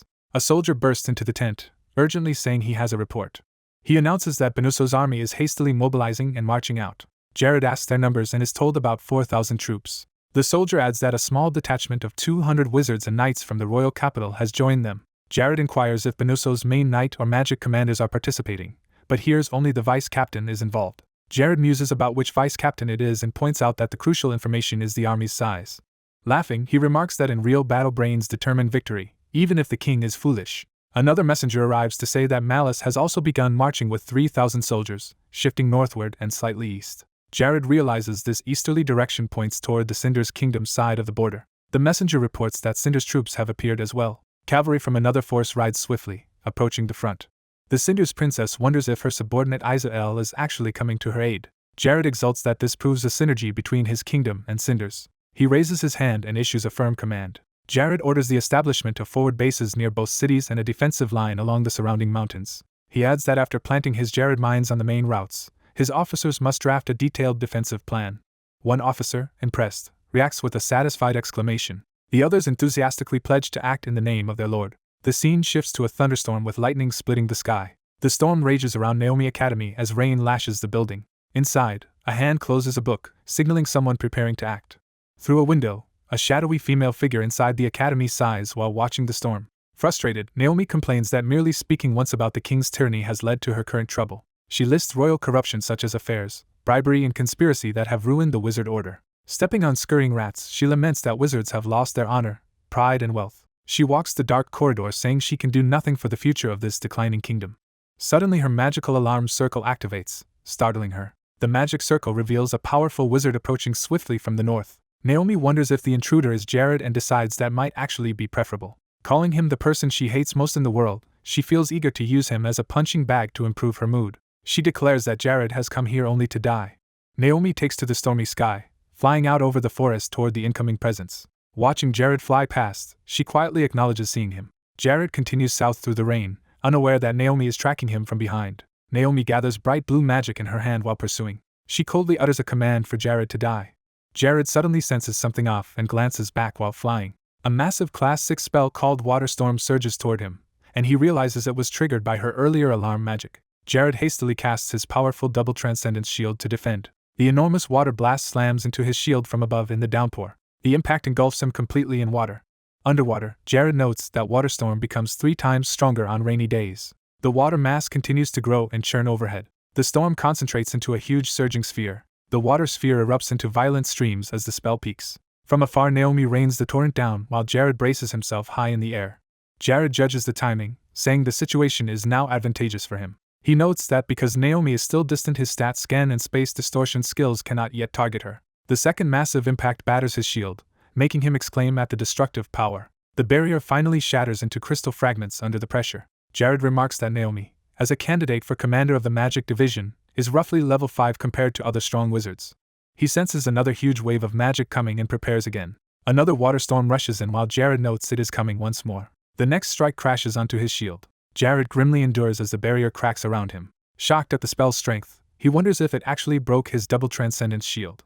Accepting that Class 6 promotion marks a true top-tier wizard, he proposes they settle this in a tactical hide-and-seek duel. A new green wind magic activates, catching his attention. Jared unleashes his offensive spell Wind Slasher. Grinning, he prepares to follow up his attack. Jared announces the debut of Baina's wind magic, then accelerates using full-throttle flight to hunt Naomi.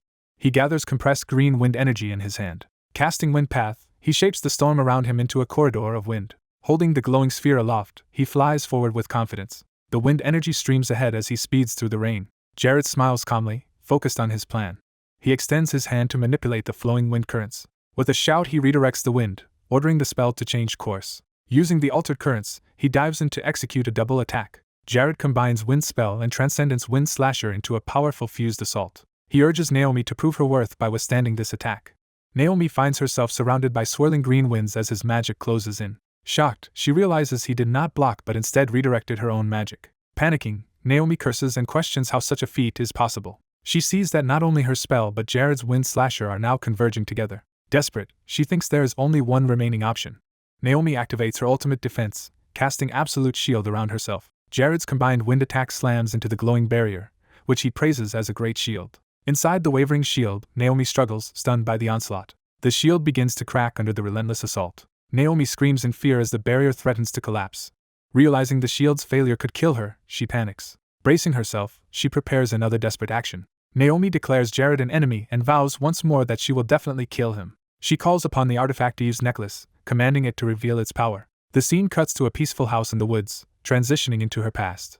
Young Naomi sits beside her bedridden mother, who tells her to take something. Her mother hands over Eve's necklace and asks Naomi what the artifact is called. Naomi explains the necklace can lock onto any visible target and teleport it using mysterious power. Her mother adds that this teleportation is a unique ability separate from normal magic, and says there is an important matter to discuss. She warns that the necklace can only be triggered by the magic stored within it, and urges Naomi to remember this.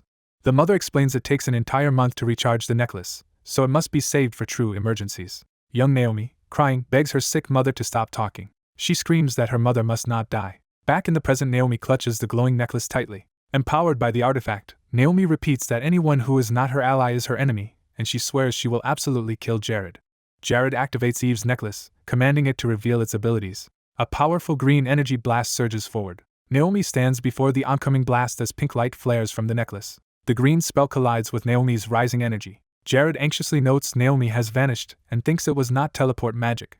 Jared suddenly senses something alarming nearby. He realizes the glowing item is truly Eve's legendary necklace, whose existence he had doubted. Accepting that he has been caught but unharmed, Jared remains calm. He judges that in these conditions he cannot safely use any blink or teleportation spells, since concentrating would be fatal. He reasons that attempting to cast now would expose him to magical interference.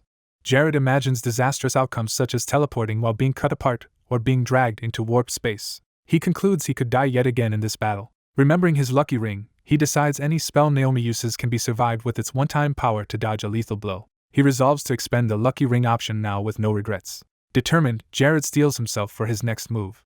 Jared charges Naomi with a shout. Naomi screams as she hurriedly conjures a defensive magic circle. Jared unleashes triple transcendence magic, a paralyzing chain lightning strike that engulfs Naomi. Naomi prematurely celebrates, believing she has already won. Jared grins confidently, revealing she is mistaken.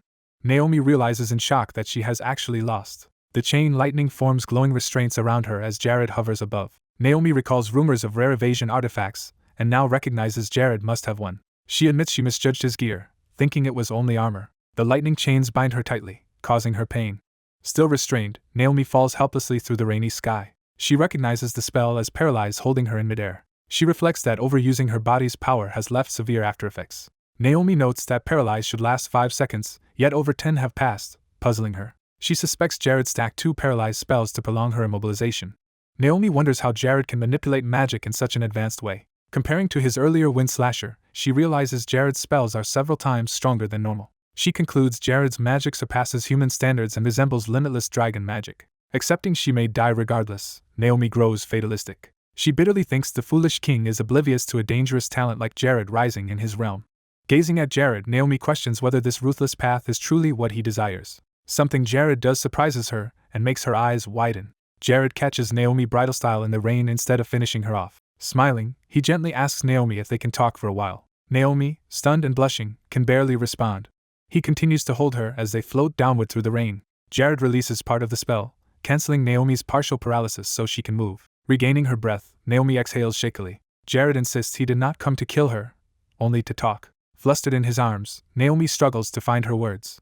Jared remarks that their current pose looks awkward. He says the real awkwardness is that her king fails to value a wizard of her caliber while the kingdom decays at its borders. Naomi addresses him by name and asks what exactly he wants from her. Jared declares he has come to win Naomi Grace's heart. Naomi stares at him, shocked and unsure how to respond.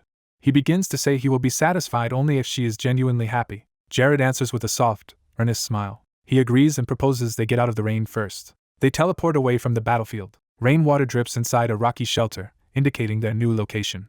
By a campfire, Jared explains he paralyzed her only so both could talk with clear minds. The two sit opposite each other by the fire in a cave, tense but calmer. Naomi coldly tells him to kill her if that is his aim and questions why the victor cares about the loser's view. She accuses him of perhaps wanting to revel in his victory, and says she is ready to be sullied by his actions. Jared turns his back to the fire, preparing to answer her accusations seriously. He looks back with a solemn expression, ready to open up. Facing Naomi, he prepares to share his true ambitions. He gazes at her intently, gathering resolve. Jared breaks into a grin, lightening his tone before explaining. Naomi watches, confused by his sudden cheerfulness. Jared states that he plans to expand his territory, not out of bloodlust but to build a world where everyone can live happily. Naomi listens in stunned silence. She dismisses his dream as naive idealism. Jared readily agrees that it is idealism. He adds that only by trying will he know whether his ideals will fail or reshape reality.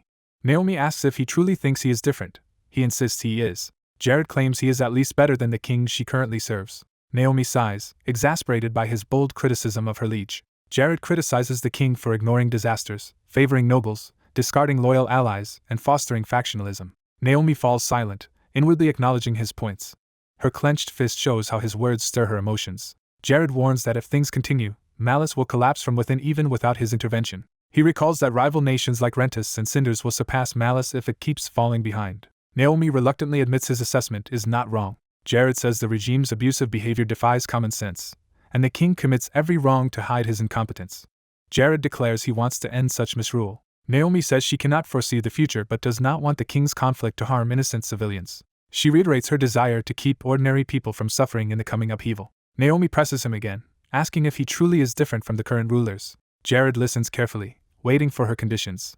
He vows to remove corrupt leaders and destroy their ambitions. He adds that if those in power persist in tyranny and empty politics, he will crush them. He even grants Naomi permission to kill him if he betrays this dream of a citizen-centered nation. Naomi defines her own ideal, a world built on civilians, transparent enough that rulers must be ashamed of every wrong they admit. They stand facing each other across the fire, their visions for the future laid bare.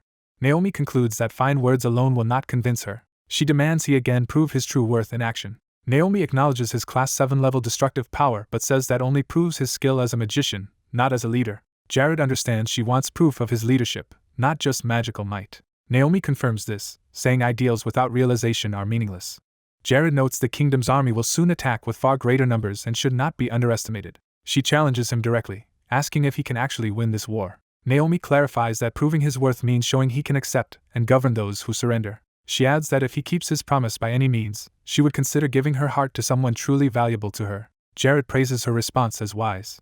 Naomi states that until he succeeds, she will give her heart to no one. Jared proposes a pact. He will prove his worth, while she reserves her answer until then. He thinks to himself that in this way he has advanced another step toward winning her heart. As he leaves the cave, Jared silently promises he will definitely win Naomi's heart. On another front, someone orders their troops to keep retreating without looking back. The opposing commander excitedly notes that the Crevian army is withdrawing and orders a relentless pursuit. Deputy Commander Carson rallies his knights to seize this chance, reclaim lost lands, and restore the kingdom's glory. Some of Carson's soldiers panic that the enemy is too numerous and powerful and call for retreat. Other knights tell Carson they have chased the foe to Python Valley and believe the route ahead is safe from mines. Carson urges them to press on, planning to use the road beyond Python Valley to strike directly at Liraki. A map shows Python Valley as Crevia's final defensive line before Liraki. Confident, Carson believes that once past Python Valley, retaking the rebellious city will be easy. He reasons that if no attack comes when they cross the valley's center, there can be no ambush. The knights shout to keep chasing the fleeing enemy. The pursuing cavalry charges headlong into the valley. Carson concludes there are no signs of an ambush and continues driving his men forward. The cavalry commander roars that they should kill every enemy they find. Carson curses the Crevian kingdom as he rides in the vanguard. Mid-charge, Carson suddenly feels an unseen force tugging at him. Telekinesis magic wrenches Carson from his saddle and hurls him skyward.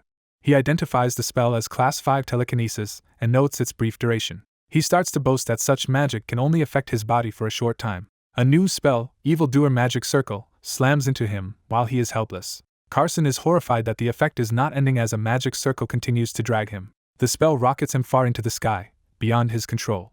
Carson, wrapped in dark energy, struggles and cries out in pain. Ensnared by spiraling magic, he wonders if he is being teleported. A brilliant magic circle blooms in the sky, heralding another spell. A massive fireball materializes and hurtles toward Carson. One of his men shouts that some unfamiliar magic is attacking them. Carson arrogantly believes he can crush the fireball with his gauntlets. He catches the blazing sphere and mocks such weak magic. Still confident, he claims this kind of spell is easy to counter. Suddenly he feels something wrong as the fire refuses to dissipate. Carson screams as the flames engulf his head. His flesh melts away while he stammers in terror. His skull is exposed and burns within the inferno. The headless, flaming body hangs in the air like a gruesome torch. The corpse plummets toward the ground trailing fire. Jared uses magic to seize Carson's distinctive gauntlets mid-fall. Hanging onto the dying man, Jared remarks that of course one should claim a defeated foe's loot. Holding the prize cheerfully, Jared tells the corpse it may now depart. He kicks the body away, letting it fall. From above the valley, Jared watches the charred corpse crash into the forest below. On the ground, allied figures look up as the blackened body lands near them. Jared identifies the girl leading the group below as Isabel. He notes that Isabel and the Dronzer shamans have also arrived to support him. Smiling with a thumbs up, Jared judges that their combined tactic worked well. He happily notes he has completed the mission of slaying Benuso's deputy commander Carson, whose ignorance of witchcraft sealed his fate. Jared explains that over 10 shamans, through a group chant, performed a large-scale force-summoning spell that enabled his victory. Despite claiming the enemy commander did not respond properly, a dark magical attack is unleashed. Jared rushes forward through the sky toward the battlefield. Observing that the enemy's morale is shattered, Jared decides on his next move. Jared uses a sound amplification spell to prepare to address his troops. He loudly orders all allied forces to launch a full assault. Jared leads a massive army charge as countless soldiers surge after him. 3 days later, events shift to the royal castle of the Kingdom of Benuso. In the castle library, Jared recalls he had originally planned only to defend. He notes that the opposing nobles grew greedier, which changed his strategy. At Python Valley, a voice orders a retreat amid a losing battle. Defeated by the Crevian forces, the routed army desperately attempts to retreat. Their escape route is suddenly sealed off, trapping the fleeing soldiers. Commanders frantically order withdrawal through any remaining exits and threaten laggards. Magical devices on the ground activate as someone steps among them. The devices release intense beams of light, triggering a deadly trap. Explosions devastate the retreating troops, annihilating men and mounts. Jared smugly explains that his Youngji force perfectly executed the counterattack, completely wiping out the enemy. Hayes bursts into the room to tell Jared that the celebration event has begun. Jared mentions that Valdez arrived at dawn and that a public video presentation is being held. Jared invites Hayes to attend the event with him. Hayes eagerly agrees, explaining that Valdez made the video to honor Jared's accomplishments. Jared modestly downplays his achievements, thinking that Hayes tends to exaggerate. Walking with Hayes, Jared says his real talent is identifying enemy strengths. Narration explains that Hayes healed many wounded soldiers in the war and became beloved as an angelic figure. Because Hayes constantly praised Jared, his soldiers grew to trust and follow him more. Jared reflects that he clearly recognizes how much help Hayes has given him. A floating crystal device appears in the sky, ready to project a video. In the square, Valdez asks the gathered crowd to watch footage of refugees who fled to Krivia. Townspeople react in surprise, having thought those refugees were dead. The video shows refugees happily living on lands blessed and protected by Lord Jared. Outraged viewers condemn their own king for abandoning his people. Another citizen spreads news that the new lord has halved taxes for a year and cancelled special levies. The man admits he had worried about feeding his family but now feels relieved. Others marvel at the scale of the reforms and ponder opening businesses if they qualify. Some dislike that former kingdom citizens are present, but others urge everyone to look forward to a better future under Jared. People discuss setting up a light magic store that will illuminate the streets at night. As new magical streetlights shine, citizens feel hopeful that the world is changing. The crowd continues watching the projected images, amazed by what they see. Guards clear a path as official carriages rush toward the city center. Onlookers remark that a royal messenger seems to have arrived.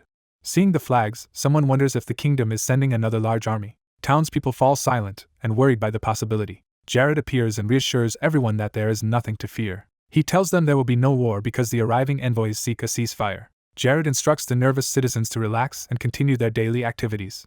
Inside, a report reaches Jared that the Kingdom of Cinders has quadrupled its border forces. Jared deduces this buildup is why Malice's army halted its advance toward his territory. He confirms that Malice now suspects Krivia and Cinders of cooperating against them. His advisor adds that the new Chaldea weapons have had a huge impact. As other admirals had said, Jared agrees that the assessment is correct.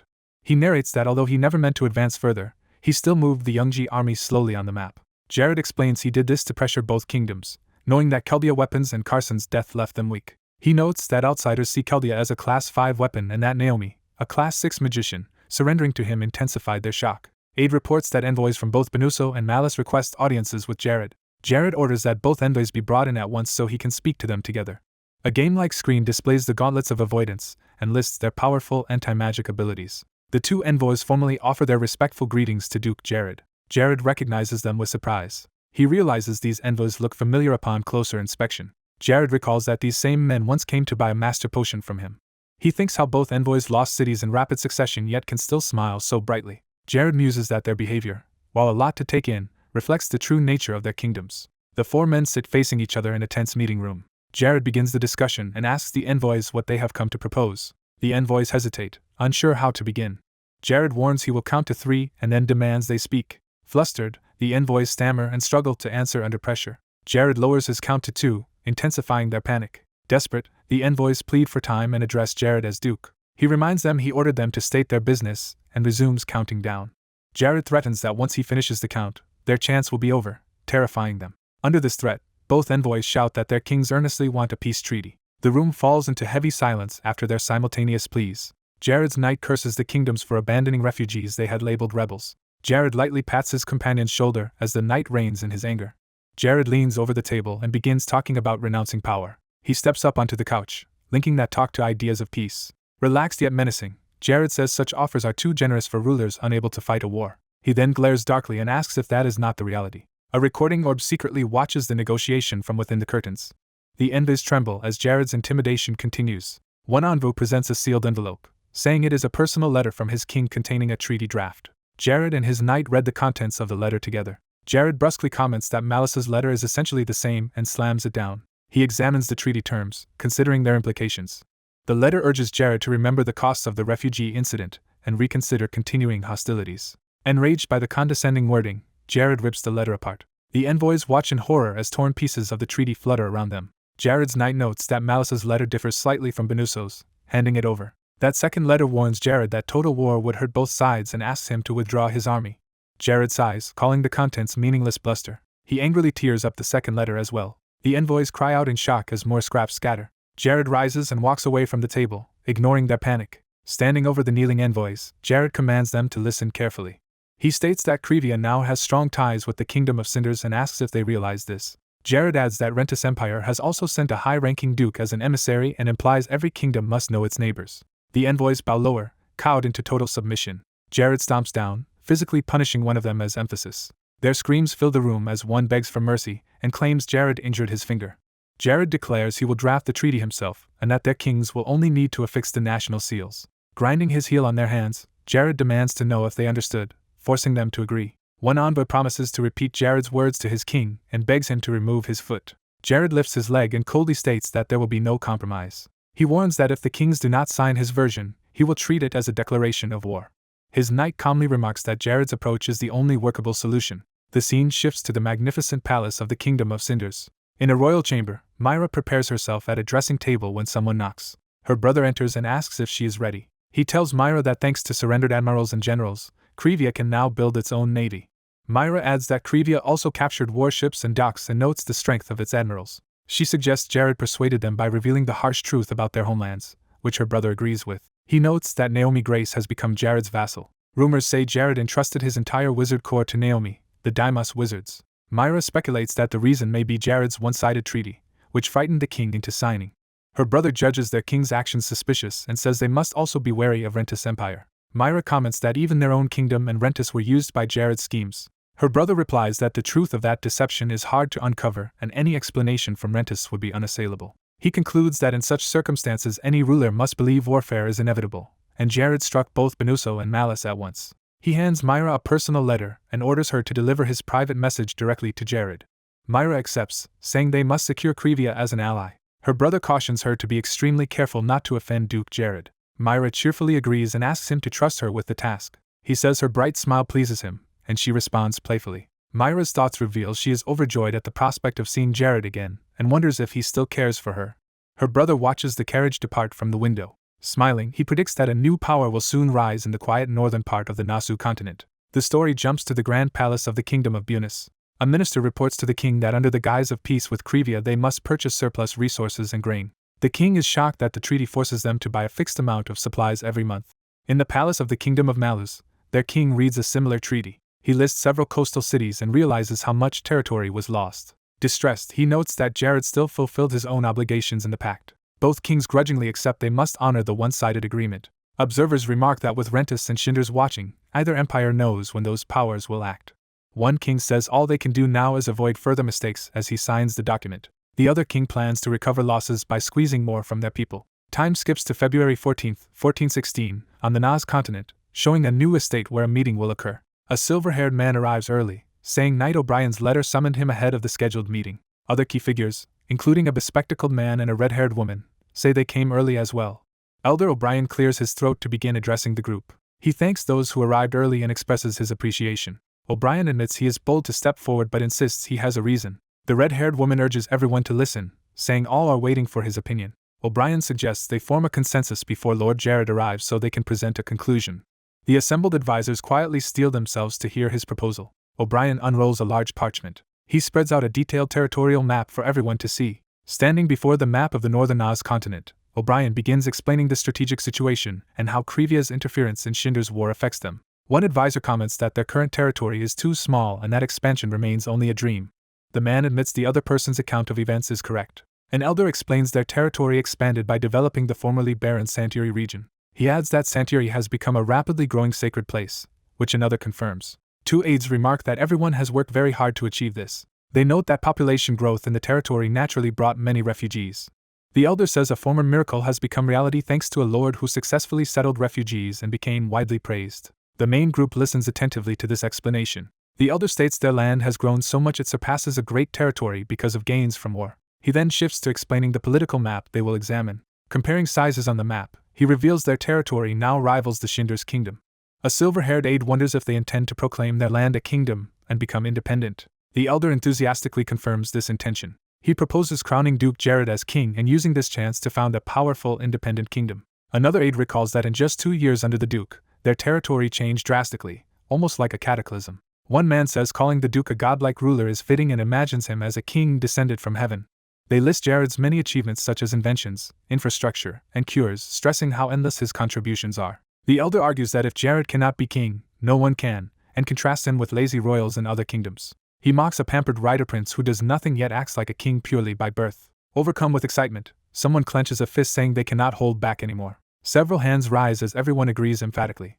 The elder admits it feels embarrassing to call the Duke king himself, so he asks them to unite and decide together. He invites anyone who disagrees with making Jared king to speak up confidently. One man immediately declares his strong support. Another proclaims they must do this both for Krivia and for Duke Jared. The elder smiles and prepares to move to the next step. He suggests they finalize their stance before the Lord arrives and encourages everyone to speak freely. Later that evening, Jared and Hayes walk together through the grounds. Reaching a bench, Jared suggests they rest there and Hayes agrees. Under the night sky, Jared wishes Hayes a happy birthday. He shyly offers her a small birthday present. Hayes is surprised by the gift and unsure if she should accept it. Jared tells her it is her birthday so she should open it, and she agrees. She finds a chocolate with an H inside and is told to taste it. She eats the chocolate while Jared watches her reaction. As she bites down, she suddenly notices something unexpected. Jared reveals there was actually a divine ring hidden inside the chocolate and says it will suit her. Overwhelmed, Hayes says she was already happy with the chocolate and is even more moved by receiving a ring. Nervously, she begins slipping the ring onto her finger. The ring activates, bathing her in green light as she silently feels its power. Amazed, she exclaims that divine energy is flooding her body and asks where he obtained such a ring. Jared casually claims he just picked it up and tells her to treat it simply as a birthday gift. He thanks her for always staying by his side and caring for the others he cannot always watch over. Hayes protests that, as his maid, serving him and the others for life is her duty. Jared tells her not to take it so seriously, but she repeats that once a maid, always a maid. He asks if she has no desire for a title or nobility of her own. She asks if she can answer honestly, and he urges her to, jokingly asking if she would lie to him. Gathering courage, she blurts out that she has always imagined something like this. Embarrassed but resolute, she grips her arm, saying this situation is flustering. She finally confesses she wants to sleep and wake up together with him. Jared, startled, asks if she is basically saying she wants to marry him. Mortified, Hayes screams and flails, flustered by his blunt wording. Jared gently apologizes and begins to say something more serious. He explains that his heart already belongs to their territory and suggests they keep their relationship as it is. Hayes, blushing, says she is fine with that and enthusiastically agrees. She insists she truly is not upset at all, even if she cannot explain why her feelings work that way. She vows to treasure the ring and train even harder in response to his gift. Jared softly calls her name. He thanks her again for everything, and she happily laughs. Narration notes Jared has never seen Hayes truly sad or in tears. It recalls that the former Jared hurt and humiliated her often, so this calm happiness is also new to him. He reflects that nobody is always happy, even someone who constantly pretends to be. His eyes flash red as he activates his ability to appraise Hayes. A status window shows Hayes is level 158 with extremely high magic and divine power, specializing in dedication, healing, support, and one-sided love. Jared confirms her stats show no abnormalities, noting her dedication and support just rose and her divine sacrifice trait renewed. He concludes she will soon reach the rank of Divine 4 healer thanks to her outstanding talent. Jared again thanks Hayes sincerely. She looks up at him in surprise and addresses him as her lord. He excuses himself, saying he must go to the monthly meeting, leaving her sitting on the bench. At the meeting, Jared thanks everyone for the successful resettlement of the new territory and mentions earlier promises from allies. He announces that goods from the Bonus and Malice kingdoms will all be invested into the military and asks for objections. The assembled retainers unanimously answer none. Jared then brings up the upcoming 17th visit of Pope Harmonia to Sanar and says preparations are being coordinated. Yulian reports the visit date has just been set and that the route and personnel details are classified. Jared begins to close the monthly meeting with thanks. Knight O'Brien suddenly stands and insists he has something important to tell Jared. Jared calls on O'Brien and asks what he wants to say. O'Brien replies that everyone is unanimously agreed and begs Jared to hear his earnest petition. The atmosphere in the room turns serious, making Jared uneasy. He nervously asks if they are about to denounce him as Lord. The room falls silent as they all stare at him. O'Brien addresses him solemnly as my lord. O'Brien proclaims that all of Krivia's people wish to serve Jared and begs him to rise like the sun. Jared tries to stop them, telling them to wait. The retainers instead cheer and urge him to ascend the throne and transform the continent. Others insist no one should call him Duke anymore, only the great king, and ask him to accept the god's dreams.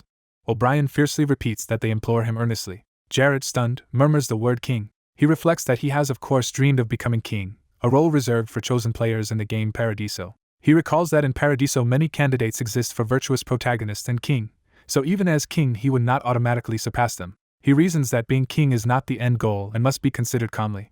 He reminds himself that a king stands in the spotlight and under enemy scrutiny, so he must honor his people and repay their trust. Meanwhile, the retainers loudly beg him to accept their collective will. Jared tells them that kingship will bring both admiration and resentment, emphasizing that this is its dark side. Yet he also sees that even with that darkness, there will be many benefits he can bring as king. Smiling, he admits that if he becomes king, he will be able to help everyone more.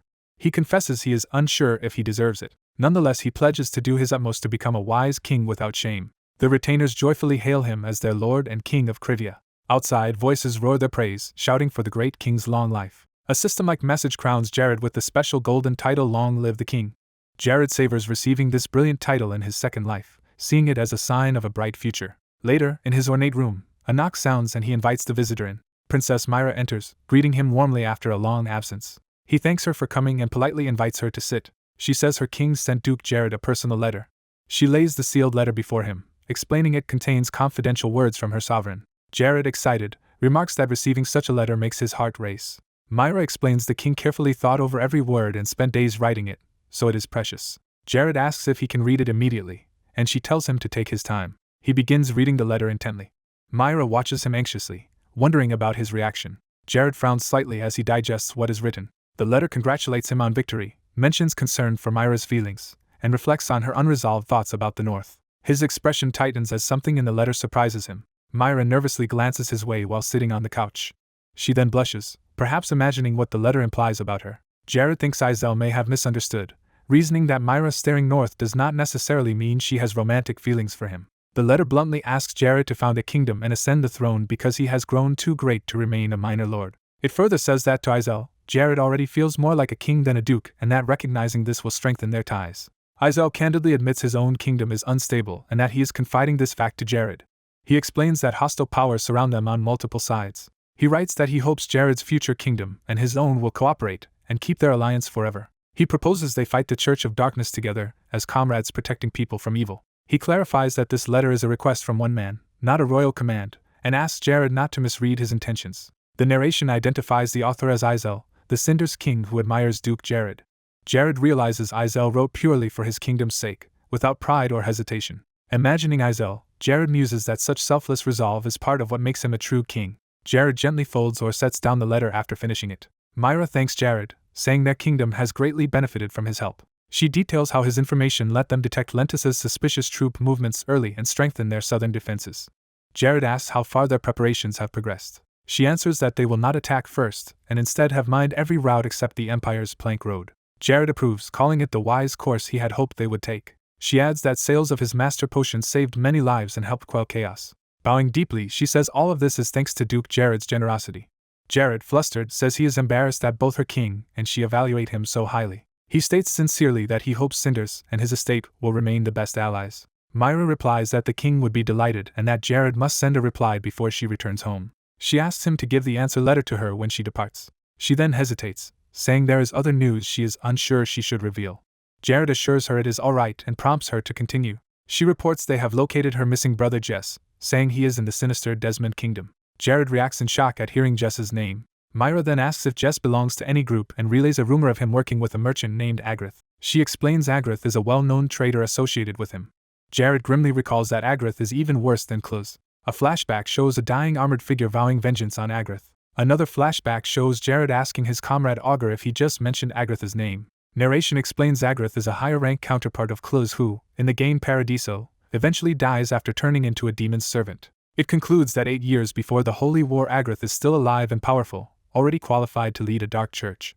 The investigators realize the mastermind has multiple high-level executives and that the enemy organization has more than one villain. The blonde protagonist steels himself and agrees to proceed. The maid urges greater concern for the prince's health, and the blonde man responds he will increase the number of guards. The maid warns that Jess is the type to return and kill the king directly. The protagonist reflects that he must watch Jess closely, since he interfered at the end of the war, and Jess probably blames him for everything. The maid says she mentioned this cautiously, aware of how serious it is. The host suggests Princess Myra rest and see the changes in Krivia before leaving. Hayes arrives cheerfully when called by the host and Myra. The host orders Hayes to guide Princess Myra around the estate and ensure she enjoys herself, which Hayes eagerly accepts. Hayes politely asks the princess to follow her, and Myra shyly asks if that is really allowed. Hayes enthusiastically assures that of course it is and that she would do anything for their princess. Hayes showers Myra with exaggerated compliments about her beauty, leaving the princess flustered. Watching them, the protagonist inwardly notes that this level of flattery was expected. He concludes that Hayes really is like a machine that constantly dispenses compliments. Time skips to March 14th at the Sanar Shrine, where a coronation ceremony is about to occur.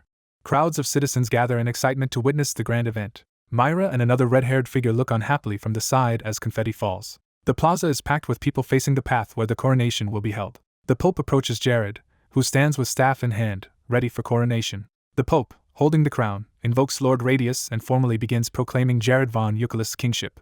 Jared is officially declared the new king of the Krivia kingdom. The Pope raises the crown high in preparation to place it on Jared's head. The crown is set upon Jared, completing the coronation ceremony. The crowd erupts, cheering and wishing long life to the newly crowned king. Jared, crowned and cloaked, walks among jubilant citizens who chant and celebrate him.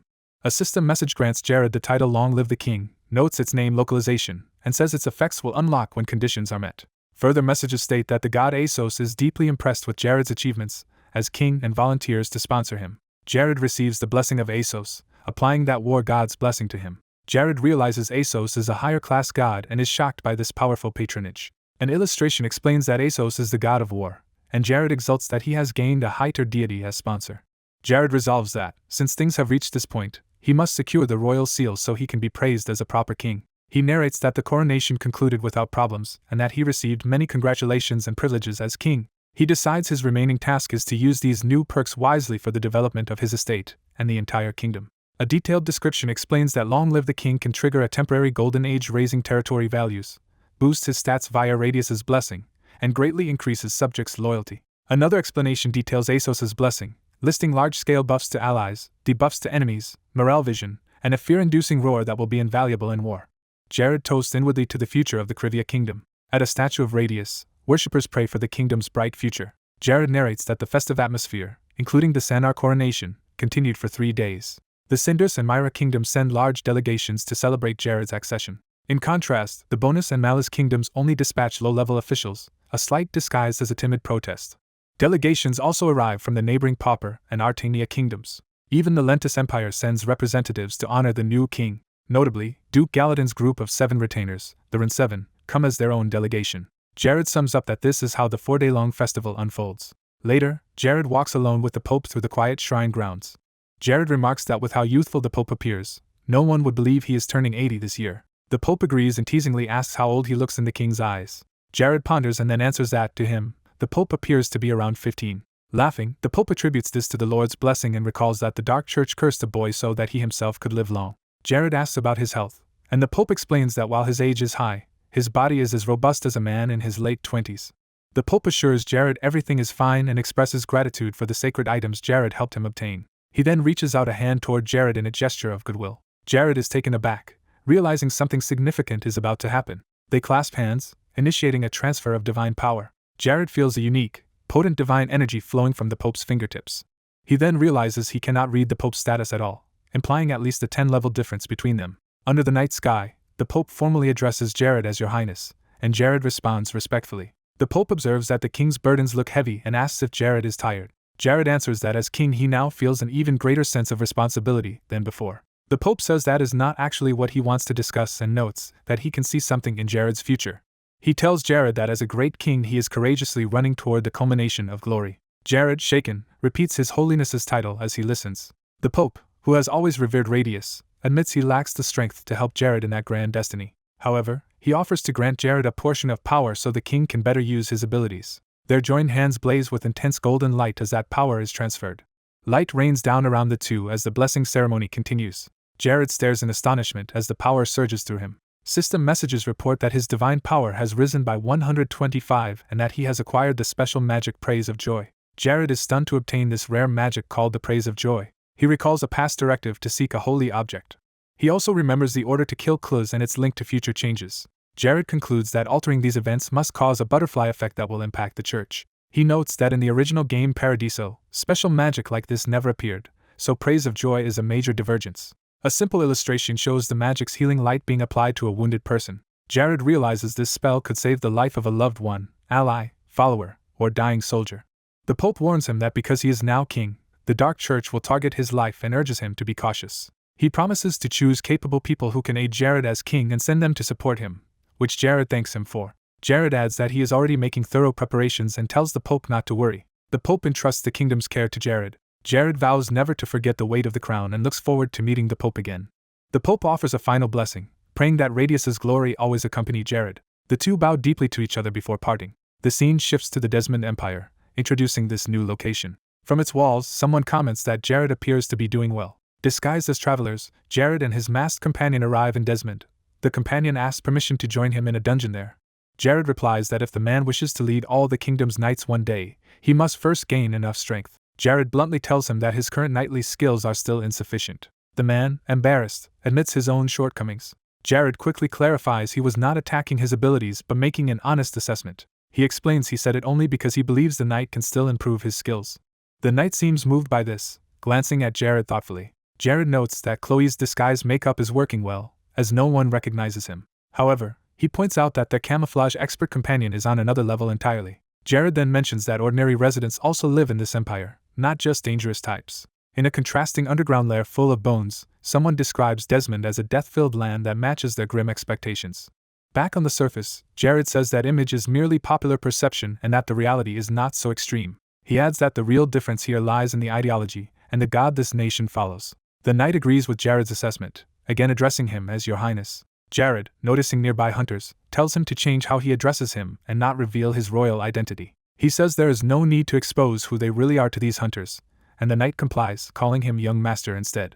Hearing that term makes Jared suddenly self-conscious as memories stir. Jared reflects that being called Young Master feels different now, since in his first moments after reincarnating he was always addressed as Lord. He realizes the title Young Master belongs only to memories from before his reincarnation, which surprises his companion. Jared apologizes, saying he was lost in thought, and then asks for the name of the dungeon they are heading to. Smiling, he admits he had forgotten to mention it and begins to explain. He reveals that their destination is a dungeon called the Ground of the Deceased. An info panel elaborates on Praise of Joy, stating it is a high-cost healing spell normally usable only by top priests like the Pope and capable of perfectly healing grave injuries once per person. The scene cuts to eerie stone monuments as Jared reacts to the dungeon's ominous appearance. They arrive before the ruined plaza, where the gatekeeper confirms that this is indeed the Ground of the Deceased. The two approach the entrance under the watch of armored statues. The knight notes that city center dungeons are usually crowded with hunters, yet this one is empty. Jared explains that this dungeon is notoriously difficult, and its rewards mediocre, so most people avoid risking their lives here. They move closer to an elderly armored man who is slumped and bored at his post. The startled old gatekeeper greets them warmly, praising them for their hard work in coming. Jared silently offers him a gold coin. The gatekeeper is shocked by the valuable coin in his hand. Jared remarks that managing the dungeon seems tough, and the delighted gatekeeper gushes thanks, calling them generous young hunters. Jared asks if they can use some of the outer area before entering the dungeon proper. The gatekeeper agrees and jokingly asks if the path up here was dirty. Jared says they did notice a surprising amount of trash, prompting the gatekeeper to say he will go clean it up. He adds that no one else is currently inside the dungeon, so they can enter at ease. He tells them simply to write their names on the dungeon's entry logbook. Jared accepts and says he will sign them in. The gatekeeper bustles off to clean while the two adventurers stand watching in silence. Jared crouches on the ground, preparing something while his companion looks on curiously. The knight asks what Jared intends to do. Jared produces a purple crystal and declares that he is going to further reinforce the dungeon, shocking the knight. Jared reassures him there is nothing to fear and that he already has a complete plan. He begins drawing intricate lines on the ground with a stick as part of his preparations. Focused, Jared continues sketching the formation, intent on his task. A glowing purple magic circle forms before him as the ritual activates, with the knight watching from behind. The system labels this spell as Summon Helicis. Jared explains that he is calling forth Helicis, the evil being who empowered the Red Queen and created the Dark Church's monsters. He notes that this summoning method is a trick he learned in Paradiso to obtain a reward called Universal Cut. Dark purple smoke erupts violently from the circle as the summoning completes. A skull-like face emerges within the swirling miasma, cackling maliciously. The dark energy then shoots skyward in a massive vortex. The eruption engulfs the area, obscuring everything in violet light and shadow. Lines of power flash outward, signaling a dramatic transformation of the dungeon environment. The previous portal now stabilizes into a bright blue-white ring of energy on the ground. Standing before the altered entrance, Jared tells his companion to step through with him. He instructs the knight to fight as he once did in the army and promises to handle everything else with his own abilities. The knight agrees, vowing to concentrate fully. Jared urges that they move quickly, and together they stride into the glowing portal. They emerge inside the dungeon's interior chamber, as the gate closes behind them. The portal suddenly turns ominously red, indicating a sealed state that alarms the knight. Jared explains that the gate changed color because it has reached its 2-person capacity, meaning no one else can enter from outside. Soon after, Jared notices something unexpected on the dungeon floor and reacts with surprise. He points out that demonic poison has already spread around the entrance area. When the knight asks if the strange plant is poisonous, Jared replies by asking what exactly he can see, hinting that the herb's appearance may differ by perception. The knight smells a pink sweet herb and describes its scent. He compares the pink grass-like plant to spring herbs used on bread or pasta. His companion states that this plant, called Katera, is actually poisonous. The knight explains that eating Katera kills within 5 minutes and has no antidote in this world. He warns that they must not touch the herb. The prince suddenly screams after ingesting the herb, shocking the knight. The prince clinically notes his symptoms after eating it, including numb taste and swelling throat. The knight panics and tries to stop him, treating it as a dire emergency. The prince insists everything is fine and tells the knight not to worry. The knight protests that eating a deadly herb cannot be fine and sees it as a crisis. The prince, sweating, orders the knight not to touch him and calmly notes they still have 4 minutes and 30 seconds. He then coldly tells the knight never to come near him, leaving the knight dejected. The knight, bound by orders, resigns himself to obeying the prince. 4 minutes later, the prince writhes on the floor, vomiting toxic fumes while the knight anxiously watches. Unable to endure the agony, the prince activates a special detoxification technique. A ring power triggers, announcing that the detoxification technique is being used via the demon's play ring. Light surrounds the prince as the detoxification works on his poisoned body. System messages inform him he earned the title 1000 Poison Body, gaining immunity to poisonous plants and a big defense boost. He smiles, satisfied that he will never die from poisoning in this life. He cheerfully thinks that he went through this ordeal just to secure the 1000 Poison Body title, while the knight fumes. The knight angrily says that if the prince planned this, he should have warned him beforehand. The prince notes that it has been a long time since he has seen the knight this angry. The knight admits his anger comes from fearing for the kingdom's future if anything happened to the prince. The prince apologizes brightly and promises not to shock Knight Rakis like this again, asking forgiveness. As they walk the corridor, the knight berates himself for forcing the prince to apologize but admits he was terrified. Reaching a chamber again, the prince apologizes once more to Rakis, who starts to reply. The prince enthusiastically declares that it is time for them to enter and start the dungeon. Inside, skeletons awaken violently as the dungeon action begins. The skeletons are blasted apart in explosions during battle. Golden slashes streak through as the fight continues. The knight carves through undead with his sword while the prince applauds from behind. The prince claps and compliments Rakis on having improved greatly. He recalls Rakis already had good sword skills 2 years ago, and now even has some magic power. Rakis humbly says he is flattered while the prince examines corpse remains. The prince mischievously suggests Rakis fight the enemies in this area alone.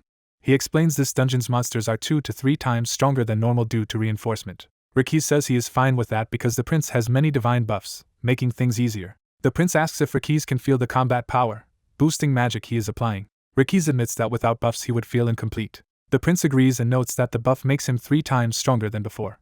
The narration recalls past raids filled with brutal monsters like Adurahan. It notes there were many abomination-type monsters similar to ones they face now. Observing Rakis' current performance, the prince concludes that Rakis has trained diligently and never slacked. Rakis confirms he has done nothing but train between basic needs and laughs with the prince. The prince decides they should rest for a short while, and Rakis obediently agrees. Rakis slumps down, exhausted and breathing heavily. The prince notices a system window appearing in front of him. He sees his experience bar at just over half toward the next level and comments on it. Looking at a dungeon map, he judges that clearing all monsters in the ground of the deceased will complete his EXP requirement. He muses that other dungeons would give far less EXP, but here everything is going perfectly after getting the body he desired. He calculates that if Rakis levels up once more, the knight will likely reach S-class. He further thinks that reaching such a level would make it easier for Rakis to become Minister of Defense. The prince calls out to Knight Rakis. He casually mentions that the head chef and Mary likely have something going on, leading his thoughts. Suddenly, they are ambushed by an abomination and its undead entourage, forcing them to rush forward. After more fighting, the prince complains they barely have time to breathe and urges heading directly to the boss room. Rakis asks if they will repeat their earlier tactics for the upcoming battle. The prince refuses, saying he will handle the small fry. He orders Rakis to focus on fighting the abomination, since their magics resemble each other, and tells him to prepare. Rakis confidently agrees to take on that role, and they charge toward the confrontation together. The prince races ahead, noting that aside from the boss monster Vast Air, their concern is something else. He observes the large group of undead monsters. He explains that the coming fight is mainly about calculating and stacking damage dealt. The prince unleashes a massive explosive spell that obliterates numerous enemies. While continuing his assault, he reminds himself that all this is simply to accumulate the necessary EXP. As Rakis faces the abomination in a deadly duel, the narration notes his battle is truly life or death. The next day, The dungeon floor is strewn with monster corpses as the two men stand amid the aftermath. The prince sees his EXP at 9,999 out of 10,000 and happily notes, this is exactly what he wanted. He thinks that killing the dungeon boss will let him complete his goal. Reading a system message, he becomes excited that reaching level 150 will unlock the fourth eye ability, Mind's Eye Quadruple. The description clarifies that this intuition ability will show a target's health, magic, divine power, and current status as spheres. Using the new power, he views Rikiza's status spheres and realizes this will help him kill more enemies on future battlefields. The prince is impressed watching the status display in action. Rikiza marvels at how many monsters he has slain over the last 2 days. The prince says he can tell just by seeing how worn Rikiza's sword looks.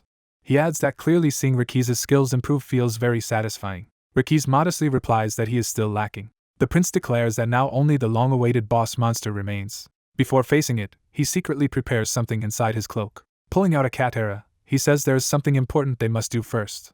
Rikiza becomes visibly horrified at what the prince intends. He pleads with the prince, who advances holding the glowing poisonous herb toward him. The prince argues that if Rikiza becomes immune to this poison, future battles against similar enemies will be far less risky. Reluctantly, Rikiza accepts and agrees to take the katera. The prince reminds him that katera contains multiple poisons in one plant. He explains that after Rikiza is sufficiently poisoned, he can detoxify him so Rikiza gradually gains resistance to many toxins. Steeling himself, Rikiza says he is ready and mentions he has one last request in case something happens. The prince correctly guesses that Rikiza wants him to tell Mary that he loves her, and Rikiza confirms it. Calling Rikiza romantic, the prince urges him to hurry and eat the plant. With great dread, Rikiza chews and swallows the toxic herb. His agonized scream echoes through the chamber as the poison takes hold. A side segment titled Jangi's Achievement begins. The achievement page lists abilities tied to Mind's Eye Quadruple and notes approvingly that intuition is powerful. Another page explains Rikiza's buff ring that doubles EXP for allies and Nephria's protection that speeds growth, noting the system's rewards accumulate magic power as they level. Elsewhere, ominous purple poison mist gathers. In the ground of evil, a skeletal overlord on a bone throne senses something and reacts. As the two heroes open his chamber, the prince compares the stench to old boots and warns that the smell itself could be lethal. The Death Knight King observes them, thinking they are clueless humans doomed to die soon. Rikiza realizes firsthand that the prince's new immunity truly negates every poison in this place. Rikiza praises the prince's foresight, while the Death Knight silently reassesses them. The Lich notes in disbelief that they show no harm despite inhaling massive deadly poisons. He realizes even his invisible toxic fog has no effect, nor do his poisonous liquid attacks harm them. He concludes both humans are completely immune to all poisonous assaults. He then focuses on the blue-eyed magician specifically. The prince dodges another slashing attack effortlessly. The Lich notes that the magician has already evaded more than a dozen of his strikes. He admits that if he attacks carelessly now, he will keep missing. Realizing he underestimated them, he decides to stop playing around. Revealing his full identity as the Death Knight King, commander of the ground of the undead, he gathers his poisonous might. He boasts that his body can wield every poison in existence, and despite some limitations he still retains several special skills. He prepares to use a special technique honed over 100 years, directing it toward the prince and Rikiza. He swings his slaughter sword, unleashing a terrifying attack named Hoof. The move erupts in a cascade of purple power as he screams in exertion. A colossal poisonous wave rushes toward the heroes. The deadly slash sweeps through the arena. The prince braces inside a glowing barrier, blocking the attack. The Lich is shocked that his blow was blocked when even masters and great magicians died instantly to it.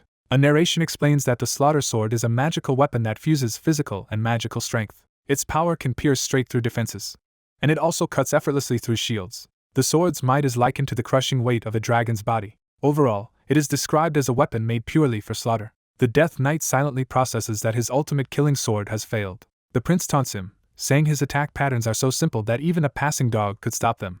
He then conjures towering green wind walls around himself. The Death Knight notes it appears to be just a wind barrier from the outside. The prince and Rikiza dash around the wall, executing their coordinated plan.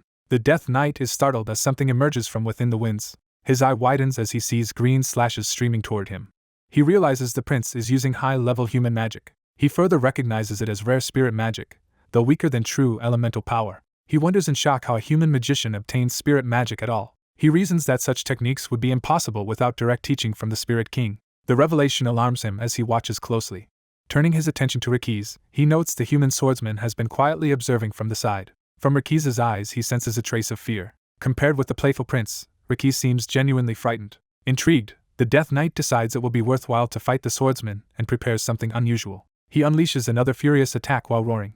The prince reacts urgently, raising his hand to cast more magic. The Lich thinks to himself that his suspicion was correct about the prince's reliance on wind spirit magic. Laughing, he says he first mistook the prince for a truly skillful foe. But after observing longer, he judges the prince over-dependent on wind magic and assumes he will respond predictably. Declaring he will kill these annoying humans, the Death Knight charges from his dais toward Rikiz. Rikiz screams in fierce determination. The prince also cries out as they both move in response. A dark silhouette leaps forward in the blinding moment of clash. Rikiz, coughing blood, realizes that with his new ability he can glimpse 1 second into the future. In a stark white space, a shadowy figure of Rikiz stands alone, foreshadowing the critical outcome of this battle. The skeletal enemy grins menacingly. The skeletal figure introduces himself as the Death Knight King. A strange jagged sword suddenly flies through the air, startling someone. The skull-faced Death Knight King reacts in shocked confusion. Chains and telekinetic power seize the sword with a skill called Double Transcendence Telekinesis. The telekinetically controlled sword clatters to the floor. The sword lands near a man's feet. The armored man picks up the unusual sword. Holding the sword, he stares at it in tense amazement. Jared chuckles while maintaining a whirling magical field around the sword.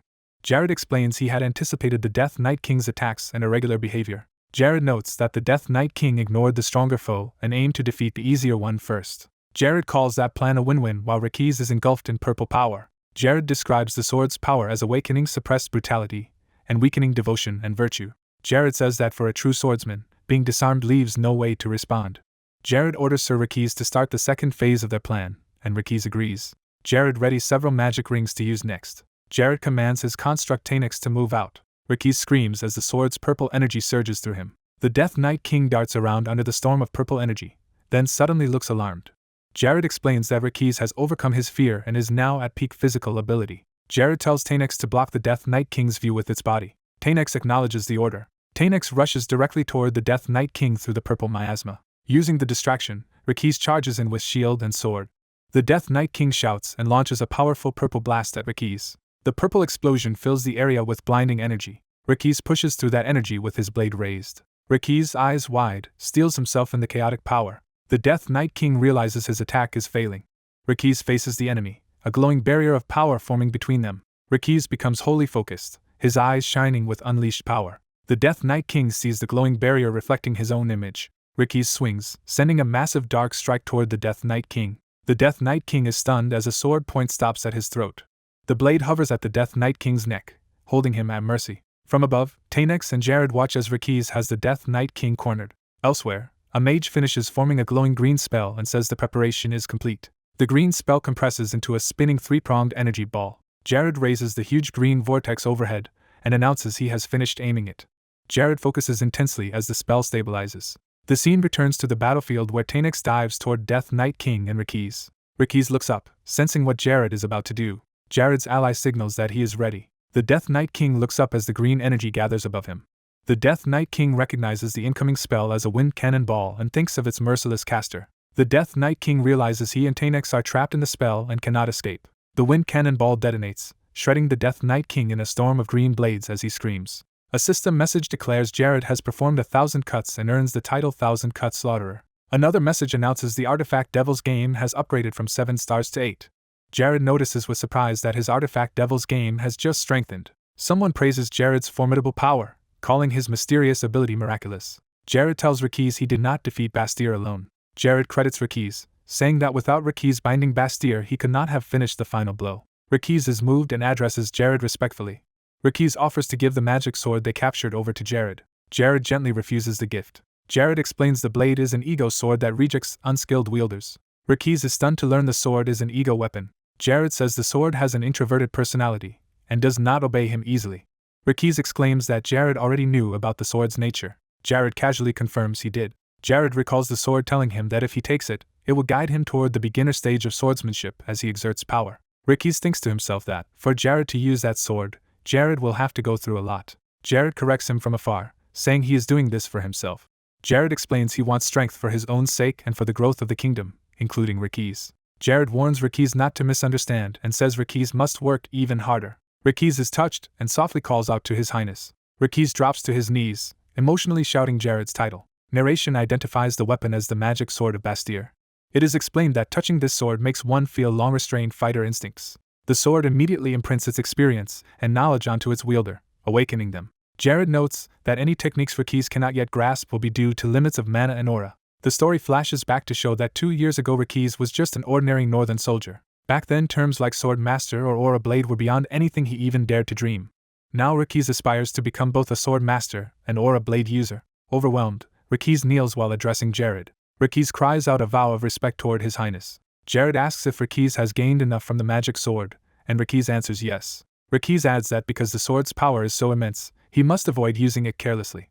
Jared asks Rikiz to display his full strength so Jared can witness it personally. Rikiz eagerly accepts and readies the magic sword. Rikiz roars and focuses his power. He unleashes a powerful technique called Aura Blade, enveloping the sword in energy. Jared watches the spectacular aura attack with delighted surprise. Rikiz and Jared are both amazed at how naturally the sword responds to him. Rikiz excitedly tells Jared he has manifested what he calls a god aura blade. The strain of channeling that power makes Rikiz clutch his chest in pain. Jared reminds him that he had predicted this outcome. Jared once told Rikiz that if anything bad happened to him, the kingdom's future would be at risk. Remembering that, Rikiz affirms Jared with renewed respect. Jared instructs Knight Rikiz that he is no longer alone and must use his power for Jared and the kingdom. Rikiz begins a formal oath, identifying himself as God Rikiz. He swears lifelong loyalty to Jared until his body is destroyed, and Jared accepts the pledge. Jared reflects that though he and Rikiz differ greatly in age, that gap does not matter. Narration states that their relationship as ruler and minister is built on trust, faith, loyalty, and gratitude. Jared tells Tanex there is cleanup to handle and sends the construct through a portal ahead of him. Tanex departs through the glowing portal while Jared remains behind. Alone, Jared steels himself and prepares for his next task. Jared takes out 10 transcended magical stones he has acquired. He beckons Tanex, telling the construct to come closer. Tanex approaches, now bearing a purple crystal embedded in its chest. Jared grins mischievously at Tanex. Jared excitedly tells Tanex he has secured the 10 transcended magical stones. Jared contacts an elven researcher, promising to supply all needed materials for future experiments. The elf silently processes this surprising offer. The elf presses a green button, agreeing to Jared's plan. Seeing Tanex glow green, Jared remarks that the construct understands and decides it is time to check his own stats. A status window shows Jared as level 175 with extremely high magic power and other detailed attributes. Jared notes his water defense of 555 makes attacks from weak monsters feel like blows from children. Jared muses that his wisdom will soon reach 800, triple that of the renowned Wizard of Wisdom. Enjoying his rising stats, Jared channels more power into his artifact. He admits that despite this growth he is still only a 5th-class wizard. Jared reflects he is far from becoming a 9th-class wizard and must meet Ignis soon. Jared complains that he dislikes Ignis but needs to see him anyway. System messages say the god Helicis is displeased by Jared playing with divine power, while gods Asas and Nephria enjoy teasing Helicis about it. Jared laughs darkly, saying even gods can be foolish. Jared then steps into another portal to move on. Narration concludes that with the sword, Rikiz can now grow faster than Ella. Jared proclaims Rikiz will become his first S-class weapon. Shortly afterward, in Zilia of the Desmond Empire, a cry echoes from a building. Back in their lodgings, Rikiz collapses on his bed, admitting he cannot hide his age from his exhausted body. Jared observes the sleeping Rikiz and says he knew Rikiz was not actually fine. Jared attributes the fatigue to the side effects of Rikiz's Great Awakening. Jared quietly watches over Rikiz as he sleeps. That night the exterior of their inn is shown peaceful under the stars. Later Jared enters a crowded tavern where many adventurers are drinking. He notes that the place is packed. Jared observes that despite the crowd, the mood seems tense and unpleasant. He realizes all the customers are sitting rather than mingling.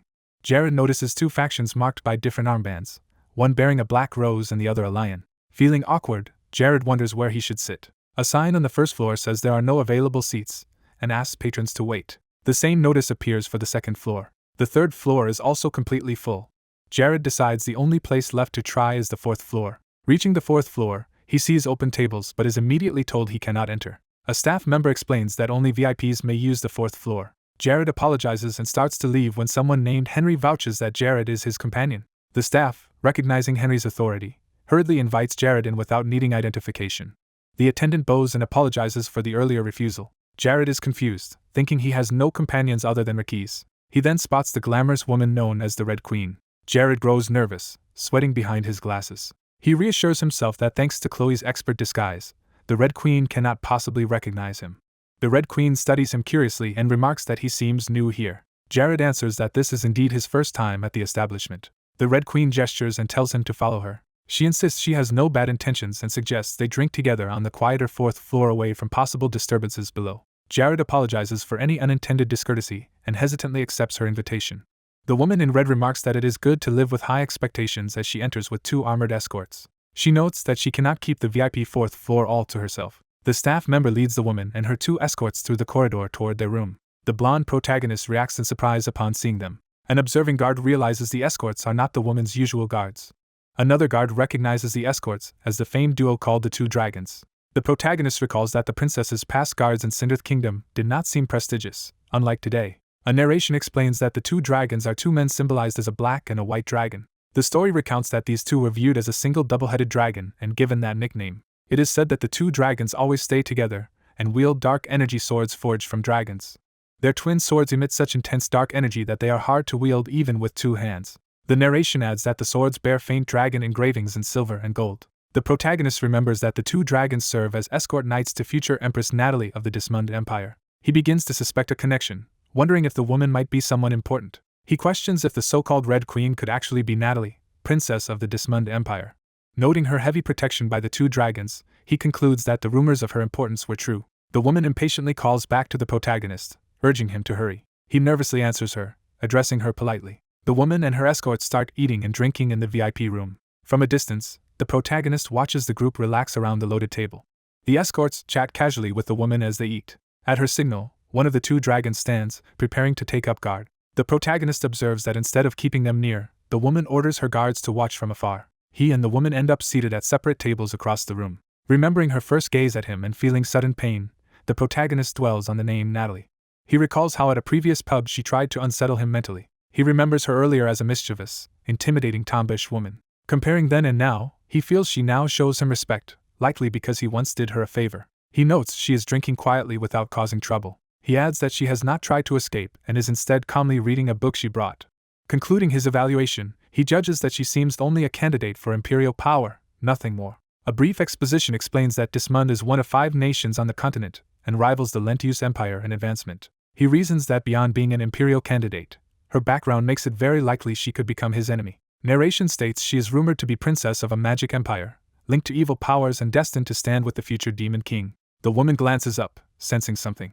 She notices the protagonist staring, while he awkwardly watches her reading. She introduces herself as Sanarin and asks his name while holding her mug. Internally, he distrusts her friendly smile and wonders if she is a spy. He reasons that someone hiding her identity and wandering like her must be gathering information. He replies that his name is Loherd, prompting her to repeat it thoughtfully.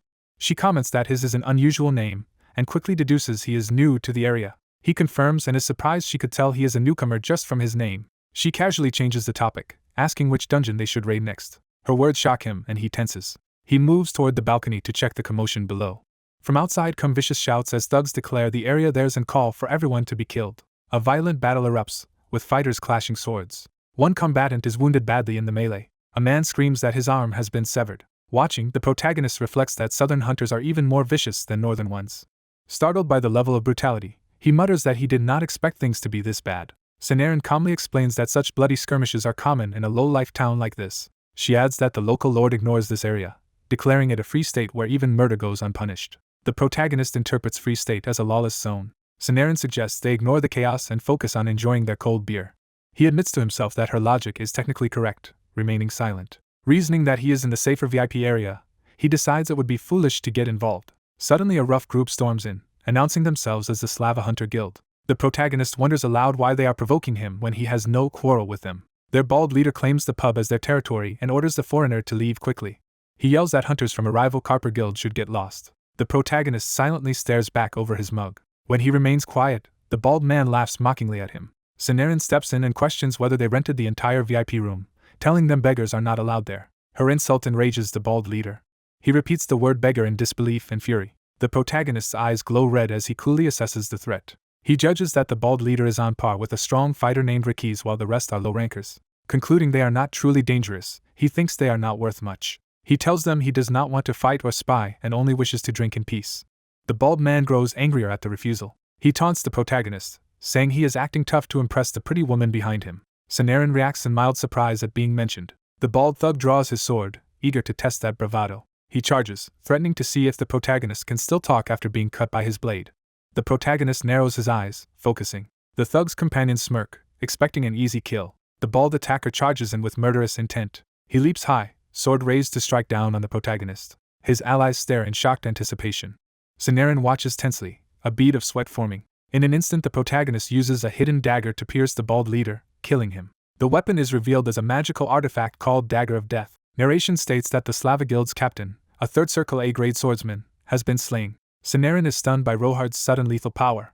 She wonders if he is actually a 5th-class magician capable of instant teleportation. She recalls how quickly he moved during the attack. The remaining guild members nervously question who this mysterious man is. Sinarin warns the others that if they do not back down, they will die. Ignoring her, the hunters shout to kill the man, pointing out he is alone. Sinarin sighs in resignation at their stupidity. The guild members rush forward screaming. The protagonist prepares more magic, eyes glowing with resolve. He raises his hand as a purple magic circle flares to life. A powerful green spell called Windscreen forms, shielding him and Sinarin. One enemy claims the shield is useless and charges with a green sword. Several hunters dash toward the barrier. They continue their reckless assault, running straight into the whirlwind wall. The green barrier holds firm as they are blocked. A gloved hand gestures, manipulating the wind magic. The hunters cry out as the raging winds buffet and injure them. From a distance we see them trapped behind the barrier, screaming in pain. One of them complains that although the shield should be weak, it feels like an unbreakable wall. The protagonist decides it is better to finish this with a single decisive strike. He conjures a small sphere of fire at his fingertip. He unleashes a devastating spell named Double Transcendence Firewall, surrounding the enemies in blazing flames. The trapped hunters burn alive, screaming as the inferno engulfs them. Their bodies char and crumble amid the fire. Sinarin stares at Rohard in stunned silence. She realizes his magic power is overwhelming and that the attack far exceeds a normal firewall. Watching the charred remains, she notes that ordinary firewall magic could never burn people to death like this. Rohard comments that the fight is not quite finished yet. He snaps his fingers to trigger another spell. A technique called Flame Burst detonates, intensifying the burning. Fiery blasts roar through the entrance hall, incinerating the remaining opponents. All that is left are blackened bones and ashes on the floor. Walking among the remains, Rohard coldly says he had warned them not to touch him. Sinarin reflects that those hunters had A-rank skill but still died easily. She wonders why such a powerful magician would be traveling here incognito. She thinks about how even the strongest hunters have limits unlike his power. Comparing his firewall to an 8th-class magician's, she concludes he maximized flame magic like a flame demon. She reasons that even if that is his only technique, it marks him as a destructive-type magician. Out loud she affirms her judgment of him while checking if he is unharmed. He casually remarks that the flames might have been a bit too strong. Inspecting the VIP room, he notes with relief that the area around them remains mostly intact. They observe that only the pub's entrance has been blackened by the spell. Rohard tells Sinarin he had not intended to get involved, but the hunter's behavior forced his hand. She reminds him that in a free zone like this, such lethal responses are accepted. He replies that he understands. He adds that being in a lawless free zone means he is also free to fight and kill.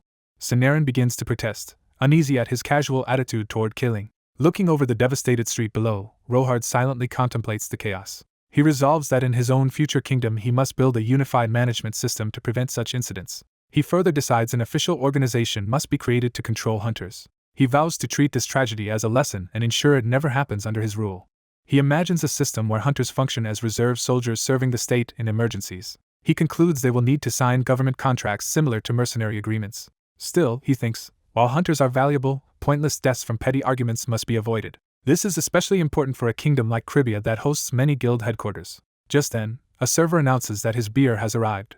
The waiter walks in casually with drinks, unfazed by the charred entrance and corpses. The protagonist marvels that even with bodies piled at the door, the staff calmly serves drinks as if used to it. He decides he will finish this beer before leaving. Sinarin says she will also depart soon because she has other business to take care of. Rohard reflects that his stay here was brief but enjoyable and that he must now return to his kingdom for his next project. He glances back at Sinarin as she sits quietly at her table. He hesitates for a moment, still watching her. Setting down his mug, he simply comments that the beer was good. Heading upstairs, he notes with relief that things downstairs have finally settled. As armored footsteps approach, Sinarin begins to speak of what they should do next. The blonde mage casually says he is going out to gather artifacts, startling the woman with him. He coldly reasons that since the dead no longer need their belongings, he should take their artifacts. As the woman begins to object, a loud impact from below cuts her off. Alarmed, they rush to the edge of the balcony to see what happened downstairs. A cloaked figure dramatically enters the guild hall through the rain.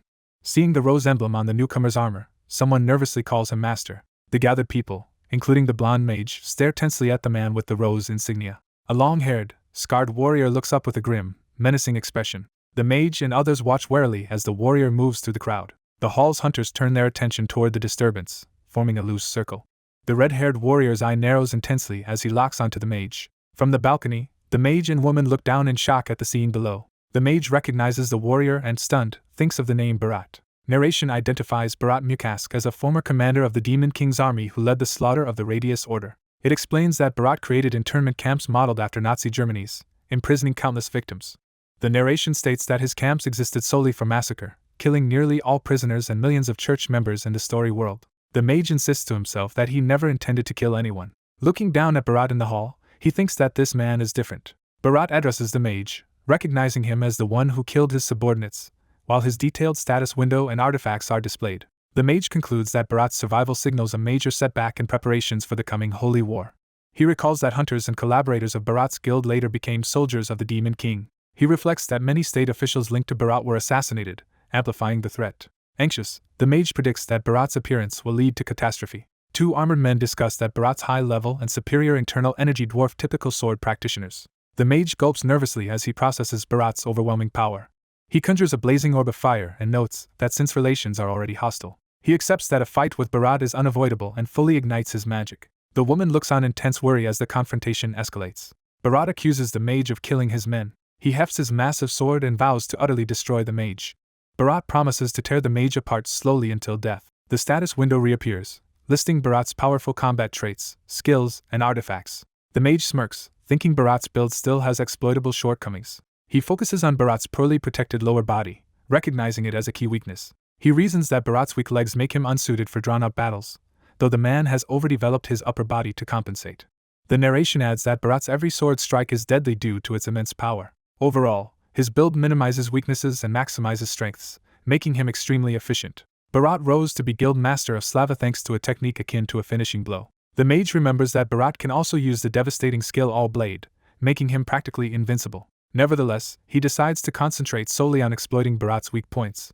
From the balcony, the mage shouts that he will definitely kill Bharat. Bharat lunges first, leaping up with his great sword to attack. The mage thinks that eliminating this threat now will make his future plans much easier. He also contemplates the risk, wondering what happens if he fails. Accepting that everything ends if he dies and there will be no second chance, he steels himself. He notes, however, that he has no intention of dying in this battle. Confidently, he thinks there is a strategy that will allow him to survive this fight. The woman watches nervously from below, sensing the danger. Observing the two combatants, she reflects that she has witnessed many battles so far. She recalls fierce wars and underworld clashes she has seen. She also remembers battles even more horrific than hell itself. Yet she admits she has never seen a fight quite like the one unfolding now. Meanwhile, Bharat rages that the mage keeps striking his vulnerable lower body and calls him a coward. The mage calmly prepares another spell, invoking Magic Missile. A barrage of crackling blue projectiles streaks through the air. The missiles snake around the room toward Bharat, catching him off guard. They converge on Bharat's groin area, inflicting excruciating pain in a targeted ball's attack. Bharat doubles over, vomiting blood and groaning from the blow. The mage reminds him that this is not bare-handed combat, but a duel between a swordsman and a magician. Breathing heavily, Bharat complains about the mage's persistence as he struggles to stand. The mage's hand glows green, initiating support magic. He casts haste and strength on himself, greatly boosting his speed and power. Empowered legs flash as he dashes with enhanced speed. Bharat is shocked by how fast the mage suddenly moves. The mage, wreathed in green particles, charges decisively. To onlookers he becomes a blur of motion, his attacks striking faster than they can follow. A scream echoes through the building, alarming the woman. Outside, two armored leaders remark that the mage is no ordinary man, having great mobility despite being a magician. One notes that the mage seems to anticipate Bharat's movements in advance. The other warns that if this continues the fight will end quickly and orders Natalie taken to safety. Inside, Bharat unleashes his signature all-blade technique, flooding the room with purple sword energy. The mage braces himself amid the cascading purple slashes. He races alongside the attack, preparing his next move. As the deadly energy converges, he activates Blink to teleport. The purple energy envelopes his body as he phases out of its path. All Blade's furious slashes tear through the area where he stood moments before. The attack instead arcs toward a bystander below, horrifying the crowd. A guild member is struck by the attack and screams in agony. The injured man collapses on the floor, weakly calling out to his master. Watching this, the woman senses something off about how the mage is fighting.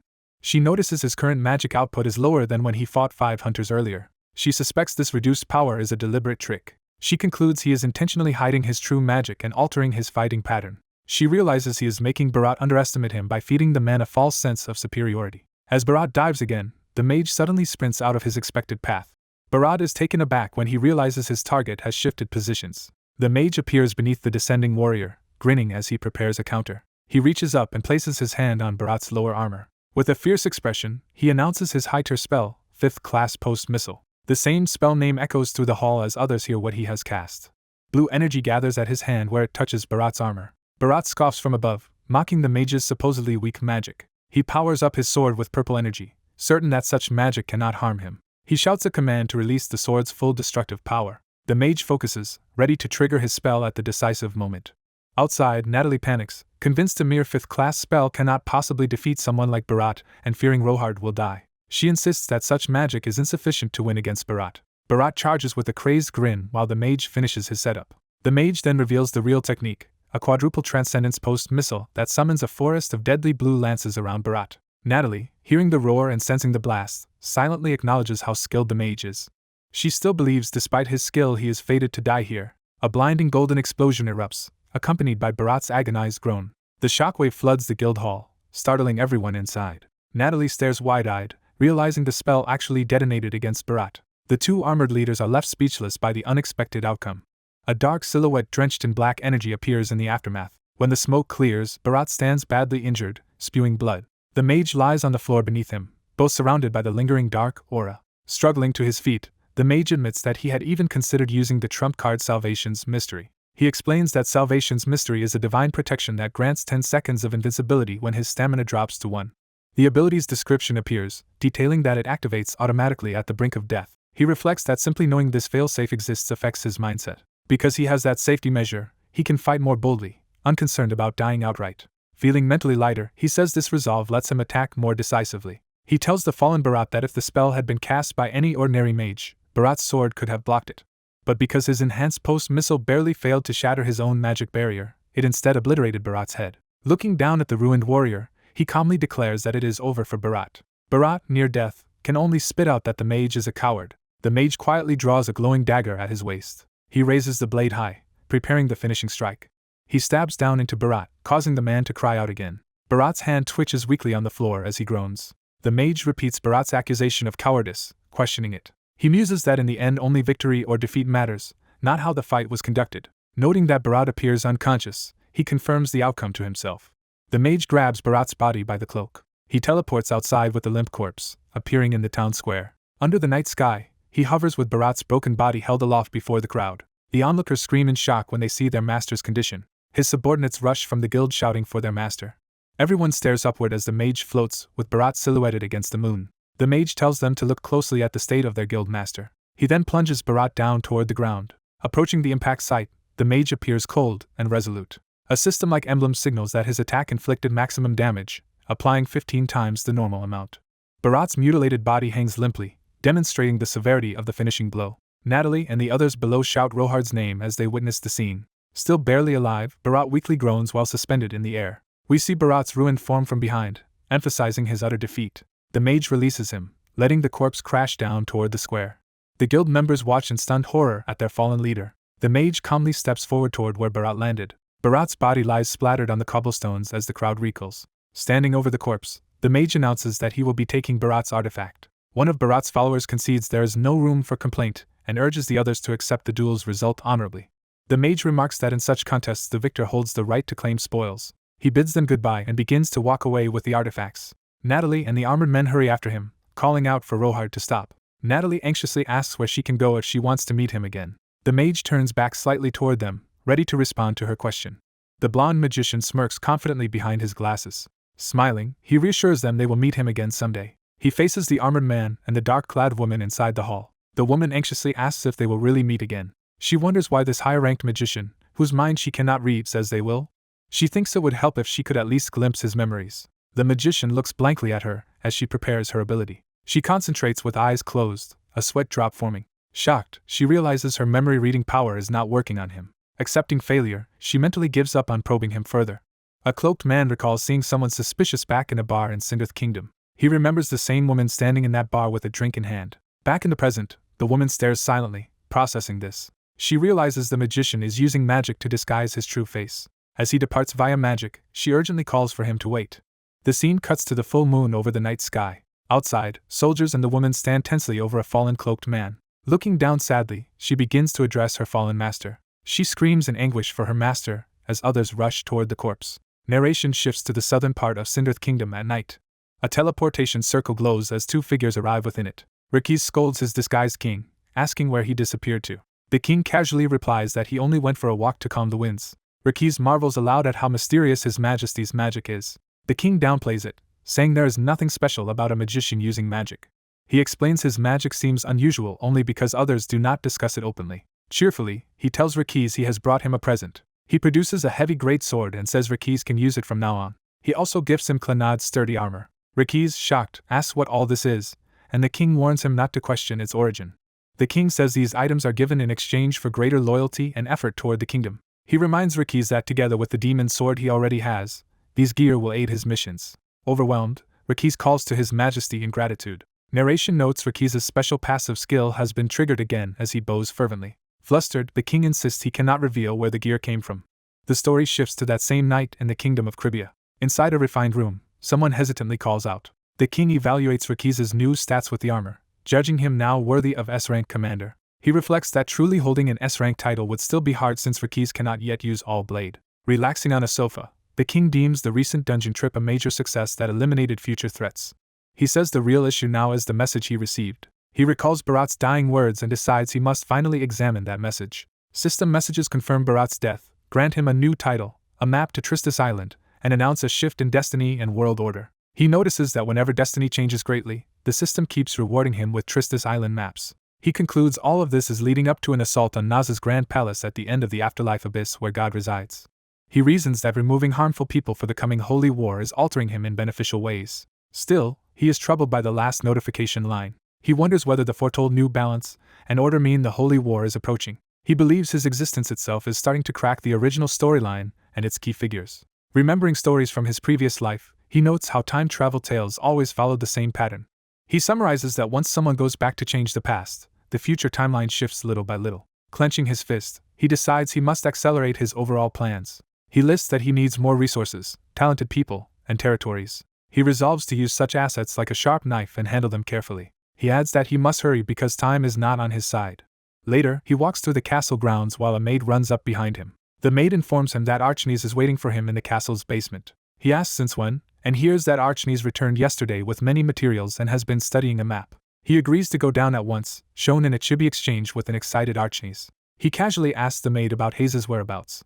The maid answers that Hayes is currently in the training room diligently honing her divine power, which impresses him. Saying he will visit the castle, he praises the maid's work and she responds affirmatively. Entering the basement room, he calls out for Aki and sees towering stacks of documents. Papers densely covered in notes cover a board and rustle from recent activity. Aki, reaching up to pin papers, turns as the king arrives.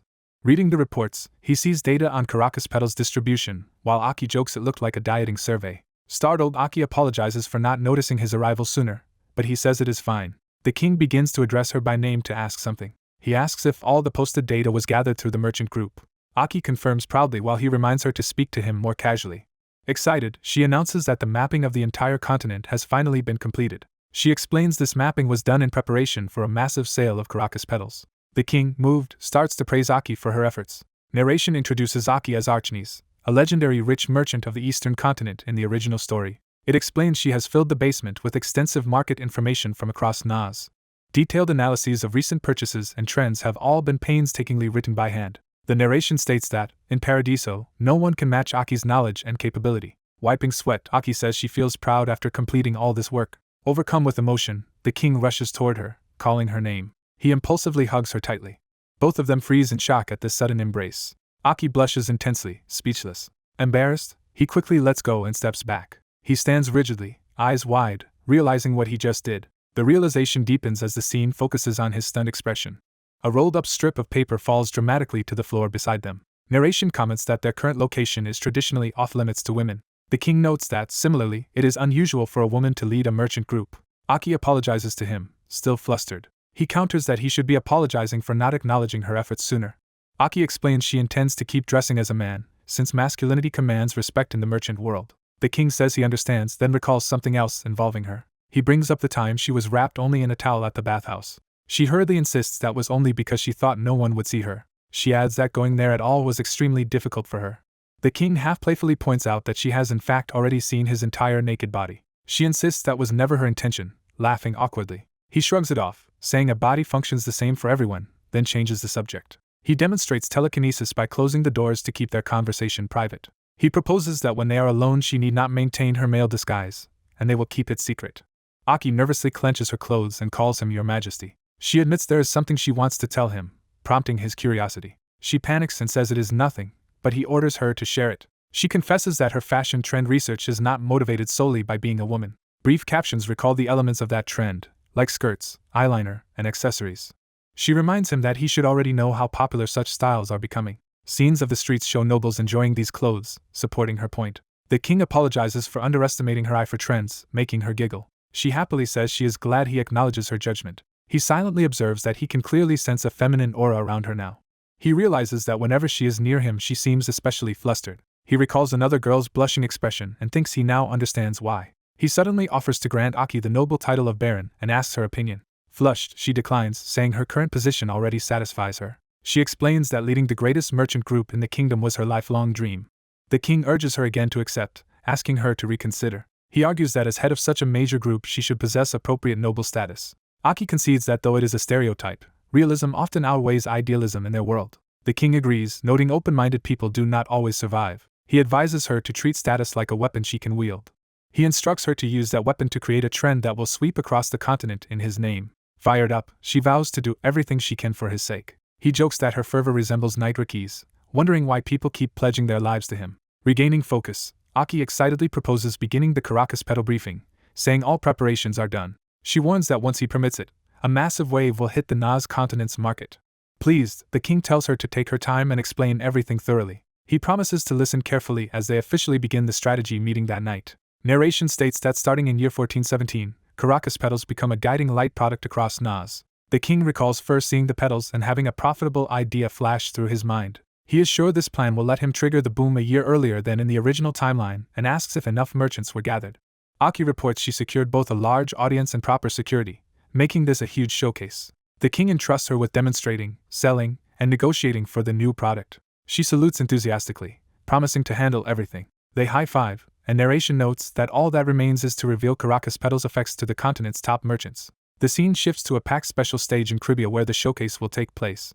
Guests remark that Archne's merchant group's invitations promise exclusive diet ingredients. One noblewoman reflects that until now, only exercise and a divine blessing called blessings of hardship were known as diet methods. It is explained that blessings of hardship can only be granted through a high priest's prayers. Such blessings require immense divine power and can only be cast on each person once per day. An older merchant notes that this difficulty explains the high minimum price of 100 gold.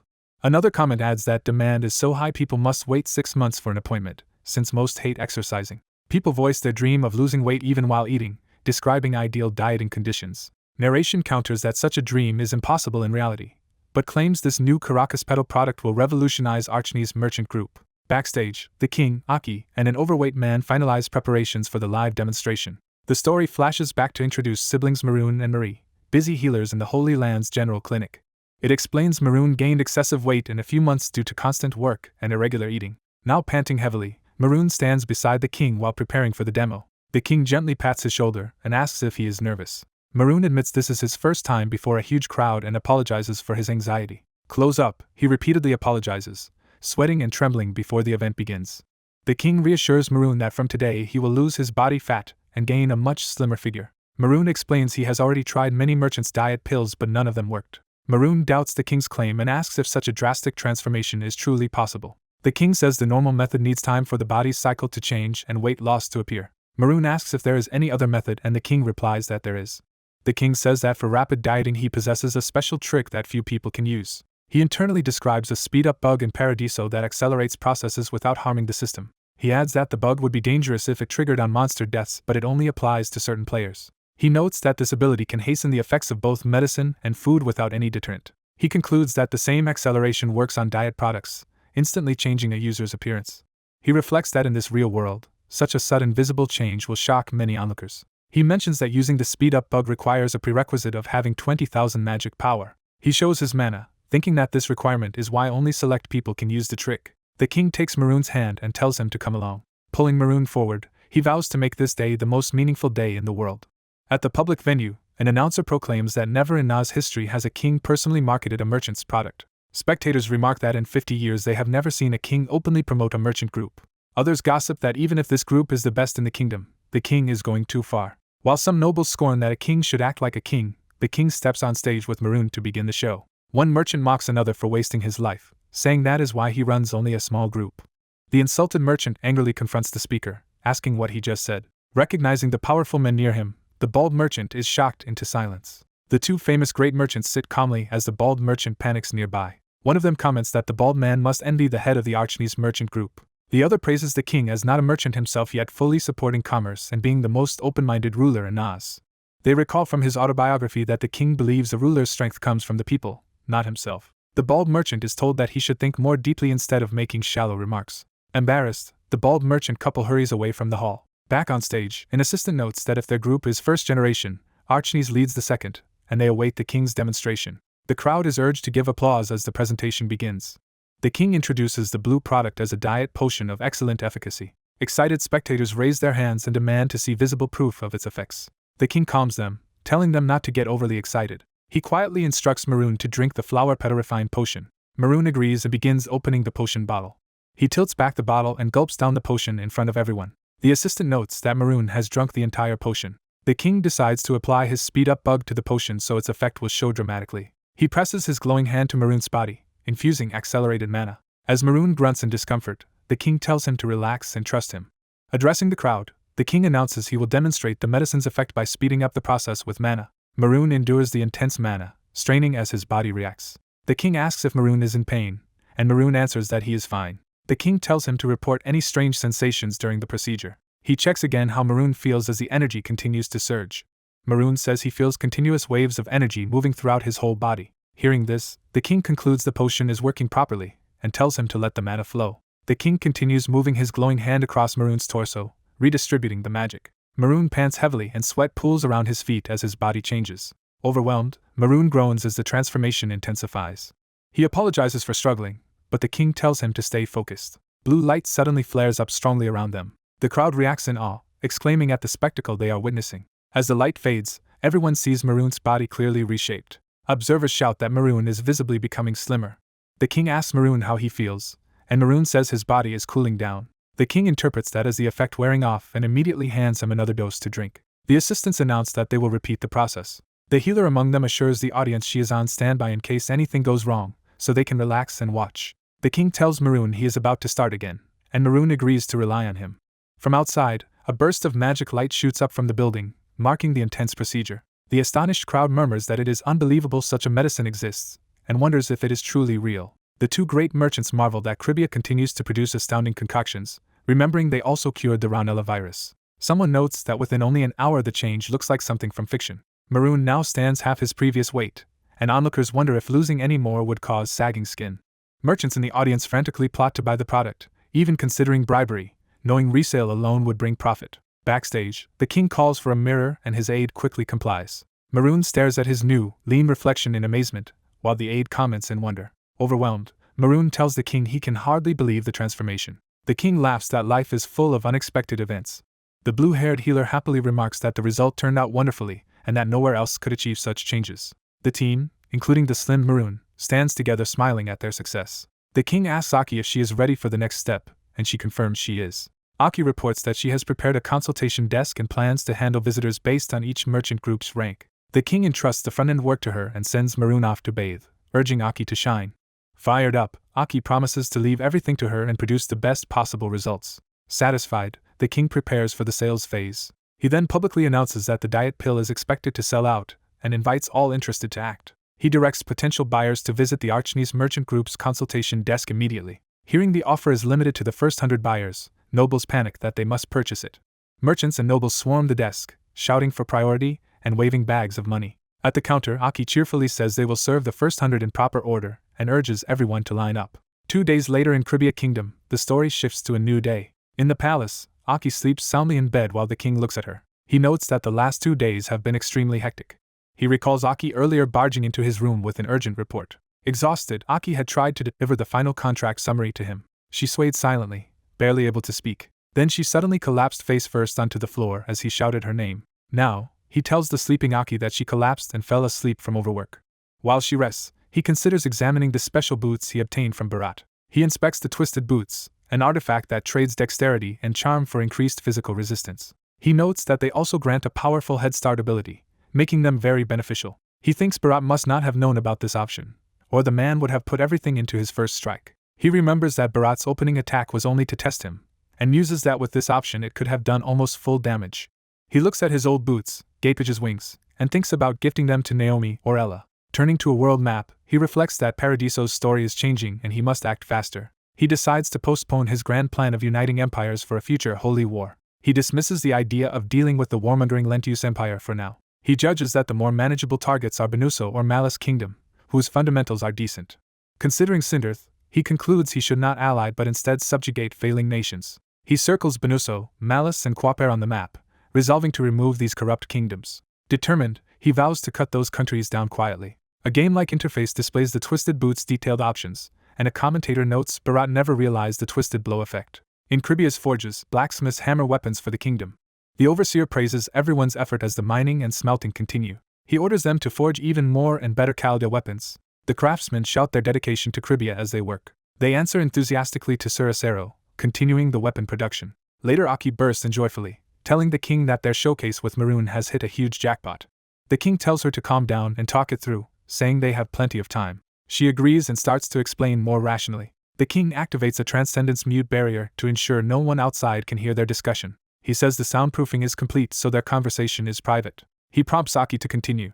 Aki asks if he knows who the great merchants Juke and Patton are. He says he knows them, acknowledging they are the most revered merchants of northern and southern Naz. Aki reveals that those two secretly came to Cribia despite previously declining invitations. The king realizes that their presence signifies a very serious development in the harsh world of merchants.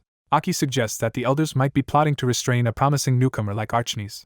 The king admits that is possible but says the situation is slightly different. He explains that regardless of elder politics, their merchant group controls the medicine's supply. He begins outlining why others cannot easily copy the product, starting with the rare Caracas petals. He explains that these petals were specially bred by Sir O'Brien for use in the medicine. He adds that the flowers do not grow well in the southern climate, and are hard to cultivate outside northern Naz.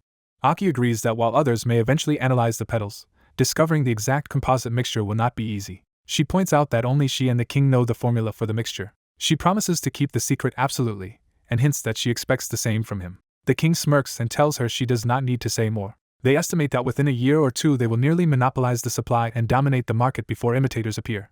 The king approves of the plan and asks if Aki needs anything from him. He praises her sales routes and methods and grants her full authority to handle everything as she wishes. Delighted, Aki says she already prepared various measures and will file a formal report soon. He praises her determination and passion. Then he awkwardly asks how the actual contract numbers turned out. Aki proudly states she secured 500,000 gold just in deposit payments for orders. He learns that this colossal sum is a record in itself. She confirms, and the narration equates 500,000 gold to about 500 billion won. The king remarks that the world is falling into a full-blown diet craze. He comments that watching it unfold will be interesting, and Aki again tells him to leave everything to her. Aki vows emotionally that for the king who guided and supported her, she will become a woman indispensable to him. The king, flustered, wonders why she chose the word woman instead of person in that declaration. Aki laughs it off as a simple slip of the tongue. The king once more entrusts all related matters to Aki. Aki clenches her fist and declares that this success will be just the beginning.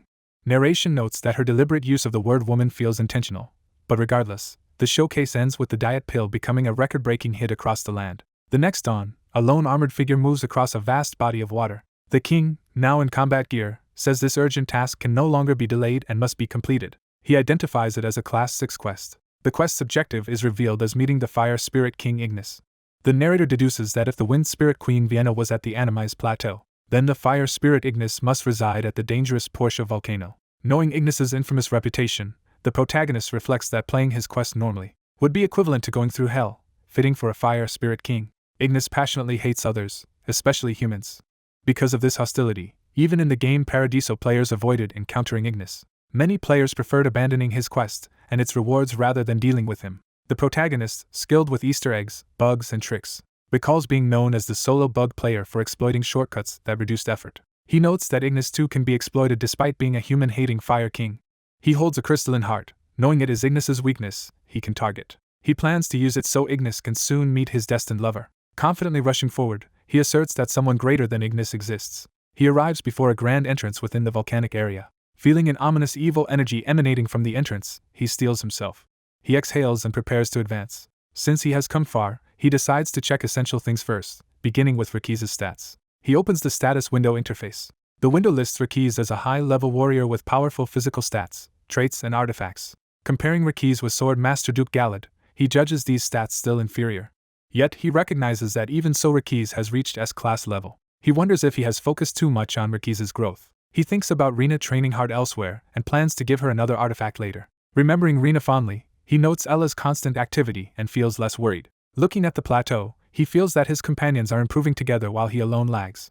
He reflects that Riki's becoming head of security was a divine blessing and feels grateful again. Suddenly an intense beam attack streaks past. He blocks it with a spherical barrier just in time. The flaming beam collides with the shield, leaving him silent. He remarks that Ignis's world is indeed filled with hidden traps everywhere. Considering this, he plans his next move. He surveys the chasm-ridden volcanic terrain ahead. He tests the ground by throwing something toward the gap. A portion collapses, confirming his suspicion. Smirking, he says he knew it. He descends toward the lava, thankful he can simply fly across. While flying, he orders Ola to maintain a 20-meter altitude. Ola agrees, and he notes that from here on they will enter Ignis's unseen test. He recalls that only by clearing this test will the dimensional gate to Ignis's world open. He remembers Vienna approaching him because she was curious, but only after he invited her somewhere comfortable. Resolving himself, he vows to keep retrying the test until that locked gate opens. He dives deeper, ready to challenge Ignis's test repeatedly. Eventually he stands before the now active dimensional gate, cursing in frustration. Back outside, he notes that his equipment Tanex has been completely burnt. He recalls that during 7 near-death close calls, the volcano erupted over 5 times, and admits a single hit would have killed him. Inside the gate, he finds Ignis's world surprisingly unlike the volcanoes. He describes Ignis's world as a finicky hell where countless retries are required. Yet he knows that behind this cruelty Ignis is actually a warm-hearted spirit unknown to players. Entering again, he sees a corridor bursting into flames and dryly notes its fiery state. He comments on how bright and radiant the fire is before. A massive flame blast suddenly erupts toward him. The attack engulfs his surroundings in blinding fire. The explosion slams into the ground with overwhelming force. Smoke clears over scorched terrain. He identifies the attacker as Tosca, Ignis's trusted gatekeeper. Tosca appears as a humanoid mass of fire. Tosca begins to address him, and asks if he is a human who came to meet Ignis. Tosca says he senses extremely wicked energy from the protagonist. The protagonist recognizes Tosca as the embodiment of inner fire. He knows that to defeat inner fire he must use opposing elements like ice or water magic. He checks elemental stats, seeing his strong fire and wind magic but weaker water magic, and notes the latter is declining. Not wanting a prolonged battle, he decides to finish the rest using his sword. Approaching Tosca, he casually asks whether he or Tosca should make the first move. Angered, Tosca shouts an insult. Tosca then unleashes a powerful fiery charge. The roaring flame pillar towers over the protagonist. Observing this, he admits Tosca is very powerful. He thinks most magicians would panic when faced with such a situation. He instead activates a special ring, gathering water energy. Tosca declares that the human will suffer in blazing hell. The protagonist braces himself in silence as the attack nears. He calculates that there's 1 second left before impact. He shouts and releases his own water magic, casting the high-level spell Transcendence Winter Night against Tosca's flames. A torrent of cold energy surges forth, overwhelming the scene. The clash shatters the flaming projectiles and debris flies. The protagonist is battered but continues pushing, groaning in pain. Tosca also groans as the tide turns against him. The water spell fully envelopes the area, shielding the protagonist in a bubble. When everything settles, only cooling fragments remain on the floor. Inside his barrier he exhales in relief. Elsewhere in Ignis's domain, statues and monuments stand amid the rocky landscape. Ignis muses that among human visitors to Portia Volcano, many have intrigued him. Yet amusingly, most of them died during the nature-driven preliminary trials before even reaching him, and those who did enter Ignis's world were finished off by Tosca. But today that undefeated legend Tosca has fallen like a fool. Ignis observes that if Tosca had still been alive he would have revived him with embers, but instead water triumphed over fire. Finding this outcome fascinating, Ignis watches. He suddenly notices something surprising. The ornate twin thrones beside him are covered in bits of ice. Ignis lets out a short laugh.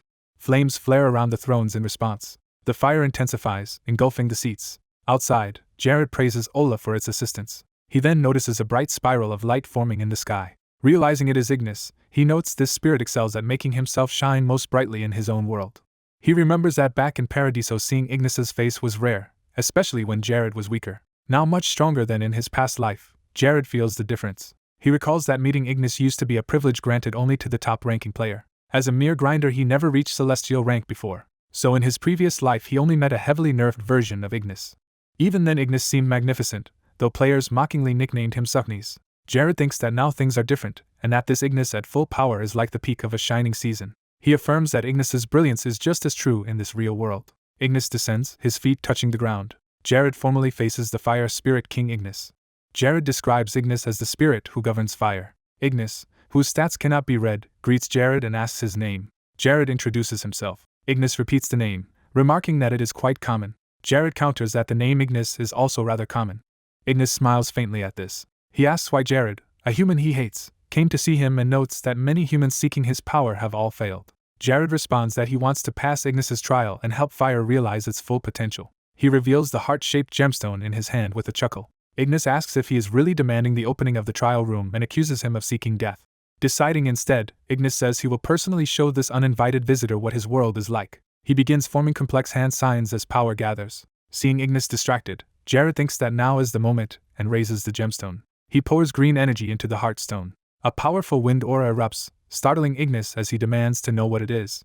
Ignis, shielding himself, yells at Jared for his actions. Jared's spell forms a whirling three-pronged wind symbol overhead. While channeling it, Jared unexpectedly asks Ignis if he has someone he loves. Ignis, caught off guard but honest, answers that he does. Jared shouts that it is the wind spirit queen Vienna. Ignis, shocked, demands to know how Jared knows her name. Jared continues the spell, saying she has come to see Ignis though she herself has not been told. Ignis's surroundings swirl with color as he questions how Jared gained Vienna's heart, insisting humans cannot simply summon her. He exclaims that doing so should be impossible without a Spirit King's gemstone. Jared grins and agrees.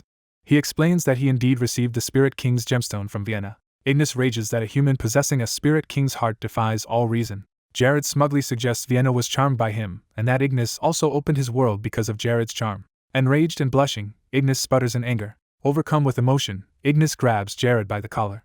Jared looks up, startled by the sudden outburst. Instead of attacking, Ignis tearfully thanks him. Jared is confused by the gratitude. Ignis sobs that he had believed he would never see Vienna again for eternity. As Vienna's presence manifests in watery form, Jared hesitantly calls out to Ignis.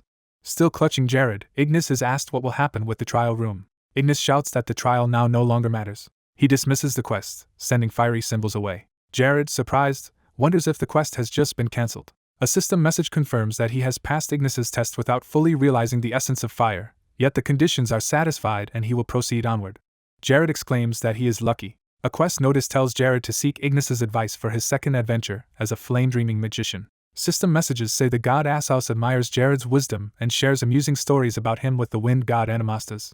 Ignis suddenly appears wreathed in fire before Jared, startling him. Jared realizes his defensive magic is quite useful. Asos praises Jared and expresses no regret in granting him divine blessings. A radiant spirit horse begins descending.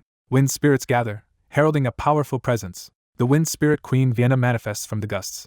Ignis calls out to Vienna as she and her attendants approach him. Vienna, shocked to see Ignis, hesitantly says his name. Narration compares Ignis and Vienna's reunion of fire and wind to a tragic lover's tale like Romeo and Juliet. Ignis, overwhelmed, quietly reacts upon seeing Vienna again. Vienna wonders how this impossible reunion has occurred. She says she cannot believe she is meeting the lover she thought she had lost forever. Ignis asks Vienna if she arranged for Jared to bring them together. Jared nervously responds when Ignis calls his name. Vienna thanks Jared and begins to ask how he managed this. Jared formally addresses Vienna and explains he summoned her before her lover who missed her most. Jared admits he has a difficult request to make. He thinks he does not pity Ignis but does feel sympathy for Vienna. Narration says he felt no shame, since the reunited pair of spirit kings had long loved each other. It explains that becoming separate spirit kings in different worlds kept Ignis and Vienna from meeting. Because of that rule, they were no longer allowed to meet. A mandate handed down through ages barred spirits from reuniting by their own will. Any willed reunion would trigger a ban and curse on them. This restriction was the first condition to ascend as a spirit king. However, this reunion is different because neither Ignis nor Vienna engineered it. Vienna looks fondly at Jared, impressed. The other gods who arranged this reunion quietly withdraw. Vienna warmly offers to grant Jared any request. Jared asks Ignis for guidance to attain the enlightenment needed to advance to 6th class magic. Ignis skeptically asks what advice Jared could need, while Vienna notes, he is suddenly speaking formally. A special quest appears, telling Jared to ask Ignis about the beginning of fire in order to achieve 6th class. Jared stands before the two spirit rulers while system screens float around him. Jared focuses as the quest notification flashes before his eyes. He states that he wants to hear about the origin of fire. Ignis angrily questions why a mere human would ask about that. Vienna defends Jared, saying he possesses great magical knowledge. She adds Ignis will not regret sharing at least one secret with Jared. Ignis reflects that he already confirmed Jared is no ordinary person. Ignis agrees and tells Jared to demonstrate the power of his fire magic. Ignis explains Vienna will calmly observe Jared so he cannot deceive them. Vienna tells Ignis that Jared already bears her full blessing and will surprise him. Ignis is startled to learn Jared holds a Spirit Queen's blessing. Ignis impatiently orders Jared to show his magic to prove his worth before learning about the beginning of fire. Jared lowers his head and prepares to reveal his strength. He unleashes the spell Sextuple Transcendence Fire Wall, a level 6 enhanced barrier of flame. The towering flame wall shocks Ignis and Vienna. Jared calls to the flame boss, directing the conflagration. The massive pillar of fire spawns blazing spirits around the area. Ignis shields Vienna as one of Jared's flames rushes toward him. Ignis studies the flame in his grasp. He muses that gods are said to bless extraordinary humans, though he has never witnessed it until now. Vienna eagerly asks Ignis how Jared's display was and urges him to teach Jared. Ignis admits it feels strange and even makes him jealous that this magician captured Vienna's favor. Vienna assures him his jealousy is different from her curiosity about Jared. Ignis confirms Jared wants to know the origin of fire and tells him to listen carefully because he will only explain once. Jared celebrates enthusiastically when Ignis agrees. Ignis begins his tale by saying that the first spirits on Earth were the fire spirits. Narration says Ignis's story begins, promising enlightenment for Jared and a meaningful moment for all three. A quest window announces that Jared has completed all adventuring for challenges missions. Another message rewards him with 6th class status and access to 6th class magic. Shimmering light falls as Ignis and Vienna stand apart from Jared in the ruined arena. The two spirit rulers watch Jared with softened expressions. The sparkling phenomenon signals the end of their time together. Ignis and Vienna lovingly confess how much they missed each other. Vienna asks if the dimensional door can remain, and concludes that since it was not opened by their will she can use it to visit him anytime. Ignis insists the door must stay open, refusing to be separated from Vienna again. Jared interjects excitedly to remind Ignis he even prepared a throne they can share. Ignis and Vienna ignore him, focus solely on each other. Later, Jared tells Ignis that once they part there may be no further chances to teach him, so he asks to learn everything now. Jared kneels before Ignis and Vienna, who sit on ornate thrones. Vienna prompts Ignis to explain things to Jared. Ignis begins by contrasting wind magic's harmony and adaptation with fire's nature of collision and hostility. Vienna praises Jared's talent and asks Ignis to continue teaching him. Ignis's first lessons are to handle flames roughly and to exploit their rebellious nature. Vienna interrupts, wondering what Ignis is planning. Ignis says he intended to retain half his remaining blessing but now believes Jared is more worthy of it. Ignis declares he will grant Jared half of all the blessing he can bestow. Jared is stunned that he is being given Ignis's blessing, even if only half. Vienna asks if Ignis already granted part of his blessing to someone else, and he confirms it. Ignis explains that someone in the past handled fire well, similar to Jared, and received the other half. Vienna curiously asks who that person was. Ignis refuses to reveal the name, saying it could cause unpredictable consequences. He adds that it would be unfair for only Jared to know while that person remains unaware. Jared realizes another person once came here and received half of Ignis's blessing. He wonders anxiously if there is another true hero candidate, and who it might be. Jared briefly suspects Keikel or Natalie but dismisses them as too distant from fire magic. He concludes there are only a few strong fire magicians on the continent, and decides not to dwell on the past. Jared turns his thoughts back to preparing for the coming holy war, and warns himself not to grow arrogant. Ignis tells Jared to receive his blessing properly. Ignis projects a fiery phoenix into Jared, awakening the skill Fire Magic EX. Jared realizes Fire Magic EX is the absolute highest magical rank. Ignis says he has given Jared a special spell. A description explains Jared's new chain of fire ability, which links nearby flames into secondary explosions that grow stronger as more people are caught, consuming great magic power. Ignis urges Jared to test the new spell. Jared faces rows of training dummies encircled by flame and prepares to cast Chain of Fire. Concentrating, he invokes Chain of Fire. He focuses on the flames within the wooden mannequins. He wills all those flames to bind together. The connected flames erupt into blazing lines that strike every dummy. Explosions rip through the linked targets. The resulting blast engulfs the entire line of mannequins in overwhelming fire. Jared judges that the spell's destructive power rivals, or surpasses, an 8th class fire explosion. Ignis asks if Jared likes the gift. Jared happily says nothing pleases a magician more than receiving magic and thanks Ignis. Vienna asks Jared to live up to their expectations and become the greatest magician. Jared promises he will never forget their teachings or the value of their blessings. Ignis jokes that Jared need not be too happy because if he dies the blessing returns to them. Vienna scolds Ignis for his cold remark while Ignis laughs that he is telling Jared not to die, and Jared laughs along. Narration concludes that although Ignis was notorious for a bad personality, their meeting ended happily and gave Jared years' worth of experience in a few days. Sometime later in the kingdom of Cribia, night falls over a large inn. Jared, incognito in a tavern, decides he can no longer delay recruiting Chloe's powerful teacher. He identifies this goal as recruiting the mage Formido. Jared reasons that because Formido mentors Chloe, her growth will double if they can secure him. Tavern patrons gossip that the Idoma Empire ambushed and conquered the Ristis kingdom. A drinker reacts in disbelief that a kingdom fell so quickly. Another explains that internal rebels coordinated with outside forces to overthrow Ristis. They add that the rebels even captured and beheaded the king in the plaza, ending the kingdom. Jared reflects on how carefully Idoma must have planned, noting this world is full of battles, betrayal, and plotting. He considers how the age of many independent states is giving way to empires like Idoma, Transilia, and Kantar reshaping the continent. Jared vows to prevent the future famines and wars so that no one in his kingdom starves. Thinking ahead, he plans to speak with O'Brien about improving rice varieties when someone approaches and shows off a new item. A customer proudly reveals a newly unveiled diet potion produced exclusively in Cribia. Others explain the king of Cribia personally presented the potion and demonstrated how it made a large man slim instantly. Patrons remark that it is fascinating and that the king's own demonstration convinced them to buy it. Jared realizes that exploiting royal endorsement is the key to selling the potion continent-wide. Narration says that with Aki's aggressive sales tactics, the diet potion soon spreads across the continent. This success is described as the beginning of a vast influx of gold coins into Cribia's treasury. Time passes and the scene shifts to Jared's castle at sunset. In his study, Jared ponders documents and plans. He notes that Cribia's treaty with the neighboring Benuso and Malice kingdoms will expire at the start of next year. Looking at a map, he states that the treaty will not be renewed. He concludes that unless the neighbors are fools, they will realize Cribia plans to target them next. Chloe suddenly appears behind him and asks if those kingdoms are indeed their next targets. Startled, Jared asks why he could not sense her approach, and she replies that she practiced stealth extensively. Jared feigns acceptance while actually relying on his magic clock's stealth detection function. He notes inwardly that even with the clock he could not sense Chloe, meaning her presence is nearly non-existent. Jared asks Chloe about her recent visit to the demon's abode.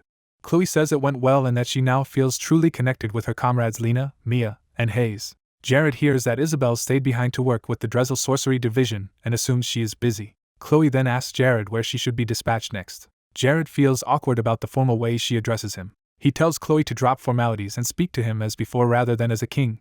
Chloe protests that she cannot very well call him something like Lord or Duke. Jared suggests she call him Sir Jared instead. Chloe declines and insists on addressing him as Your Majesty. Jared inwardly finds this uncomfortable but moves on and asks if preparations are complete. Chloe reports that everything is ready and only departure remains, so Jared says they should set out. Jared tells Chloe their urgent tasks are done and, when she asks their destination, prepares to take her somewhere. Jared activates teleportation, saying they are heading north of Idoma Empire to the Vasco's mountain range. Standing together on the magic circle, Jared tells Chloe to hold on tightly. Jared announces they are going to save her teacher and uses double transcendence multi-telepathy to teleport. The two vanish from the library in a flash of light. They arrive at the Vasco's mountain range via teleportation. Jared and Chloe land and start running, exerting themselves in the mountains. Chloe confirms they have reached the Vasco's range, and Jared agrees as they walk hand in hand. Realizing they are still holding hands, Jared apologizes and lets go. They suddenly notice ominous red smoke, or mist rising in the distance. Chloe senses the situation and realizes she smells blood. She draws her daggers and moves cautiously while Jared follows behind. Jared looks tense and wary as they proceed. Chloe addresses Jared respectfully and worries that making him come might be an unnecessary burden. Jared reminds her he promised to help and insists he always intended to keep that promise. Chloe comments that the area already looks extremely dangerous. She sees something ahead and recalls the warning that crossing a certain line means certain death. Chloe realizes the ground ahead is covered in corpses. Jared reaffirms he will keep his promise, calling it a vow made not only to her but to all Grey Elves. Seeing the dead and suspecting traps, Jared suggests they move through the air instead of on the ground. As Jared considers using flying magic, an armored construct suddenly appears, startling them. Jared explains that the construct is an airborne golem, and Chloe is left speechless. Jared commands the golem into air maneuvering mode, asks it to fly safely, and assures Chloe they will save her teacher. 30 minutes later they reach a hidden forest settlement overlooked from above. Inside a simple house, an old cloaked man notices something and reacts with interest. The old man, Formido, notes two uninvited guests have arrived and finds it fascinating. Observing from his trap perimeter, he remarks that they managed to arrive without triggering any traps. He reflects that these traps are spread across the entire mountain range. He recalls having warned people not to come without purpose and not to risk their lives needlessly. Formido narrates that he has been an assassin for 63 years since age 7 and that all 100 comrades from training have died, leaving only him. Slighted, he wonders if these intruders are underestimating him. Jared and the airborne golem fly toward Formido's forbidden territory, which never should have been entered. Formido decides that since they crossed that line, the only suitable price is their lives and wonders what they are willing to wager, as he once wagered his. Jared greets Formido confidently, saying he expected to find him here, while Chloe politely introduces herself. Formido, seeing the two together, bluntly asks if they are lovers and remarks they must have ignored many warning signs on the way. Away from Formido, Jared quietly asks Chloe if they should retreat, but she stays silent, conflicted. She notes in horror how many corpses surround Formido's shelter. Jared tells Chloe to let him handle Formido, warning that revealing she is a monarch could cause trouble. Chloe tries to calm herself and says she only came to challenge Formido to a sword duel. They approach Formido's homestead where he waits alone before them. Formido, suspicious, asks what business they have in his territory. Jared boldly declares to Formido that he intends to take the remainder of his life. Formido reacts in disbelief, calling Jared crazy. Jared embraces the label, describing himself as a talent hunter who recruits gifted people at any cost and formally announces himself as Jared von Euchels. Jared, Chloe, and Formido stand facing one another, tension rising before the duel. Jared's eyes glow red as he activates his appraisal ability. An information window reveals Formido is level 619 with extremely high stats and multiple SSS rank traits such as stealth, camouflage, weakness analysis, and cloning, plus many artifacts. Jared mentally wonders if Formido is basically an SSS class criminal and acknowledges that his history as an assassin is far from trivial. He realizes Formido's stats rival Chloe's top-tier class. Jared thinks that if Chloe keeps growing, she could eventually stand just below Formido in power. Assessing the situation, Jared concludes this battle will be very difficult. Formido ignores small talk and says they should skip formalities, assuming they know the rules here since they ignored his warnings. Jared stays silent, weighing his response. He opens his coat to display numerous artifacts and tools, readying himself. The artifacts and charms strapped inside his coat glint as he moves. Surprised by Jared's preparation, Formido reacts with interest. Jared states he understands they must risk their lives and make a wager with Formido. Formido acknowledges that Jared clearly knows how things work here. Jared adds that he also knows there is only one basic condition for the bet, staking their lives. Jared ups the ante by declaring he will also wager every one of his artifacts. Formido, puzzled by the generosity, asks if Jared intends to make 2 wishes in return. Jared says that if he is confident of winning, there is no reason he cannot stake far more and request many wishes, even up to 100. Amused, Formido agrees to hear all of Jared's conditions, though he implies they will be Jared's dying wishes. Jared begins listing terms, starting with what he wants if he wins the fight. His first wish is that Formido become Chloe's teacher for the remainder of his life. Formido is taken aback by this unexpected demand. Noting Chloe's non-human features at a glance, he easily deduces she is some sort of elf. Formido clarifies if Jared is really asking him to take on someone else's pupil as a favor. Jared asks if Formido's betting rules allow him discretion over whether to accept a proposed contract. Mildly annoyed by Jared's chatter but intrigued, Formido says he will accept these conditions. Formido eyes Jared, sizing him up as preparations continue. Formido senses Jared's intense madness and admits that, though he would have to lose first, training Chloe might actually be fun. Jared states his second wish. If he wins, Formido must become his subordinate for life. Formido scoffs at the idea, saying he cut ties with royalty long ago and refuses to serve anyone. He adds that he has also been detached from worldly affairs for 20 years. Jared formally introduces himself as Jared, King of Cribia. Formido bursts into incredulous laughter over a king personally risking his life here. He questions whether a monarch would really stake his own life in this backwater duel. Jared asks if rank really matters and says there is no need for special respect between them. Formido muses about etiquette among countless kings and emperors, then confirms the wager. Jared will defeat him, make him Chloe's teacher, and accept him as a guest of the kingdom. Jared clarifies that Formido would be more guest than vassal and that how close they become will depend on Formido once he joins them. Formido calls that a great honor and asks if Jared truly expects him to accept. Formido sets his own terms. If he wins, he will take Jared's life and artifacts but, out of interest in Chloe, will still teach her a bit in memory of Jared. Jared agrees, and the deadly bet between them is finalized. Chloe panics and urges Jared, whom she now addresses as king, not to go through with such a reckless deal. Jared tells her it is already settled and asks her to trust him and wait. He instructs Chloe to carefully observe every move Formido makes as a demonstration of what she herself can eventually achieve. Chloe watches anxiously in silence, sweating as the fight is about to start. Formido lunges forward with incredible speed, inviting Jared to attack. Using his mind's eye ability with X-ray vision, Jared sees that Formido is heavily armed with many concealed weapons.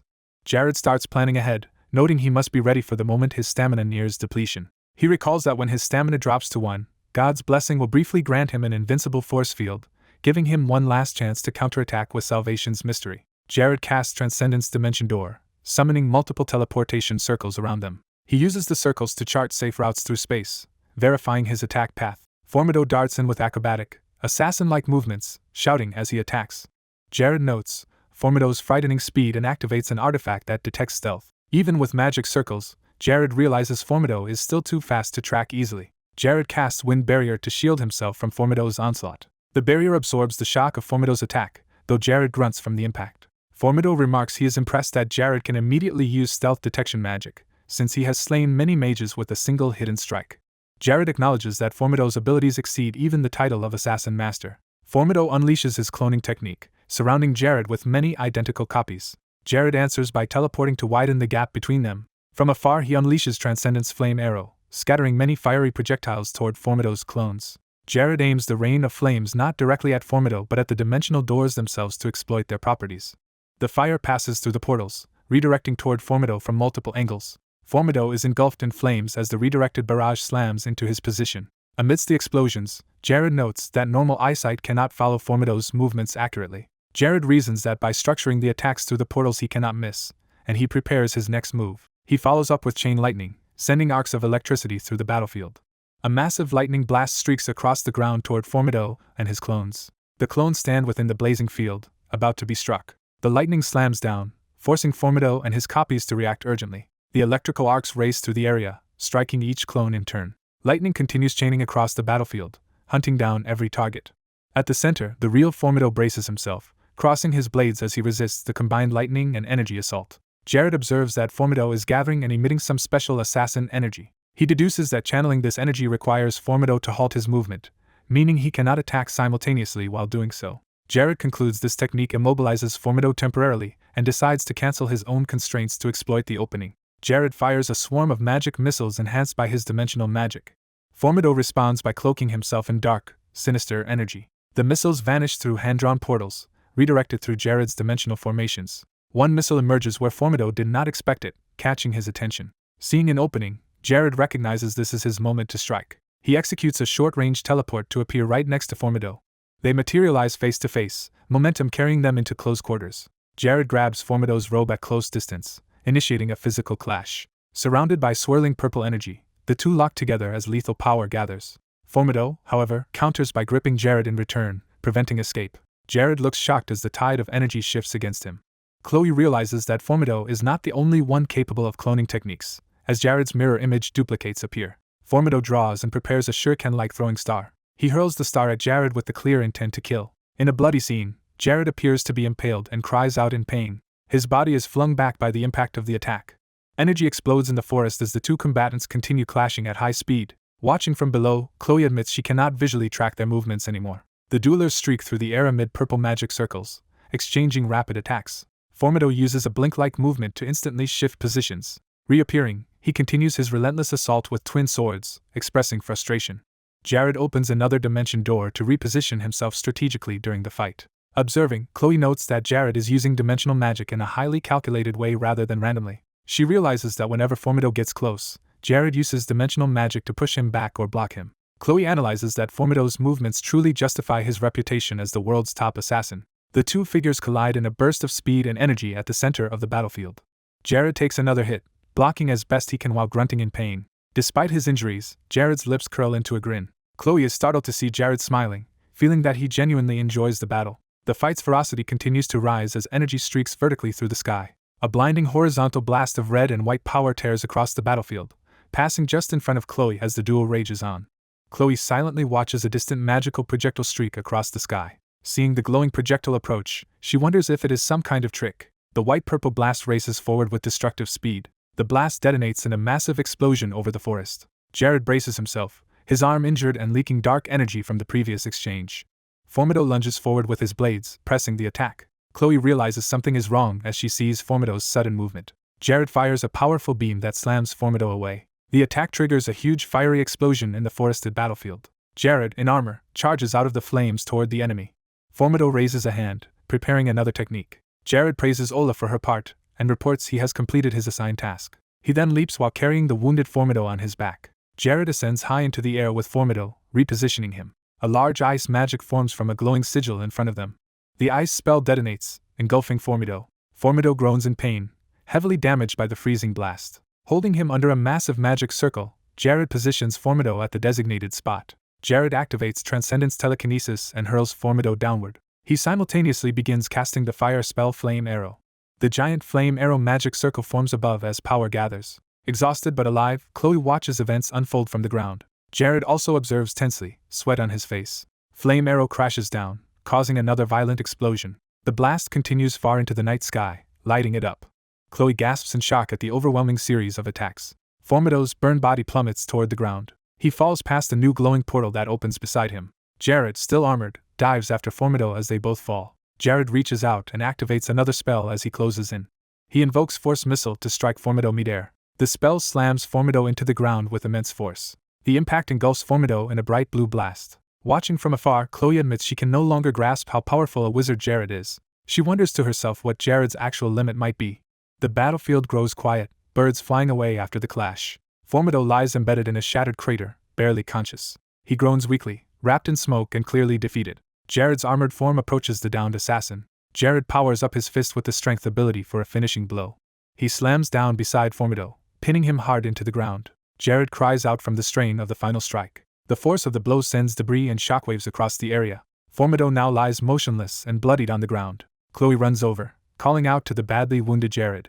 Jared, bleeding heavily, admits the enemy still managed to land a near-fatal hit before collapsing but insists he will be fine. He tells Chloe not to worry because he has an insurance ability, which surprises her. Jared points out the divine insurance skill Salvation's Mystery and laments not taking better care of his body. The description of Salvation's Mystery appears, explaining that when his stamina drops below 1, he becomes invincible for 10 seconds as a blessed station master. Jared complains that because the blessing activated late he squandered those 10 crucial seconds.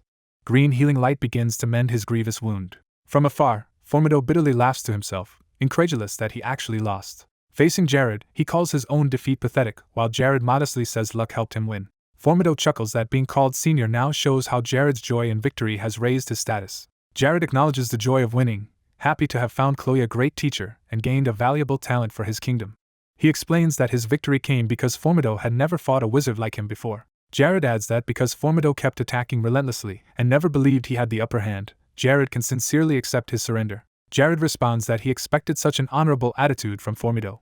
Formido smiles faintly, resigned yet respectful toward Jared. He promises to keep his word, become Chloe's instructor, and live out his remaining years in Jared's kingdom. Jared thanks him and notes that, as a new citizen, Formido will receive due respect and proper address. Formido, embarrassed by the honorific, asks Jared to stop using that mortifying title and suggests they build a new relationship.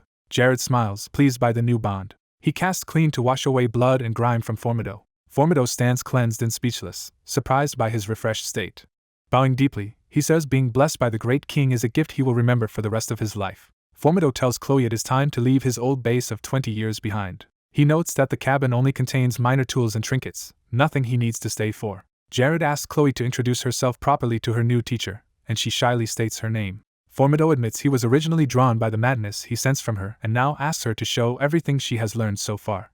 Chloe and Jared exchange a look, silently acknowledging this turning point. Jared reflects that Formido's bluntness excites even him, and wonders how far Chloe can grow as an assassin under such a master, confident in his own judgment. Sometime later in the southern Idima Empire, Jared guides Chloe and Formido toward a nearby multi-teleport road. In the distance they hear riders shouting as cavalry charges past. They see an enormous mounted army rushing by, and Jared points them out. Formido identifies the force as the Lion Army, the Idima Empire's renowned First Army. Jared, who even from afar knows of them, recalls that this elite Lion Army is the Empire's core force. He thinks about how the Lion Army is deployed only for top-priority conquest wars and is famous for its elite status. Jared realizes that since they are marching east, their target must be the small Sajantan kingdom, which he had previously ignored. He worries that a bloody war may soon erupt on the otherwise peaceful Naz continent. Remembering past events, he notes that before his reincarnation Idima already annihilated the Tristis kingdom. He grimly observes that before the blood from that massacre even cooled, Idima had already begun another war. Jared concludes he must pay more attention to internal affairs in preparation for looming conflicts. He urges his companions to hurry along their journey. Later, back at his kingdom's training grounds, Formido begins instructing Chloe, telling her to listen carefully. He critiques her quick knife technique as too wild, explaining that while accurate, it is too easy for alert targets to react to. He then decides to adjust her stance slightly and starts correcting her form. Formido shows her a precise point to touch with the blade that will greatly reduce an enemy's ability to sense her presence, and she nervously tries to emulate it. Satisfied, he tells her to aim at the base of a tree using that new form, and she agrees. Chloe focuses intensely, eyes sharp as she readies the strike. She flashes forward in a blur, executing the newly corrected quick knife movement. The strike lands perfectly, and Formido praises her result. Enthused, he exclaims that he now understands the joy of teaching. Watching, Jared is amazed that only 5 minutes of Formido's point lesson have produced such an insane improvement. A system message notes that Chloe's weakness analysis and quick knife technique have each risen a level, listing her now formidable special traits.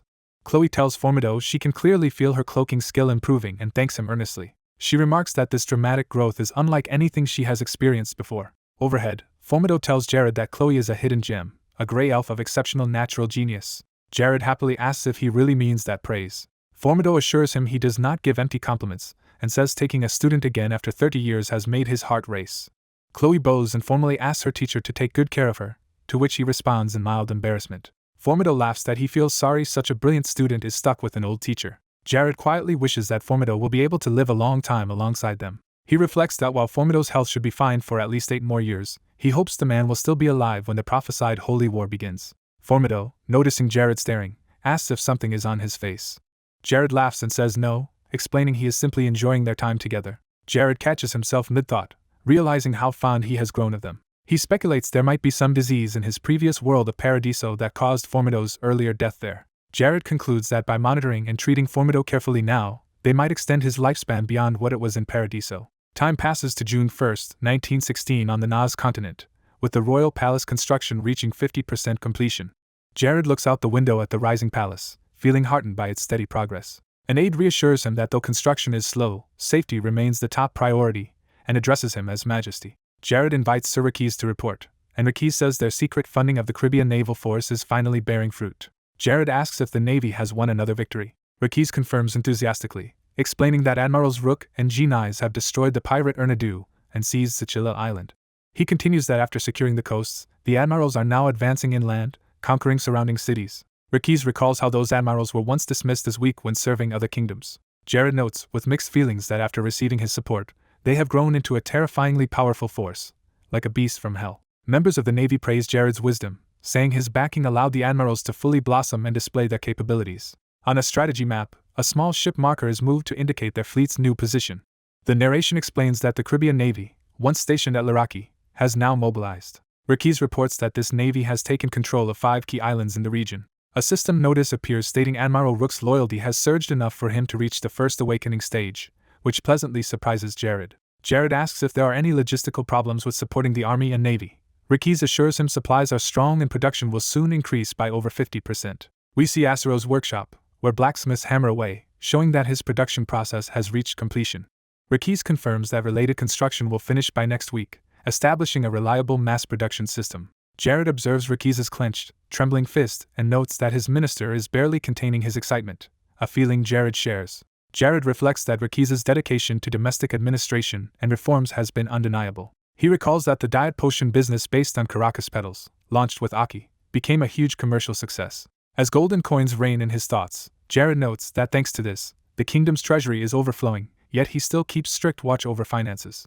Another aide meticulously manages the books, ensuring no money leaks from the kingdom's coffers. Jared asks Rakis whether the installation of magical stone streetlights across the kingdom is progressing well, and Rakis affirms it. Rakis adds that Jared's cherished movie industry is flourishing too, letting citizens enjoy culture that suits them and proving their efforts worthwhile. He explains that profit-seeking merchants are now pouring into the film business one after another, which Jared agrees is a welcome streak of good fortune. Later that evening, Rakis nervously addresses Jared again with a hesitant tone. Jared responds curiously while Rakis steels himself to bring up a delicate topic. Flustered but determined, Rakis asks when the gods will finally see a queen at Jared's side as his eternal spouse. Jared inwardly realizes this question was inevitable, and that the time to address it has come. He starts to answer from the mindset of his past life, saying that in his mid-20s he feels too young to worry about marriage yet. He then corrects himself, admitting he momentarily relied on his past life standards. Comparing past and present worlds in his mind, he notes that here people often marry in their mid to late teens or early 20s, much earlier than in his previous life. He also reminds himself that as king, expectations around his marriage are different and politically important. Jared understands that for vassals concerned with dynastic stability, discussion of a queen is unavoidable. Rakis insists that the position of queen cannot remain vacant for too long in a stable realm. Jared hesitates, mulling over the issue with a strained smile. He dodges a firm answer by saying they should revisit the matter another time because he suddenly feels tired. Embarrassed for pressing too hard, Rakis apologizes to his sovereign. Jared reassures him that their conversation was worthwhile and promises to think seriously about it, asking Rakis not to worry. Rakis acknowledges this and takes his leave from the royal study. Jared agrees and asks him, on his way out, to summon manager Naomi for the next round of business. The king agrees to carry out the emperor's order. Jared falls silent, thinking. Alone in his room, Jared ponders what it truly means to choose a queen. He reflects that Maria would be the most suitable person to marry. He notes that marrying Maria would be politically strategic and keep good ties with the Sindarth kingdom. Jared decides that a loveless marriage would be unbearable, so he rejects that option. He observes that many of his trusted subordinates happen to be women. He recalls first Aki, whom he initially mistook for a man. Then he thinks of Isabel, Hiais and Chloe among his female vassals. Extending the list, he remembers Ella, Naomi and several others. Overwhelmed, Jared screams that life was simpler before romance and vows he would rather stay single than marry. Naomi walks in on his outburst and asks if she should return later. Embarrassed, Jared tells her it is fine and notes it has been a while since they were alone. Naomi politely sits, and Jared tells her to relax in his study. He reflects that months have passed since Naomi joined the kingdom and that she is flourishing. While commanding Dimio's magicians, Naomi says he called her at a perfect time. She hesitantly tells him she has something important to discuss, and he invites her to continue. Naomi explains that the treaty between the Benuso and Malice kingdoms will expire at the start of next year. A summary notes that those kingdoms must pay resources and grain to Cribia every month, and Jared confirms the treaty will end by mutual decision. Naomi nervously asks if he intends to attack those kingdoms. Jared listens in silence, considering. He answers that the navy is also conquering islands and that all military training is now focused on those two kingdoms. Another aide adds that border troops are increasing and Sindarth is cooperating to pressure them. Jared states that before open war he wants those kingdoms weakened internally. He happily declares that next year their first major campaign will be to conquer them, with Naomi and Dimio's magicians leading the charge.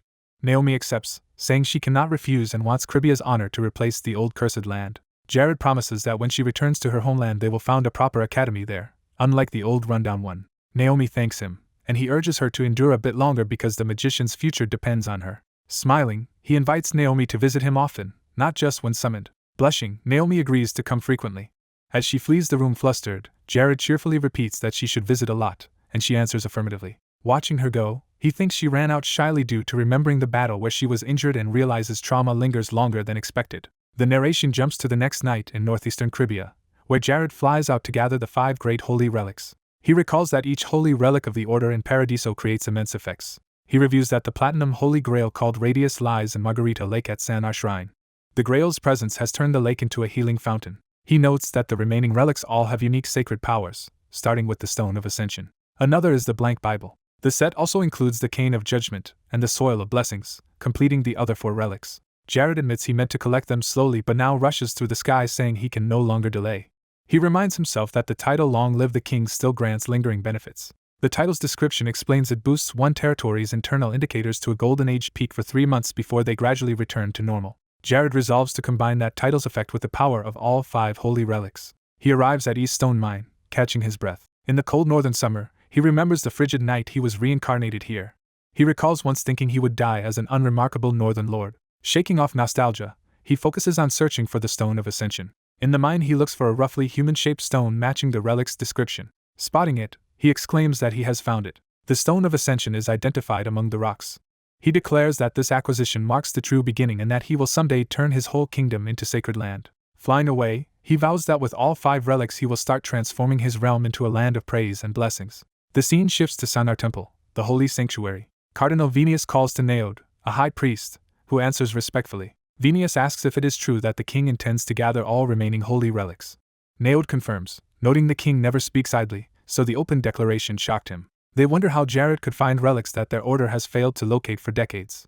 Venius asks if Neod understands the power of the relics, and Neod admits he knows only by rumor, though he already senses sanctity from the Platinum Grail alone. Neod explains that uniting all relics would make the region a permanently living holy land. He elaborates that such a land would overflow with abundance, repel disease and attract blessings.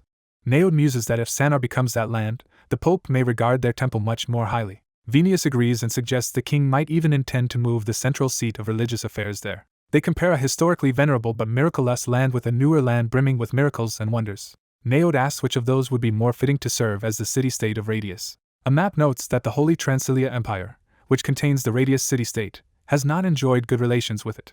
The strained relationship is blamed on the emperor repeatedly trying to use the pope for political ends and even demanding false declarations of support. In contrast, Jared is described as a ruler who never pressured the church politically or demanded official stances.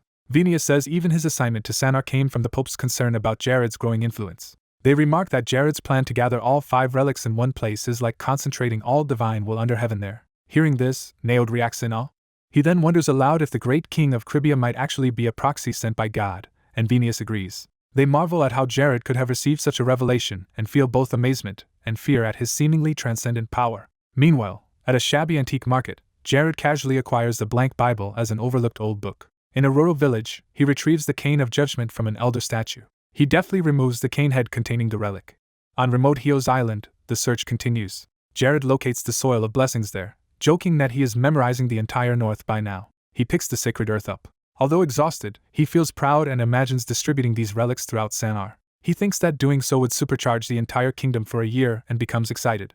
Later, he accesses his golden status screen in a forest. The system displays Cribia's current overall internal statistics and its Class A evaluation. Jared reflects that compared to its old days, Cribia has grown tremendously. He notes that internal caps once stopped at 300 but now reach 30,000. He calculates that at this pace Cribia could easily become the top kingdom, and that combining relic and title synergies with maxed internal affairs would be unstoppable. He envisions the Naz continent enjoying an unparalleled golden age and vows to personally oversee it. Yet he worries that such prominence will breed hostility since others will envy their sudden power. He remarks that Cribia is already at 9-star strength and decides they must gather even more artifacts.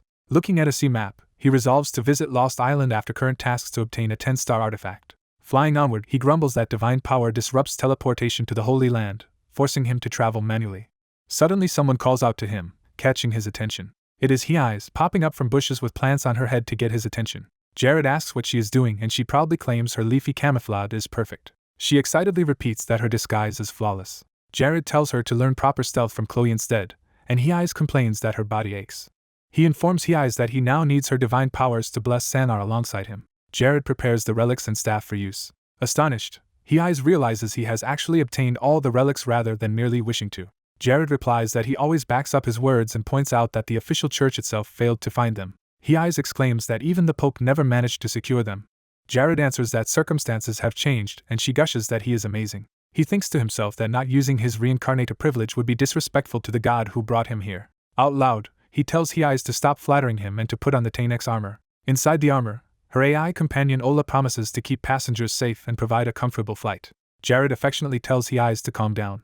Holding hands, Jared and the armored Hiai's fly toward the southern part of the Holy Land. They arrive at Sanar Plains, where Hiai's sits glowing with divine energy. She channels power into the soil of blessings. The surrounding land begins to change. Fields across the plains brighten as fertility spreads outward. Watching crops revitalize instantly, they marvel that this must be the relic's miracle. In the Sanar Mountains, Jared plants the cane of judgment as holy light rises. The barren slopes transform into lush, fertile terrain. In Saneri's secret basement, Jared brings Hiai's to a large safe. He explains that if the blank Bible remains untouched, it will quietly grant clerics endless divine inspiration. At Saneri's Central Plaza, a statue of Radius stands ready. They embed the Stone of Ascension into the statue, planning for it to radiate healing miracles over pilgrims in the future. Narration notes that only the last piece remains, the Platinum Holy Grail of Radius. By the lakeshore, Jared and Hiai's together hold the glowing grail. A system message declares they have successfully gathered all 5 holy relics into a single holy land. Another message says Jared gains the title Radius Favor and that activating Long Live the King will push all his territory's internal figures to their peak for 3 months. A follow-up explains that Radius Favor multiplies those buffs, extending them so internal indicators remain maximized for a full year. Bathed in golden light, Jared exults that he has finally assembled the optimal combination. Hiai's watches the spectacle in awe. The interface confirms that internal values have reached the 30,000 point cap. Jared reflects that the promised 1-year golden period has begun. He recognizes this year as the core source of Cribia's blessings and explosive growth. Golden blessings spread over towns and the cathedral as citizens look up happily. A title screen shows that Jared and Hiai's have obtained Radius Favor. Jared studies a new blue notification in front of him. The message states that the deity Radius is now closely observing him, considers him a prime candidate for an approaching fate, and warns him against pride and arrogance. Delighted, Jared tells Hiai's he has contacted a deity directly for the first time. He reflects that Radius is not the supreme god but a higher transcendent one, and that gaining the notice of such deities proves his growing influence and preparation for the coming holy war. Feeling the weight of this responsibility, he laughs nervously while Hiai's calls to him. Soon Naod and Venus approach Jared and Hiai's amid the falling golden light. Alarmed, they ask why sacred energy is suddenly surging across the Holy Land. Jared cheerfully answers that he simply gathered all of Radius' sacred relics and unleashed their power over Sanar, prompting Hiai's to laugh proudly beside him. The high priest reels in disbelief and faints while Hiai's and Venus panic over him. Hiai's uses healing magic on the collapsed priest. Once he is resting, Venus tells Jared he will not question how the relics were obtained since the Pope ordered them not to pry.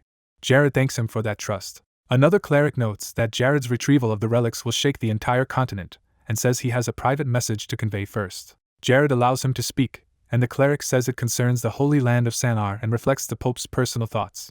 The message asks Jared's opinion about relocating the state of Radius itself. The narration clarifies that the state of Radius is an autonomous religious nation existing inside another realm's territory. They add that relocating it to Sanar will require extensive construction, especially a new papal residence, so preparations will take a long time. Later that afternoon in the Grand Plaza, crowds gather before the cathedral chanting "Long live the King" and "Long live Cribia." Venus proclaims that the deity's blessing now rests upon their kingdom as Jared smiles. Jared muses that in a world of absolute faith, his recovery of the sacred relics makes him appear as a living miracle. A final notice explains that the people of the Holy Land now unanimously praise the king, the quest's eternal pride is cleared, loyalty will stay extremely high for 2 years, and the faithful become zealous supporters of Cribia.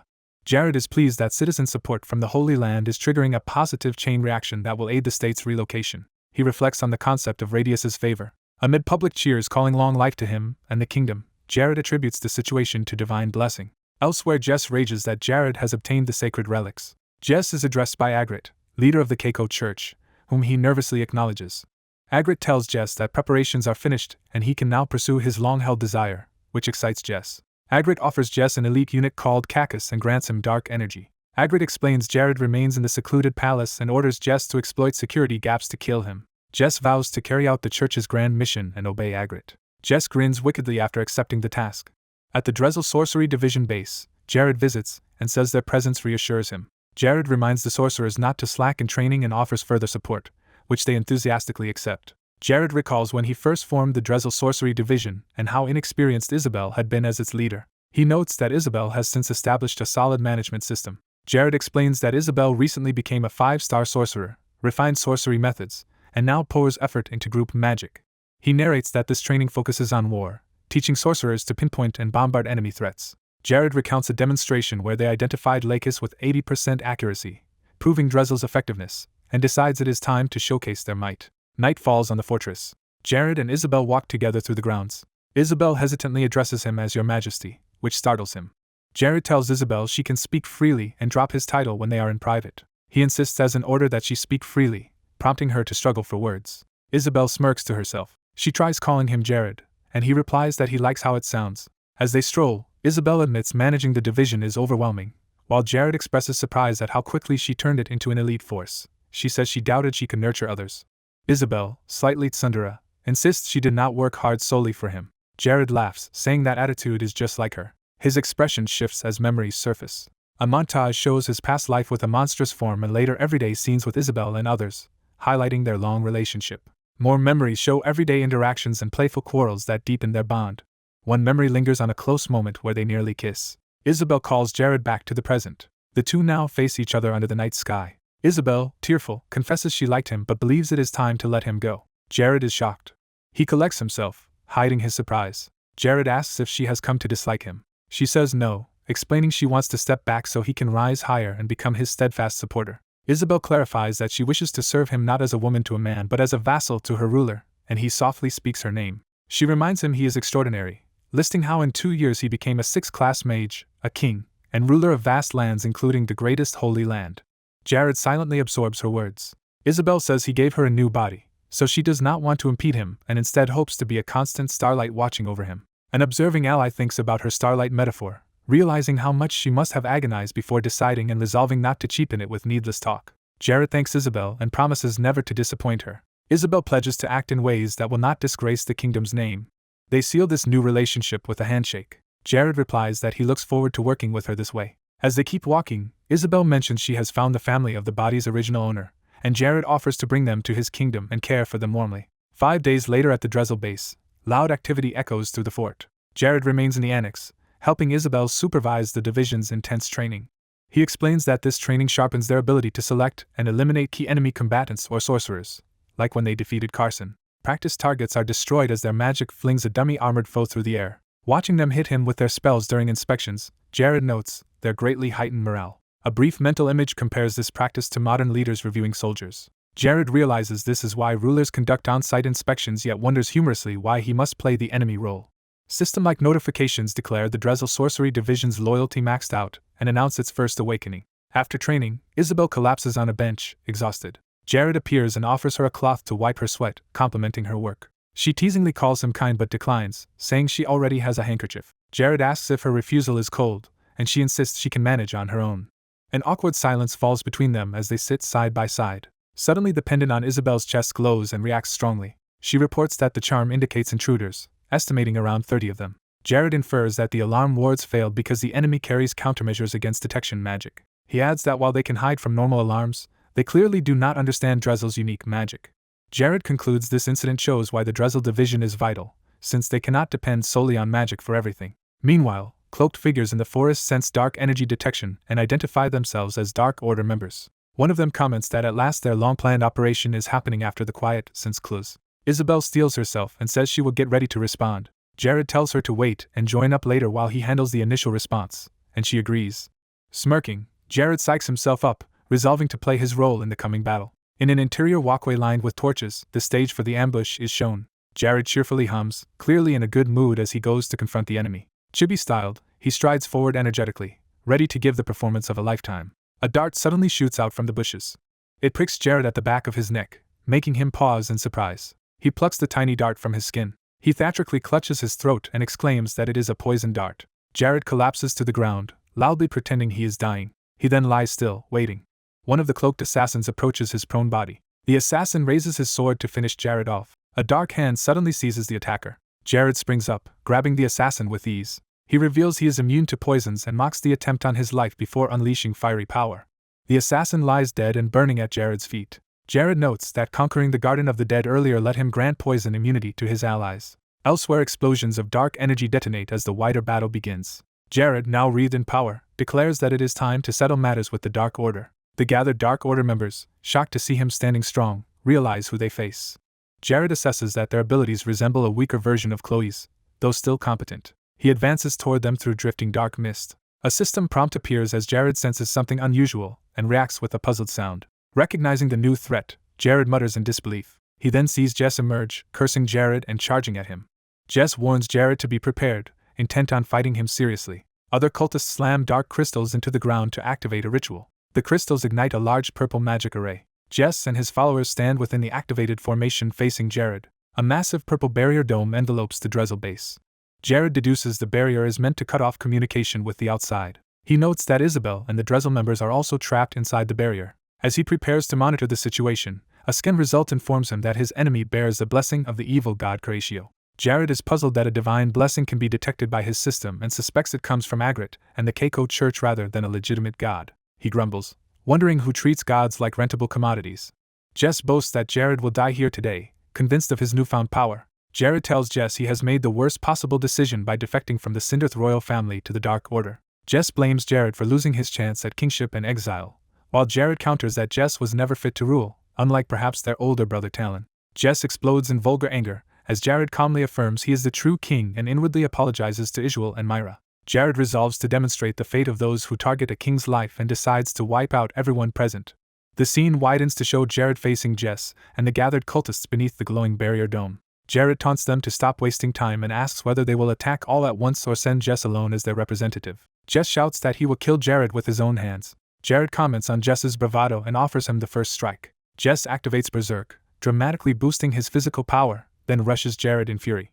He charges at high speed, sword swinging, while Jared stands poised. Jared excitedly notes that fighting Berserk cultists would yield valuable data and readies his magic. He casts Wind Barrier, blocking Jess's furious assault. Impressed, Jared watches Jess push through the barrier and remarks in surprise. Jess dives down from above in a high-speed overhead strike while Jared braces with his shield of wind.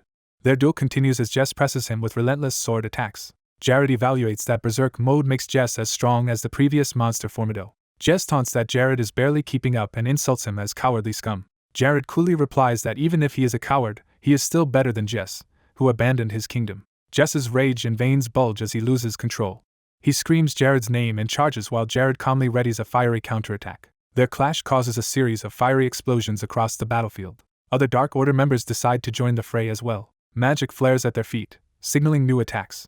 One cultist notices something unexpected and reacts in alarm. Isabella appears with her sorcerers, hurling spells to intercept. She realizes she and her squad are also inside the barrier's range along with the cultists. The Dark Order members curse their situation as they recognize they are trapped with powerful enemies. Jared goads Jess further, urging him to put more effort into trying to kill him while charging a powerful spell. Jess screams in pain as Jared's flames engulf him. Isabel, observing and lending support, thinks to herself that Jared's magic really is incredible. She mentally compares him to Naomi of the Daimyo's magic core, and concludes Jared's 6th class magic far surpasses Naomi's. Jess, scorched and staggering, struggles to stay on his feet with his sword as support. Jared muses that overwhelming someone swinging so fast is impressive, highlighting Jess's exhaustion as he kneels before Jared's burning spell. Isabel finds Jared's feats unbelievable but senses something more is coming. Jess stands amid aura-like flames, preparing another escalation. He unleashes an even more intense roar as Berserk further transforms his body. Close UPS show his muscles and veins distorting and his eyes going wild under the transformation. A status description notes Berserk's physical transformation grants rapid healing and huge boosts to strength and agility. And Jess invites Jared to continue. Watching, Urena of the Dronzer Sorcery Squad asks if repeated transformations will shorten Jess's life, and Isabel answers that he does not care as long as he can kill the king. Isabel adds that Jared keeping up with such speed defies normal understanding and tells Urena that ordinary logic cannot measure his level. Urena nervously agrees with her assessment. Blades flash as their high-speed confrontation resumes. Jared grimaces while channeling magic through an array to meet Jess's scorching onslaught. He then unleashes a massive fireball spell, sending a roaring wave of flames toward his opponent. Jess charges Jared in a rage with his flaming sword, vowing to kill him. Jess's blade hurtles forward with deadly speed. Jared braces himself but is clearly hurt and cursing in pain. Jess's flaming slash sends Jared flying backward. Jess grins manically as he continues his assault. He roars in fury, pushing his attack even harder. Jared, shocked, realizes something and looks intently ahead. In the darkness, Jared thinks that this is the perfect moment to act. Jared commands his allies to rush in together. Jared orders his forces to surround and kill Jess while he slashes through cloaked enemies. An aide cries out to the queen, but she orders Urena to stay back. The queen prepares to issue a decisive command. Jared smirks confidently as sparks fly around him. The queen orders everyone to form a defensive line. Nearby braziers flare as if reacting to the coming magic. Flames begin spreading rapidly across the ground. Dark-robed assassins are caught as the flames approach their leader's hand. Jared finishes his spell, declaring that Jess will suffer his special magic, chain ignition. Jess's eyes widen in horror as he senses what is coming. A massive purple barrier over the fortress shatters from the inside.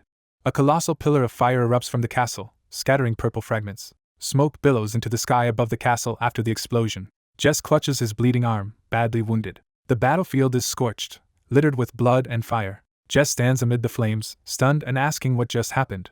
The assassins writhe on the burning ground, some begging to be killed. Jess, panicked, wonders how things turned out like this. Narration explains that Jess thought Jared's magic was only 5th class, yet what he just saw far surpassed anything imaginable. Even Ograt gravely miscalculated, believing his own strength enough to defeat Jared. Narration likens Jared on this battlefield to an unbreakable iron wall. Jared, cloaked in smoke and embers, commands the Dronzer Sorcery Order. Remembering the Queen's earlier order, he resolves to completely wipe out the assassins. Dronzer sorcerers unleash red magic toward the enemy. Their blasts strike assassins, who are ordered not to retreat but are cut down. Jess calls Jared a bastard, while Jared heals himself and taunts Jess to attack with his remaining arm and life. Jess erupts into a berserk state, muscles bulging with murderous intent toward Jared. Consumed by rage, he vows that Jared will die. The castle towers stand beneath a sky darkened by the distant roar of battle. Dronzer mages continue bombarding assassins with magic, knocking their weapons aside. Jared notes that clearly visualizing the battlefield with his blessings is very convenient. He observes enemy health and mana bars linked to his senses, making strategizing easier. Jess bellows Jared's name as he lunges in again. He crashes into Jared's green barrier, both of them flung apart by the impact. Jared counters with another blast that hurls Jess away. Jess clicks his tongue in frustration as Jared prepares Transcendence Magic Missile. Jared flies into the air while magic missiles streak around him, startling Jess. Several assassins glow with low health as their bars shrink dangerously. Explosions rip through the enemy ranks, and assassins scream in agony. The remaining assassins warn each other to beware Jared's magic as he charges another glowing orb. Jared fumes that Jess is ignoring him and fires more magic at his foe. A system message defines Blessing 3, Asos, which makes demoralized enemies emit a blue aura. Dronzer casters rally, shouting that their king is with them and urging comrades not to fear. Jared notes that Asos' blessing bolsters his allies' courage while sapping the enemy Keiko orders' will to fight. Seeing only Jess left raging in red aura, Jared thinks that finishing Jess is all that remains. Jess triggers Berserk transformation, sacrificing vitality to massively enhance his body. Jared realizes Jess has given up half his remaining life force and senses his resolve to die if it means killing Jared. Jared reflects on Jess's determination and muses that, though helping here seemed right to him, Jess would see it as evil interference. Jess's empowered charge tears up the ground, showing his overwhelming power. He rushes Jared, shouting that if he dies he will drag Jared with him. Jared watches Jess's new speed and is alarmed at how fast he has become. Jess slams Jared down from above, battering his defenses. The two clash midair again as Jess relentlessly forces Jared toward the ground. Falling, Jared deduces that Jess wants to force close combat on the ground. Jared decides Jess is now too strong in melee and prepares to use a special ring he had hoped to avoid using. Jess charges with another battle cry as Jared readies that final measure. Mid-assault, Jess senses something unexpected and is shocked. Jared reveals an ancient spell book and activates mana substitution. A system explanation states that mana substitution converts incoming HP damage into mana loss at the cost of halting mana regeneration. Narration reveals this spell book is one of 5 Ivnar tomes taken from the Tyrant Mahat, and Jared uses it despite wanting to keep it secret. Jess howls for Jared to die while slashing in a frenzy, filling the area with crisscrossing killing blows. Enraged beyond reason, he keeps screaming for Jared to die, calling him a bastard. Jared notes that although he has enough mana, the substitution spell is draining it rapidly. He resolves to end the fight immediately. As Jess swings, Jared opens a dimension door behind him to redirect his charge. Jess, wreathed in red aura, lunges forward through the portal with dwindling mana. Jared responds with Transcendence Telekinesis as both their mana bars drop. Telekinesis forces Jess back through the portal, sending him hurtling away with a cry. Jess's body is twisted mid-transit as the portal distorts him. The dimensional magic clamps down on Jess, shocking him as he becomes trapped. Jared sees the opening and thinks this is his chance. He clenches his fist, committing to his finishing move. Narration explains that dimension door always has an entrance and an exit. Jared considers what happens if the portal closes while someone is still halfway through. Jess screams in torment as the dimensional magic crushes him. His mangled body emerges and slams to the ground in front of horrified assassins. The remaining Keiko members stare in terror at what happened to their leader. The Queen and Urina also look on, shocked and uneasy. Jess lies motionless amid the flames, his sword falling beside him. Jared steps toward the fallen Jess. Standing among corpses and fire, Jared surveys the devastated battlefield. Jared coldly orders that none of the surviving assassins be allowed to escape. The flames and drifting embers slowly die down over the ruined ground. Guards chain surviving Keiko members. A commander orders them gagged for a public execution the next day, and the soldiers obey. Jared instructs the Queen to use magic formations to search for any remaining enemies, and she agrees. Smoke from the battle drifts away, signaling its end. Jess coughs weakly on the ground as Jared's boot approaches his head. Jared stands over the defeated Jess and calls his name. Jared says he will send Jess home for judgment, while Jess gasps that even as a ghost he will someday kill Jared. Jared grips Jess's sword and asks if he has any last words before dying. Jess snarls that a demon like Jared would eventually try to conquer their kingdom anyway. Jared dismisses the accusation as unworthy of reply and raises the sword. Blood splashes as Jared executes Jess, telling him to ask the underworld for answers. A system window identifies the acquired item as Jess's 4-star lightweight sword. Jared notes the sword is a valuable artifact ideal for Rena and useful for boosting her loyalty. Suddenly, ominous purple energy begins to swirl nearby. Jared notices the strange aura and reacts with confusion. Purple energy streams out of Jess's corpse, startling Jared. The dark energy coalesces into a powerful core and shoots skyward over the castle. Jared tries using clairvoyance on the phenomenon but learns it does not work on this target. The purple energy forms a towering monstrous figure above Jess's body, making Jared exclaim in disbelief. Recognizing it, Jared calls out the name Curatio. Narration identifies this being as the evil god Curatio, who had been temporarily linked from Agrat to Jess. It is explained that most gods never directly appear to humans. Evil gods, however, frequently reveal themselves and meddle in mortal affairs. Curatio says he watched the battle with interest and understands why other gods are so focused on Jared. Jared replies that he has no desire to be involved with an evil god and questions why Curatio has shown himself. Time skips to narration about Admiral Jens, who easily charted a safe sea route to the Lost Island. A teal-haired girl excitedly spots something ahead. From the ship they see the distant outline of an island coming into view. Jared, Jens, and their companions proudly sail toward their destination. A mage uses the spell Windway while lowering a small boat for landing. The landing craft speeds away from the main ship toward the island. Admiral Jens salutes from the deck as the expedition departs. Jared smiles, satisfied with how smoothly everything is proceeding. Narration notes that they had to sail here the first time, but future trips can use multi-teleport instead. Waves lap gently at the island's shore. Their boat grinds onto the beach as they arrive. An elf woman surveys the place and remarks inwardly that this is the island they sought. Earlier, Jared had told the dying Jess he would deal with Agrat later and ordered him to wait in death. Jared reflects that evil gods have repeatedly interfered with human affairs just as Curatio did with Jess. He reasons that Natalie must have undergone a similar corruption process with Hircis, and recalls that she had not seemed villainous when they last met. In an afterword, It is stated that Jess's body was returned to the Sindath Kingdom. All remaining members of the Keiko Order were publicly executed in the Grand Plaza. The populace raged upon learning of the assassination attempt on their king, cursing the Keiko Order. Crowds discuss how they thought only the Umbra Order existed and wonder why the Southern Keiko Order came so far north, taking it as proof the king is thriving. The scene introduces Linksna, leader of the Umbra Order, and Black Scorpion, leader of the Black Legion, observing these events. Linksna silently considers what she has learned. Narration jumps back, explaining that after the Dronzer Tower attempt, the court pushed to accelerate palace construction. Jared accepted the minister's proposal to hurry the project, realizing delays could be dangerous. He thinks that although this crisis ended without casualties, they cannot count on such luck again. The narrative shifts to Savio's laboratory on the northern coast. Savio greets Jared cheerfully, but Jared tells him to drop the royal title since he is no longer king. Savio excitedly offers Jared a new drink he invented, quickly switching to calling him by name. Jared eyes the test tube skeptically, asking if Savio really intends to serve a beverage in such a container. He drinks it anyway, to Savio's astonishment. Jared is surprised by the fizzy sensation and realizes Savio has created carbonated water. Jared urgently asks if Savio can mass-produce the drink, though Savio hesitates. Jared promises more budget for research, and rapidly outlines the need for sugar and citrus flavors to turn it into a product. Convinced it will sell, Jared enthuses about the drink's commercial potential, while Savio wonders why he is so certain. Jared proposes naming the beverage Coca-Cola, then realizes from Savio's reaction that the name should probably be changed.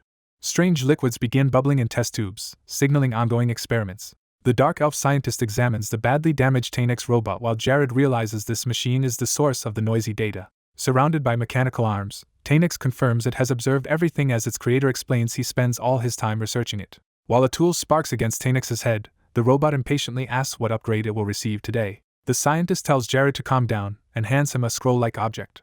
Jared learns the item is a letter sent from the Lord. Shocked, Jared realizes the letter is from the Dark Elf Lord. Smiling, the Dark Elf asks Jared who else could be his lord. Jared is stunned that the powerful Lord of Dark Elves would personally send him a letter. Jared recalls he had sent that lord several letters after the Nemesis incident, never expecting a reply because Dark Elves usually dislike humans.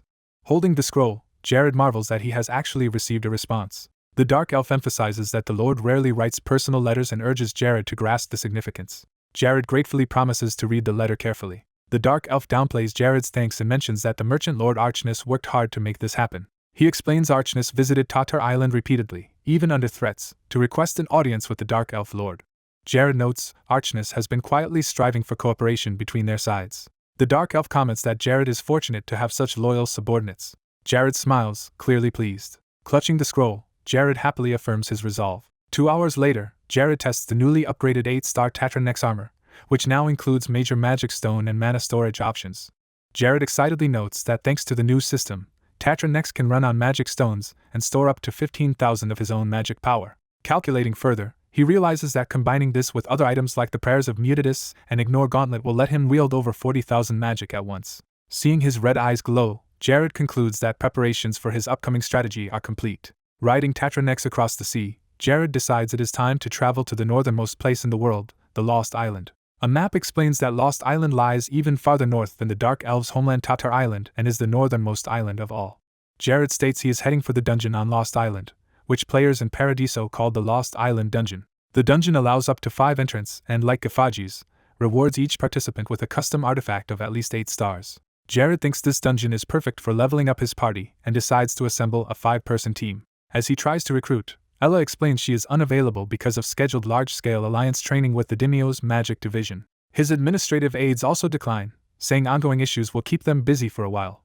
Another ally reports she will be in closed-door training in Dronzer Tower's basement and asks not to be contacted. Jared, tearfully resigned, notes that everyone is busy and even Isabella is still avoiding him, but he consoles himself that the kingdom's future looks bright. He ends up forming a party of 5 consisting of himself, Hiai's, Rina, Mia, and Chloe. Jared evaluates the lineup as a solid MMO-like composition with tank, healer, 2 damage dealers, and support, reminiscent of Paradiso parties. Their ship sails toward the dungeon island. Jared recalls facing the evil god Curatio before, when its shadowy form praised his boldness. The monstrous Curatio loomed over Jared and declared that it liked him. Jared remembers analyzing that Curatio's current form was only a projection and thus not a full threat. The evil god sensed Jared was no ordinary human and acknowledged his strong power. Curatio offered to join Jared, promising its full abilities so that conquering the human world together would be easy. Jared deduced Curatio had already sided with Agrit and challenged it on that point, which the god found impressive. Jared firmly rejected the proposal, saying he would never ally with an evil god. Horatio withdrew while warning Jared he would regret turning it down. Back in the present, Jared's team arrives at the barren Lost Island landscape. A companion doubts a dungeon exists in this wasteland, but Jared insists it does and reminds them of how they captured Gafagis. He recalls that in Gafagis they advanced by taking an unexpected shortcut through many rooms at once. Jared confirms the same logic applies here, where the visible terrain differs from the actual traversable path. Chloe silently scouts the surroundings, tense and focused, while the others notice. Rena realizes Chloe seems unusually on edge. Rena muses that Chloe's cold gaze has only grown more severe since taking on a strict new mentor. The barren rocks of the island come into view. A dead tree highlights the desolation of the place. The wasteland stretches around them, featureless and empty. Jared scans the area, acknowledging it is difficult to locate the dungeon entrance. He narrates that entering the Lost Island dungeon normally requires complicated device activations and concentrated energy to open a dimensional door. Spotting something, Jared announces he has found the key point. He leads the group to an unremarkable patch of ground, telling them to wait even though they feel no energy there. Jared channels blue mana from his gloved hand onto the spot. Mia gasps as something begins happening. The injected magic is sucked into hidden stones in the ground, revealing a reaction. Jared explains that by pouring a large amount of mana into those coordinates, they can force the dungeon to open. As the energy surges upward, he notes this will bypass all the usual mechanisms and create a direct shortcut path. A shimmering blue rift opens, and Jared orders everyone to hurry through since the path will not last long. The party members, now used to his tricks, exclaim that they are no longer even surprised by how he knows such methods. One by one they step into the portal, and once all are through, the crack closes. The surface of the Lost Island is left empty again as wind blows over the scattered rocks. Inside, a stone lion head called the Mouth of Truth demands a 3-star or higher artifact as toll for entry. Seeing this requirement, Jared calls the Guardian greedy. He decides to offer Kludge's 3-star red light necklace as the payment. The narration recalls the necklace was originally a mind control gift from Kludge of the Umbra Order intended for a prince, later discarded into Jared's subspace storage. Jared places the necklace into the lion's mouth as the tribute. Flames erupt from the lion's maw as it consumes the artifact. The burning head proclaims that between withering death and overflowing abundance lies only a thin line, as it completes the ritual. Jared tightens his glove and declares that the real assault on the dungeon is about to start. With his companions determined, they step forward to begin their unprecedented assault on this primordial dungeon. Candles flicker inside the ancient interior, hinting at long undisturbed passages. Old cobwebs show how long the place has been sealed. The party arrives safely inside, and Jared notes the transition was smooth. Since Tanex scouted ahead, it now greets them and signals the area is clear. Jared observes that, thanks to using Tanex as a probe, they easily avoided many of the dungeon's traps. Looking down into a pit of spikes, Jared feels grateful for Tanex's presence. Suddenly they encounter a long dead body skewered by an arrow, startling everyone. Jared and Rena stare in disbelief, sensing the significance of this corpse. The system identifies the remains as wearing the 2-star holy robe of Saint Gracia, part of a 5-piece set that grants powerful cold immunity when complete. Jared realizes one of the 5 Gracia set items has been found here. He also discovers and picks up Gracia's personal journal. Seeing the skeleton and journal, Jared concludes that the Saint Gracia died in this dungeon, which has strong implications. Jared wonders if this dungeon might contain the rest of the Gracia artifacts he failed to gather in his previous life. He orders the party to rest briefly and check their equipment before the coming battles. They light a campfire inside the dungeon to recuperate. The group gathers around the fire while Jared reads through Gracia's journal. Jared flips the pages, murmuring thoughtfully as he studies the contents. The journal recounts Gracia, a devout religious figure in Paradiso, who one day mysteriously vanished. Gracia describes studying holy teachings and noticing a balance where powerful saints are always matched by equally strong demons, hinting at a hidden entity behind this equilibrium. Jared's eyes widen as he grasps what Gracia discovered. The journal reveals that the hidden balancing force behind saints and demons was the Demon King. Jared ponders whether Gracia independently deduced the Demon King's existence. He regrets Gracia's death, blaming the lethal arrow on the ghostly archer mid-boss called Reckless. Jared recalls that Reckless combines arrows with powerful archery magic and would be difficult even for his mirror armor to counter. Smirking, Jared assures his worried allies he has a special plan to handle Reckless, prompting them to note his scheming smile again. Time passes and only the ashes of defeated foes remain where the group once rested. Jared raises his staff and calls everyone to get ready. He orders the party to buff themselves with spells like Transcendence, Strength, and Haste before advancing. Jared presses his gloved hand against a wall or door to activate the next phase. He thinks about how today's team will later be vital for challenging the Great Labyrinth of Nasu and notes he still worries about one thing. That concern is whether Chloe will remain with him or eventually return to live among the Grey Elves. Pushing that worry aside for now, he conjures fire magic in his hand to continue the assault. The party then confronts hordes of red skeletal soldiers deeper in the dungeon. Jared unleashes a powerful linear fire spell at the approaching skeleton army. The spell explodes in a massive fiery blast that incinerates many enemies. Jared rallies his comrades, telling them to advance and not let any monsters escape. The team enthusiastically charges forward as their leader declares the battle has begun. They carve through the skeleton ranks with coordinated attacks. Chloe darts through the battlefield, cutting enemies down with swift sword strikes. After a while she is shown breathing hard, clearly fatigued. Noticing this, Jared orders Chloe to rest inside Tanex and later rotate breaks with Mia, and she agrees. An arrow suddenly whistles through the air, signaling reckless presence. The frontline members brace themselves and block attacks while Mia casts spells in support. A sweeping attack sends skeletons flying and shattering. Tanex evaluates that they are holding their own but senses potential trouble. The ground is littered with shattered red bones. More skeleton parts are crushed underfoot as the fight continues. Tanex looks out over the seemingly endless waves of skeletal enemies and notes there are far too many. A small spark of fire foretells Jared's next massive spell. Tanex looks up to see Jared high above, staff glowing with intense light. Tanex recognizes that the overwhelming magic gathering above is the Emperor's, Jared's, own power. Jared channels a gigantic swirling fire vortex overhead, preparing a devastating attack. In contrast, Chloe's narration recalls how she once found it hard to trust anyone after dealing with suspicious figures. She remembers first meeting Jared in Krivia while watching him cautiously, unable to take his kindness at face value. Because of that distrust, she spent her first 2 months secretly standing guard outside his bedroom each night. Over time, as she interacted with Jared and his allies, things began to change. Many events followed, and Chloe experienced camaraderie alongside Jared's group. She saw how heavily he was burdened as ruler, carrying many responsibilities before his people. She also witnessed him risk his life and struggle tirelessly on her behalf. To her, Jared proved to be the one who sacrificed the most yet remained the strongest among them. In training with her mentor, she hears them praise the Emperor's magic as something beyond ordinary description and stronger even than Formido's. The mentor and Chloe agree that standing beside Jared would offer endless opportunities to learn because he is such an amazing person. Back in the present battle, Tanex gazes upward in awe of the overwhelming magic Jared is about to unleash. Jared continues expanding the colossal fire vortex above, readying the finishing blow. He fiercely hurls the gathered power downward, initiating a cataclysmic attack. The inferno sweeps through the skeleton army, burning enemies as they attempt to flee. A towering pillar of flame engulfs the battlefield while Tanex flies just below it. Watching this, Tanex wonders what could happen if grey elves and humans like Jared were ever to fight side by side. Jared lowers his staff as the flames die down, turning to look back at his companions. Chloe, recalling her doubts, now internally questions whether the Krivia kingdom and its emperor might actually be worthy of trust. When the smoke clears, purple magic stones and remnants of enemies cover the floor, astonishing the group. Delighted by the loot, Rina happily urges everyone to gather the abundant magic stones. Mia and Hiais enthusiastically agree and begin scooping up armfuls of stones. Holding one stone, Chloe is called over by Jared's mascot-like companion. Jared offers Chloe a blue potion, explaining that drinking it will enhance and expand her invisibility ability. Jared excitedly explains that he has obtained an essence of invisibility that depends on energy from chattering monsters.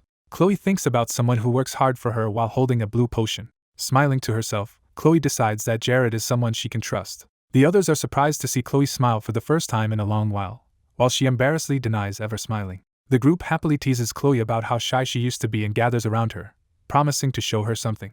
Chloe recalls herself beaming with a bright, carefree smile in the past. A flurry of system windows appears, signaling multiple notifications. Jared checks the notifications and asks how many times they have profited from fire in the dungeon's first section. He explains that the priest-apprentice system lets his party's growth increase his own stats, and this battle has raised his magic power by 500. He notes that rare essences from higher-level dungeons have dropped, giving everyone over 10% growth in their specialties. With his disciples now totaling 11, Jared expects his magic power to rise faster toward the goal of 100,000. He plans to use 100,000 magic power to cast a catastrophic level 9 meteor storm through decuple transcendence, deeming it necessary for the coming holy war. Jared asks if everyone is ready at the great door, and the party answers in the affirmative. He says they will follow the operation as planned, acknowledging it will be difficult but expressing confidence in their success. Jared activates invisibility on himself in front of the group to begin the mission. His invisible hands push open the massive dungeon door. As the party enters, Jared announces that the operation has begun. Hayes and Lena advance cautiously into the corridor, scanning for threats. A disembodied voice reacts playfully to their arrival, wondering if the intruders are welcome guests, startling Hayes. Chloe urgently calls out to Hayes, recognizing a looming danger. A powerful blast of force erupts, knocking Chloe away from the impact. Hayes shouts for Lena, and Lena grits her teeth behind her shield while checking if Chloe is all right. Nearby candles flare as the disturbance spreads through the room. A brazier fire burns in the boss chamber, marking the arena ahead. Lena and Chloe step into the chamber and see a lone, ominous figure waiting by the central fire. The skeletal grey elf mid-boss introduces himself as Reclus and mockingly calls the intruders cute little friends. The party realizes that this eccentric figure is the dungeon's mid-boss Reclus. They are unsettled by how strangely Reclus speaks despite his intimidating presence. Reclus fires a powerful arrow that Lena blocks with her shield, while she orders Mia and her sister to stay behind her. Reclus laughs at the blocked shot, amused that such a small kid could defend against his arrows. Lena, straining behind her shield, recognizes that despite his silly speech Reclus's power is overwhelming. Reclus prepares another attack and ominously suggests escalating the challenge. Drawing on bow magic, Reclus charges an even more dangerous arrow and dares them to block it as well. Hayes and Lena identify his technique as archery magic, realizing the threat has increased. Reclus narrows his eyes, focusing intently on his opponents.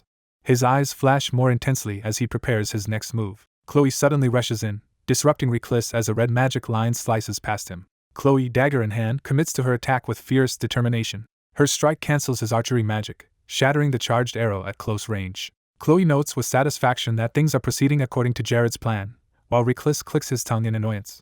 Reclus unleashes a massive shockwave in retaliation, blasting through the chamber. Mia begins charging green magic with her staff as the attack approaches. Hayes and Lena look on tensely, gauging the situation. Chloe, partially invisible, positions herself again, ready to support. Reclus admits he underestimated them, realizing these children are more capable than he thought.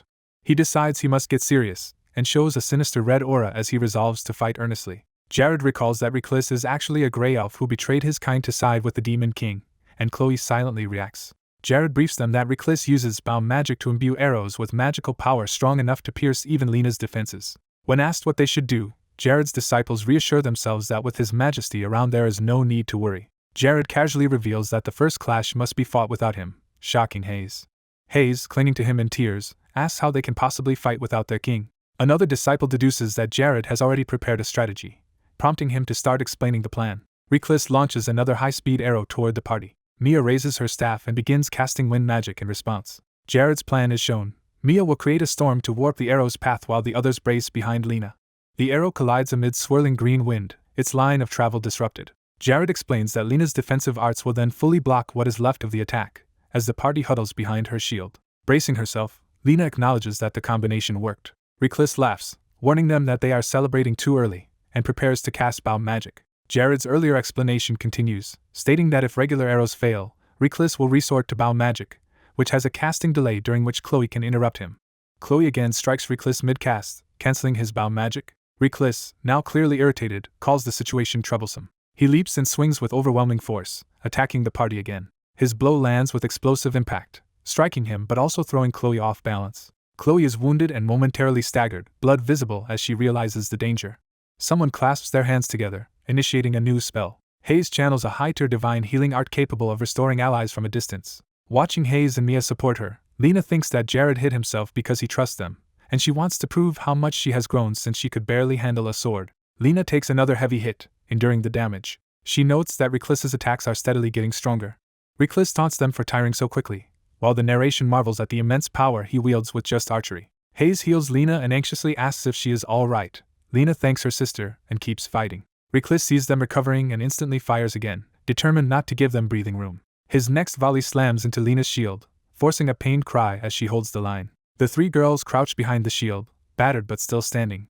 Reclus warns them mockingly to be careful as he continues his relentless assault. Chloe dives in once more from above, risking herself to disrupt him. She thinks that she must buy time for everyone to regroup, even at great personal risk. Chloe's dagger clashes against Reclus's weapon as she attempts another interruption. Reclus anticipates this move and accuses her of being rattled by her friend's peril, saying her timing is too obvious. Chloe realizes in shock that her attempt has been read and countered. Reclus delivers a crushing counterblow. Chloe is hurled away at high speed, slammed across the chamber. She crashes violently into the ground, her body jolted by the impact. Chloe screams in pain from the devastating hit. Hayes cries out Chloe's name in horror. Reclus smugly concludes that his strike landed perfectly, and thinks Chloe will be unable to move for some time. Seeing Chloe down, he turns his focus to the others and declares the main nuisance finally removed, alarming Lena. Reclus steps toward Chloe to finish her off, saying a cold farewell. Lena orders everyone to get behind her as she prepares a full defensive stand. She manifests a large red defensive barrier dome around the party. Reclus snaps his fingers to unleash an ultimate attack. He pours his power into his bow, releasing a gigantic red energy shot. The energy wave roars toward them with terrifying speed. It slams into Lena's barrier, testing its limits as she braces. Lena senses cracks forming in the defensive barrier, but knows that retreat would endanger everyone behind her. She recalls a past vow, made while bloodied and chained, to protect everyone so she would never suffer that nightmare again. She steels herself, refusing to relive that trauma, and pushes her shield forward against the oncoming blast. The deadly red wave continues crashing against the barrier. The shield dome fractures further, threatening to shatter. Lena remembers how, after Jared saved her from the underground mine, she resolved to change and grow stronger. She repeats her promise to become stronger. She adds that she will grow strong enough to protect everyone dear to her. The memory voice insists she never wants to experience such horror again. Lena roars that she will never give up, pouring every ounce of strength into holding the barrier. The chamber quakes and the blast's energy finally dissipates amid smoke and cracks in the walls. The three girls emerge from the fading smoke, exhausted but alive behind Lena's battered shield. Lena wonders if she truly blocked the attack, only to realize it narrowly missed full impact. As Reckless stares from afar, Jared's unseen voice praises Lena for enduring so well. Lena gasps as she hears this unexpected acknowledgement. A small smile forms on her lips at Jared's praise. Jared drops his invisibility, calling out majestically and blasting Reckless with crackling blue magic from above. Reckless shrieks in agony as the paralyzing lightning overwhelms him. Hayes and Mia marvel that their king is suddenly acting in such an overwhelming, impossible way. Jared calmly announces that his turn has begun and that he is now free to beat Reckless without restraint. Illustrations show his 3 status ailments, including sleep and paralyze, that form the basis of his immobilization combo. Jared explains that paralyze is one of 3 immobilization spells he uses on Reckless, though each alone is too weak to hinder a boss. By overlapping all 3 spells with perfect timing, he creates a powerful pause effect that fully immobilizes the target, a maneuver requiring extreme precision even in the original game. Drawing on his past life as strategy mage Shintapung, Jared asserts that his 34 years of experience mastering Reckless were not wasted. He declares an infinite immobilization on Reckless, vowing to show him hell as the boss is repeatedly stunned. Jared informs the girls that he has restricted the enemy's actions, signaling them to attack freely. Chloe, battered but empowered by buffs, rises again and prepares to strike. Jared orders everyone to concentrate their attacks on Reckless, and the party enthusiastically complies. They rush in at high speed toward the immobilized boss. Chloe slices Reckless with a powerful blow, drawing blood. Someone groans in pain from the counterforce but keeps pushing the assault. Reckless, under the charm-like spell Champhasin, attempts to retaliate but remains bound by the immobilization sequence. Lena blocks another desperate strike and declares that this much pressure is still manageable. She then counters, slashing Reckless and driving him back. Mia follows up by firing a strong green magic blast at the boss. The blast hits with a dazzling flash right in Reckless's face. Jared layers another paralyze on him, causing Reckless to cry out again. Trapped in the combined spells, Reckless realizes in panic that he suddenly cannot move his body. Jared watches and murmurs appreciatively. He reflects that while he focused mainly on Hayes and Chloe's development, Lena and Mia's growth has proven even more remarkable. He predicts that if this strategy succeeds, Lena will break through into the realm of a sword beginner. He adds that Mia will reach the level of a 5th-class wind mage, affirming that they can climb to those heights. With glowing red eyes, Jared agrees and commits fully to the plan. Chloe dives down one final time toward the immobilized Reckless. She raises her inscribed dagger high, ready for a finishing strike. Chloe drives the dagger straight down, stabbing deeply into Reckless. Reckless lets out a dying groan as his strength fades. His skull mask shatters, and Jared's inner voice tells the party they are doing well. Reckless's bow clatters to the ground, signaling the end of the fight. Afterward, Jared explains that by defeating Reckless they earned a permanent buff called Reckless Eyes, which massively enhances the vision of all buffed allies. A system window clarifies that Reckless Evil Eye lets the holder intuitively perceive the trajectory of every arrow and bow magic. Jared notes that this special buff goes to the party member with the highest contribution and greatly reduces the chance of allies being struck. He also describes the 10 bottles of Essence of Flame dropped by Reckless, which each permanently increase flame attribute magic when consumed. Jared looks at the loot with satisfaction as a bottle floats toward him. Concluding there is no reason to be stingy, Jared gulps down the Essence of Flame without hesitation. The protagonist gains EX-level flame magic that passively boosts all fire abilities. He reflects that after consuming 20 essences on Lost Island, his flame magic reached EX stage, making its power count as 2 spell ranks higher. He concludes that any flame spell he casts is registered at its normal rank but hits with the force of a spell 2 ranks above. He chuckles awkwardly at how strong he has become. Remembering Ignis, he imagines that Ignis would be thrilled by this new flame power. Elsewhere, his companion reports that they have gathered all loot, a magic stone and the bow their enemy Reckless used. He notes they lack a ranged physical damage dealer, and considers that the bow could fill that role. He thinks of Ashur, a promising archer in the Na's Great Labyrinth, as the best candidate to wield Reckless' bow. He admits they currently have no way to contact Ashur, though they plan to tackle the Na's Great Labyrinth someday. He vows to eventually meet Ashur, driven by an endless desire to recruit talented allies. The party continues battling dungeon monsters, crushing skeletal foes. His comrades attack vigorously while he observes and plans from behind. He evaluates that these monsters are on par with the demons they once fought during the Gapaji's campaign. He recalls that in Gapaji's he mostly controlled the demons while his allies picked off the rest. Now, with everyone stronger, he feels they can easily defeat even high-level demons. Their coordinated assault annihilates the current wave of enemies. He considers using Tainix the Golem's support bullets to manage his exhausted team's stamina. Tainix's magic bullets detonate in a powerful blast. Smoke drifts away, signaling the end of the skirmish. The party stands over heaps of charred skeletons, having cleared the area. Assessing their strength, he judges this group capable of conquering most ranked dungeons, aside from bosses. He explains the world's dungeon ranking system from FDX, noting Lost Island is a rank, while the Nas Great Labyrinth is EX rank. He lists the major northern continent dungeons they have already cleared and concludes there are none left here. Deciding it is time to move on, he reasons they are not yet ready for Nas and should instead head east. On the second night of the conquest, the party camps around a fire. His companions sleep soundly together in their makeshift camp. He quietly shaves his growing stubble, looking at himself in a mirror. He recalls an advisor telling him that, as a king, he must maintain his appearance. He muses that Hayes might compliment his looks regardless, but dismisses Hayes' flattery as excessive. Lena approaches and greets him, prompting him to ask why she is still awake. She says she wanted to talk because he has been so absorbed in dungeon matters for the past 2 days. Laughing, she relaxes, glad to finally chat with him. Seeing a chance, he tells Lena there is something important he wants to ask her. He recalls the game's storyline where Lena joins the Demon King and causes a catastrophe, believing he has tried hard to avert that fate. He now wonders what Lena thinks of the Demon King and the Dark Order at this moment. He directly asks Lena for her opinion of the Dark Order and the Magic Nation backing it. Lena asks permission to answer honestly, and he urges her to speak without lying. She begins her candid assessment, saying what she really thinks of the Dark Order. He listens tensely, prompting her to clarify her judgment. Lena furiously denounces the Dark Order as irredeemable villains who sacrifice their own members, and he nervously agrees. She then gushes that his kingdom is the best, while condemning negligent nations like Malice and Bonus as the worst. He smiles and thanks her for praising his kingdom. Suddenly Lena grabs his hand and calls to him with urgency. She admits she is still inexperienced and young but insists she does not want him to doubt her. She then asks him to trust her if that is truly how he feels. Lena declares she wants to prove herself in real battles as his shield and contribute her strength to the kingdom. She says she wants to grow as a hardy wildflower in the harsh world rather than stay protected and sheltered. He understands her resolve and acknowledges it with a soft reply. In his mind he sees Lena's possible futures, from feared villainess to shining knight, and believes her path is already brightening. He pats her head and says he understands her wish. He promises Lena he will make that future for her come true. She enthusiastically agrees to follow his plan and entrusts everything to him. The narration introduces Kebenum, the towering 3-meter boss monster of Lost Island. Kebenum is described as having a body doubly protected by an almost impenetrable shell. His massive build enables brutal physical attacks against opponents.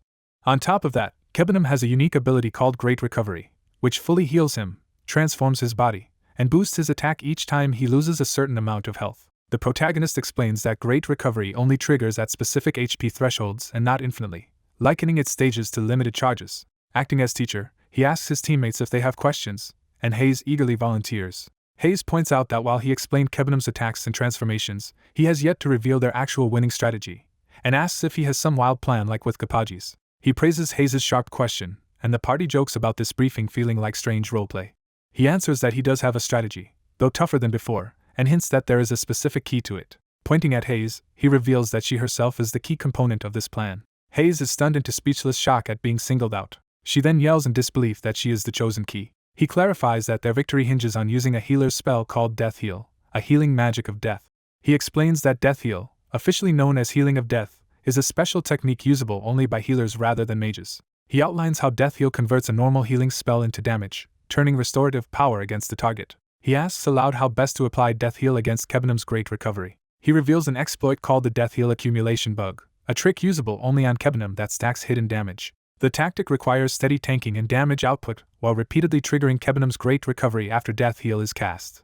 He shows how coordinated allies must keep attacking while the healer continuously converts healing into delayed damage. Each time Great Recovery activates, a portion of that healing is stored as future damage. These stored charges function like unused mileage that add up until Death Heal's accumulated damage finally triggers at once. By pushing Kebenum's health below a certain percentage, they can stack the stored damage to around 42% of his maximum HP. Once Death Heal is deployed at that point, all 42% of his health is dealt as a single massive hit.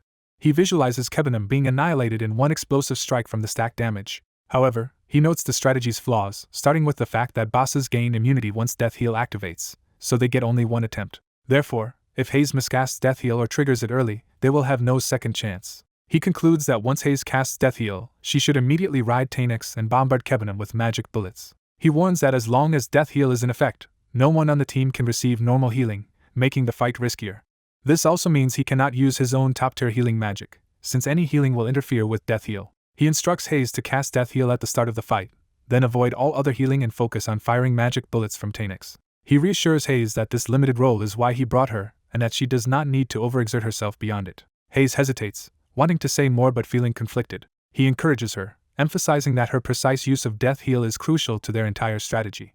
She agrees enthusiastically, saying his explanation is clear, and he ends the briefing satisfied. He thinks of the valuable Kebenham ring that the boss can drop and sets his sights on obtaining it. The team gathers in formation, determined to defeat Kebenham and claim the ring. Standing before giant doors, he tells his companions that Kebenham awaits inside. They open the doors and charge into the throne hall where Kebenham sits ahead. Kebenham stirs with a hungry grumble as they approach. Lena and Mia react nervously, confirming that this huge creature is indeed their target. They gape at his immense size while Kebenham dozes arrogantly on his throne. The protagonist orders Hayes to cast Death Heal on Kebenham immediately, and she agrees. Hayes invokes Death Heal, forming a red skull-like orb in her hand.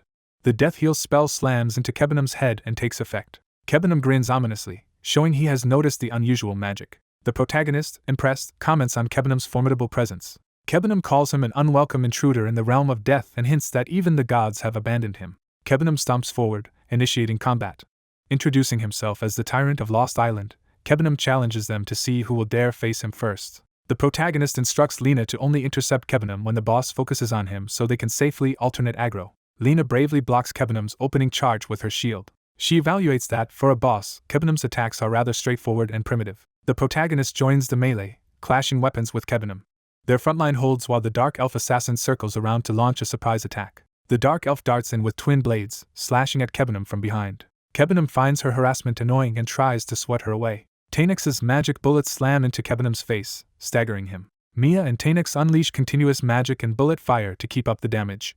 From within Tainix, Hayes tells the protagonist to aim for Kebenham's crown next, promising to shoot it from above. He tells Hayes to fight however she wants as long as she keeps her gear equipped and maintains Death Heal, and she agrees. Kebenham indignantly calls Lena bold and vows to kill the humans, threatening to enslave the rest. Lena shouts back that it is her turn now and calls him a toad. She bashes Kebenham with a powerful shield strike, making him groan.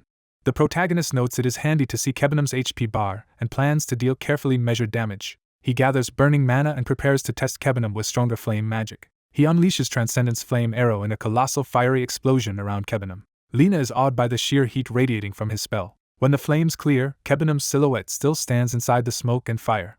Kebenham sneers that such attacks are pointless against him. His Great Recovery activates, fully restoring his health and strengthening his body. The protagonist, seeing Great Recovery trigger as planned, declares that the real plan now begins. Kebenham's HP bar refills to 100% as the healing effect pours over him. The protagonist notes that Great Recovery has occurred right on schedule. Now he focuses on whether Hayes successfully accumulated the desired Death Heal damage during the recovery. Hayes, still piloting Tainix, gives a thumbs up, indicating the plan is working. He calculates that Kebenham healing 20% of his HP has stored about 4% damage per activation, turning the boss into a ticking time bomb. He signals Lena that it is now his turn to lead the next offensive, and she agrees. Kebenham taunts him as the leader and vows to kill him to enslave the others, while the protagonist responds defiantly. In his mind he imagines casting a powerful Transcendence Chain Lightning spell on Kebenham, joking that daydreaming costs nothing. Kebenham braces himself, shouting as if ready to withstand anything. He crosses his arms, fortifying his body in preparation for the incoming magic. Lightning crashes down, engulfing Kebenham and the hall in a blinding electrical storm. The protagonist and Lena press the attack while surrounded by flashing lightning. He is astonished that Kebenham can withstand a head-on hit from 6th class Transcendence Lightning, calling the boss's toughness insane. Kebenham growls through the shock, refusing to fall. The protagonist resolves not to give Kebenham any breathing room and orders the team to keep up the pressure. He and Mia combine Transcendence Force Missile with her magic, timing their spells together. Their combined spell launches him forward on a surging beam of power aimed straight at Kebenham. The blast hammers into Kebenham's torso, sending shards of energy and debris flying. Kebenham screams in pain from the concentrated barrage. The Dark Elf dives from above toward the staggered boss for another finishing strike. She spins down with deadly momentum, lining up a decisive blow. Her assault drives Kebenham deep into the floor amid repeated impacts.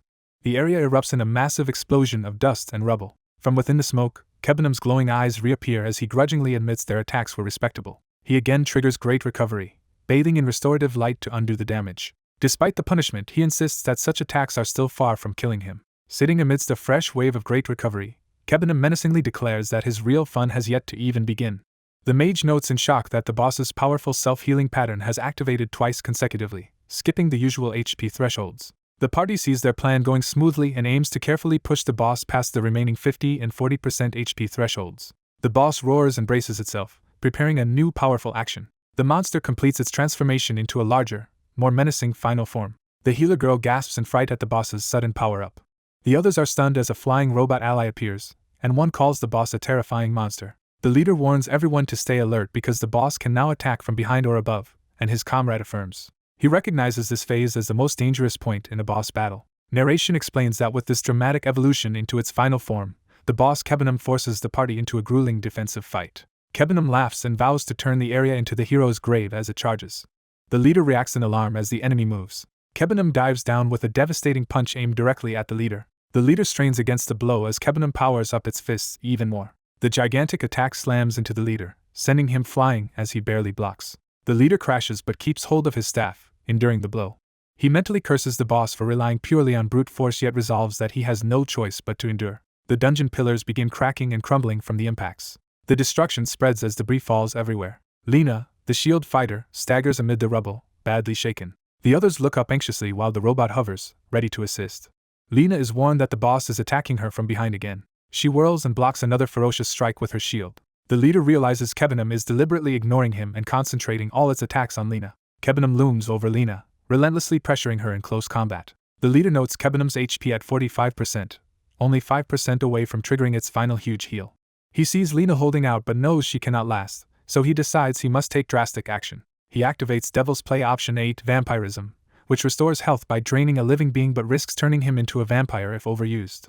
Reasoning that 5 uses give him leeway, he decides to go ahead despite the risk. Reinvigorated, he charges in and calls for an all-out assault. While falling toward Kebenham, he calculates his remaining mana as sufficient for a transcendent 4th class spell but notes that it will work best at close range.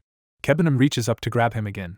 Lena looks up in alarm as the boss seizes the leader. Chloe and Mia scream in horror, unable to understand what is happening. Kebenham hoists the leader overhead in both hands, preparing to crush him. The robot pilot cries out to their king in panic. Kebenham still grips the leader above its head. The boss scoffs that the leader foolishly rushed into its arms. The leader, caught in its grasp, snarls and prepares a counter. Lena comments bitterly that human mages are as fragile as expected. Kebenham cruelly mocks how easily humans are torn apart like paper as it constricts him.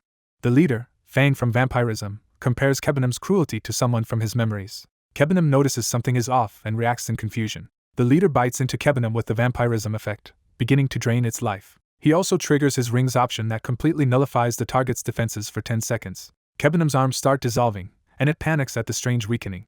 Its once iron-hard skin melts away while its defense stat plummets. Seizing the chance, the leader invokes a powerful magic circle. He unleashes Transcendence Fire Wheel, engulfing Kebenham in searing flames. Exhausted, he admits the tactic was risky but tells his team to watch carefully now. As vampirism deactivates, he thinks that everything is set. They just need to time the final great restoration. Kebenham, burning, rants that the mortal's efforts are meaningless. Flames roar across the battlefield. Kebenham then triggers Great Restoration, rapidly healing itself amid glowing crosses of light. The HP interface ticks to its 6th and final life. The leader explains that they must strike during the brief countdown before that restoration fully activates and shouts for Hayes. Hayes, in her mech armor, denounces the demon who harmed her king and declares she will end its life. Kebenham dismisses her attack as futile as she charges an energy blast. Kebenham suddenly senses something strange mid-boast. It laughs that the hit barely tickled. Mid-taunt, Kebenham feels its body reacting strangely and is shocked. Its body swells and destabilizes, and it cannot believe it is being defeated so easily. The leader orders everyone to get behind him for what comes next. He releases a massive protective and offensive burst of green energy in front of the group. Afterward, only blood and scorch marks remain where Kebenham stood. Lena looks around the ruined hall and uncertainly asks if they truly won. Chloe confirms the victory while Mia cheers in delight. The leader smiles and congratulates everyone on their hard work. Hayes suddenly hugs him, catching him off guard. He calls her name as she clings to him in relief, thankful he is safe. Hayes tearfully admits she feared something terrible had happened to her lord. He responds gently, addressing her by name. They both look up as something unexpected appears above them. A glowing artifact, the Ring of Divine Power Increase, descends toward Hayes as her exclusive boss reward. Lena and Mia each receive their own artifacts, a stat-boosting necklace and a wind-amplifying bracelet. Chloe discovers earrings that grant a cloning skill as her reward. Hayes excitedly tells her king that unbelievable changes are occurring, and he asks what she means. She reveals that her divine power circle has expanded to 5 branches, achieving the rare level known as Divine 5, which amazes him. The leader laughs that reaching Divine 5 in only 2.5 years is something even a famous saint would be shocked by. Hayes then asks what reward he himself obtained. He shows that his prize appears to be another special ring. A detailed status window lists the Kebenum ring's 10 powerful options, from huge stat boosts to skills like Great Restoration, Clairvoyance, Fanatic Devotion, and Nocturnal Trait. Delighted, he exclaims that he has finally acquired a 10-star artifact. An explanation notes how Great Restoration and Clairvoyance are extremely practical for healing and locating artifacts. Further notes describe how Fanatic Devotion can empower allies at great personal cost and how Nocturnal Trait is valuable for night battles. He inwardly rejoices that such a relic fell into his hands, crediting his meta-knowledge, while Hayes notices something else behind the throne. They find a hidden treasure chest and decide to open it. The leader lifts the lid to see what is inside. He and Hayes are shocked by the contents. The chest holds 3 more pieces of the Gracia set: glasses, necklace, and belt, completing the collection. Narration explains that although the 5-piece Gracia set is weaker than similar artifacts, it greatly attracts the favor of the gods. The set honors Gracia, a devout servant of the divine. System messages announce that several gods who revere goddess Nefri acknowledge the leader's achievements and bless him. He notes that each divine favor adds only a modest amount of magic, finding the individual boost stingy. One god immediately sulks and regrets granting its blessing, which he finds amusingly fast. He hurriedly backtracks, saying he was just joking and that even 10,000 extra magic is precious. Suddenly another golden message appears, catching his attention. Reading it, he wonders if what he is seeing can really be true. The new message states that Justia, a being of justice, is pleased with him and wishes to grant a special blessing of justice. He recognizes Justia as the god of justice who rejects all evil gods. Comically striking a cool pose, he introduces himself as Jared, an apostle of justice, and eagerly welcomes Justia's support. The system and he both fall silent at his over-the-top performance. Another message explains that his new justice blessing allows him to deal extra damage to those tied to evil gods and grants him the eye of truth to see such corruption. He marvels that the blessing even includes this powerful detection ability. He decides that having a built-in detector for evil gods will be extremely useful. A scroll materializes into his hands. The scroll declares itself a prophecy left for whoever completes the Gracia set, which piques his curiosity. The prophecy references the date December 31st, 1422, about 6.5 years in the future. It explains that the future is mutable, but that a vast struggle between good and evil is unfolding across all worlds. The text warns that the world's balance is drifting, and each change in this once peaceful world brings calamities closer. The writer admits the visions may not all come true but says the essence of meaning is packed into the prophecy. The prophecy names that future date as a day of catastrophe tied to the reincarnation of the demon king long sought by evil gods. It insists that this day of disaster is inevitable, leading the leader to realize the holy demon war will occur earlier than he had planned for. He reflects that, despite all his future knowledge, the schedule of calamity has been moved up. He reasons that his rapid growth and interference may have accelerated the wheels of fate themselves. He concludes that before he arrived, history was on its original path toward war, but Gracia's prophecy has detected how drastically he has altered that flow. He thinks that if the original story had played out, his companions might have lived ordinary or very different lives, and that he has fundamentally changed their destinies. Therefore, he must reconsider all his strategies for the coming Na's Great War, which he now knows will not follow the original 5-year timeline. Feeling the pressure, he mutters that this new information gives him a headache. Elsewhere in the hall, Lena happily admires the pile of purple magic crystals they obtained. Chloe and Mia also delight in the magic stones, pleased with the spoils.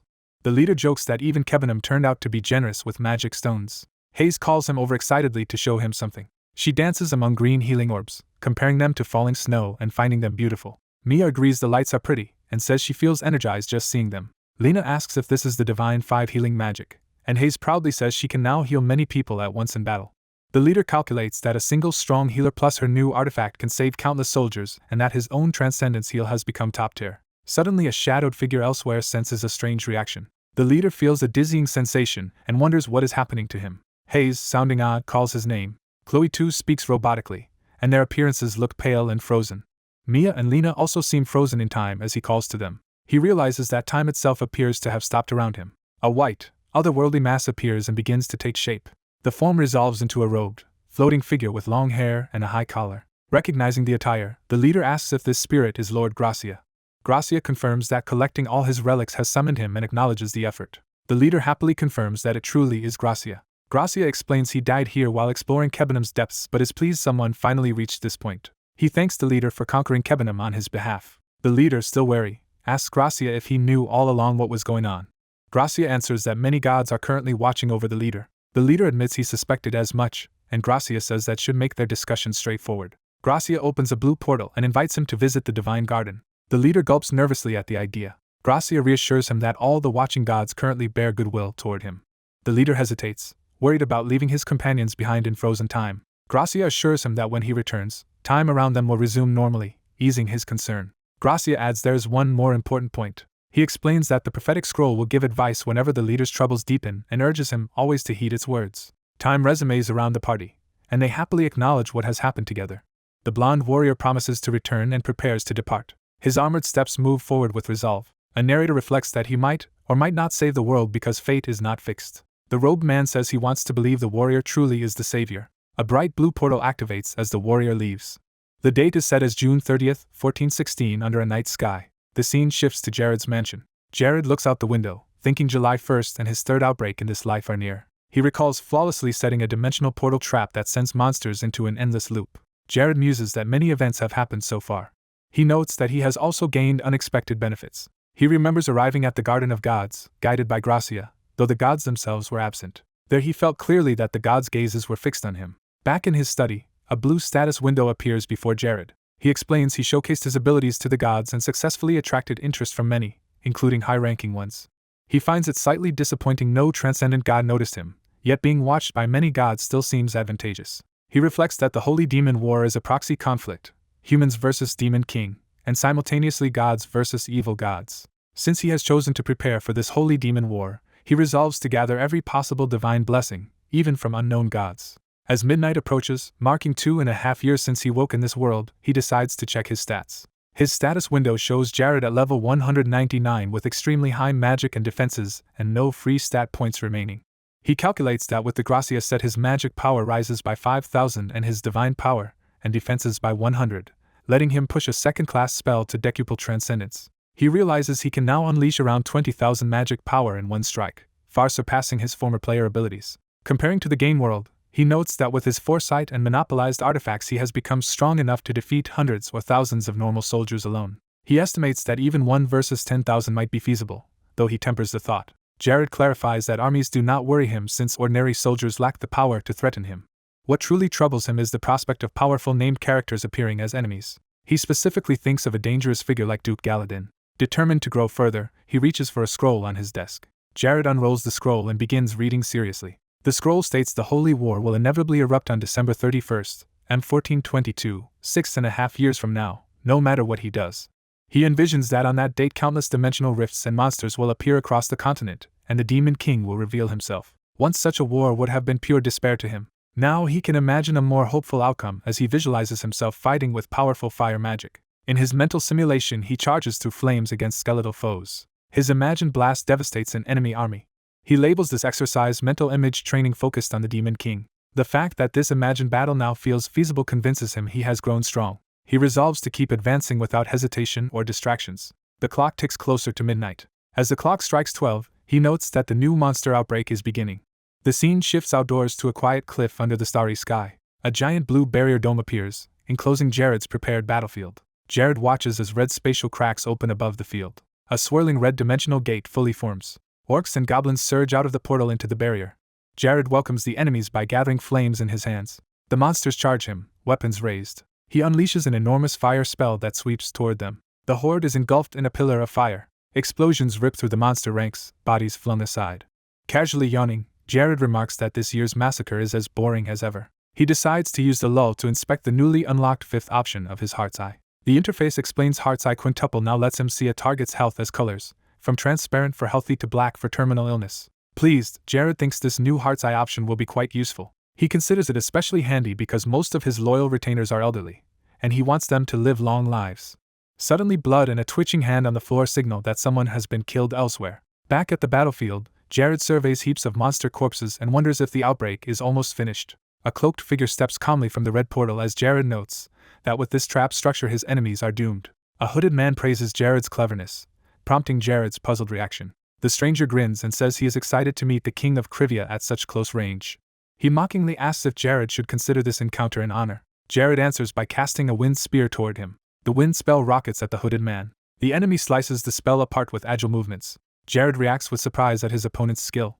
The man reveals his face and brandishes a sinister red staff or sword. Surrounded by more hooded subordinates, he advances menacingly toward Jared. Jared wonders if this meeting is fate or bad luck. The enemy remarks that he had been curious who kept thwarting his schemes. He guesses Jared must be the king of Krivia and says catching him here feels like nabbing a big fish.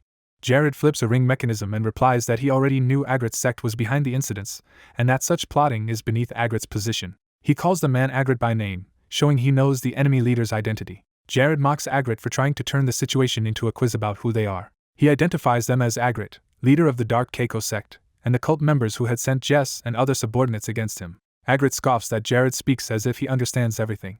Jared retorts that even if he lacks full knowledge, he knows Agrit is a coward who avoids personally entering danger.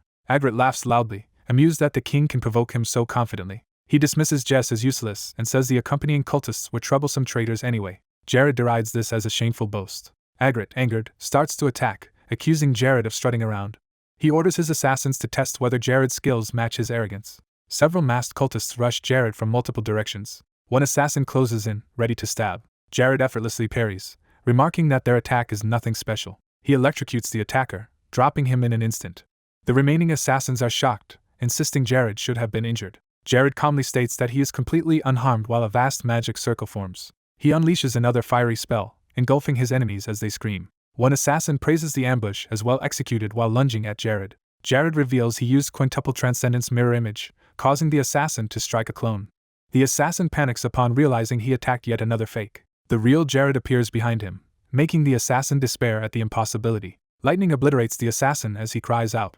Agrit, watching, compliments Jared for cleverly clustering his mirror images to feel tangible. Jared tells Agrit to stop admiring him and fight directly, teasing that the loss of subordinates must make him anxious. Agrit says he is merely speaking honestly and finds Jared's tricks interesting.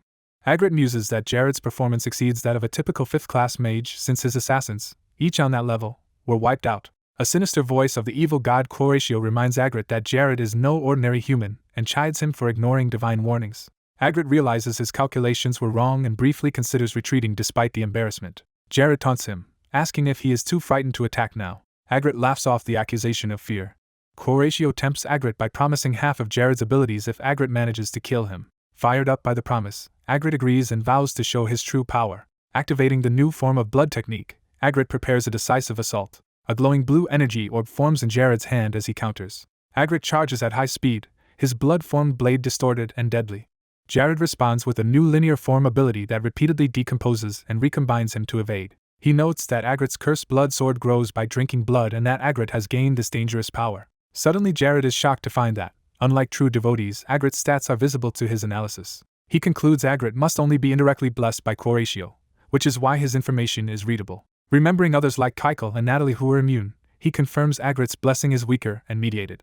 He deduces there is a chain of blessing from an unknown figure to Agrit and then to subordinates like Jess. Jared's focus slips as he realizes this, and he gasps. Agrit attacks midair, mocking Jared for spacing out against someone using the new form of blood and suggesting Jared must think he has extra lives. Falling, Jared wishes he could use the omnipotent magic Walt, which would perfectly counter Agrit. He recalls that Walt's moisture evaporation magic can dry and neutralize the liquefied toxic blood at the core of the mountain god's form, instantly killing a user of that technique. Since he is only a 6th-class mage and cannot yet wield Walt, he decides he must instead execute backup plan B. He analyzes that while the new form of blood is nearly invincible, there is a brief gap between release and recombination. Jared resolves he must exploit that single gap because Agrit will never offer a second chance, so he searches for perfect timing. He concludes he must fight as a fire mage now and readies powerful flame attacks. Using fire magic, he aims to distract Agrit and open a hole in the blood defense. Massive explosions erupt across the battlefield. Agrit emerges scorched and wounded but still standing. Jared tells the injured Agrit to get up. Smiling, he declares that their fight has only just begun. A disembodied voice praises Jared's performance as truly impressive amid the burning field.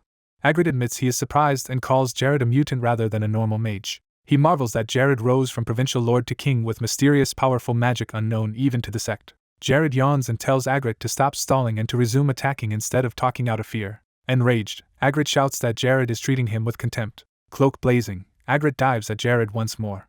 Jared's body is splashed by dark blood as he braces with his staff. Agrit's blood blade clashes head-on with Jared's defense in midair. Jared counters with another grand fire spell, channeling flames through his staff. A chain of fiery explosions engulfs the area as Jared presses the attack. Agrit is forced to retreat rapidly, his body trailing like liquid to escape the blasts. The two continue exchanging rapid blows amid fire and lightning. Agrit's blood form whips around the burning field toward Jared. Jared observes that Agrit has sped up his attacks and realizes the battle will now be decided by endurance. Jared judges that if he keeps responding with strong fire magic, Agrit will eventually reveal a fatal opening, and he plans to finish it in that instant. Lightning crackles above the burning forest as their duel rages on. Agrit's blood blade arcs in another high-speed slash. Jared raises a hand, readying more wind-type magic. Another fire blast erupts across the field. Jared keeps hurling fire spells, which Agrit notices. Agrit wonders if Jared is weak with other magic types but admits fire is the logical choice against the blood sword's form.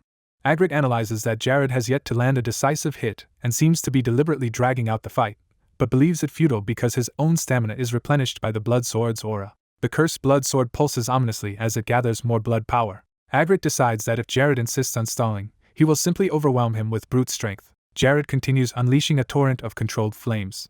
Agrit responds by erecting a massive firewall, and the clash between Jared's fire magic and Agrit's blood-fueled power reaches a new peak. Agrit charges forward, rejecting the idea that a fiery barrier can stop him. Scoffing at the flames, he prepares to simply leap over the low firewall. He dives straight through the blazing wall. Midair, Agrit arrogantly boasts he can easily jump it. Suddenly an enormous ice spear bursts from his abdomen, shocking him. Agrit collapses, screaming in pain and coughing blood. Reeling, he panics and wonders what just struck him. He realizes in disbelief that an ice spear has impaled him from behind. Jared appears behind him and mocks that Agrit never saw the ice attack coming. Jared reveals he is casting both firewall and ice spear at once, a feat Agrit calls dual magic casting. Agrit stares at Jared's blazing staff, unable to comprehend this power. Watching Jared's other hand form icy magic, Agrit wonders how Jared can maintain two different spells simultaneously. He recalls that mages are normally limited to one spell at a time and recognizes Jared is performing true simultaneous casting. Agrit, clutching the ice in his gut, calls this situation ridiculous. Narration explains Jared's 6th class spell Ice Spear. Jared describes Ice Spear as a precise, piercing spell that freezes whatever it hits. A sinister presence belittles Agrit as a pathetic fool for being defeated so easily. Agrit, realizing capture is imminent, decides he must escape at all costs. He admits he badly underestimated Jared and struggles to break the ice. Agrit kneels, regretting provoking someone far beyond him. Determined to survive, he flees while thinking he can heal himself once back in his laboratory. A huge red magical blast erupts behind him as he runs. Jared notes Agrit chose the perfect moment to flee and decides this suits his own plans. Jared resolves to use Agrit's retreat as a chance to annihilate the cult's base. The scene shifts to the magic nation of the Desmond Empire. The view narrows to the imperial capital Desmondia and its palace. From the palace tower someone remarks that Agrit has proven useless. Inside, an imperial mage respectfully agrees and criticizes Agrit for letting an intruder into his stronghold. A chessboard is shown, underscoring their view of events as strategic moves. The Emperor of Desmond, Degrone IV, asks his advisor Ikazila what has happened to Agrit. Ikazila reassures the Emperor that Agrit carries a communication stone and should contact them soon.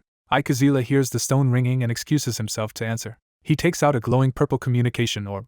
Agrit's desperate voice comes through the orb, begging Ikazila for help because Jared is pursuing him. Irritated, Ikazila calls Agrit noisy for dying and turns back toward the Emperor. The Emperor coldly orders Ikazila to completely erase Agrit's hideout, saying Agrit is no longer useful. The Emperor casually asks what will happen to the cult order now that Agrit is being discarded. Moving a chess piece, he says they can always appoint a new leader in Agrit's place. Ikazila agrees with the decision and promises to carry out the elimination plan at once. Smiling, he channels crackling power into the purple orb. Ikazila shatters the communication sphere into glowing fragments. He declares that everything at Agrit's base will be turned to ash and orders subordinates to confirm Agrit's death and locate Jared's body. Ikazila accepts the imperial command with a bow. The Emperor muses that Jared has become the greatest obstacle to their future schemes. He notes there is still time before the Demon King descends, implying further machinations. The scene cuts to a quiet rocky cliff at night. A bright magical light suddenly blooms on the plateau. The light detonates violently. A massive fiery mushroom cloud rises as the entire location explodes. Jared, encased in his armored suit, rockets up to escape the blast. Hovering over the inferno, he gasps for breath. Jared admits he narrowly escaped death. Looking down at the crater, he notes how enormous the explosion was. The story rewinds 10 minutes, showing cultists shouting that an intruder has appeared. Hooded followers panic and command each other to stop Jared. Agrit flees through his base as explosions erupt behind him. He sprints into a storage cavern panting. Collapsing inside, he decides he must request Lord Ikazila's help. Agrit grabs his communication sphere and frantically begs Ikazila to save him from Jared. At that moment Jared reaches him, placing his staff at Agrit's neck and ordering him to stop. Jared, standing over him, jokes that their game of tag is finished, while Agrit glares and says his name. Agrit smirks that Jared is persistent but claims it is already too late because someone far beyond Jared is coming. Jared questions the idea that there is an opponent he cannot handle. Suddenly the communication sphere begins to glow ominously. Both men watch in shock as the sphere, now in Agrit's hands, activates on its own. Jared realizes the orb is turning into a bomb and hurriedly calls for his armor Tanex to be summoned. Agrit is horrified that Ikazila seems to be triggering an explosion through the orb. Jared transforms into his armored form and launches upward as the underground chamber detonates. The explosion blows apart Agrit's hidden entrance on the surface. A blinding column of light bursts skyward from the ruined structure. The force shatters rock and earth as the blast expands. Later, Jared, still in armor above the smoke, reflects that Agrit unexpectedly self-destructed and recalls hearing the name Ikazila. He admits the name Ikazila means nothing to him despite his knowledge of the original story. As a veteran of Paradiso's game world, he concludes Ikazila must be a minor or pre-story figure. Jared deduces that Agrit was just a disposable puppet of the Keiko cult, whose real power remains hidden. He determines he must uncover who Ikazila is, noting that dark cultists often use aliases. Seeing a vast purple serpent-like presence above the flames, Jared recognizes the evil god of slaughter and parasitism, Quaratio, and believes he now faces the true master behind Agrit. While Jared is pondering, his armor system issues a warning. The system reports multiple unknown lifeforms approaching from the front. Jared decides it is safer to hide for now. He activates his armor's invisibility function. Concealed, he watches silhouettes streak across the sky. He identifies them as Imperial mages flying in formation. From hiding, he guesses they came to inspect the blast site, and likely expect to find his body. Jared notices one high-ranking mage directing the group. Ikazila, leading them, spots signs that make him suspect Jared might still be alive. Hidden nearby, Jared's eyes glow red as he reacts to Ikazila's presence. Ikazila confirms to himself that Jared is the one Agrit mentioned, and system text notes his special traits are obscured by Quaratio's blessing. Ikazila orders his forces to search for traces of Jared and Agrit and to burn all evidence, and the mages disperse to carry it out. Observing, Jared notes that a mage who commands so many 5th and 6th class mages must be someone with authority equal to a tower master. He recalls that in the Empire the Magic Tower is a core institution and concludes Ikazila, as its tower master, must be at least 9th class. Jared reflects that if he had been even slightly slower, he could have been immobilized and captured by Ikazila's mage corps. He realizes the Dark Order is not his only enemy, since in a coming holy war both the Dark Order and the Magic Nation will back the Demon King. Jared decides his priority now is to grow stronger as quickly as possible. Still hiding, he braces himself as the mages bombard the area to erase all traces.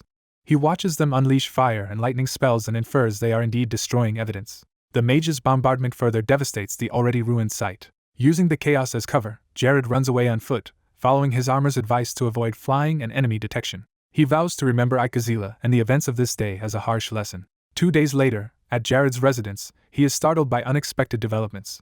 Jared, back in human form, is shocked by changes that occurred while he was not paying attention. He discovers his cat Derry has reached level 100 with a powerful guardian trait that can bestow buffs and curses on up to 5 chosen people, and the cat casually says it just followed Hayes. Jared is baffled that merely accompanying Hayes into dungeons made Derry this strong, and Derry explains Hayes loves dungeon crawling. Jared calculates that a level 100 pet equals roughly a level 30 human and notes how much Derry has grown in his absence. He reviews the guardian trait, which currently targets himself, Hayes, Chloe, Isabel, and Larkys.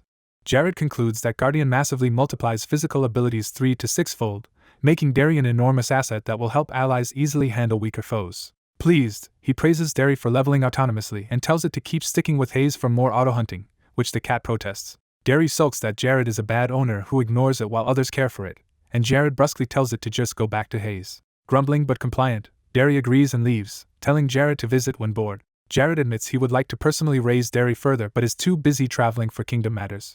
He notes that after next July an expected outbreak will end, giving him more breathing room. Reflecting on Agrit's death, Jared laments that the dimensional gate device was destroyed in the explosion before he could study it. He at least learned that the gate linked directly to the Nightmare Forest in another dimension, implying the Dark Order has tapped into demonic forces. Jared infers the Dark Order has discovered a crude method to harness the demon realm's power. Realizing time is short, he decides to accelerate his overall plans. Before investing solely in personal growth, he resolves to complete an important national task, recruiting the master blacksmith Moisel. Jared's narration explains Moisel is a famed blacksmith and artifact craftsman whose skill far surpasses Asuro's. He recognizes it is finally time to recruit Moisel but worries because doing so will cost an enormous amount of money. Jared decides the funding solution lies in an opportunity located in the Eastern Sea. He considers the Great Rift in the Eastern Sea, a region where layered spaces overlap.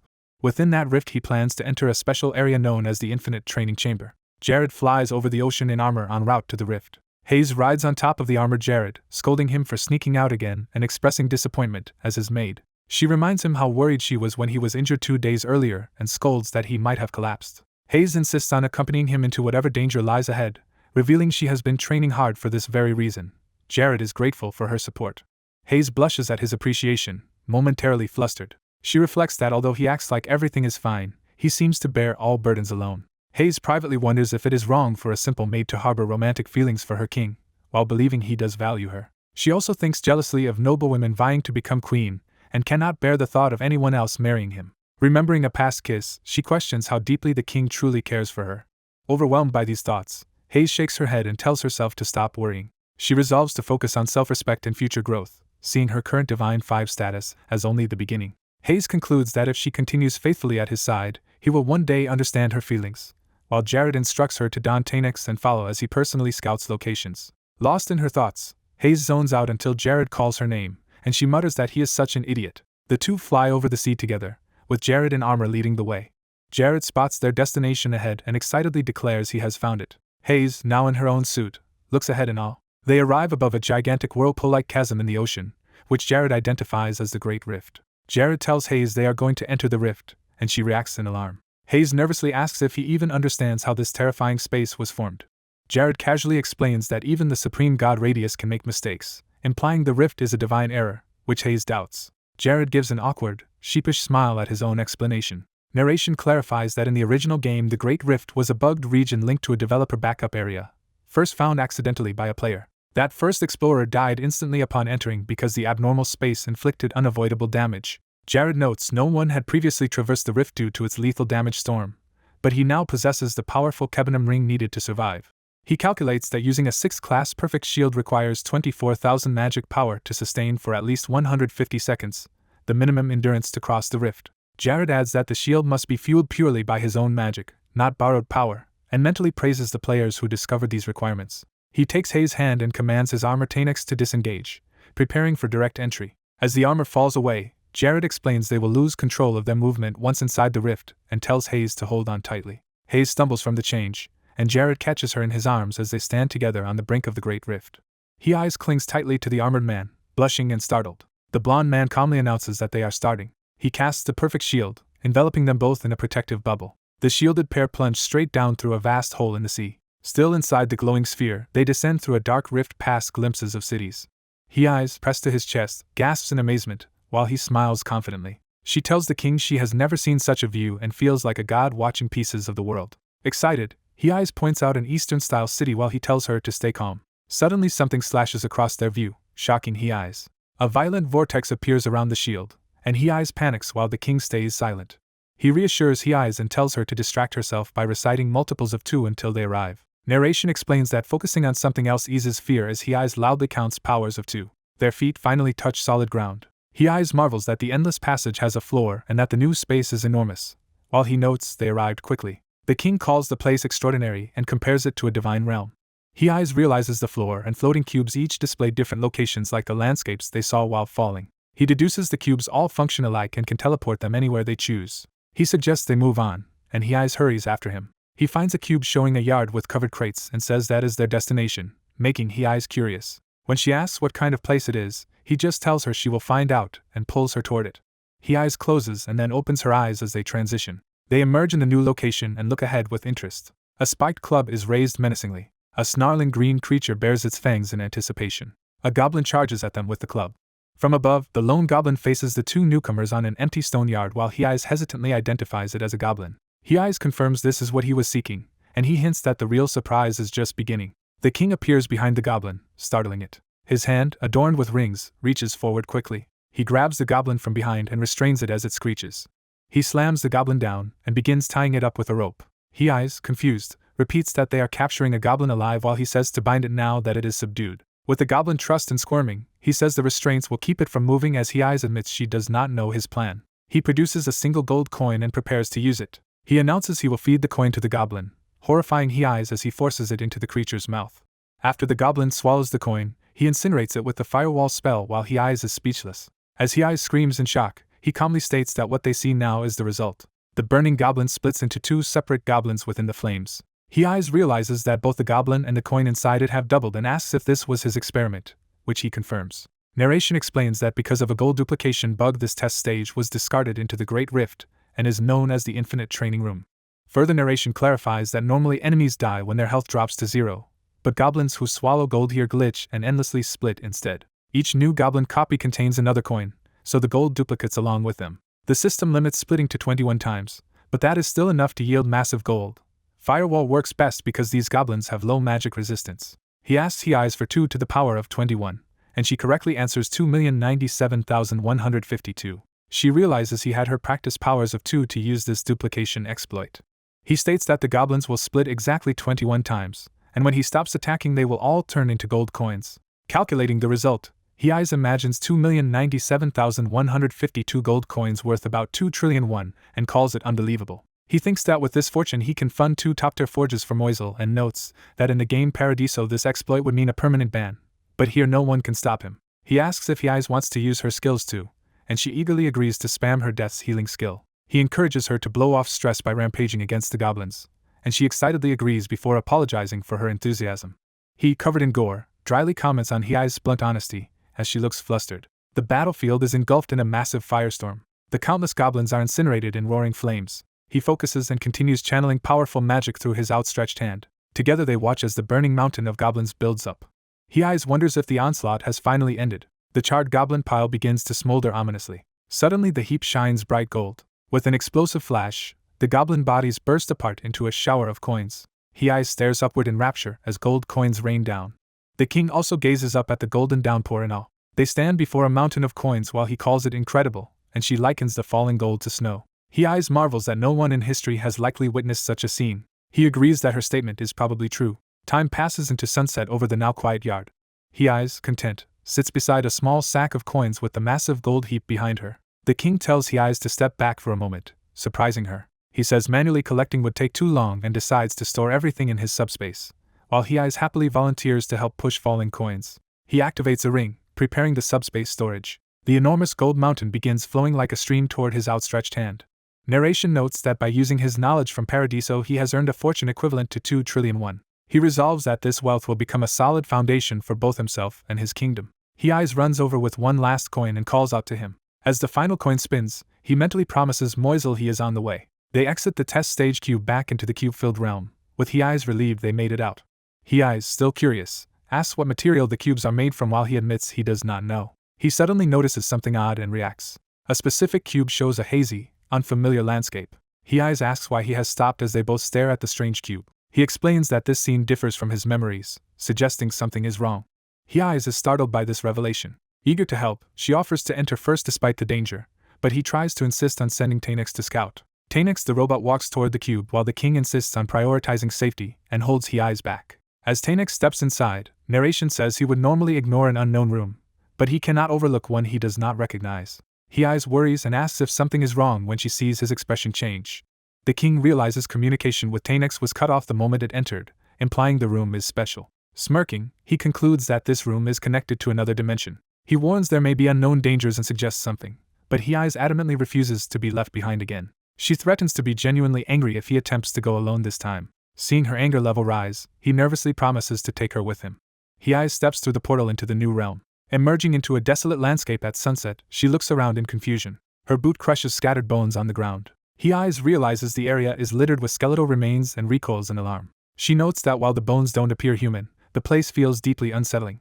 The king studies the scene thoughtfully. Narration describes the land as barren and confirms there is nowhere like it on the Naz continent. He spots something flying toward them and watches warily. He wonders how flies can live in such a harsh environment, and whether they are adapted to it. One of the flies slashes his face, making him cry out.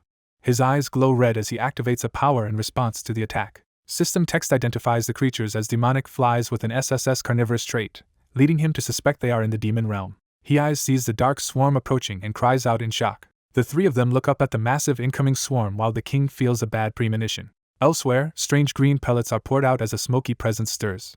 A masked, fur-collared figure notes with interest that humans have intruded into this place. He remarks that such an intrusion should have been impossible. Revealing monstrous stitched features and glowing eyes, he calls the humans audacious and vows to give them a grand welcome. Back in the wasteland, the king unleashes a powerful fire spell at the attacking flies. After the assault, he wonders if they have destroyed the last of the swarm.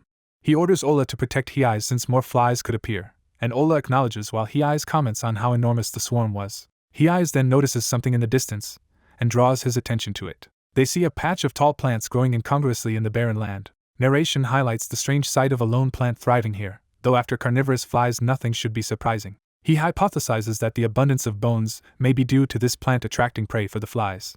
Approaching the stalks, Hiei marvels at how tall they are and he notes they resemble Earth's corn. He confirms it looks like corn though there are no ears, only leaves. He suspects something is clustered around the roots instead. He instructs Ola to pull one plant up, and the robot complies, revealing bulbous roots. They see many dark tubers and wonder if the plant is an edible crop.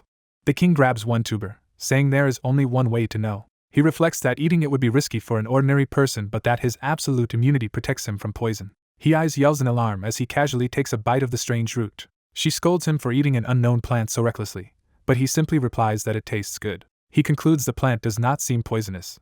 Relieved, Hiei happily holds a tuber of her own. After tasting it, she describes the inside as dense and sweet and imagines it would be good steamed, while he agrees it tastes like a sweet potato. Examining the stalk, he notes the stem is thick and decides to cut it open. When he slices it, abundant blue water gushes out. He realizes the plant stores a large amount of moisture and has evolved to survive in this wasteland. Narration foreshadows that 3 years from now the Naz continent will face a great war and famine, and he believes this plant could solve the famine even if he does not yet know why the Great Rift links to the demon realm. Choosing to set those mysteries aside, he tells Hiei they should take all the plants with them, and she agrees that leaving such a water-rich crop here would be wasteful. As they prepare to harvest more, something suddenly interrupts, catching his attention. A massive explosion erupts nearby. They turn toward the rising dust cloud in shock. An enormous yellow eye opens within the disturbance. The king, realizing events were going too smoothly, demands to know what this creature is. Hiei anxiously asks her king what the monstrous thing is. A system window identifies the gigantic multi-eyed entity as an abomination with over 98,000 HP. He notes the immense health bar and recognizes it as a holy war-level monster. He orders Hiei to attack using her Death Heal skill, and she complies. Together they unleash a combined Transcendence Chain Lightning Death Heal attack on the abomination. He watches the health bar barely move and questions whether this even feels like a game, stunned by the monster's magic resistance. Seeing the monster unfazed, he decides they must rely on basic strategy and overwhelm it through sustained attacks. Privately, he hopes they will not be forced to resort to his dreaded final option. Ola and the king pour continuous fire and energy blasts into the abomination. The monster retaliates by spewing a huge wave of toxic-looking green energy. The blast knocks Hiei off her feet as it tears across the ground. The king rushes to check on her, and she shakily confirms she is all right. Assessing the fight, he concludes that although the monster's attack patterns are simple, its overwhelming durability is the real problem. The narrator notes that in the dangerous demon realm a high-ranking managerial demon could appear at any time, making a drawn-out fight too risky. Another narrator explains that regardless of rank all demons are dangerous opponents who must not be underestimated. The blonde man calls to Hiei, who responds attentively. He tells Hiei to trust him and keep attacking from a distance even if she cannot see him, and she asks where he is going. Remembering a past instruction, he is told not to question the mission's place or reason and just focus on completing it, which he nervously accepts. Reluctantly, he decides to use an unwanted method and casts the speed spell Haste 2 on himself while facing the abomination. Empowered by haste, he dashes up the monster's leg with great speed. He positions himself near the huge abomination's head, preparing his strategy. While moving, he casts a spell called Grease. Hiei, starry-eyed, gushes that her king had a plan prepared all along. The abomination, now slicked with grease, begins to move as if something is about to happen. The greased monster reacts, and the scene shifts ominously red as the setup takes effect. Another character silently watches, stunned by what is occurring. Inside the monster's stomach is a cave-like area littered with corpses and bones. The armored protagonist steps into the foul liquid among the bones. He complains about the unbearable stench inside the creature, saying he can barely breathe. Thinking he must go further, he considers taking another item called Viscera. Narration explains that abomination Viscera is extremely toxic, even to demons. Further narration details that this toxin lowers defenses and resistances, blinds temporarily, and induces constant hallucinations. The hero recalls this trick used by veterans of Paradiso, noting that after testing many foul substances they found abomination Viscera the most effective. He notes that even a single potion-sized amount of Viscera is sufficient for the effect. Back outside, he feels the air getting harder to breathe as the stench spreads. He casts Fire Arrow at the Viscera-soaked environment inside the monster. The fire arrows explode, igniting the greased and soaked interior. Surrounded by flames, he says his preparations are complete. He plans to use the special magic chain ignition, which requires large amounts of mana per individual. Narration clarifies that each corpse part counts as an individual, and that countless corpses in the monster's stomach will fuel the spell. He adds the debuff from his ring of absolute weakness, saying it is time for a massive fireworks display. He activates chain ignition, enveloping himself in flaming power. A brilliant blast forms, beginning the chained explosions. The abomination's main eye opens in confusion as the magic triggers inside it. The monster screams in agony while Hei's reacts in shock. The abomination's body violently explodes from within. Hei's, panicked, cries out for her majesty amid the blast. After the explosion, we see the hero sitting motionless, encased in stone-like protection between the monster's remains. Close up, his body is shown turned into stone armor from the defensive spell. The stone shell cracks away and he gasps that he thought he was going to die. He credits his survival to the Transcendent Skin Stone, a magic that makes his defense immense but prevents movement while active. Hei's runs up asking if he is alright, and he is relieved that she is unharmed. From afar, other figures stare at the destroyed abomination in disbelief. One demon remarks that killing such an abomination so easily suggests the humans know its weaknesses perfectly. Watching them, the demon scientist becomes fascinated and considers capturing these interesting humans alive for research. He concludes that doing so would earn him favor from his demon lord and calls the plan flawless. A magical effect appears over a nearby rock as something teleports in. Back near the carcass, Hei's and the hero banter, with her complaining about the horrible stench clinging to his body. Suddenly a voice greets the humans, startling the hero. The masked demon introduces himself, saying he studied the human language so communication is easy, and a caption names him Demon Sotras. The hero realizes too late that a demon has approached without him noticing and judges from the lack of divine aura that Sotras is not a top-ranked demon. Sotras formally apologizes for not introducing himself earlier, states he is the administrator of this area, and notes with interest that the humans are not shocked by his appearance. He then bluntly orders them to surrender, prompting the hero to ask what happens if he refuses.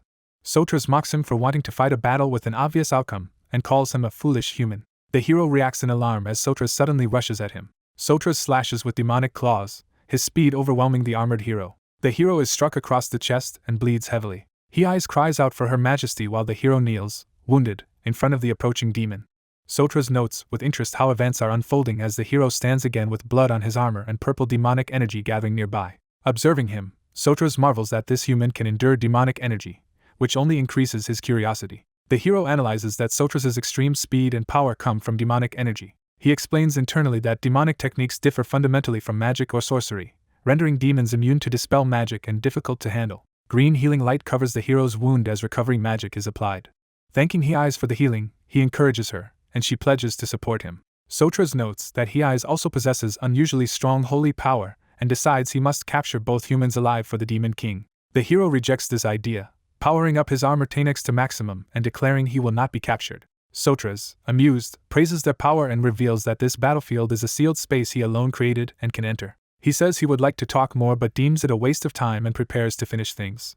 Charging with demonic energy, he vows to capture and torture them for information. He dives down at Tanex but is blocked by a powerful wind barrier. The hero recognizes that a wind barrier has formed. Still in powered armor, he is blasted backward by the impact. While tumbling, he regrets having conserved his mana and letting his guard down. He forces himself up, reminding himself not to underestimate this opponent and deciding to use a trump card earlier than planned. He pulls out another vial of abomination viscera, deciding this is no time to be choosy with his methods. An explosion elsewhere signals the spreading of the viscera's effects. Sotras lands aggressively, continuing his assault. The hero counters by crashing down with Tanex in a fiery impact. Sotras reels, unable to comprehend what is happening to him. Blue blasts from Tanex's arm cannons erupt, slamming into Sotras. The hero wonders why the battle's flow is gradually turning in Sotras's favor despite his efforts. Sotras, in contrast, feels as if poisoned and notes his movements growing sluggish. He recalls that the human only splashed a strange poison on him and scoffs at the idea that a human realm toxin could affect a demon. Suddenly recognizing the smell as abomination bile, he realizes the danger. He admits that even as a demon he did not know this bile could debuff demons so heavily and wonders if the human already understood this. Their fight continues midair, with the slowed Sotras being struck by Tanex. He complains that the hero keeps slipping away from his attacks. The hero judges that Sotras's strength has been drained enough and prepares to move into the real damage phase.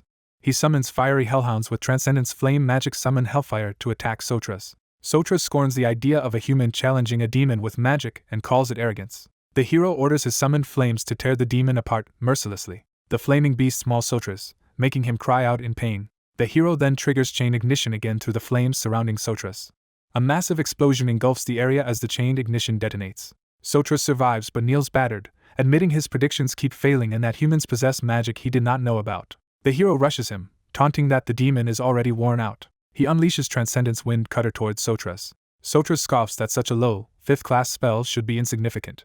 Yet the wind cutter slashes through, severing Sotras' arm. Sotra screams as his severed clawed hand falls to the ground in a pool of blood. Shocked, he wonders how a low-tier spell cut off his arm and questions whether his intel about humans was lacking. While Hei's heals him again, the hero thinks that perhaps he himself is a special human. Sotras raises his remaining claw and begins casting a more serious spatial spell. He reflects that he assumed humans were easy to exterminate but now admits he underestimated them. The hero realizes Sotras is using spatial teleportation magic. Sotras says he has no choice, implying he must retreat. As he opens a portal, he remarks that retreat is not his preference, but he begins to withdraw. The hero refuses to let him escape and fires decuple transcendence magic missiles to stop him. The blue missiles explode violently around Sotras. Sotras is struck hard by the blast. Hei urges Her Majesty not to let the enemy flee, while the hero notes that he has exhausted every magical resource available. Sotras says he will prepare and meet them again, while the hero thinks that letting him go would give demons valuable intel and decides he must not hold back. The hero resolves that although Shirbao may disapprove, he has no choice but to use an extreme measure. He thinks that if normal attacks cannot stop Sotras, he needs something else. He decides to inflict even more powerful damage, charging directly. Tanex slams into Sotras with a heavy blow. The demon, though hurt, insists that attacks of this level cannot stop him. The hero, now outside the armor with lightning around him, declares that this much damage is sufficient. He leaps clear as Tanex remains grappling Sotras and begins to pixelate. He orders Tanex to activate self-destruct mode. Tanex initiates a countdown and warns the pilot to retreat while Sotras panics at this new trick. The hero tells Hei's to stay close as he shields her, and she agrees. Tanex's core crystal starts to overcharge with bright purple light. Light and energy burst outward, beginning the self-destruction. Over the roar, Sotras rants incredulously that mere scrap metal is being used to take him down. Tanex explodes in a colossal blast while the hero shields Hei's inside a protective barrier. Afterwards the hero smiles in relief, saying their plan worked and they succeeded. Narration states that even powerful demons fall if their weaknesses are exploited and credits the abomination's secretions for making victory possible. The hero lifts Sotras' still beating heart, noting the strong magic emanating from it. He considers that exposing oneself to hostile energy is a good training method and thinks the demon heart could help Hei's train her divine power. He reminds himself to confirm the demon is truly dead while holding the pulsing heart. Golden system-like windows suddenly appear around him as he grasps the heart. Messages announce that the god Angelus is impressed by his courage and skill in defeating the demon, and has chosen to become his patron. Another notice says he has acquired Angelus's blessing, and he marvels that a highest tier, transcendent god has blessed him. Overjoyed, he shouts Angelus's name excitedly, startling his companion spirit. A detailed description explains that Angelus, a god of white magic, corrected an imperfection in his mana flow at personal cost and lists the effects of Angelus' blessing. The blessing greatly boosts his magic power, grants a future memory erasing ability, and promises an Angelus ring artifact upon reaching level 300. Testing it, he finds his magic power now exceeds 32,000 and his mana circulation speed has more than doubled. He reflects that this faster mana flow means quicker spell casting, comparable to using an ultra-rare 10-star artifact like the Kevinum ring. Reasoning that a transcendent god's blessing confirms Sotras is dead, he decides the demon corpse is valuable and should be harvested. Exhausted, Hei's collapses to the ground, saying she is completely worn out. The hero reassures her that she did great, while she doubts how helpful she really was. He insists that without her healing magic he could not have faced the demon directly, shocking her as she realizes the foe had truly been a demon. He confirms that their opponent was indeed a demon, leaving her trembling in disbelief. She recalls that when she struck the demon her divine power suddenly surged within her. She reports that her divine power feels significantly increased, though she cannot precisely describe the change. Demonstrating, she estimates her power is now about twice as strong as before. The hero thinks Hei's cannot measure herself accurately and decides to check her abilities using his insight skill. Activating insight, he is shocked by what he sees. A message appears stating that Hei's has received the blessing of the god Elinas, which the hero notes in surprise. He recalls that Elinas is a justice-oriented god like Justia and reasons that since Hei's helped subdue the demon it is natural she, too, received a blessing. He notes that those blessed by gods normally cannot have their stats viewed with insight, so to fully utilize Hei's blessing he needs more detailed information. The narrator reveals his solution. He plans to have Hei's swear an oath to disclose all her abilities to him without hiding anything, thereby bypassing the limitation. The king says he can deal with the matter later after returning to the kingdom, and there is no need to hurry. He checks on Hei's condition and she replies that after resting she feels much better. He suggests they further explore the strange area, thinking more unknown things might be hidden here and noting how different it feels from their world. Agreeing that leaving without more investigation would be wasteful, he suddenly picks Hei's up, startling her. Saying that with Tanex gone he has to carry her, he casts haste and dashes off with the panicking Hei's.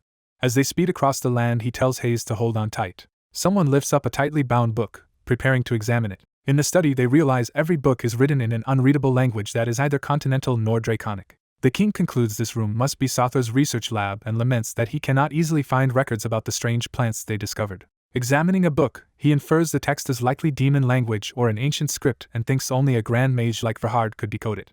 He adds that alternatively a wise dragon could unravel such writing. Comparing lifespans, he reflects that long-lived scholars or dragons have better chances at deciphering it than short-lived humans. Worried, Hayes wonders if they have stumbled upon a forbidden secret. The king recalls the flesh-eating flies, the huge unknown monster, and the demon they slew, plus these strange artifacts with indecipherable inscriptions.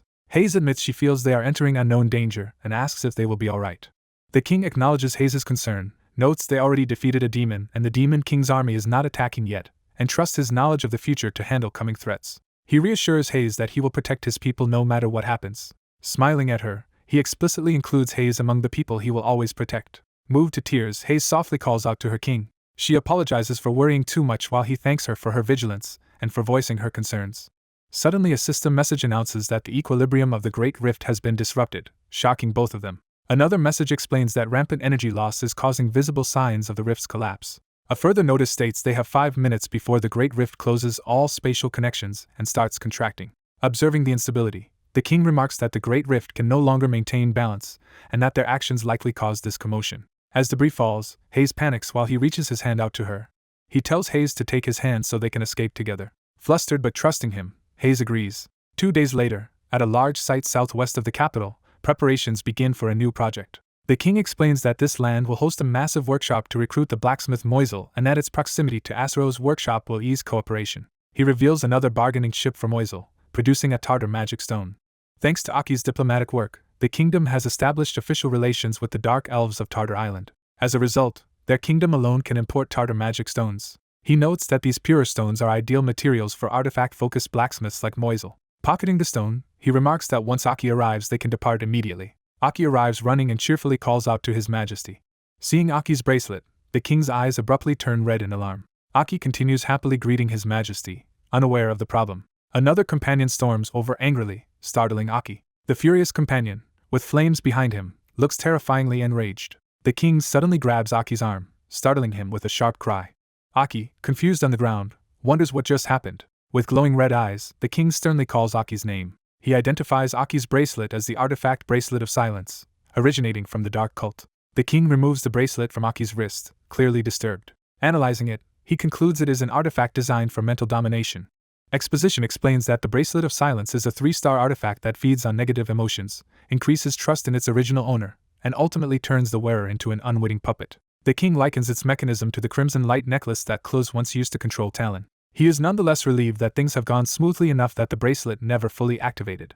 Aki profusely apologizes, blaming his carelessness while the king notes the lack of recent negative emotions. The king tells Aki not to overblame himself and asks if he remembers who gave him the bracelet. Aki recalls that a female merchant leader named Lin gave it to him. He remembers Lin calling it a token of trust and wearing an identical bracelet, marking her as the original owner. The king asks if Aki knows her whereabouts, and Aki answers that her merchant group, which he has visited, is based in the Lentis Empire. The king decides that instead of going straight to Moisel they must first take a detour to confront Lin, activating teleportation magic. Within the teleportation circle, he tells Aki they are going to discover who in the dark cult tried to manipulate him. The teleport spell triggers, engulfing the area in light as they vanish. They arrive in the Lentis Empire, outside Lin's building at night.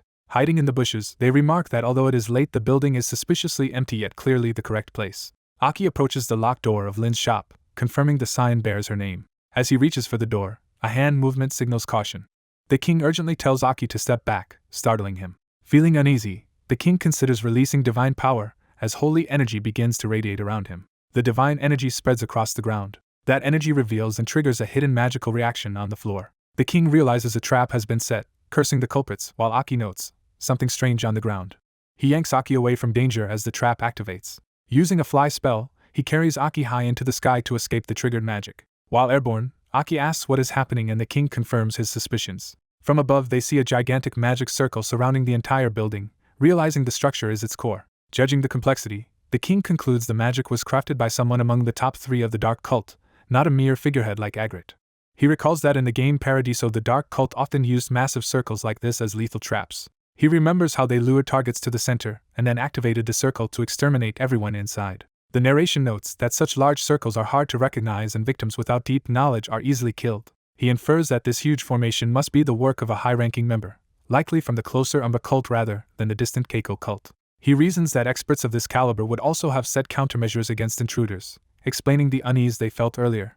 The king tells Aki that after this mission he will forge him an artifact to detect dark energy since their enemies are far from ordinary. He adds that he will coordinate with Ella to assign Aki knights from the Aggressio order and instructs him to operate with them from now on, which Aki accepts earnestly. They then fly away through the night sky, leaving Lentis. While flying, the king admits he still has no idea which cult leader is behind all this. He recalls that in Paradiso only Cluz was well known among the dark cult, while the others remained mysterious and were slowly teased by the developers.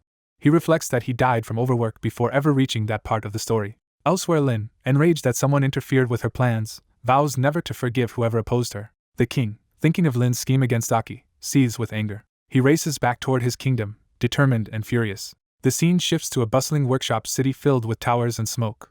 They walk into the city's blacksmith district, surrounded by forges and workshops. Watching smiths at work, someone comments that this place truly is a street of workshops. The king notes that finding Moise here was difficult because Ashina, in the Wulong Kingdom, is the most complex workshop city on the continent. Locals explain that Ashina is famed for its many skilled blacksmiths, drawing visitors from every land. Street hawkers loudly advertise rival workshops like Maktoum's and Casca's, touting their specialties and promotions. Aki explains that Maktoum and Casca are the top two workshops and that most others work as their subcontractors. Hearing this, the king remarks that their dominance is effectively a monopoly. He muses that in such a system money and customers naturally gather to the powerful, making it hard for newcomers to compete. Because of this monopoly, Moise's excellent yet stubborn workshop remained obscure until the Holy War, when many blacksmiths died and his true worth was finally recognized. The narration notes that Moise ultimately lacked only one thing: reputation.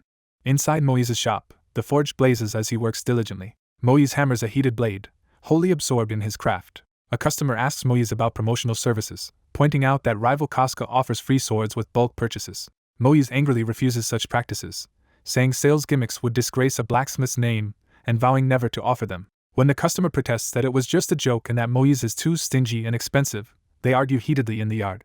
The customer storms out, declaring he will never return, insisting there is a limit to what customers will endure. Moise retorts that this is good news and tells the man not to come back. The king narrates that such quarrels are common at Moise's workshop and that this behavior matches exactly how he remembers Moise from the game.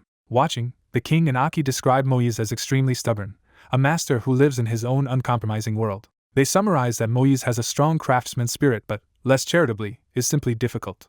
Together they label him as essentially an unlucky person. Narration describes Moise as a craftsman with immense pride who even looks down on famed workshops like Maktoum and Casca. It adds that he hates anyone interfering with his work and rejects all advice or special requests outright. The king mentally recalls the Moise user manual, which says that if you trust Moise with a request you must not object, then asks Aki how long he can stand still. Aki thinks and answers that he can probably endure standing quietly for about 6 hours, wondering why.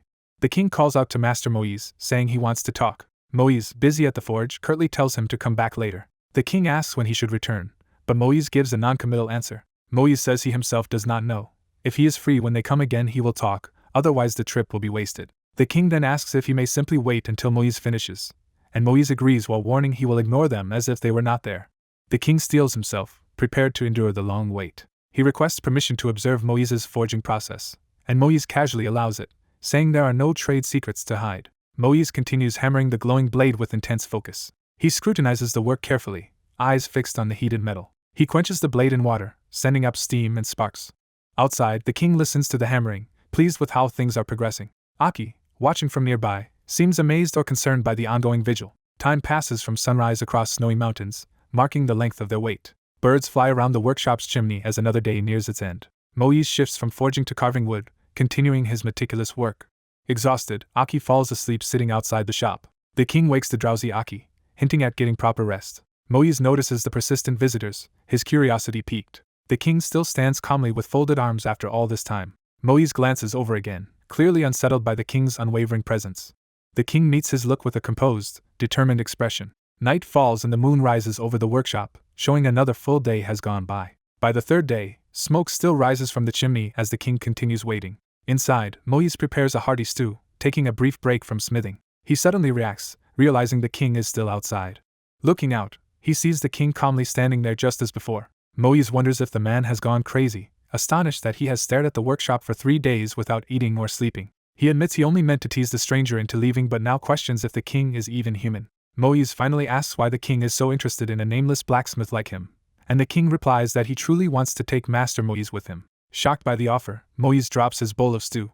Moise says he has a stock phrase for people who flatter him and claim they want to serve him, and the king eagerly asks to hear it. The king inwardly celebrates that Moise is about to use his famous rejection line. Moise declares that if someone wants to take him, they must provide a super large workshop worth at least 1 million gold, in which case he would gladly follow. Both of them laugh loudly, each assuming the condition is impossible. The king then asks what if such a workshop already exists, stunning Moise. He dramatically reveals a huge bag of gold, inviting Moise to come see for himself and explaining he endured 3 days of standing watch for this moment. Moise stares in disbelief at the unexpected fortune. The king says it is finally time for his efforts to bear fruit and asks Moise if he is now ready to talk seriously. Moise, realizing the gold is real and not created by magic, begins to reconsider the offer. The king explains that he has been saving this money precisely so he can pursue his dreams together with Master Moise. Jared insists to Master Moise that his strength is indispensable. Moise questions Jared's talk about dreams and asks why an unusual mage needs a blacksmith. Jared decides to stop stalling and reveal his true identity, after explaining his purpose. Jared prepares himself, about to disclose who he is. Jared presents a shining seal and asks Moise to examine it, surprising him. Moise recognizes the item as the royal seal of Kravia, amazed that it gleams with golden light. The royal seal is shown glowing brilliantly. Moise explains that the royal seal only shines for its rightful owner, realizing Jared is from Kravia. Jared extends his hand to Moise. Jared formally introduces himself as Jared, king of the Kravia kingdom. Moise, stunned that a king seeks out a humble blacksmith, wonders about Jared's interest. Moise and Jared seal their agreement with a handshake. The smithy closes as Moise notes this meeting is going to be a longer story than expected. The scene shifts to a peaceful cityscape under clear skies. Aki, exhausted at a desk piled with work, complains about being tired. Aki resolves to keep working because he cannot rest while his king labors so hard. Aki decides to push through and handle more of the backlog despite the late hour. Elsewhere, someone asks for a supposed joke to stop, implying unease about events. Moise still struggles to believe what is happening. He slaps documents on the counter with a thud. Reading Jared's generous plans, Moise exclaims that Jared is providing land, a workshop, materials, and even rare Tatar magic crystals that are life-risking to obtain. Jared says all preparations are finished and that the missing piece is Moise himself joining. Moise admits Jared's courtesy and the prepared space leave him bewildered as if dreaming. Jared promises to support Moise's research, personally procure rare materials, and bring any artifacts Moise wishes to study. Jared adds there is one condition to this support. He states that Moise's abilities must be devoted exclusively to the Kravia kingdom. Moise reacts sharply to this demand. Then he agrees to leave with Jared, assuring that his colleagues can manage the Yulong kingdom's affairs. Before departing, Moise requests permission from Jared to visit his own master. Jared, surprised, asks what he means by having a master. Time passes as birds fly across a colored sky. Jared and Moise travel a forest path away from the distant city. Moise suggests Jared rest while he goes alone, warning that his master is temperamental. Jared, intrigued by the idea of Moise's master, decides to accompany him anyway. Jared recalls that Moise's master is the black dragon Castro and marvels at this revelation. He reflects that in the game Paradiso Moise's limitless blacksmith potential now makes sense if his master is a dragon. Jared notes he sent Aki back to their lodgings since confronting a dragon could be dangerous. He also views this as an opportunity to gain special dragon-related titles if he meets Castro. Among the potential titles he notices one called Dragon Slayer, which he postpones thinking about. Jared explains that encounters with non-human beings like dragons grant special titles in Paradiso on first contact. As they walk, he thinks he was initially shocked by hearing Castro's name but now sees advantages. He remembers the demonic book of Sothras from the Great Rift Valley and wonders if Castro could decipher its language. Jared reasons there is no guarantee Castro will translate it, but Dragon's curiosity might make her willing. Moise informs Jared they are almost at his master's home. Jared looks around curiously as they stop. Moise points out a secluded house where his reclusive master lives, far from people. Suddenly the wind surges violently through the area. Jared and Moise are buffeted by the gusts. Jared wonders what is happening while Moise seems to recognize it. A powerful voice comments on smelling demon blood that should not be buried by a human. Jared shouts for the unseen presence to halt. A massive dragon silhouette appears overhead, eclipsing the sky. The dragon's claw descends toward the ground. The enormous black dragon lands before Jared and Moise. Castro glares with a golden eye and demands to know who Jared is. The dragon looms close, scrutinizing the two. Moise nervously addresses the dragon as his master. He introduces Jared to Castro as the king of the Kravia kingdom. Castro reacts sharply to the name Kravia and the mention of its king. She demands to know why Moise has brought such a person before her. Castro casts polymorph and begins transforming. She assumes a horned woman form and asks what business the Kravia king has with her. Moise explains he has decided to ally himself with Jared and came to pay his respects before leaving. Jared politely greets Castro, declaring the honor of meeting a noble dragon and again stating he is Kravia's king. Castro curtly replies that she already knows who he is. Turning away, she orders the king to wait outside while she speaks with her disciple first, refusing to deal with uninvited guests until then.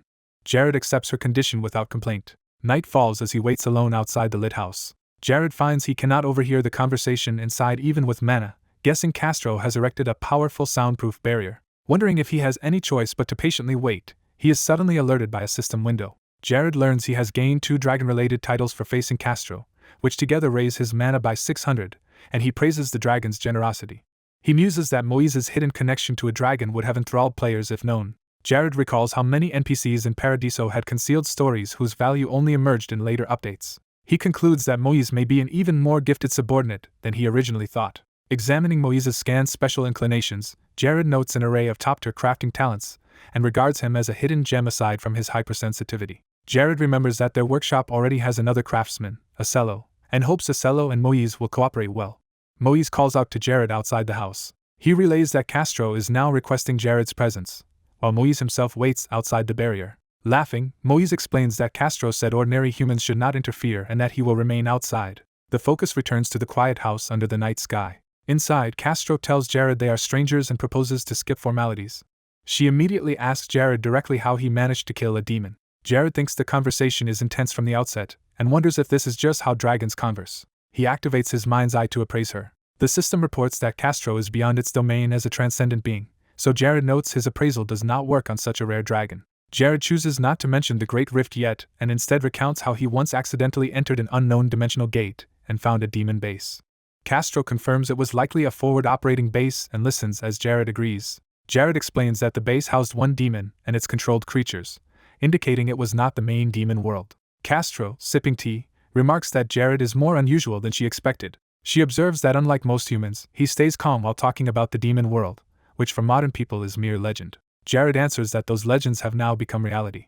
Castro drinks silently, thinking. She then explains that when a demon is killed, its demonic energy transfers to the killer, leaving a harmless but indelible mark indicating who slew it. She warns that any demon who meets Jared in the future will perceive that branded mark. Jared, hearing this for the first time, realizes it is neither a status debuff nor something the system displays. He asks Castro how she possesses such detailed knowledge. Castro postpones that explanation for later. Before answering, she says there is something else she wants to ask him directly. Castro declares she wants to observe Jared closely. Jared is taken aback by her sudden intense interest. Castro leans toward him excitedly, calling him even more peculiar than she thought.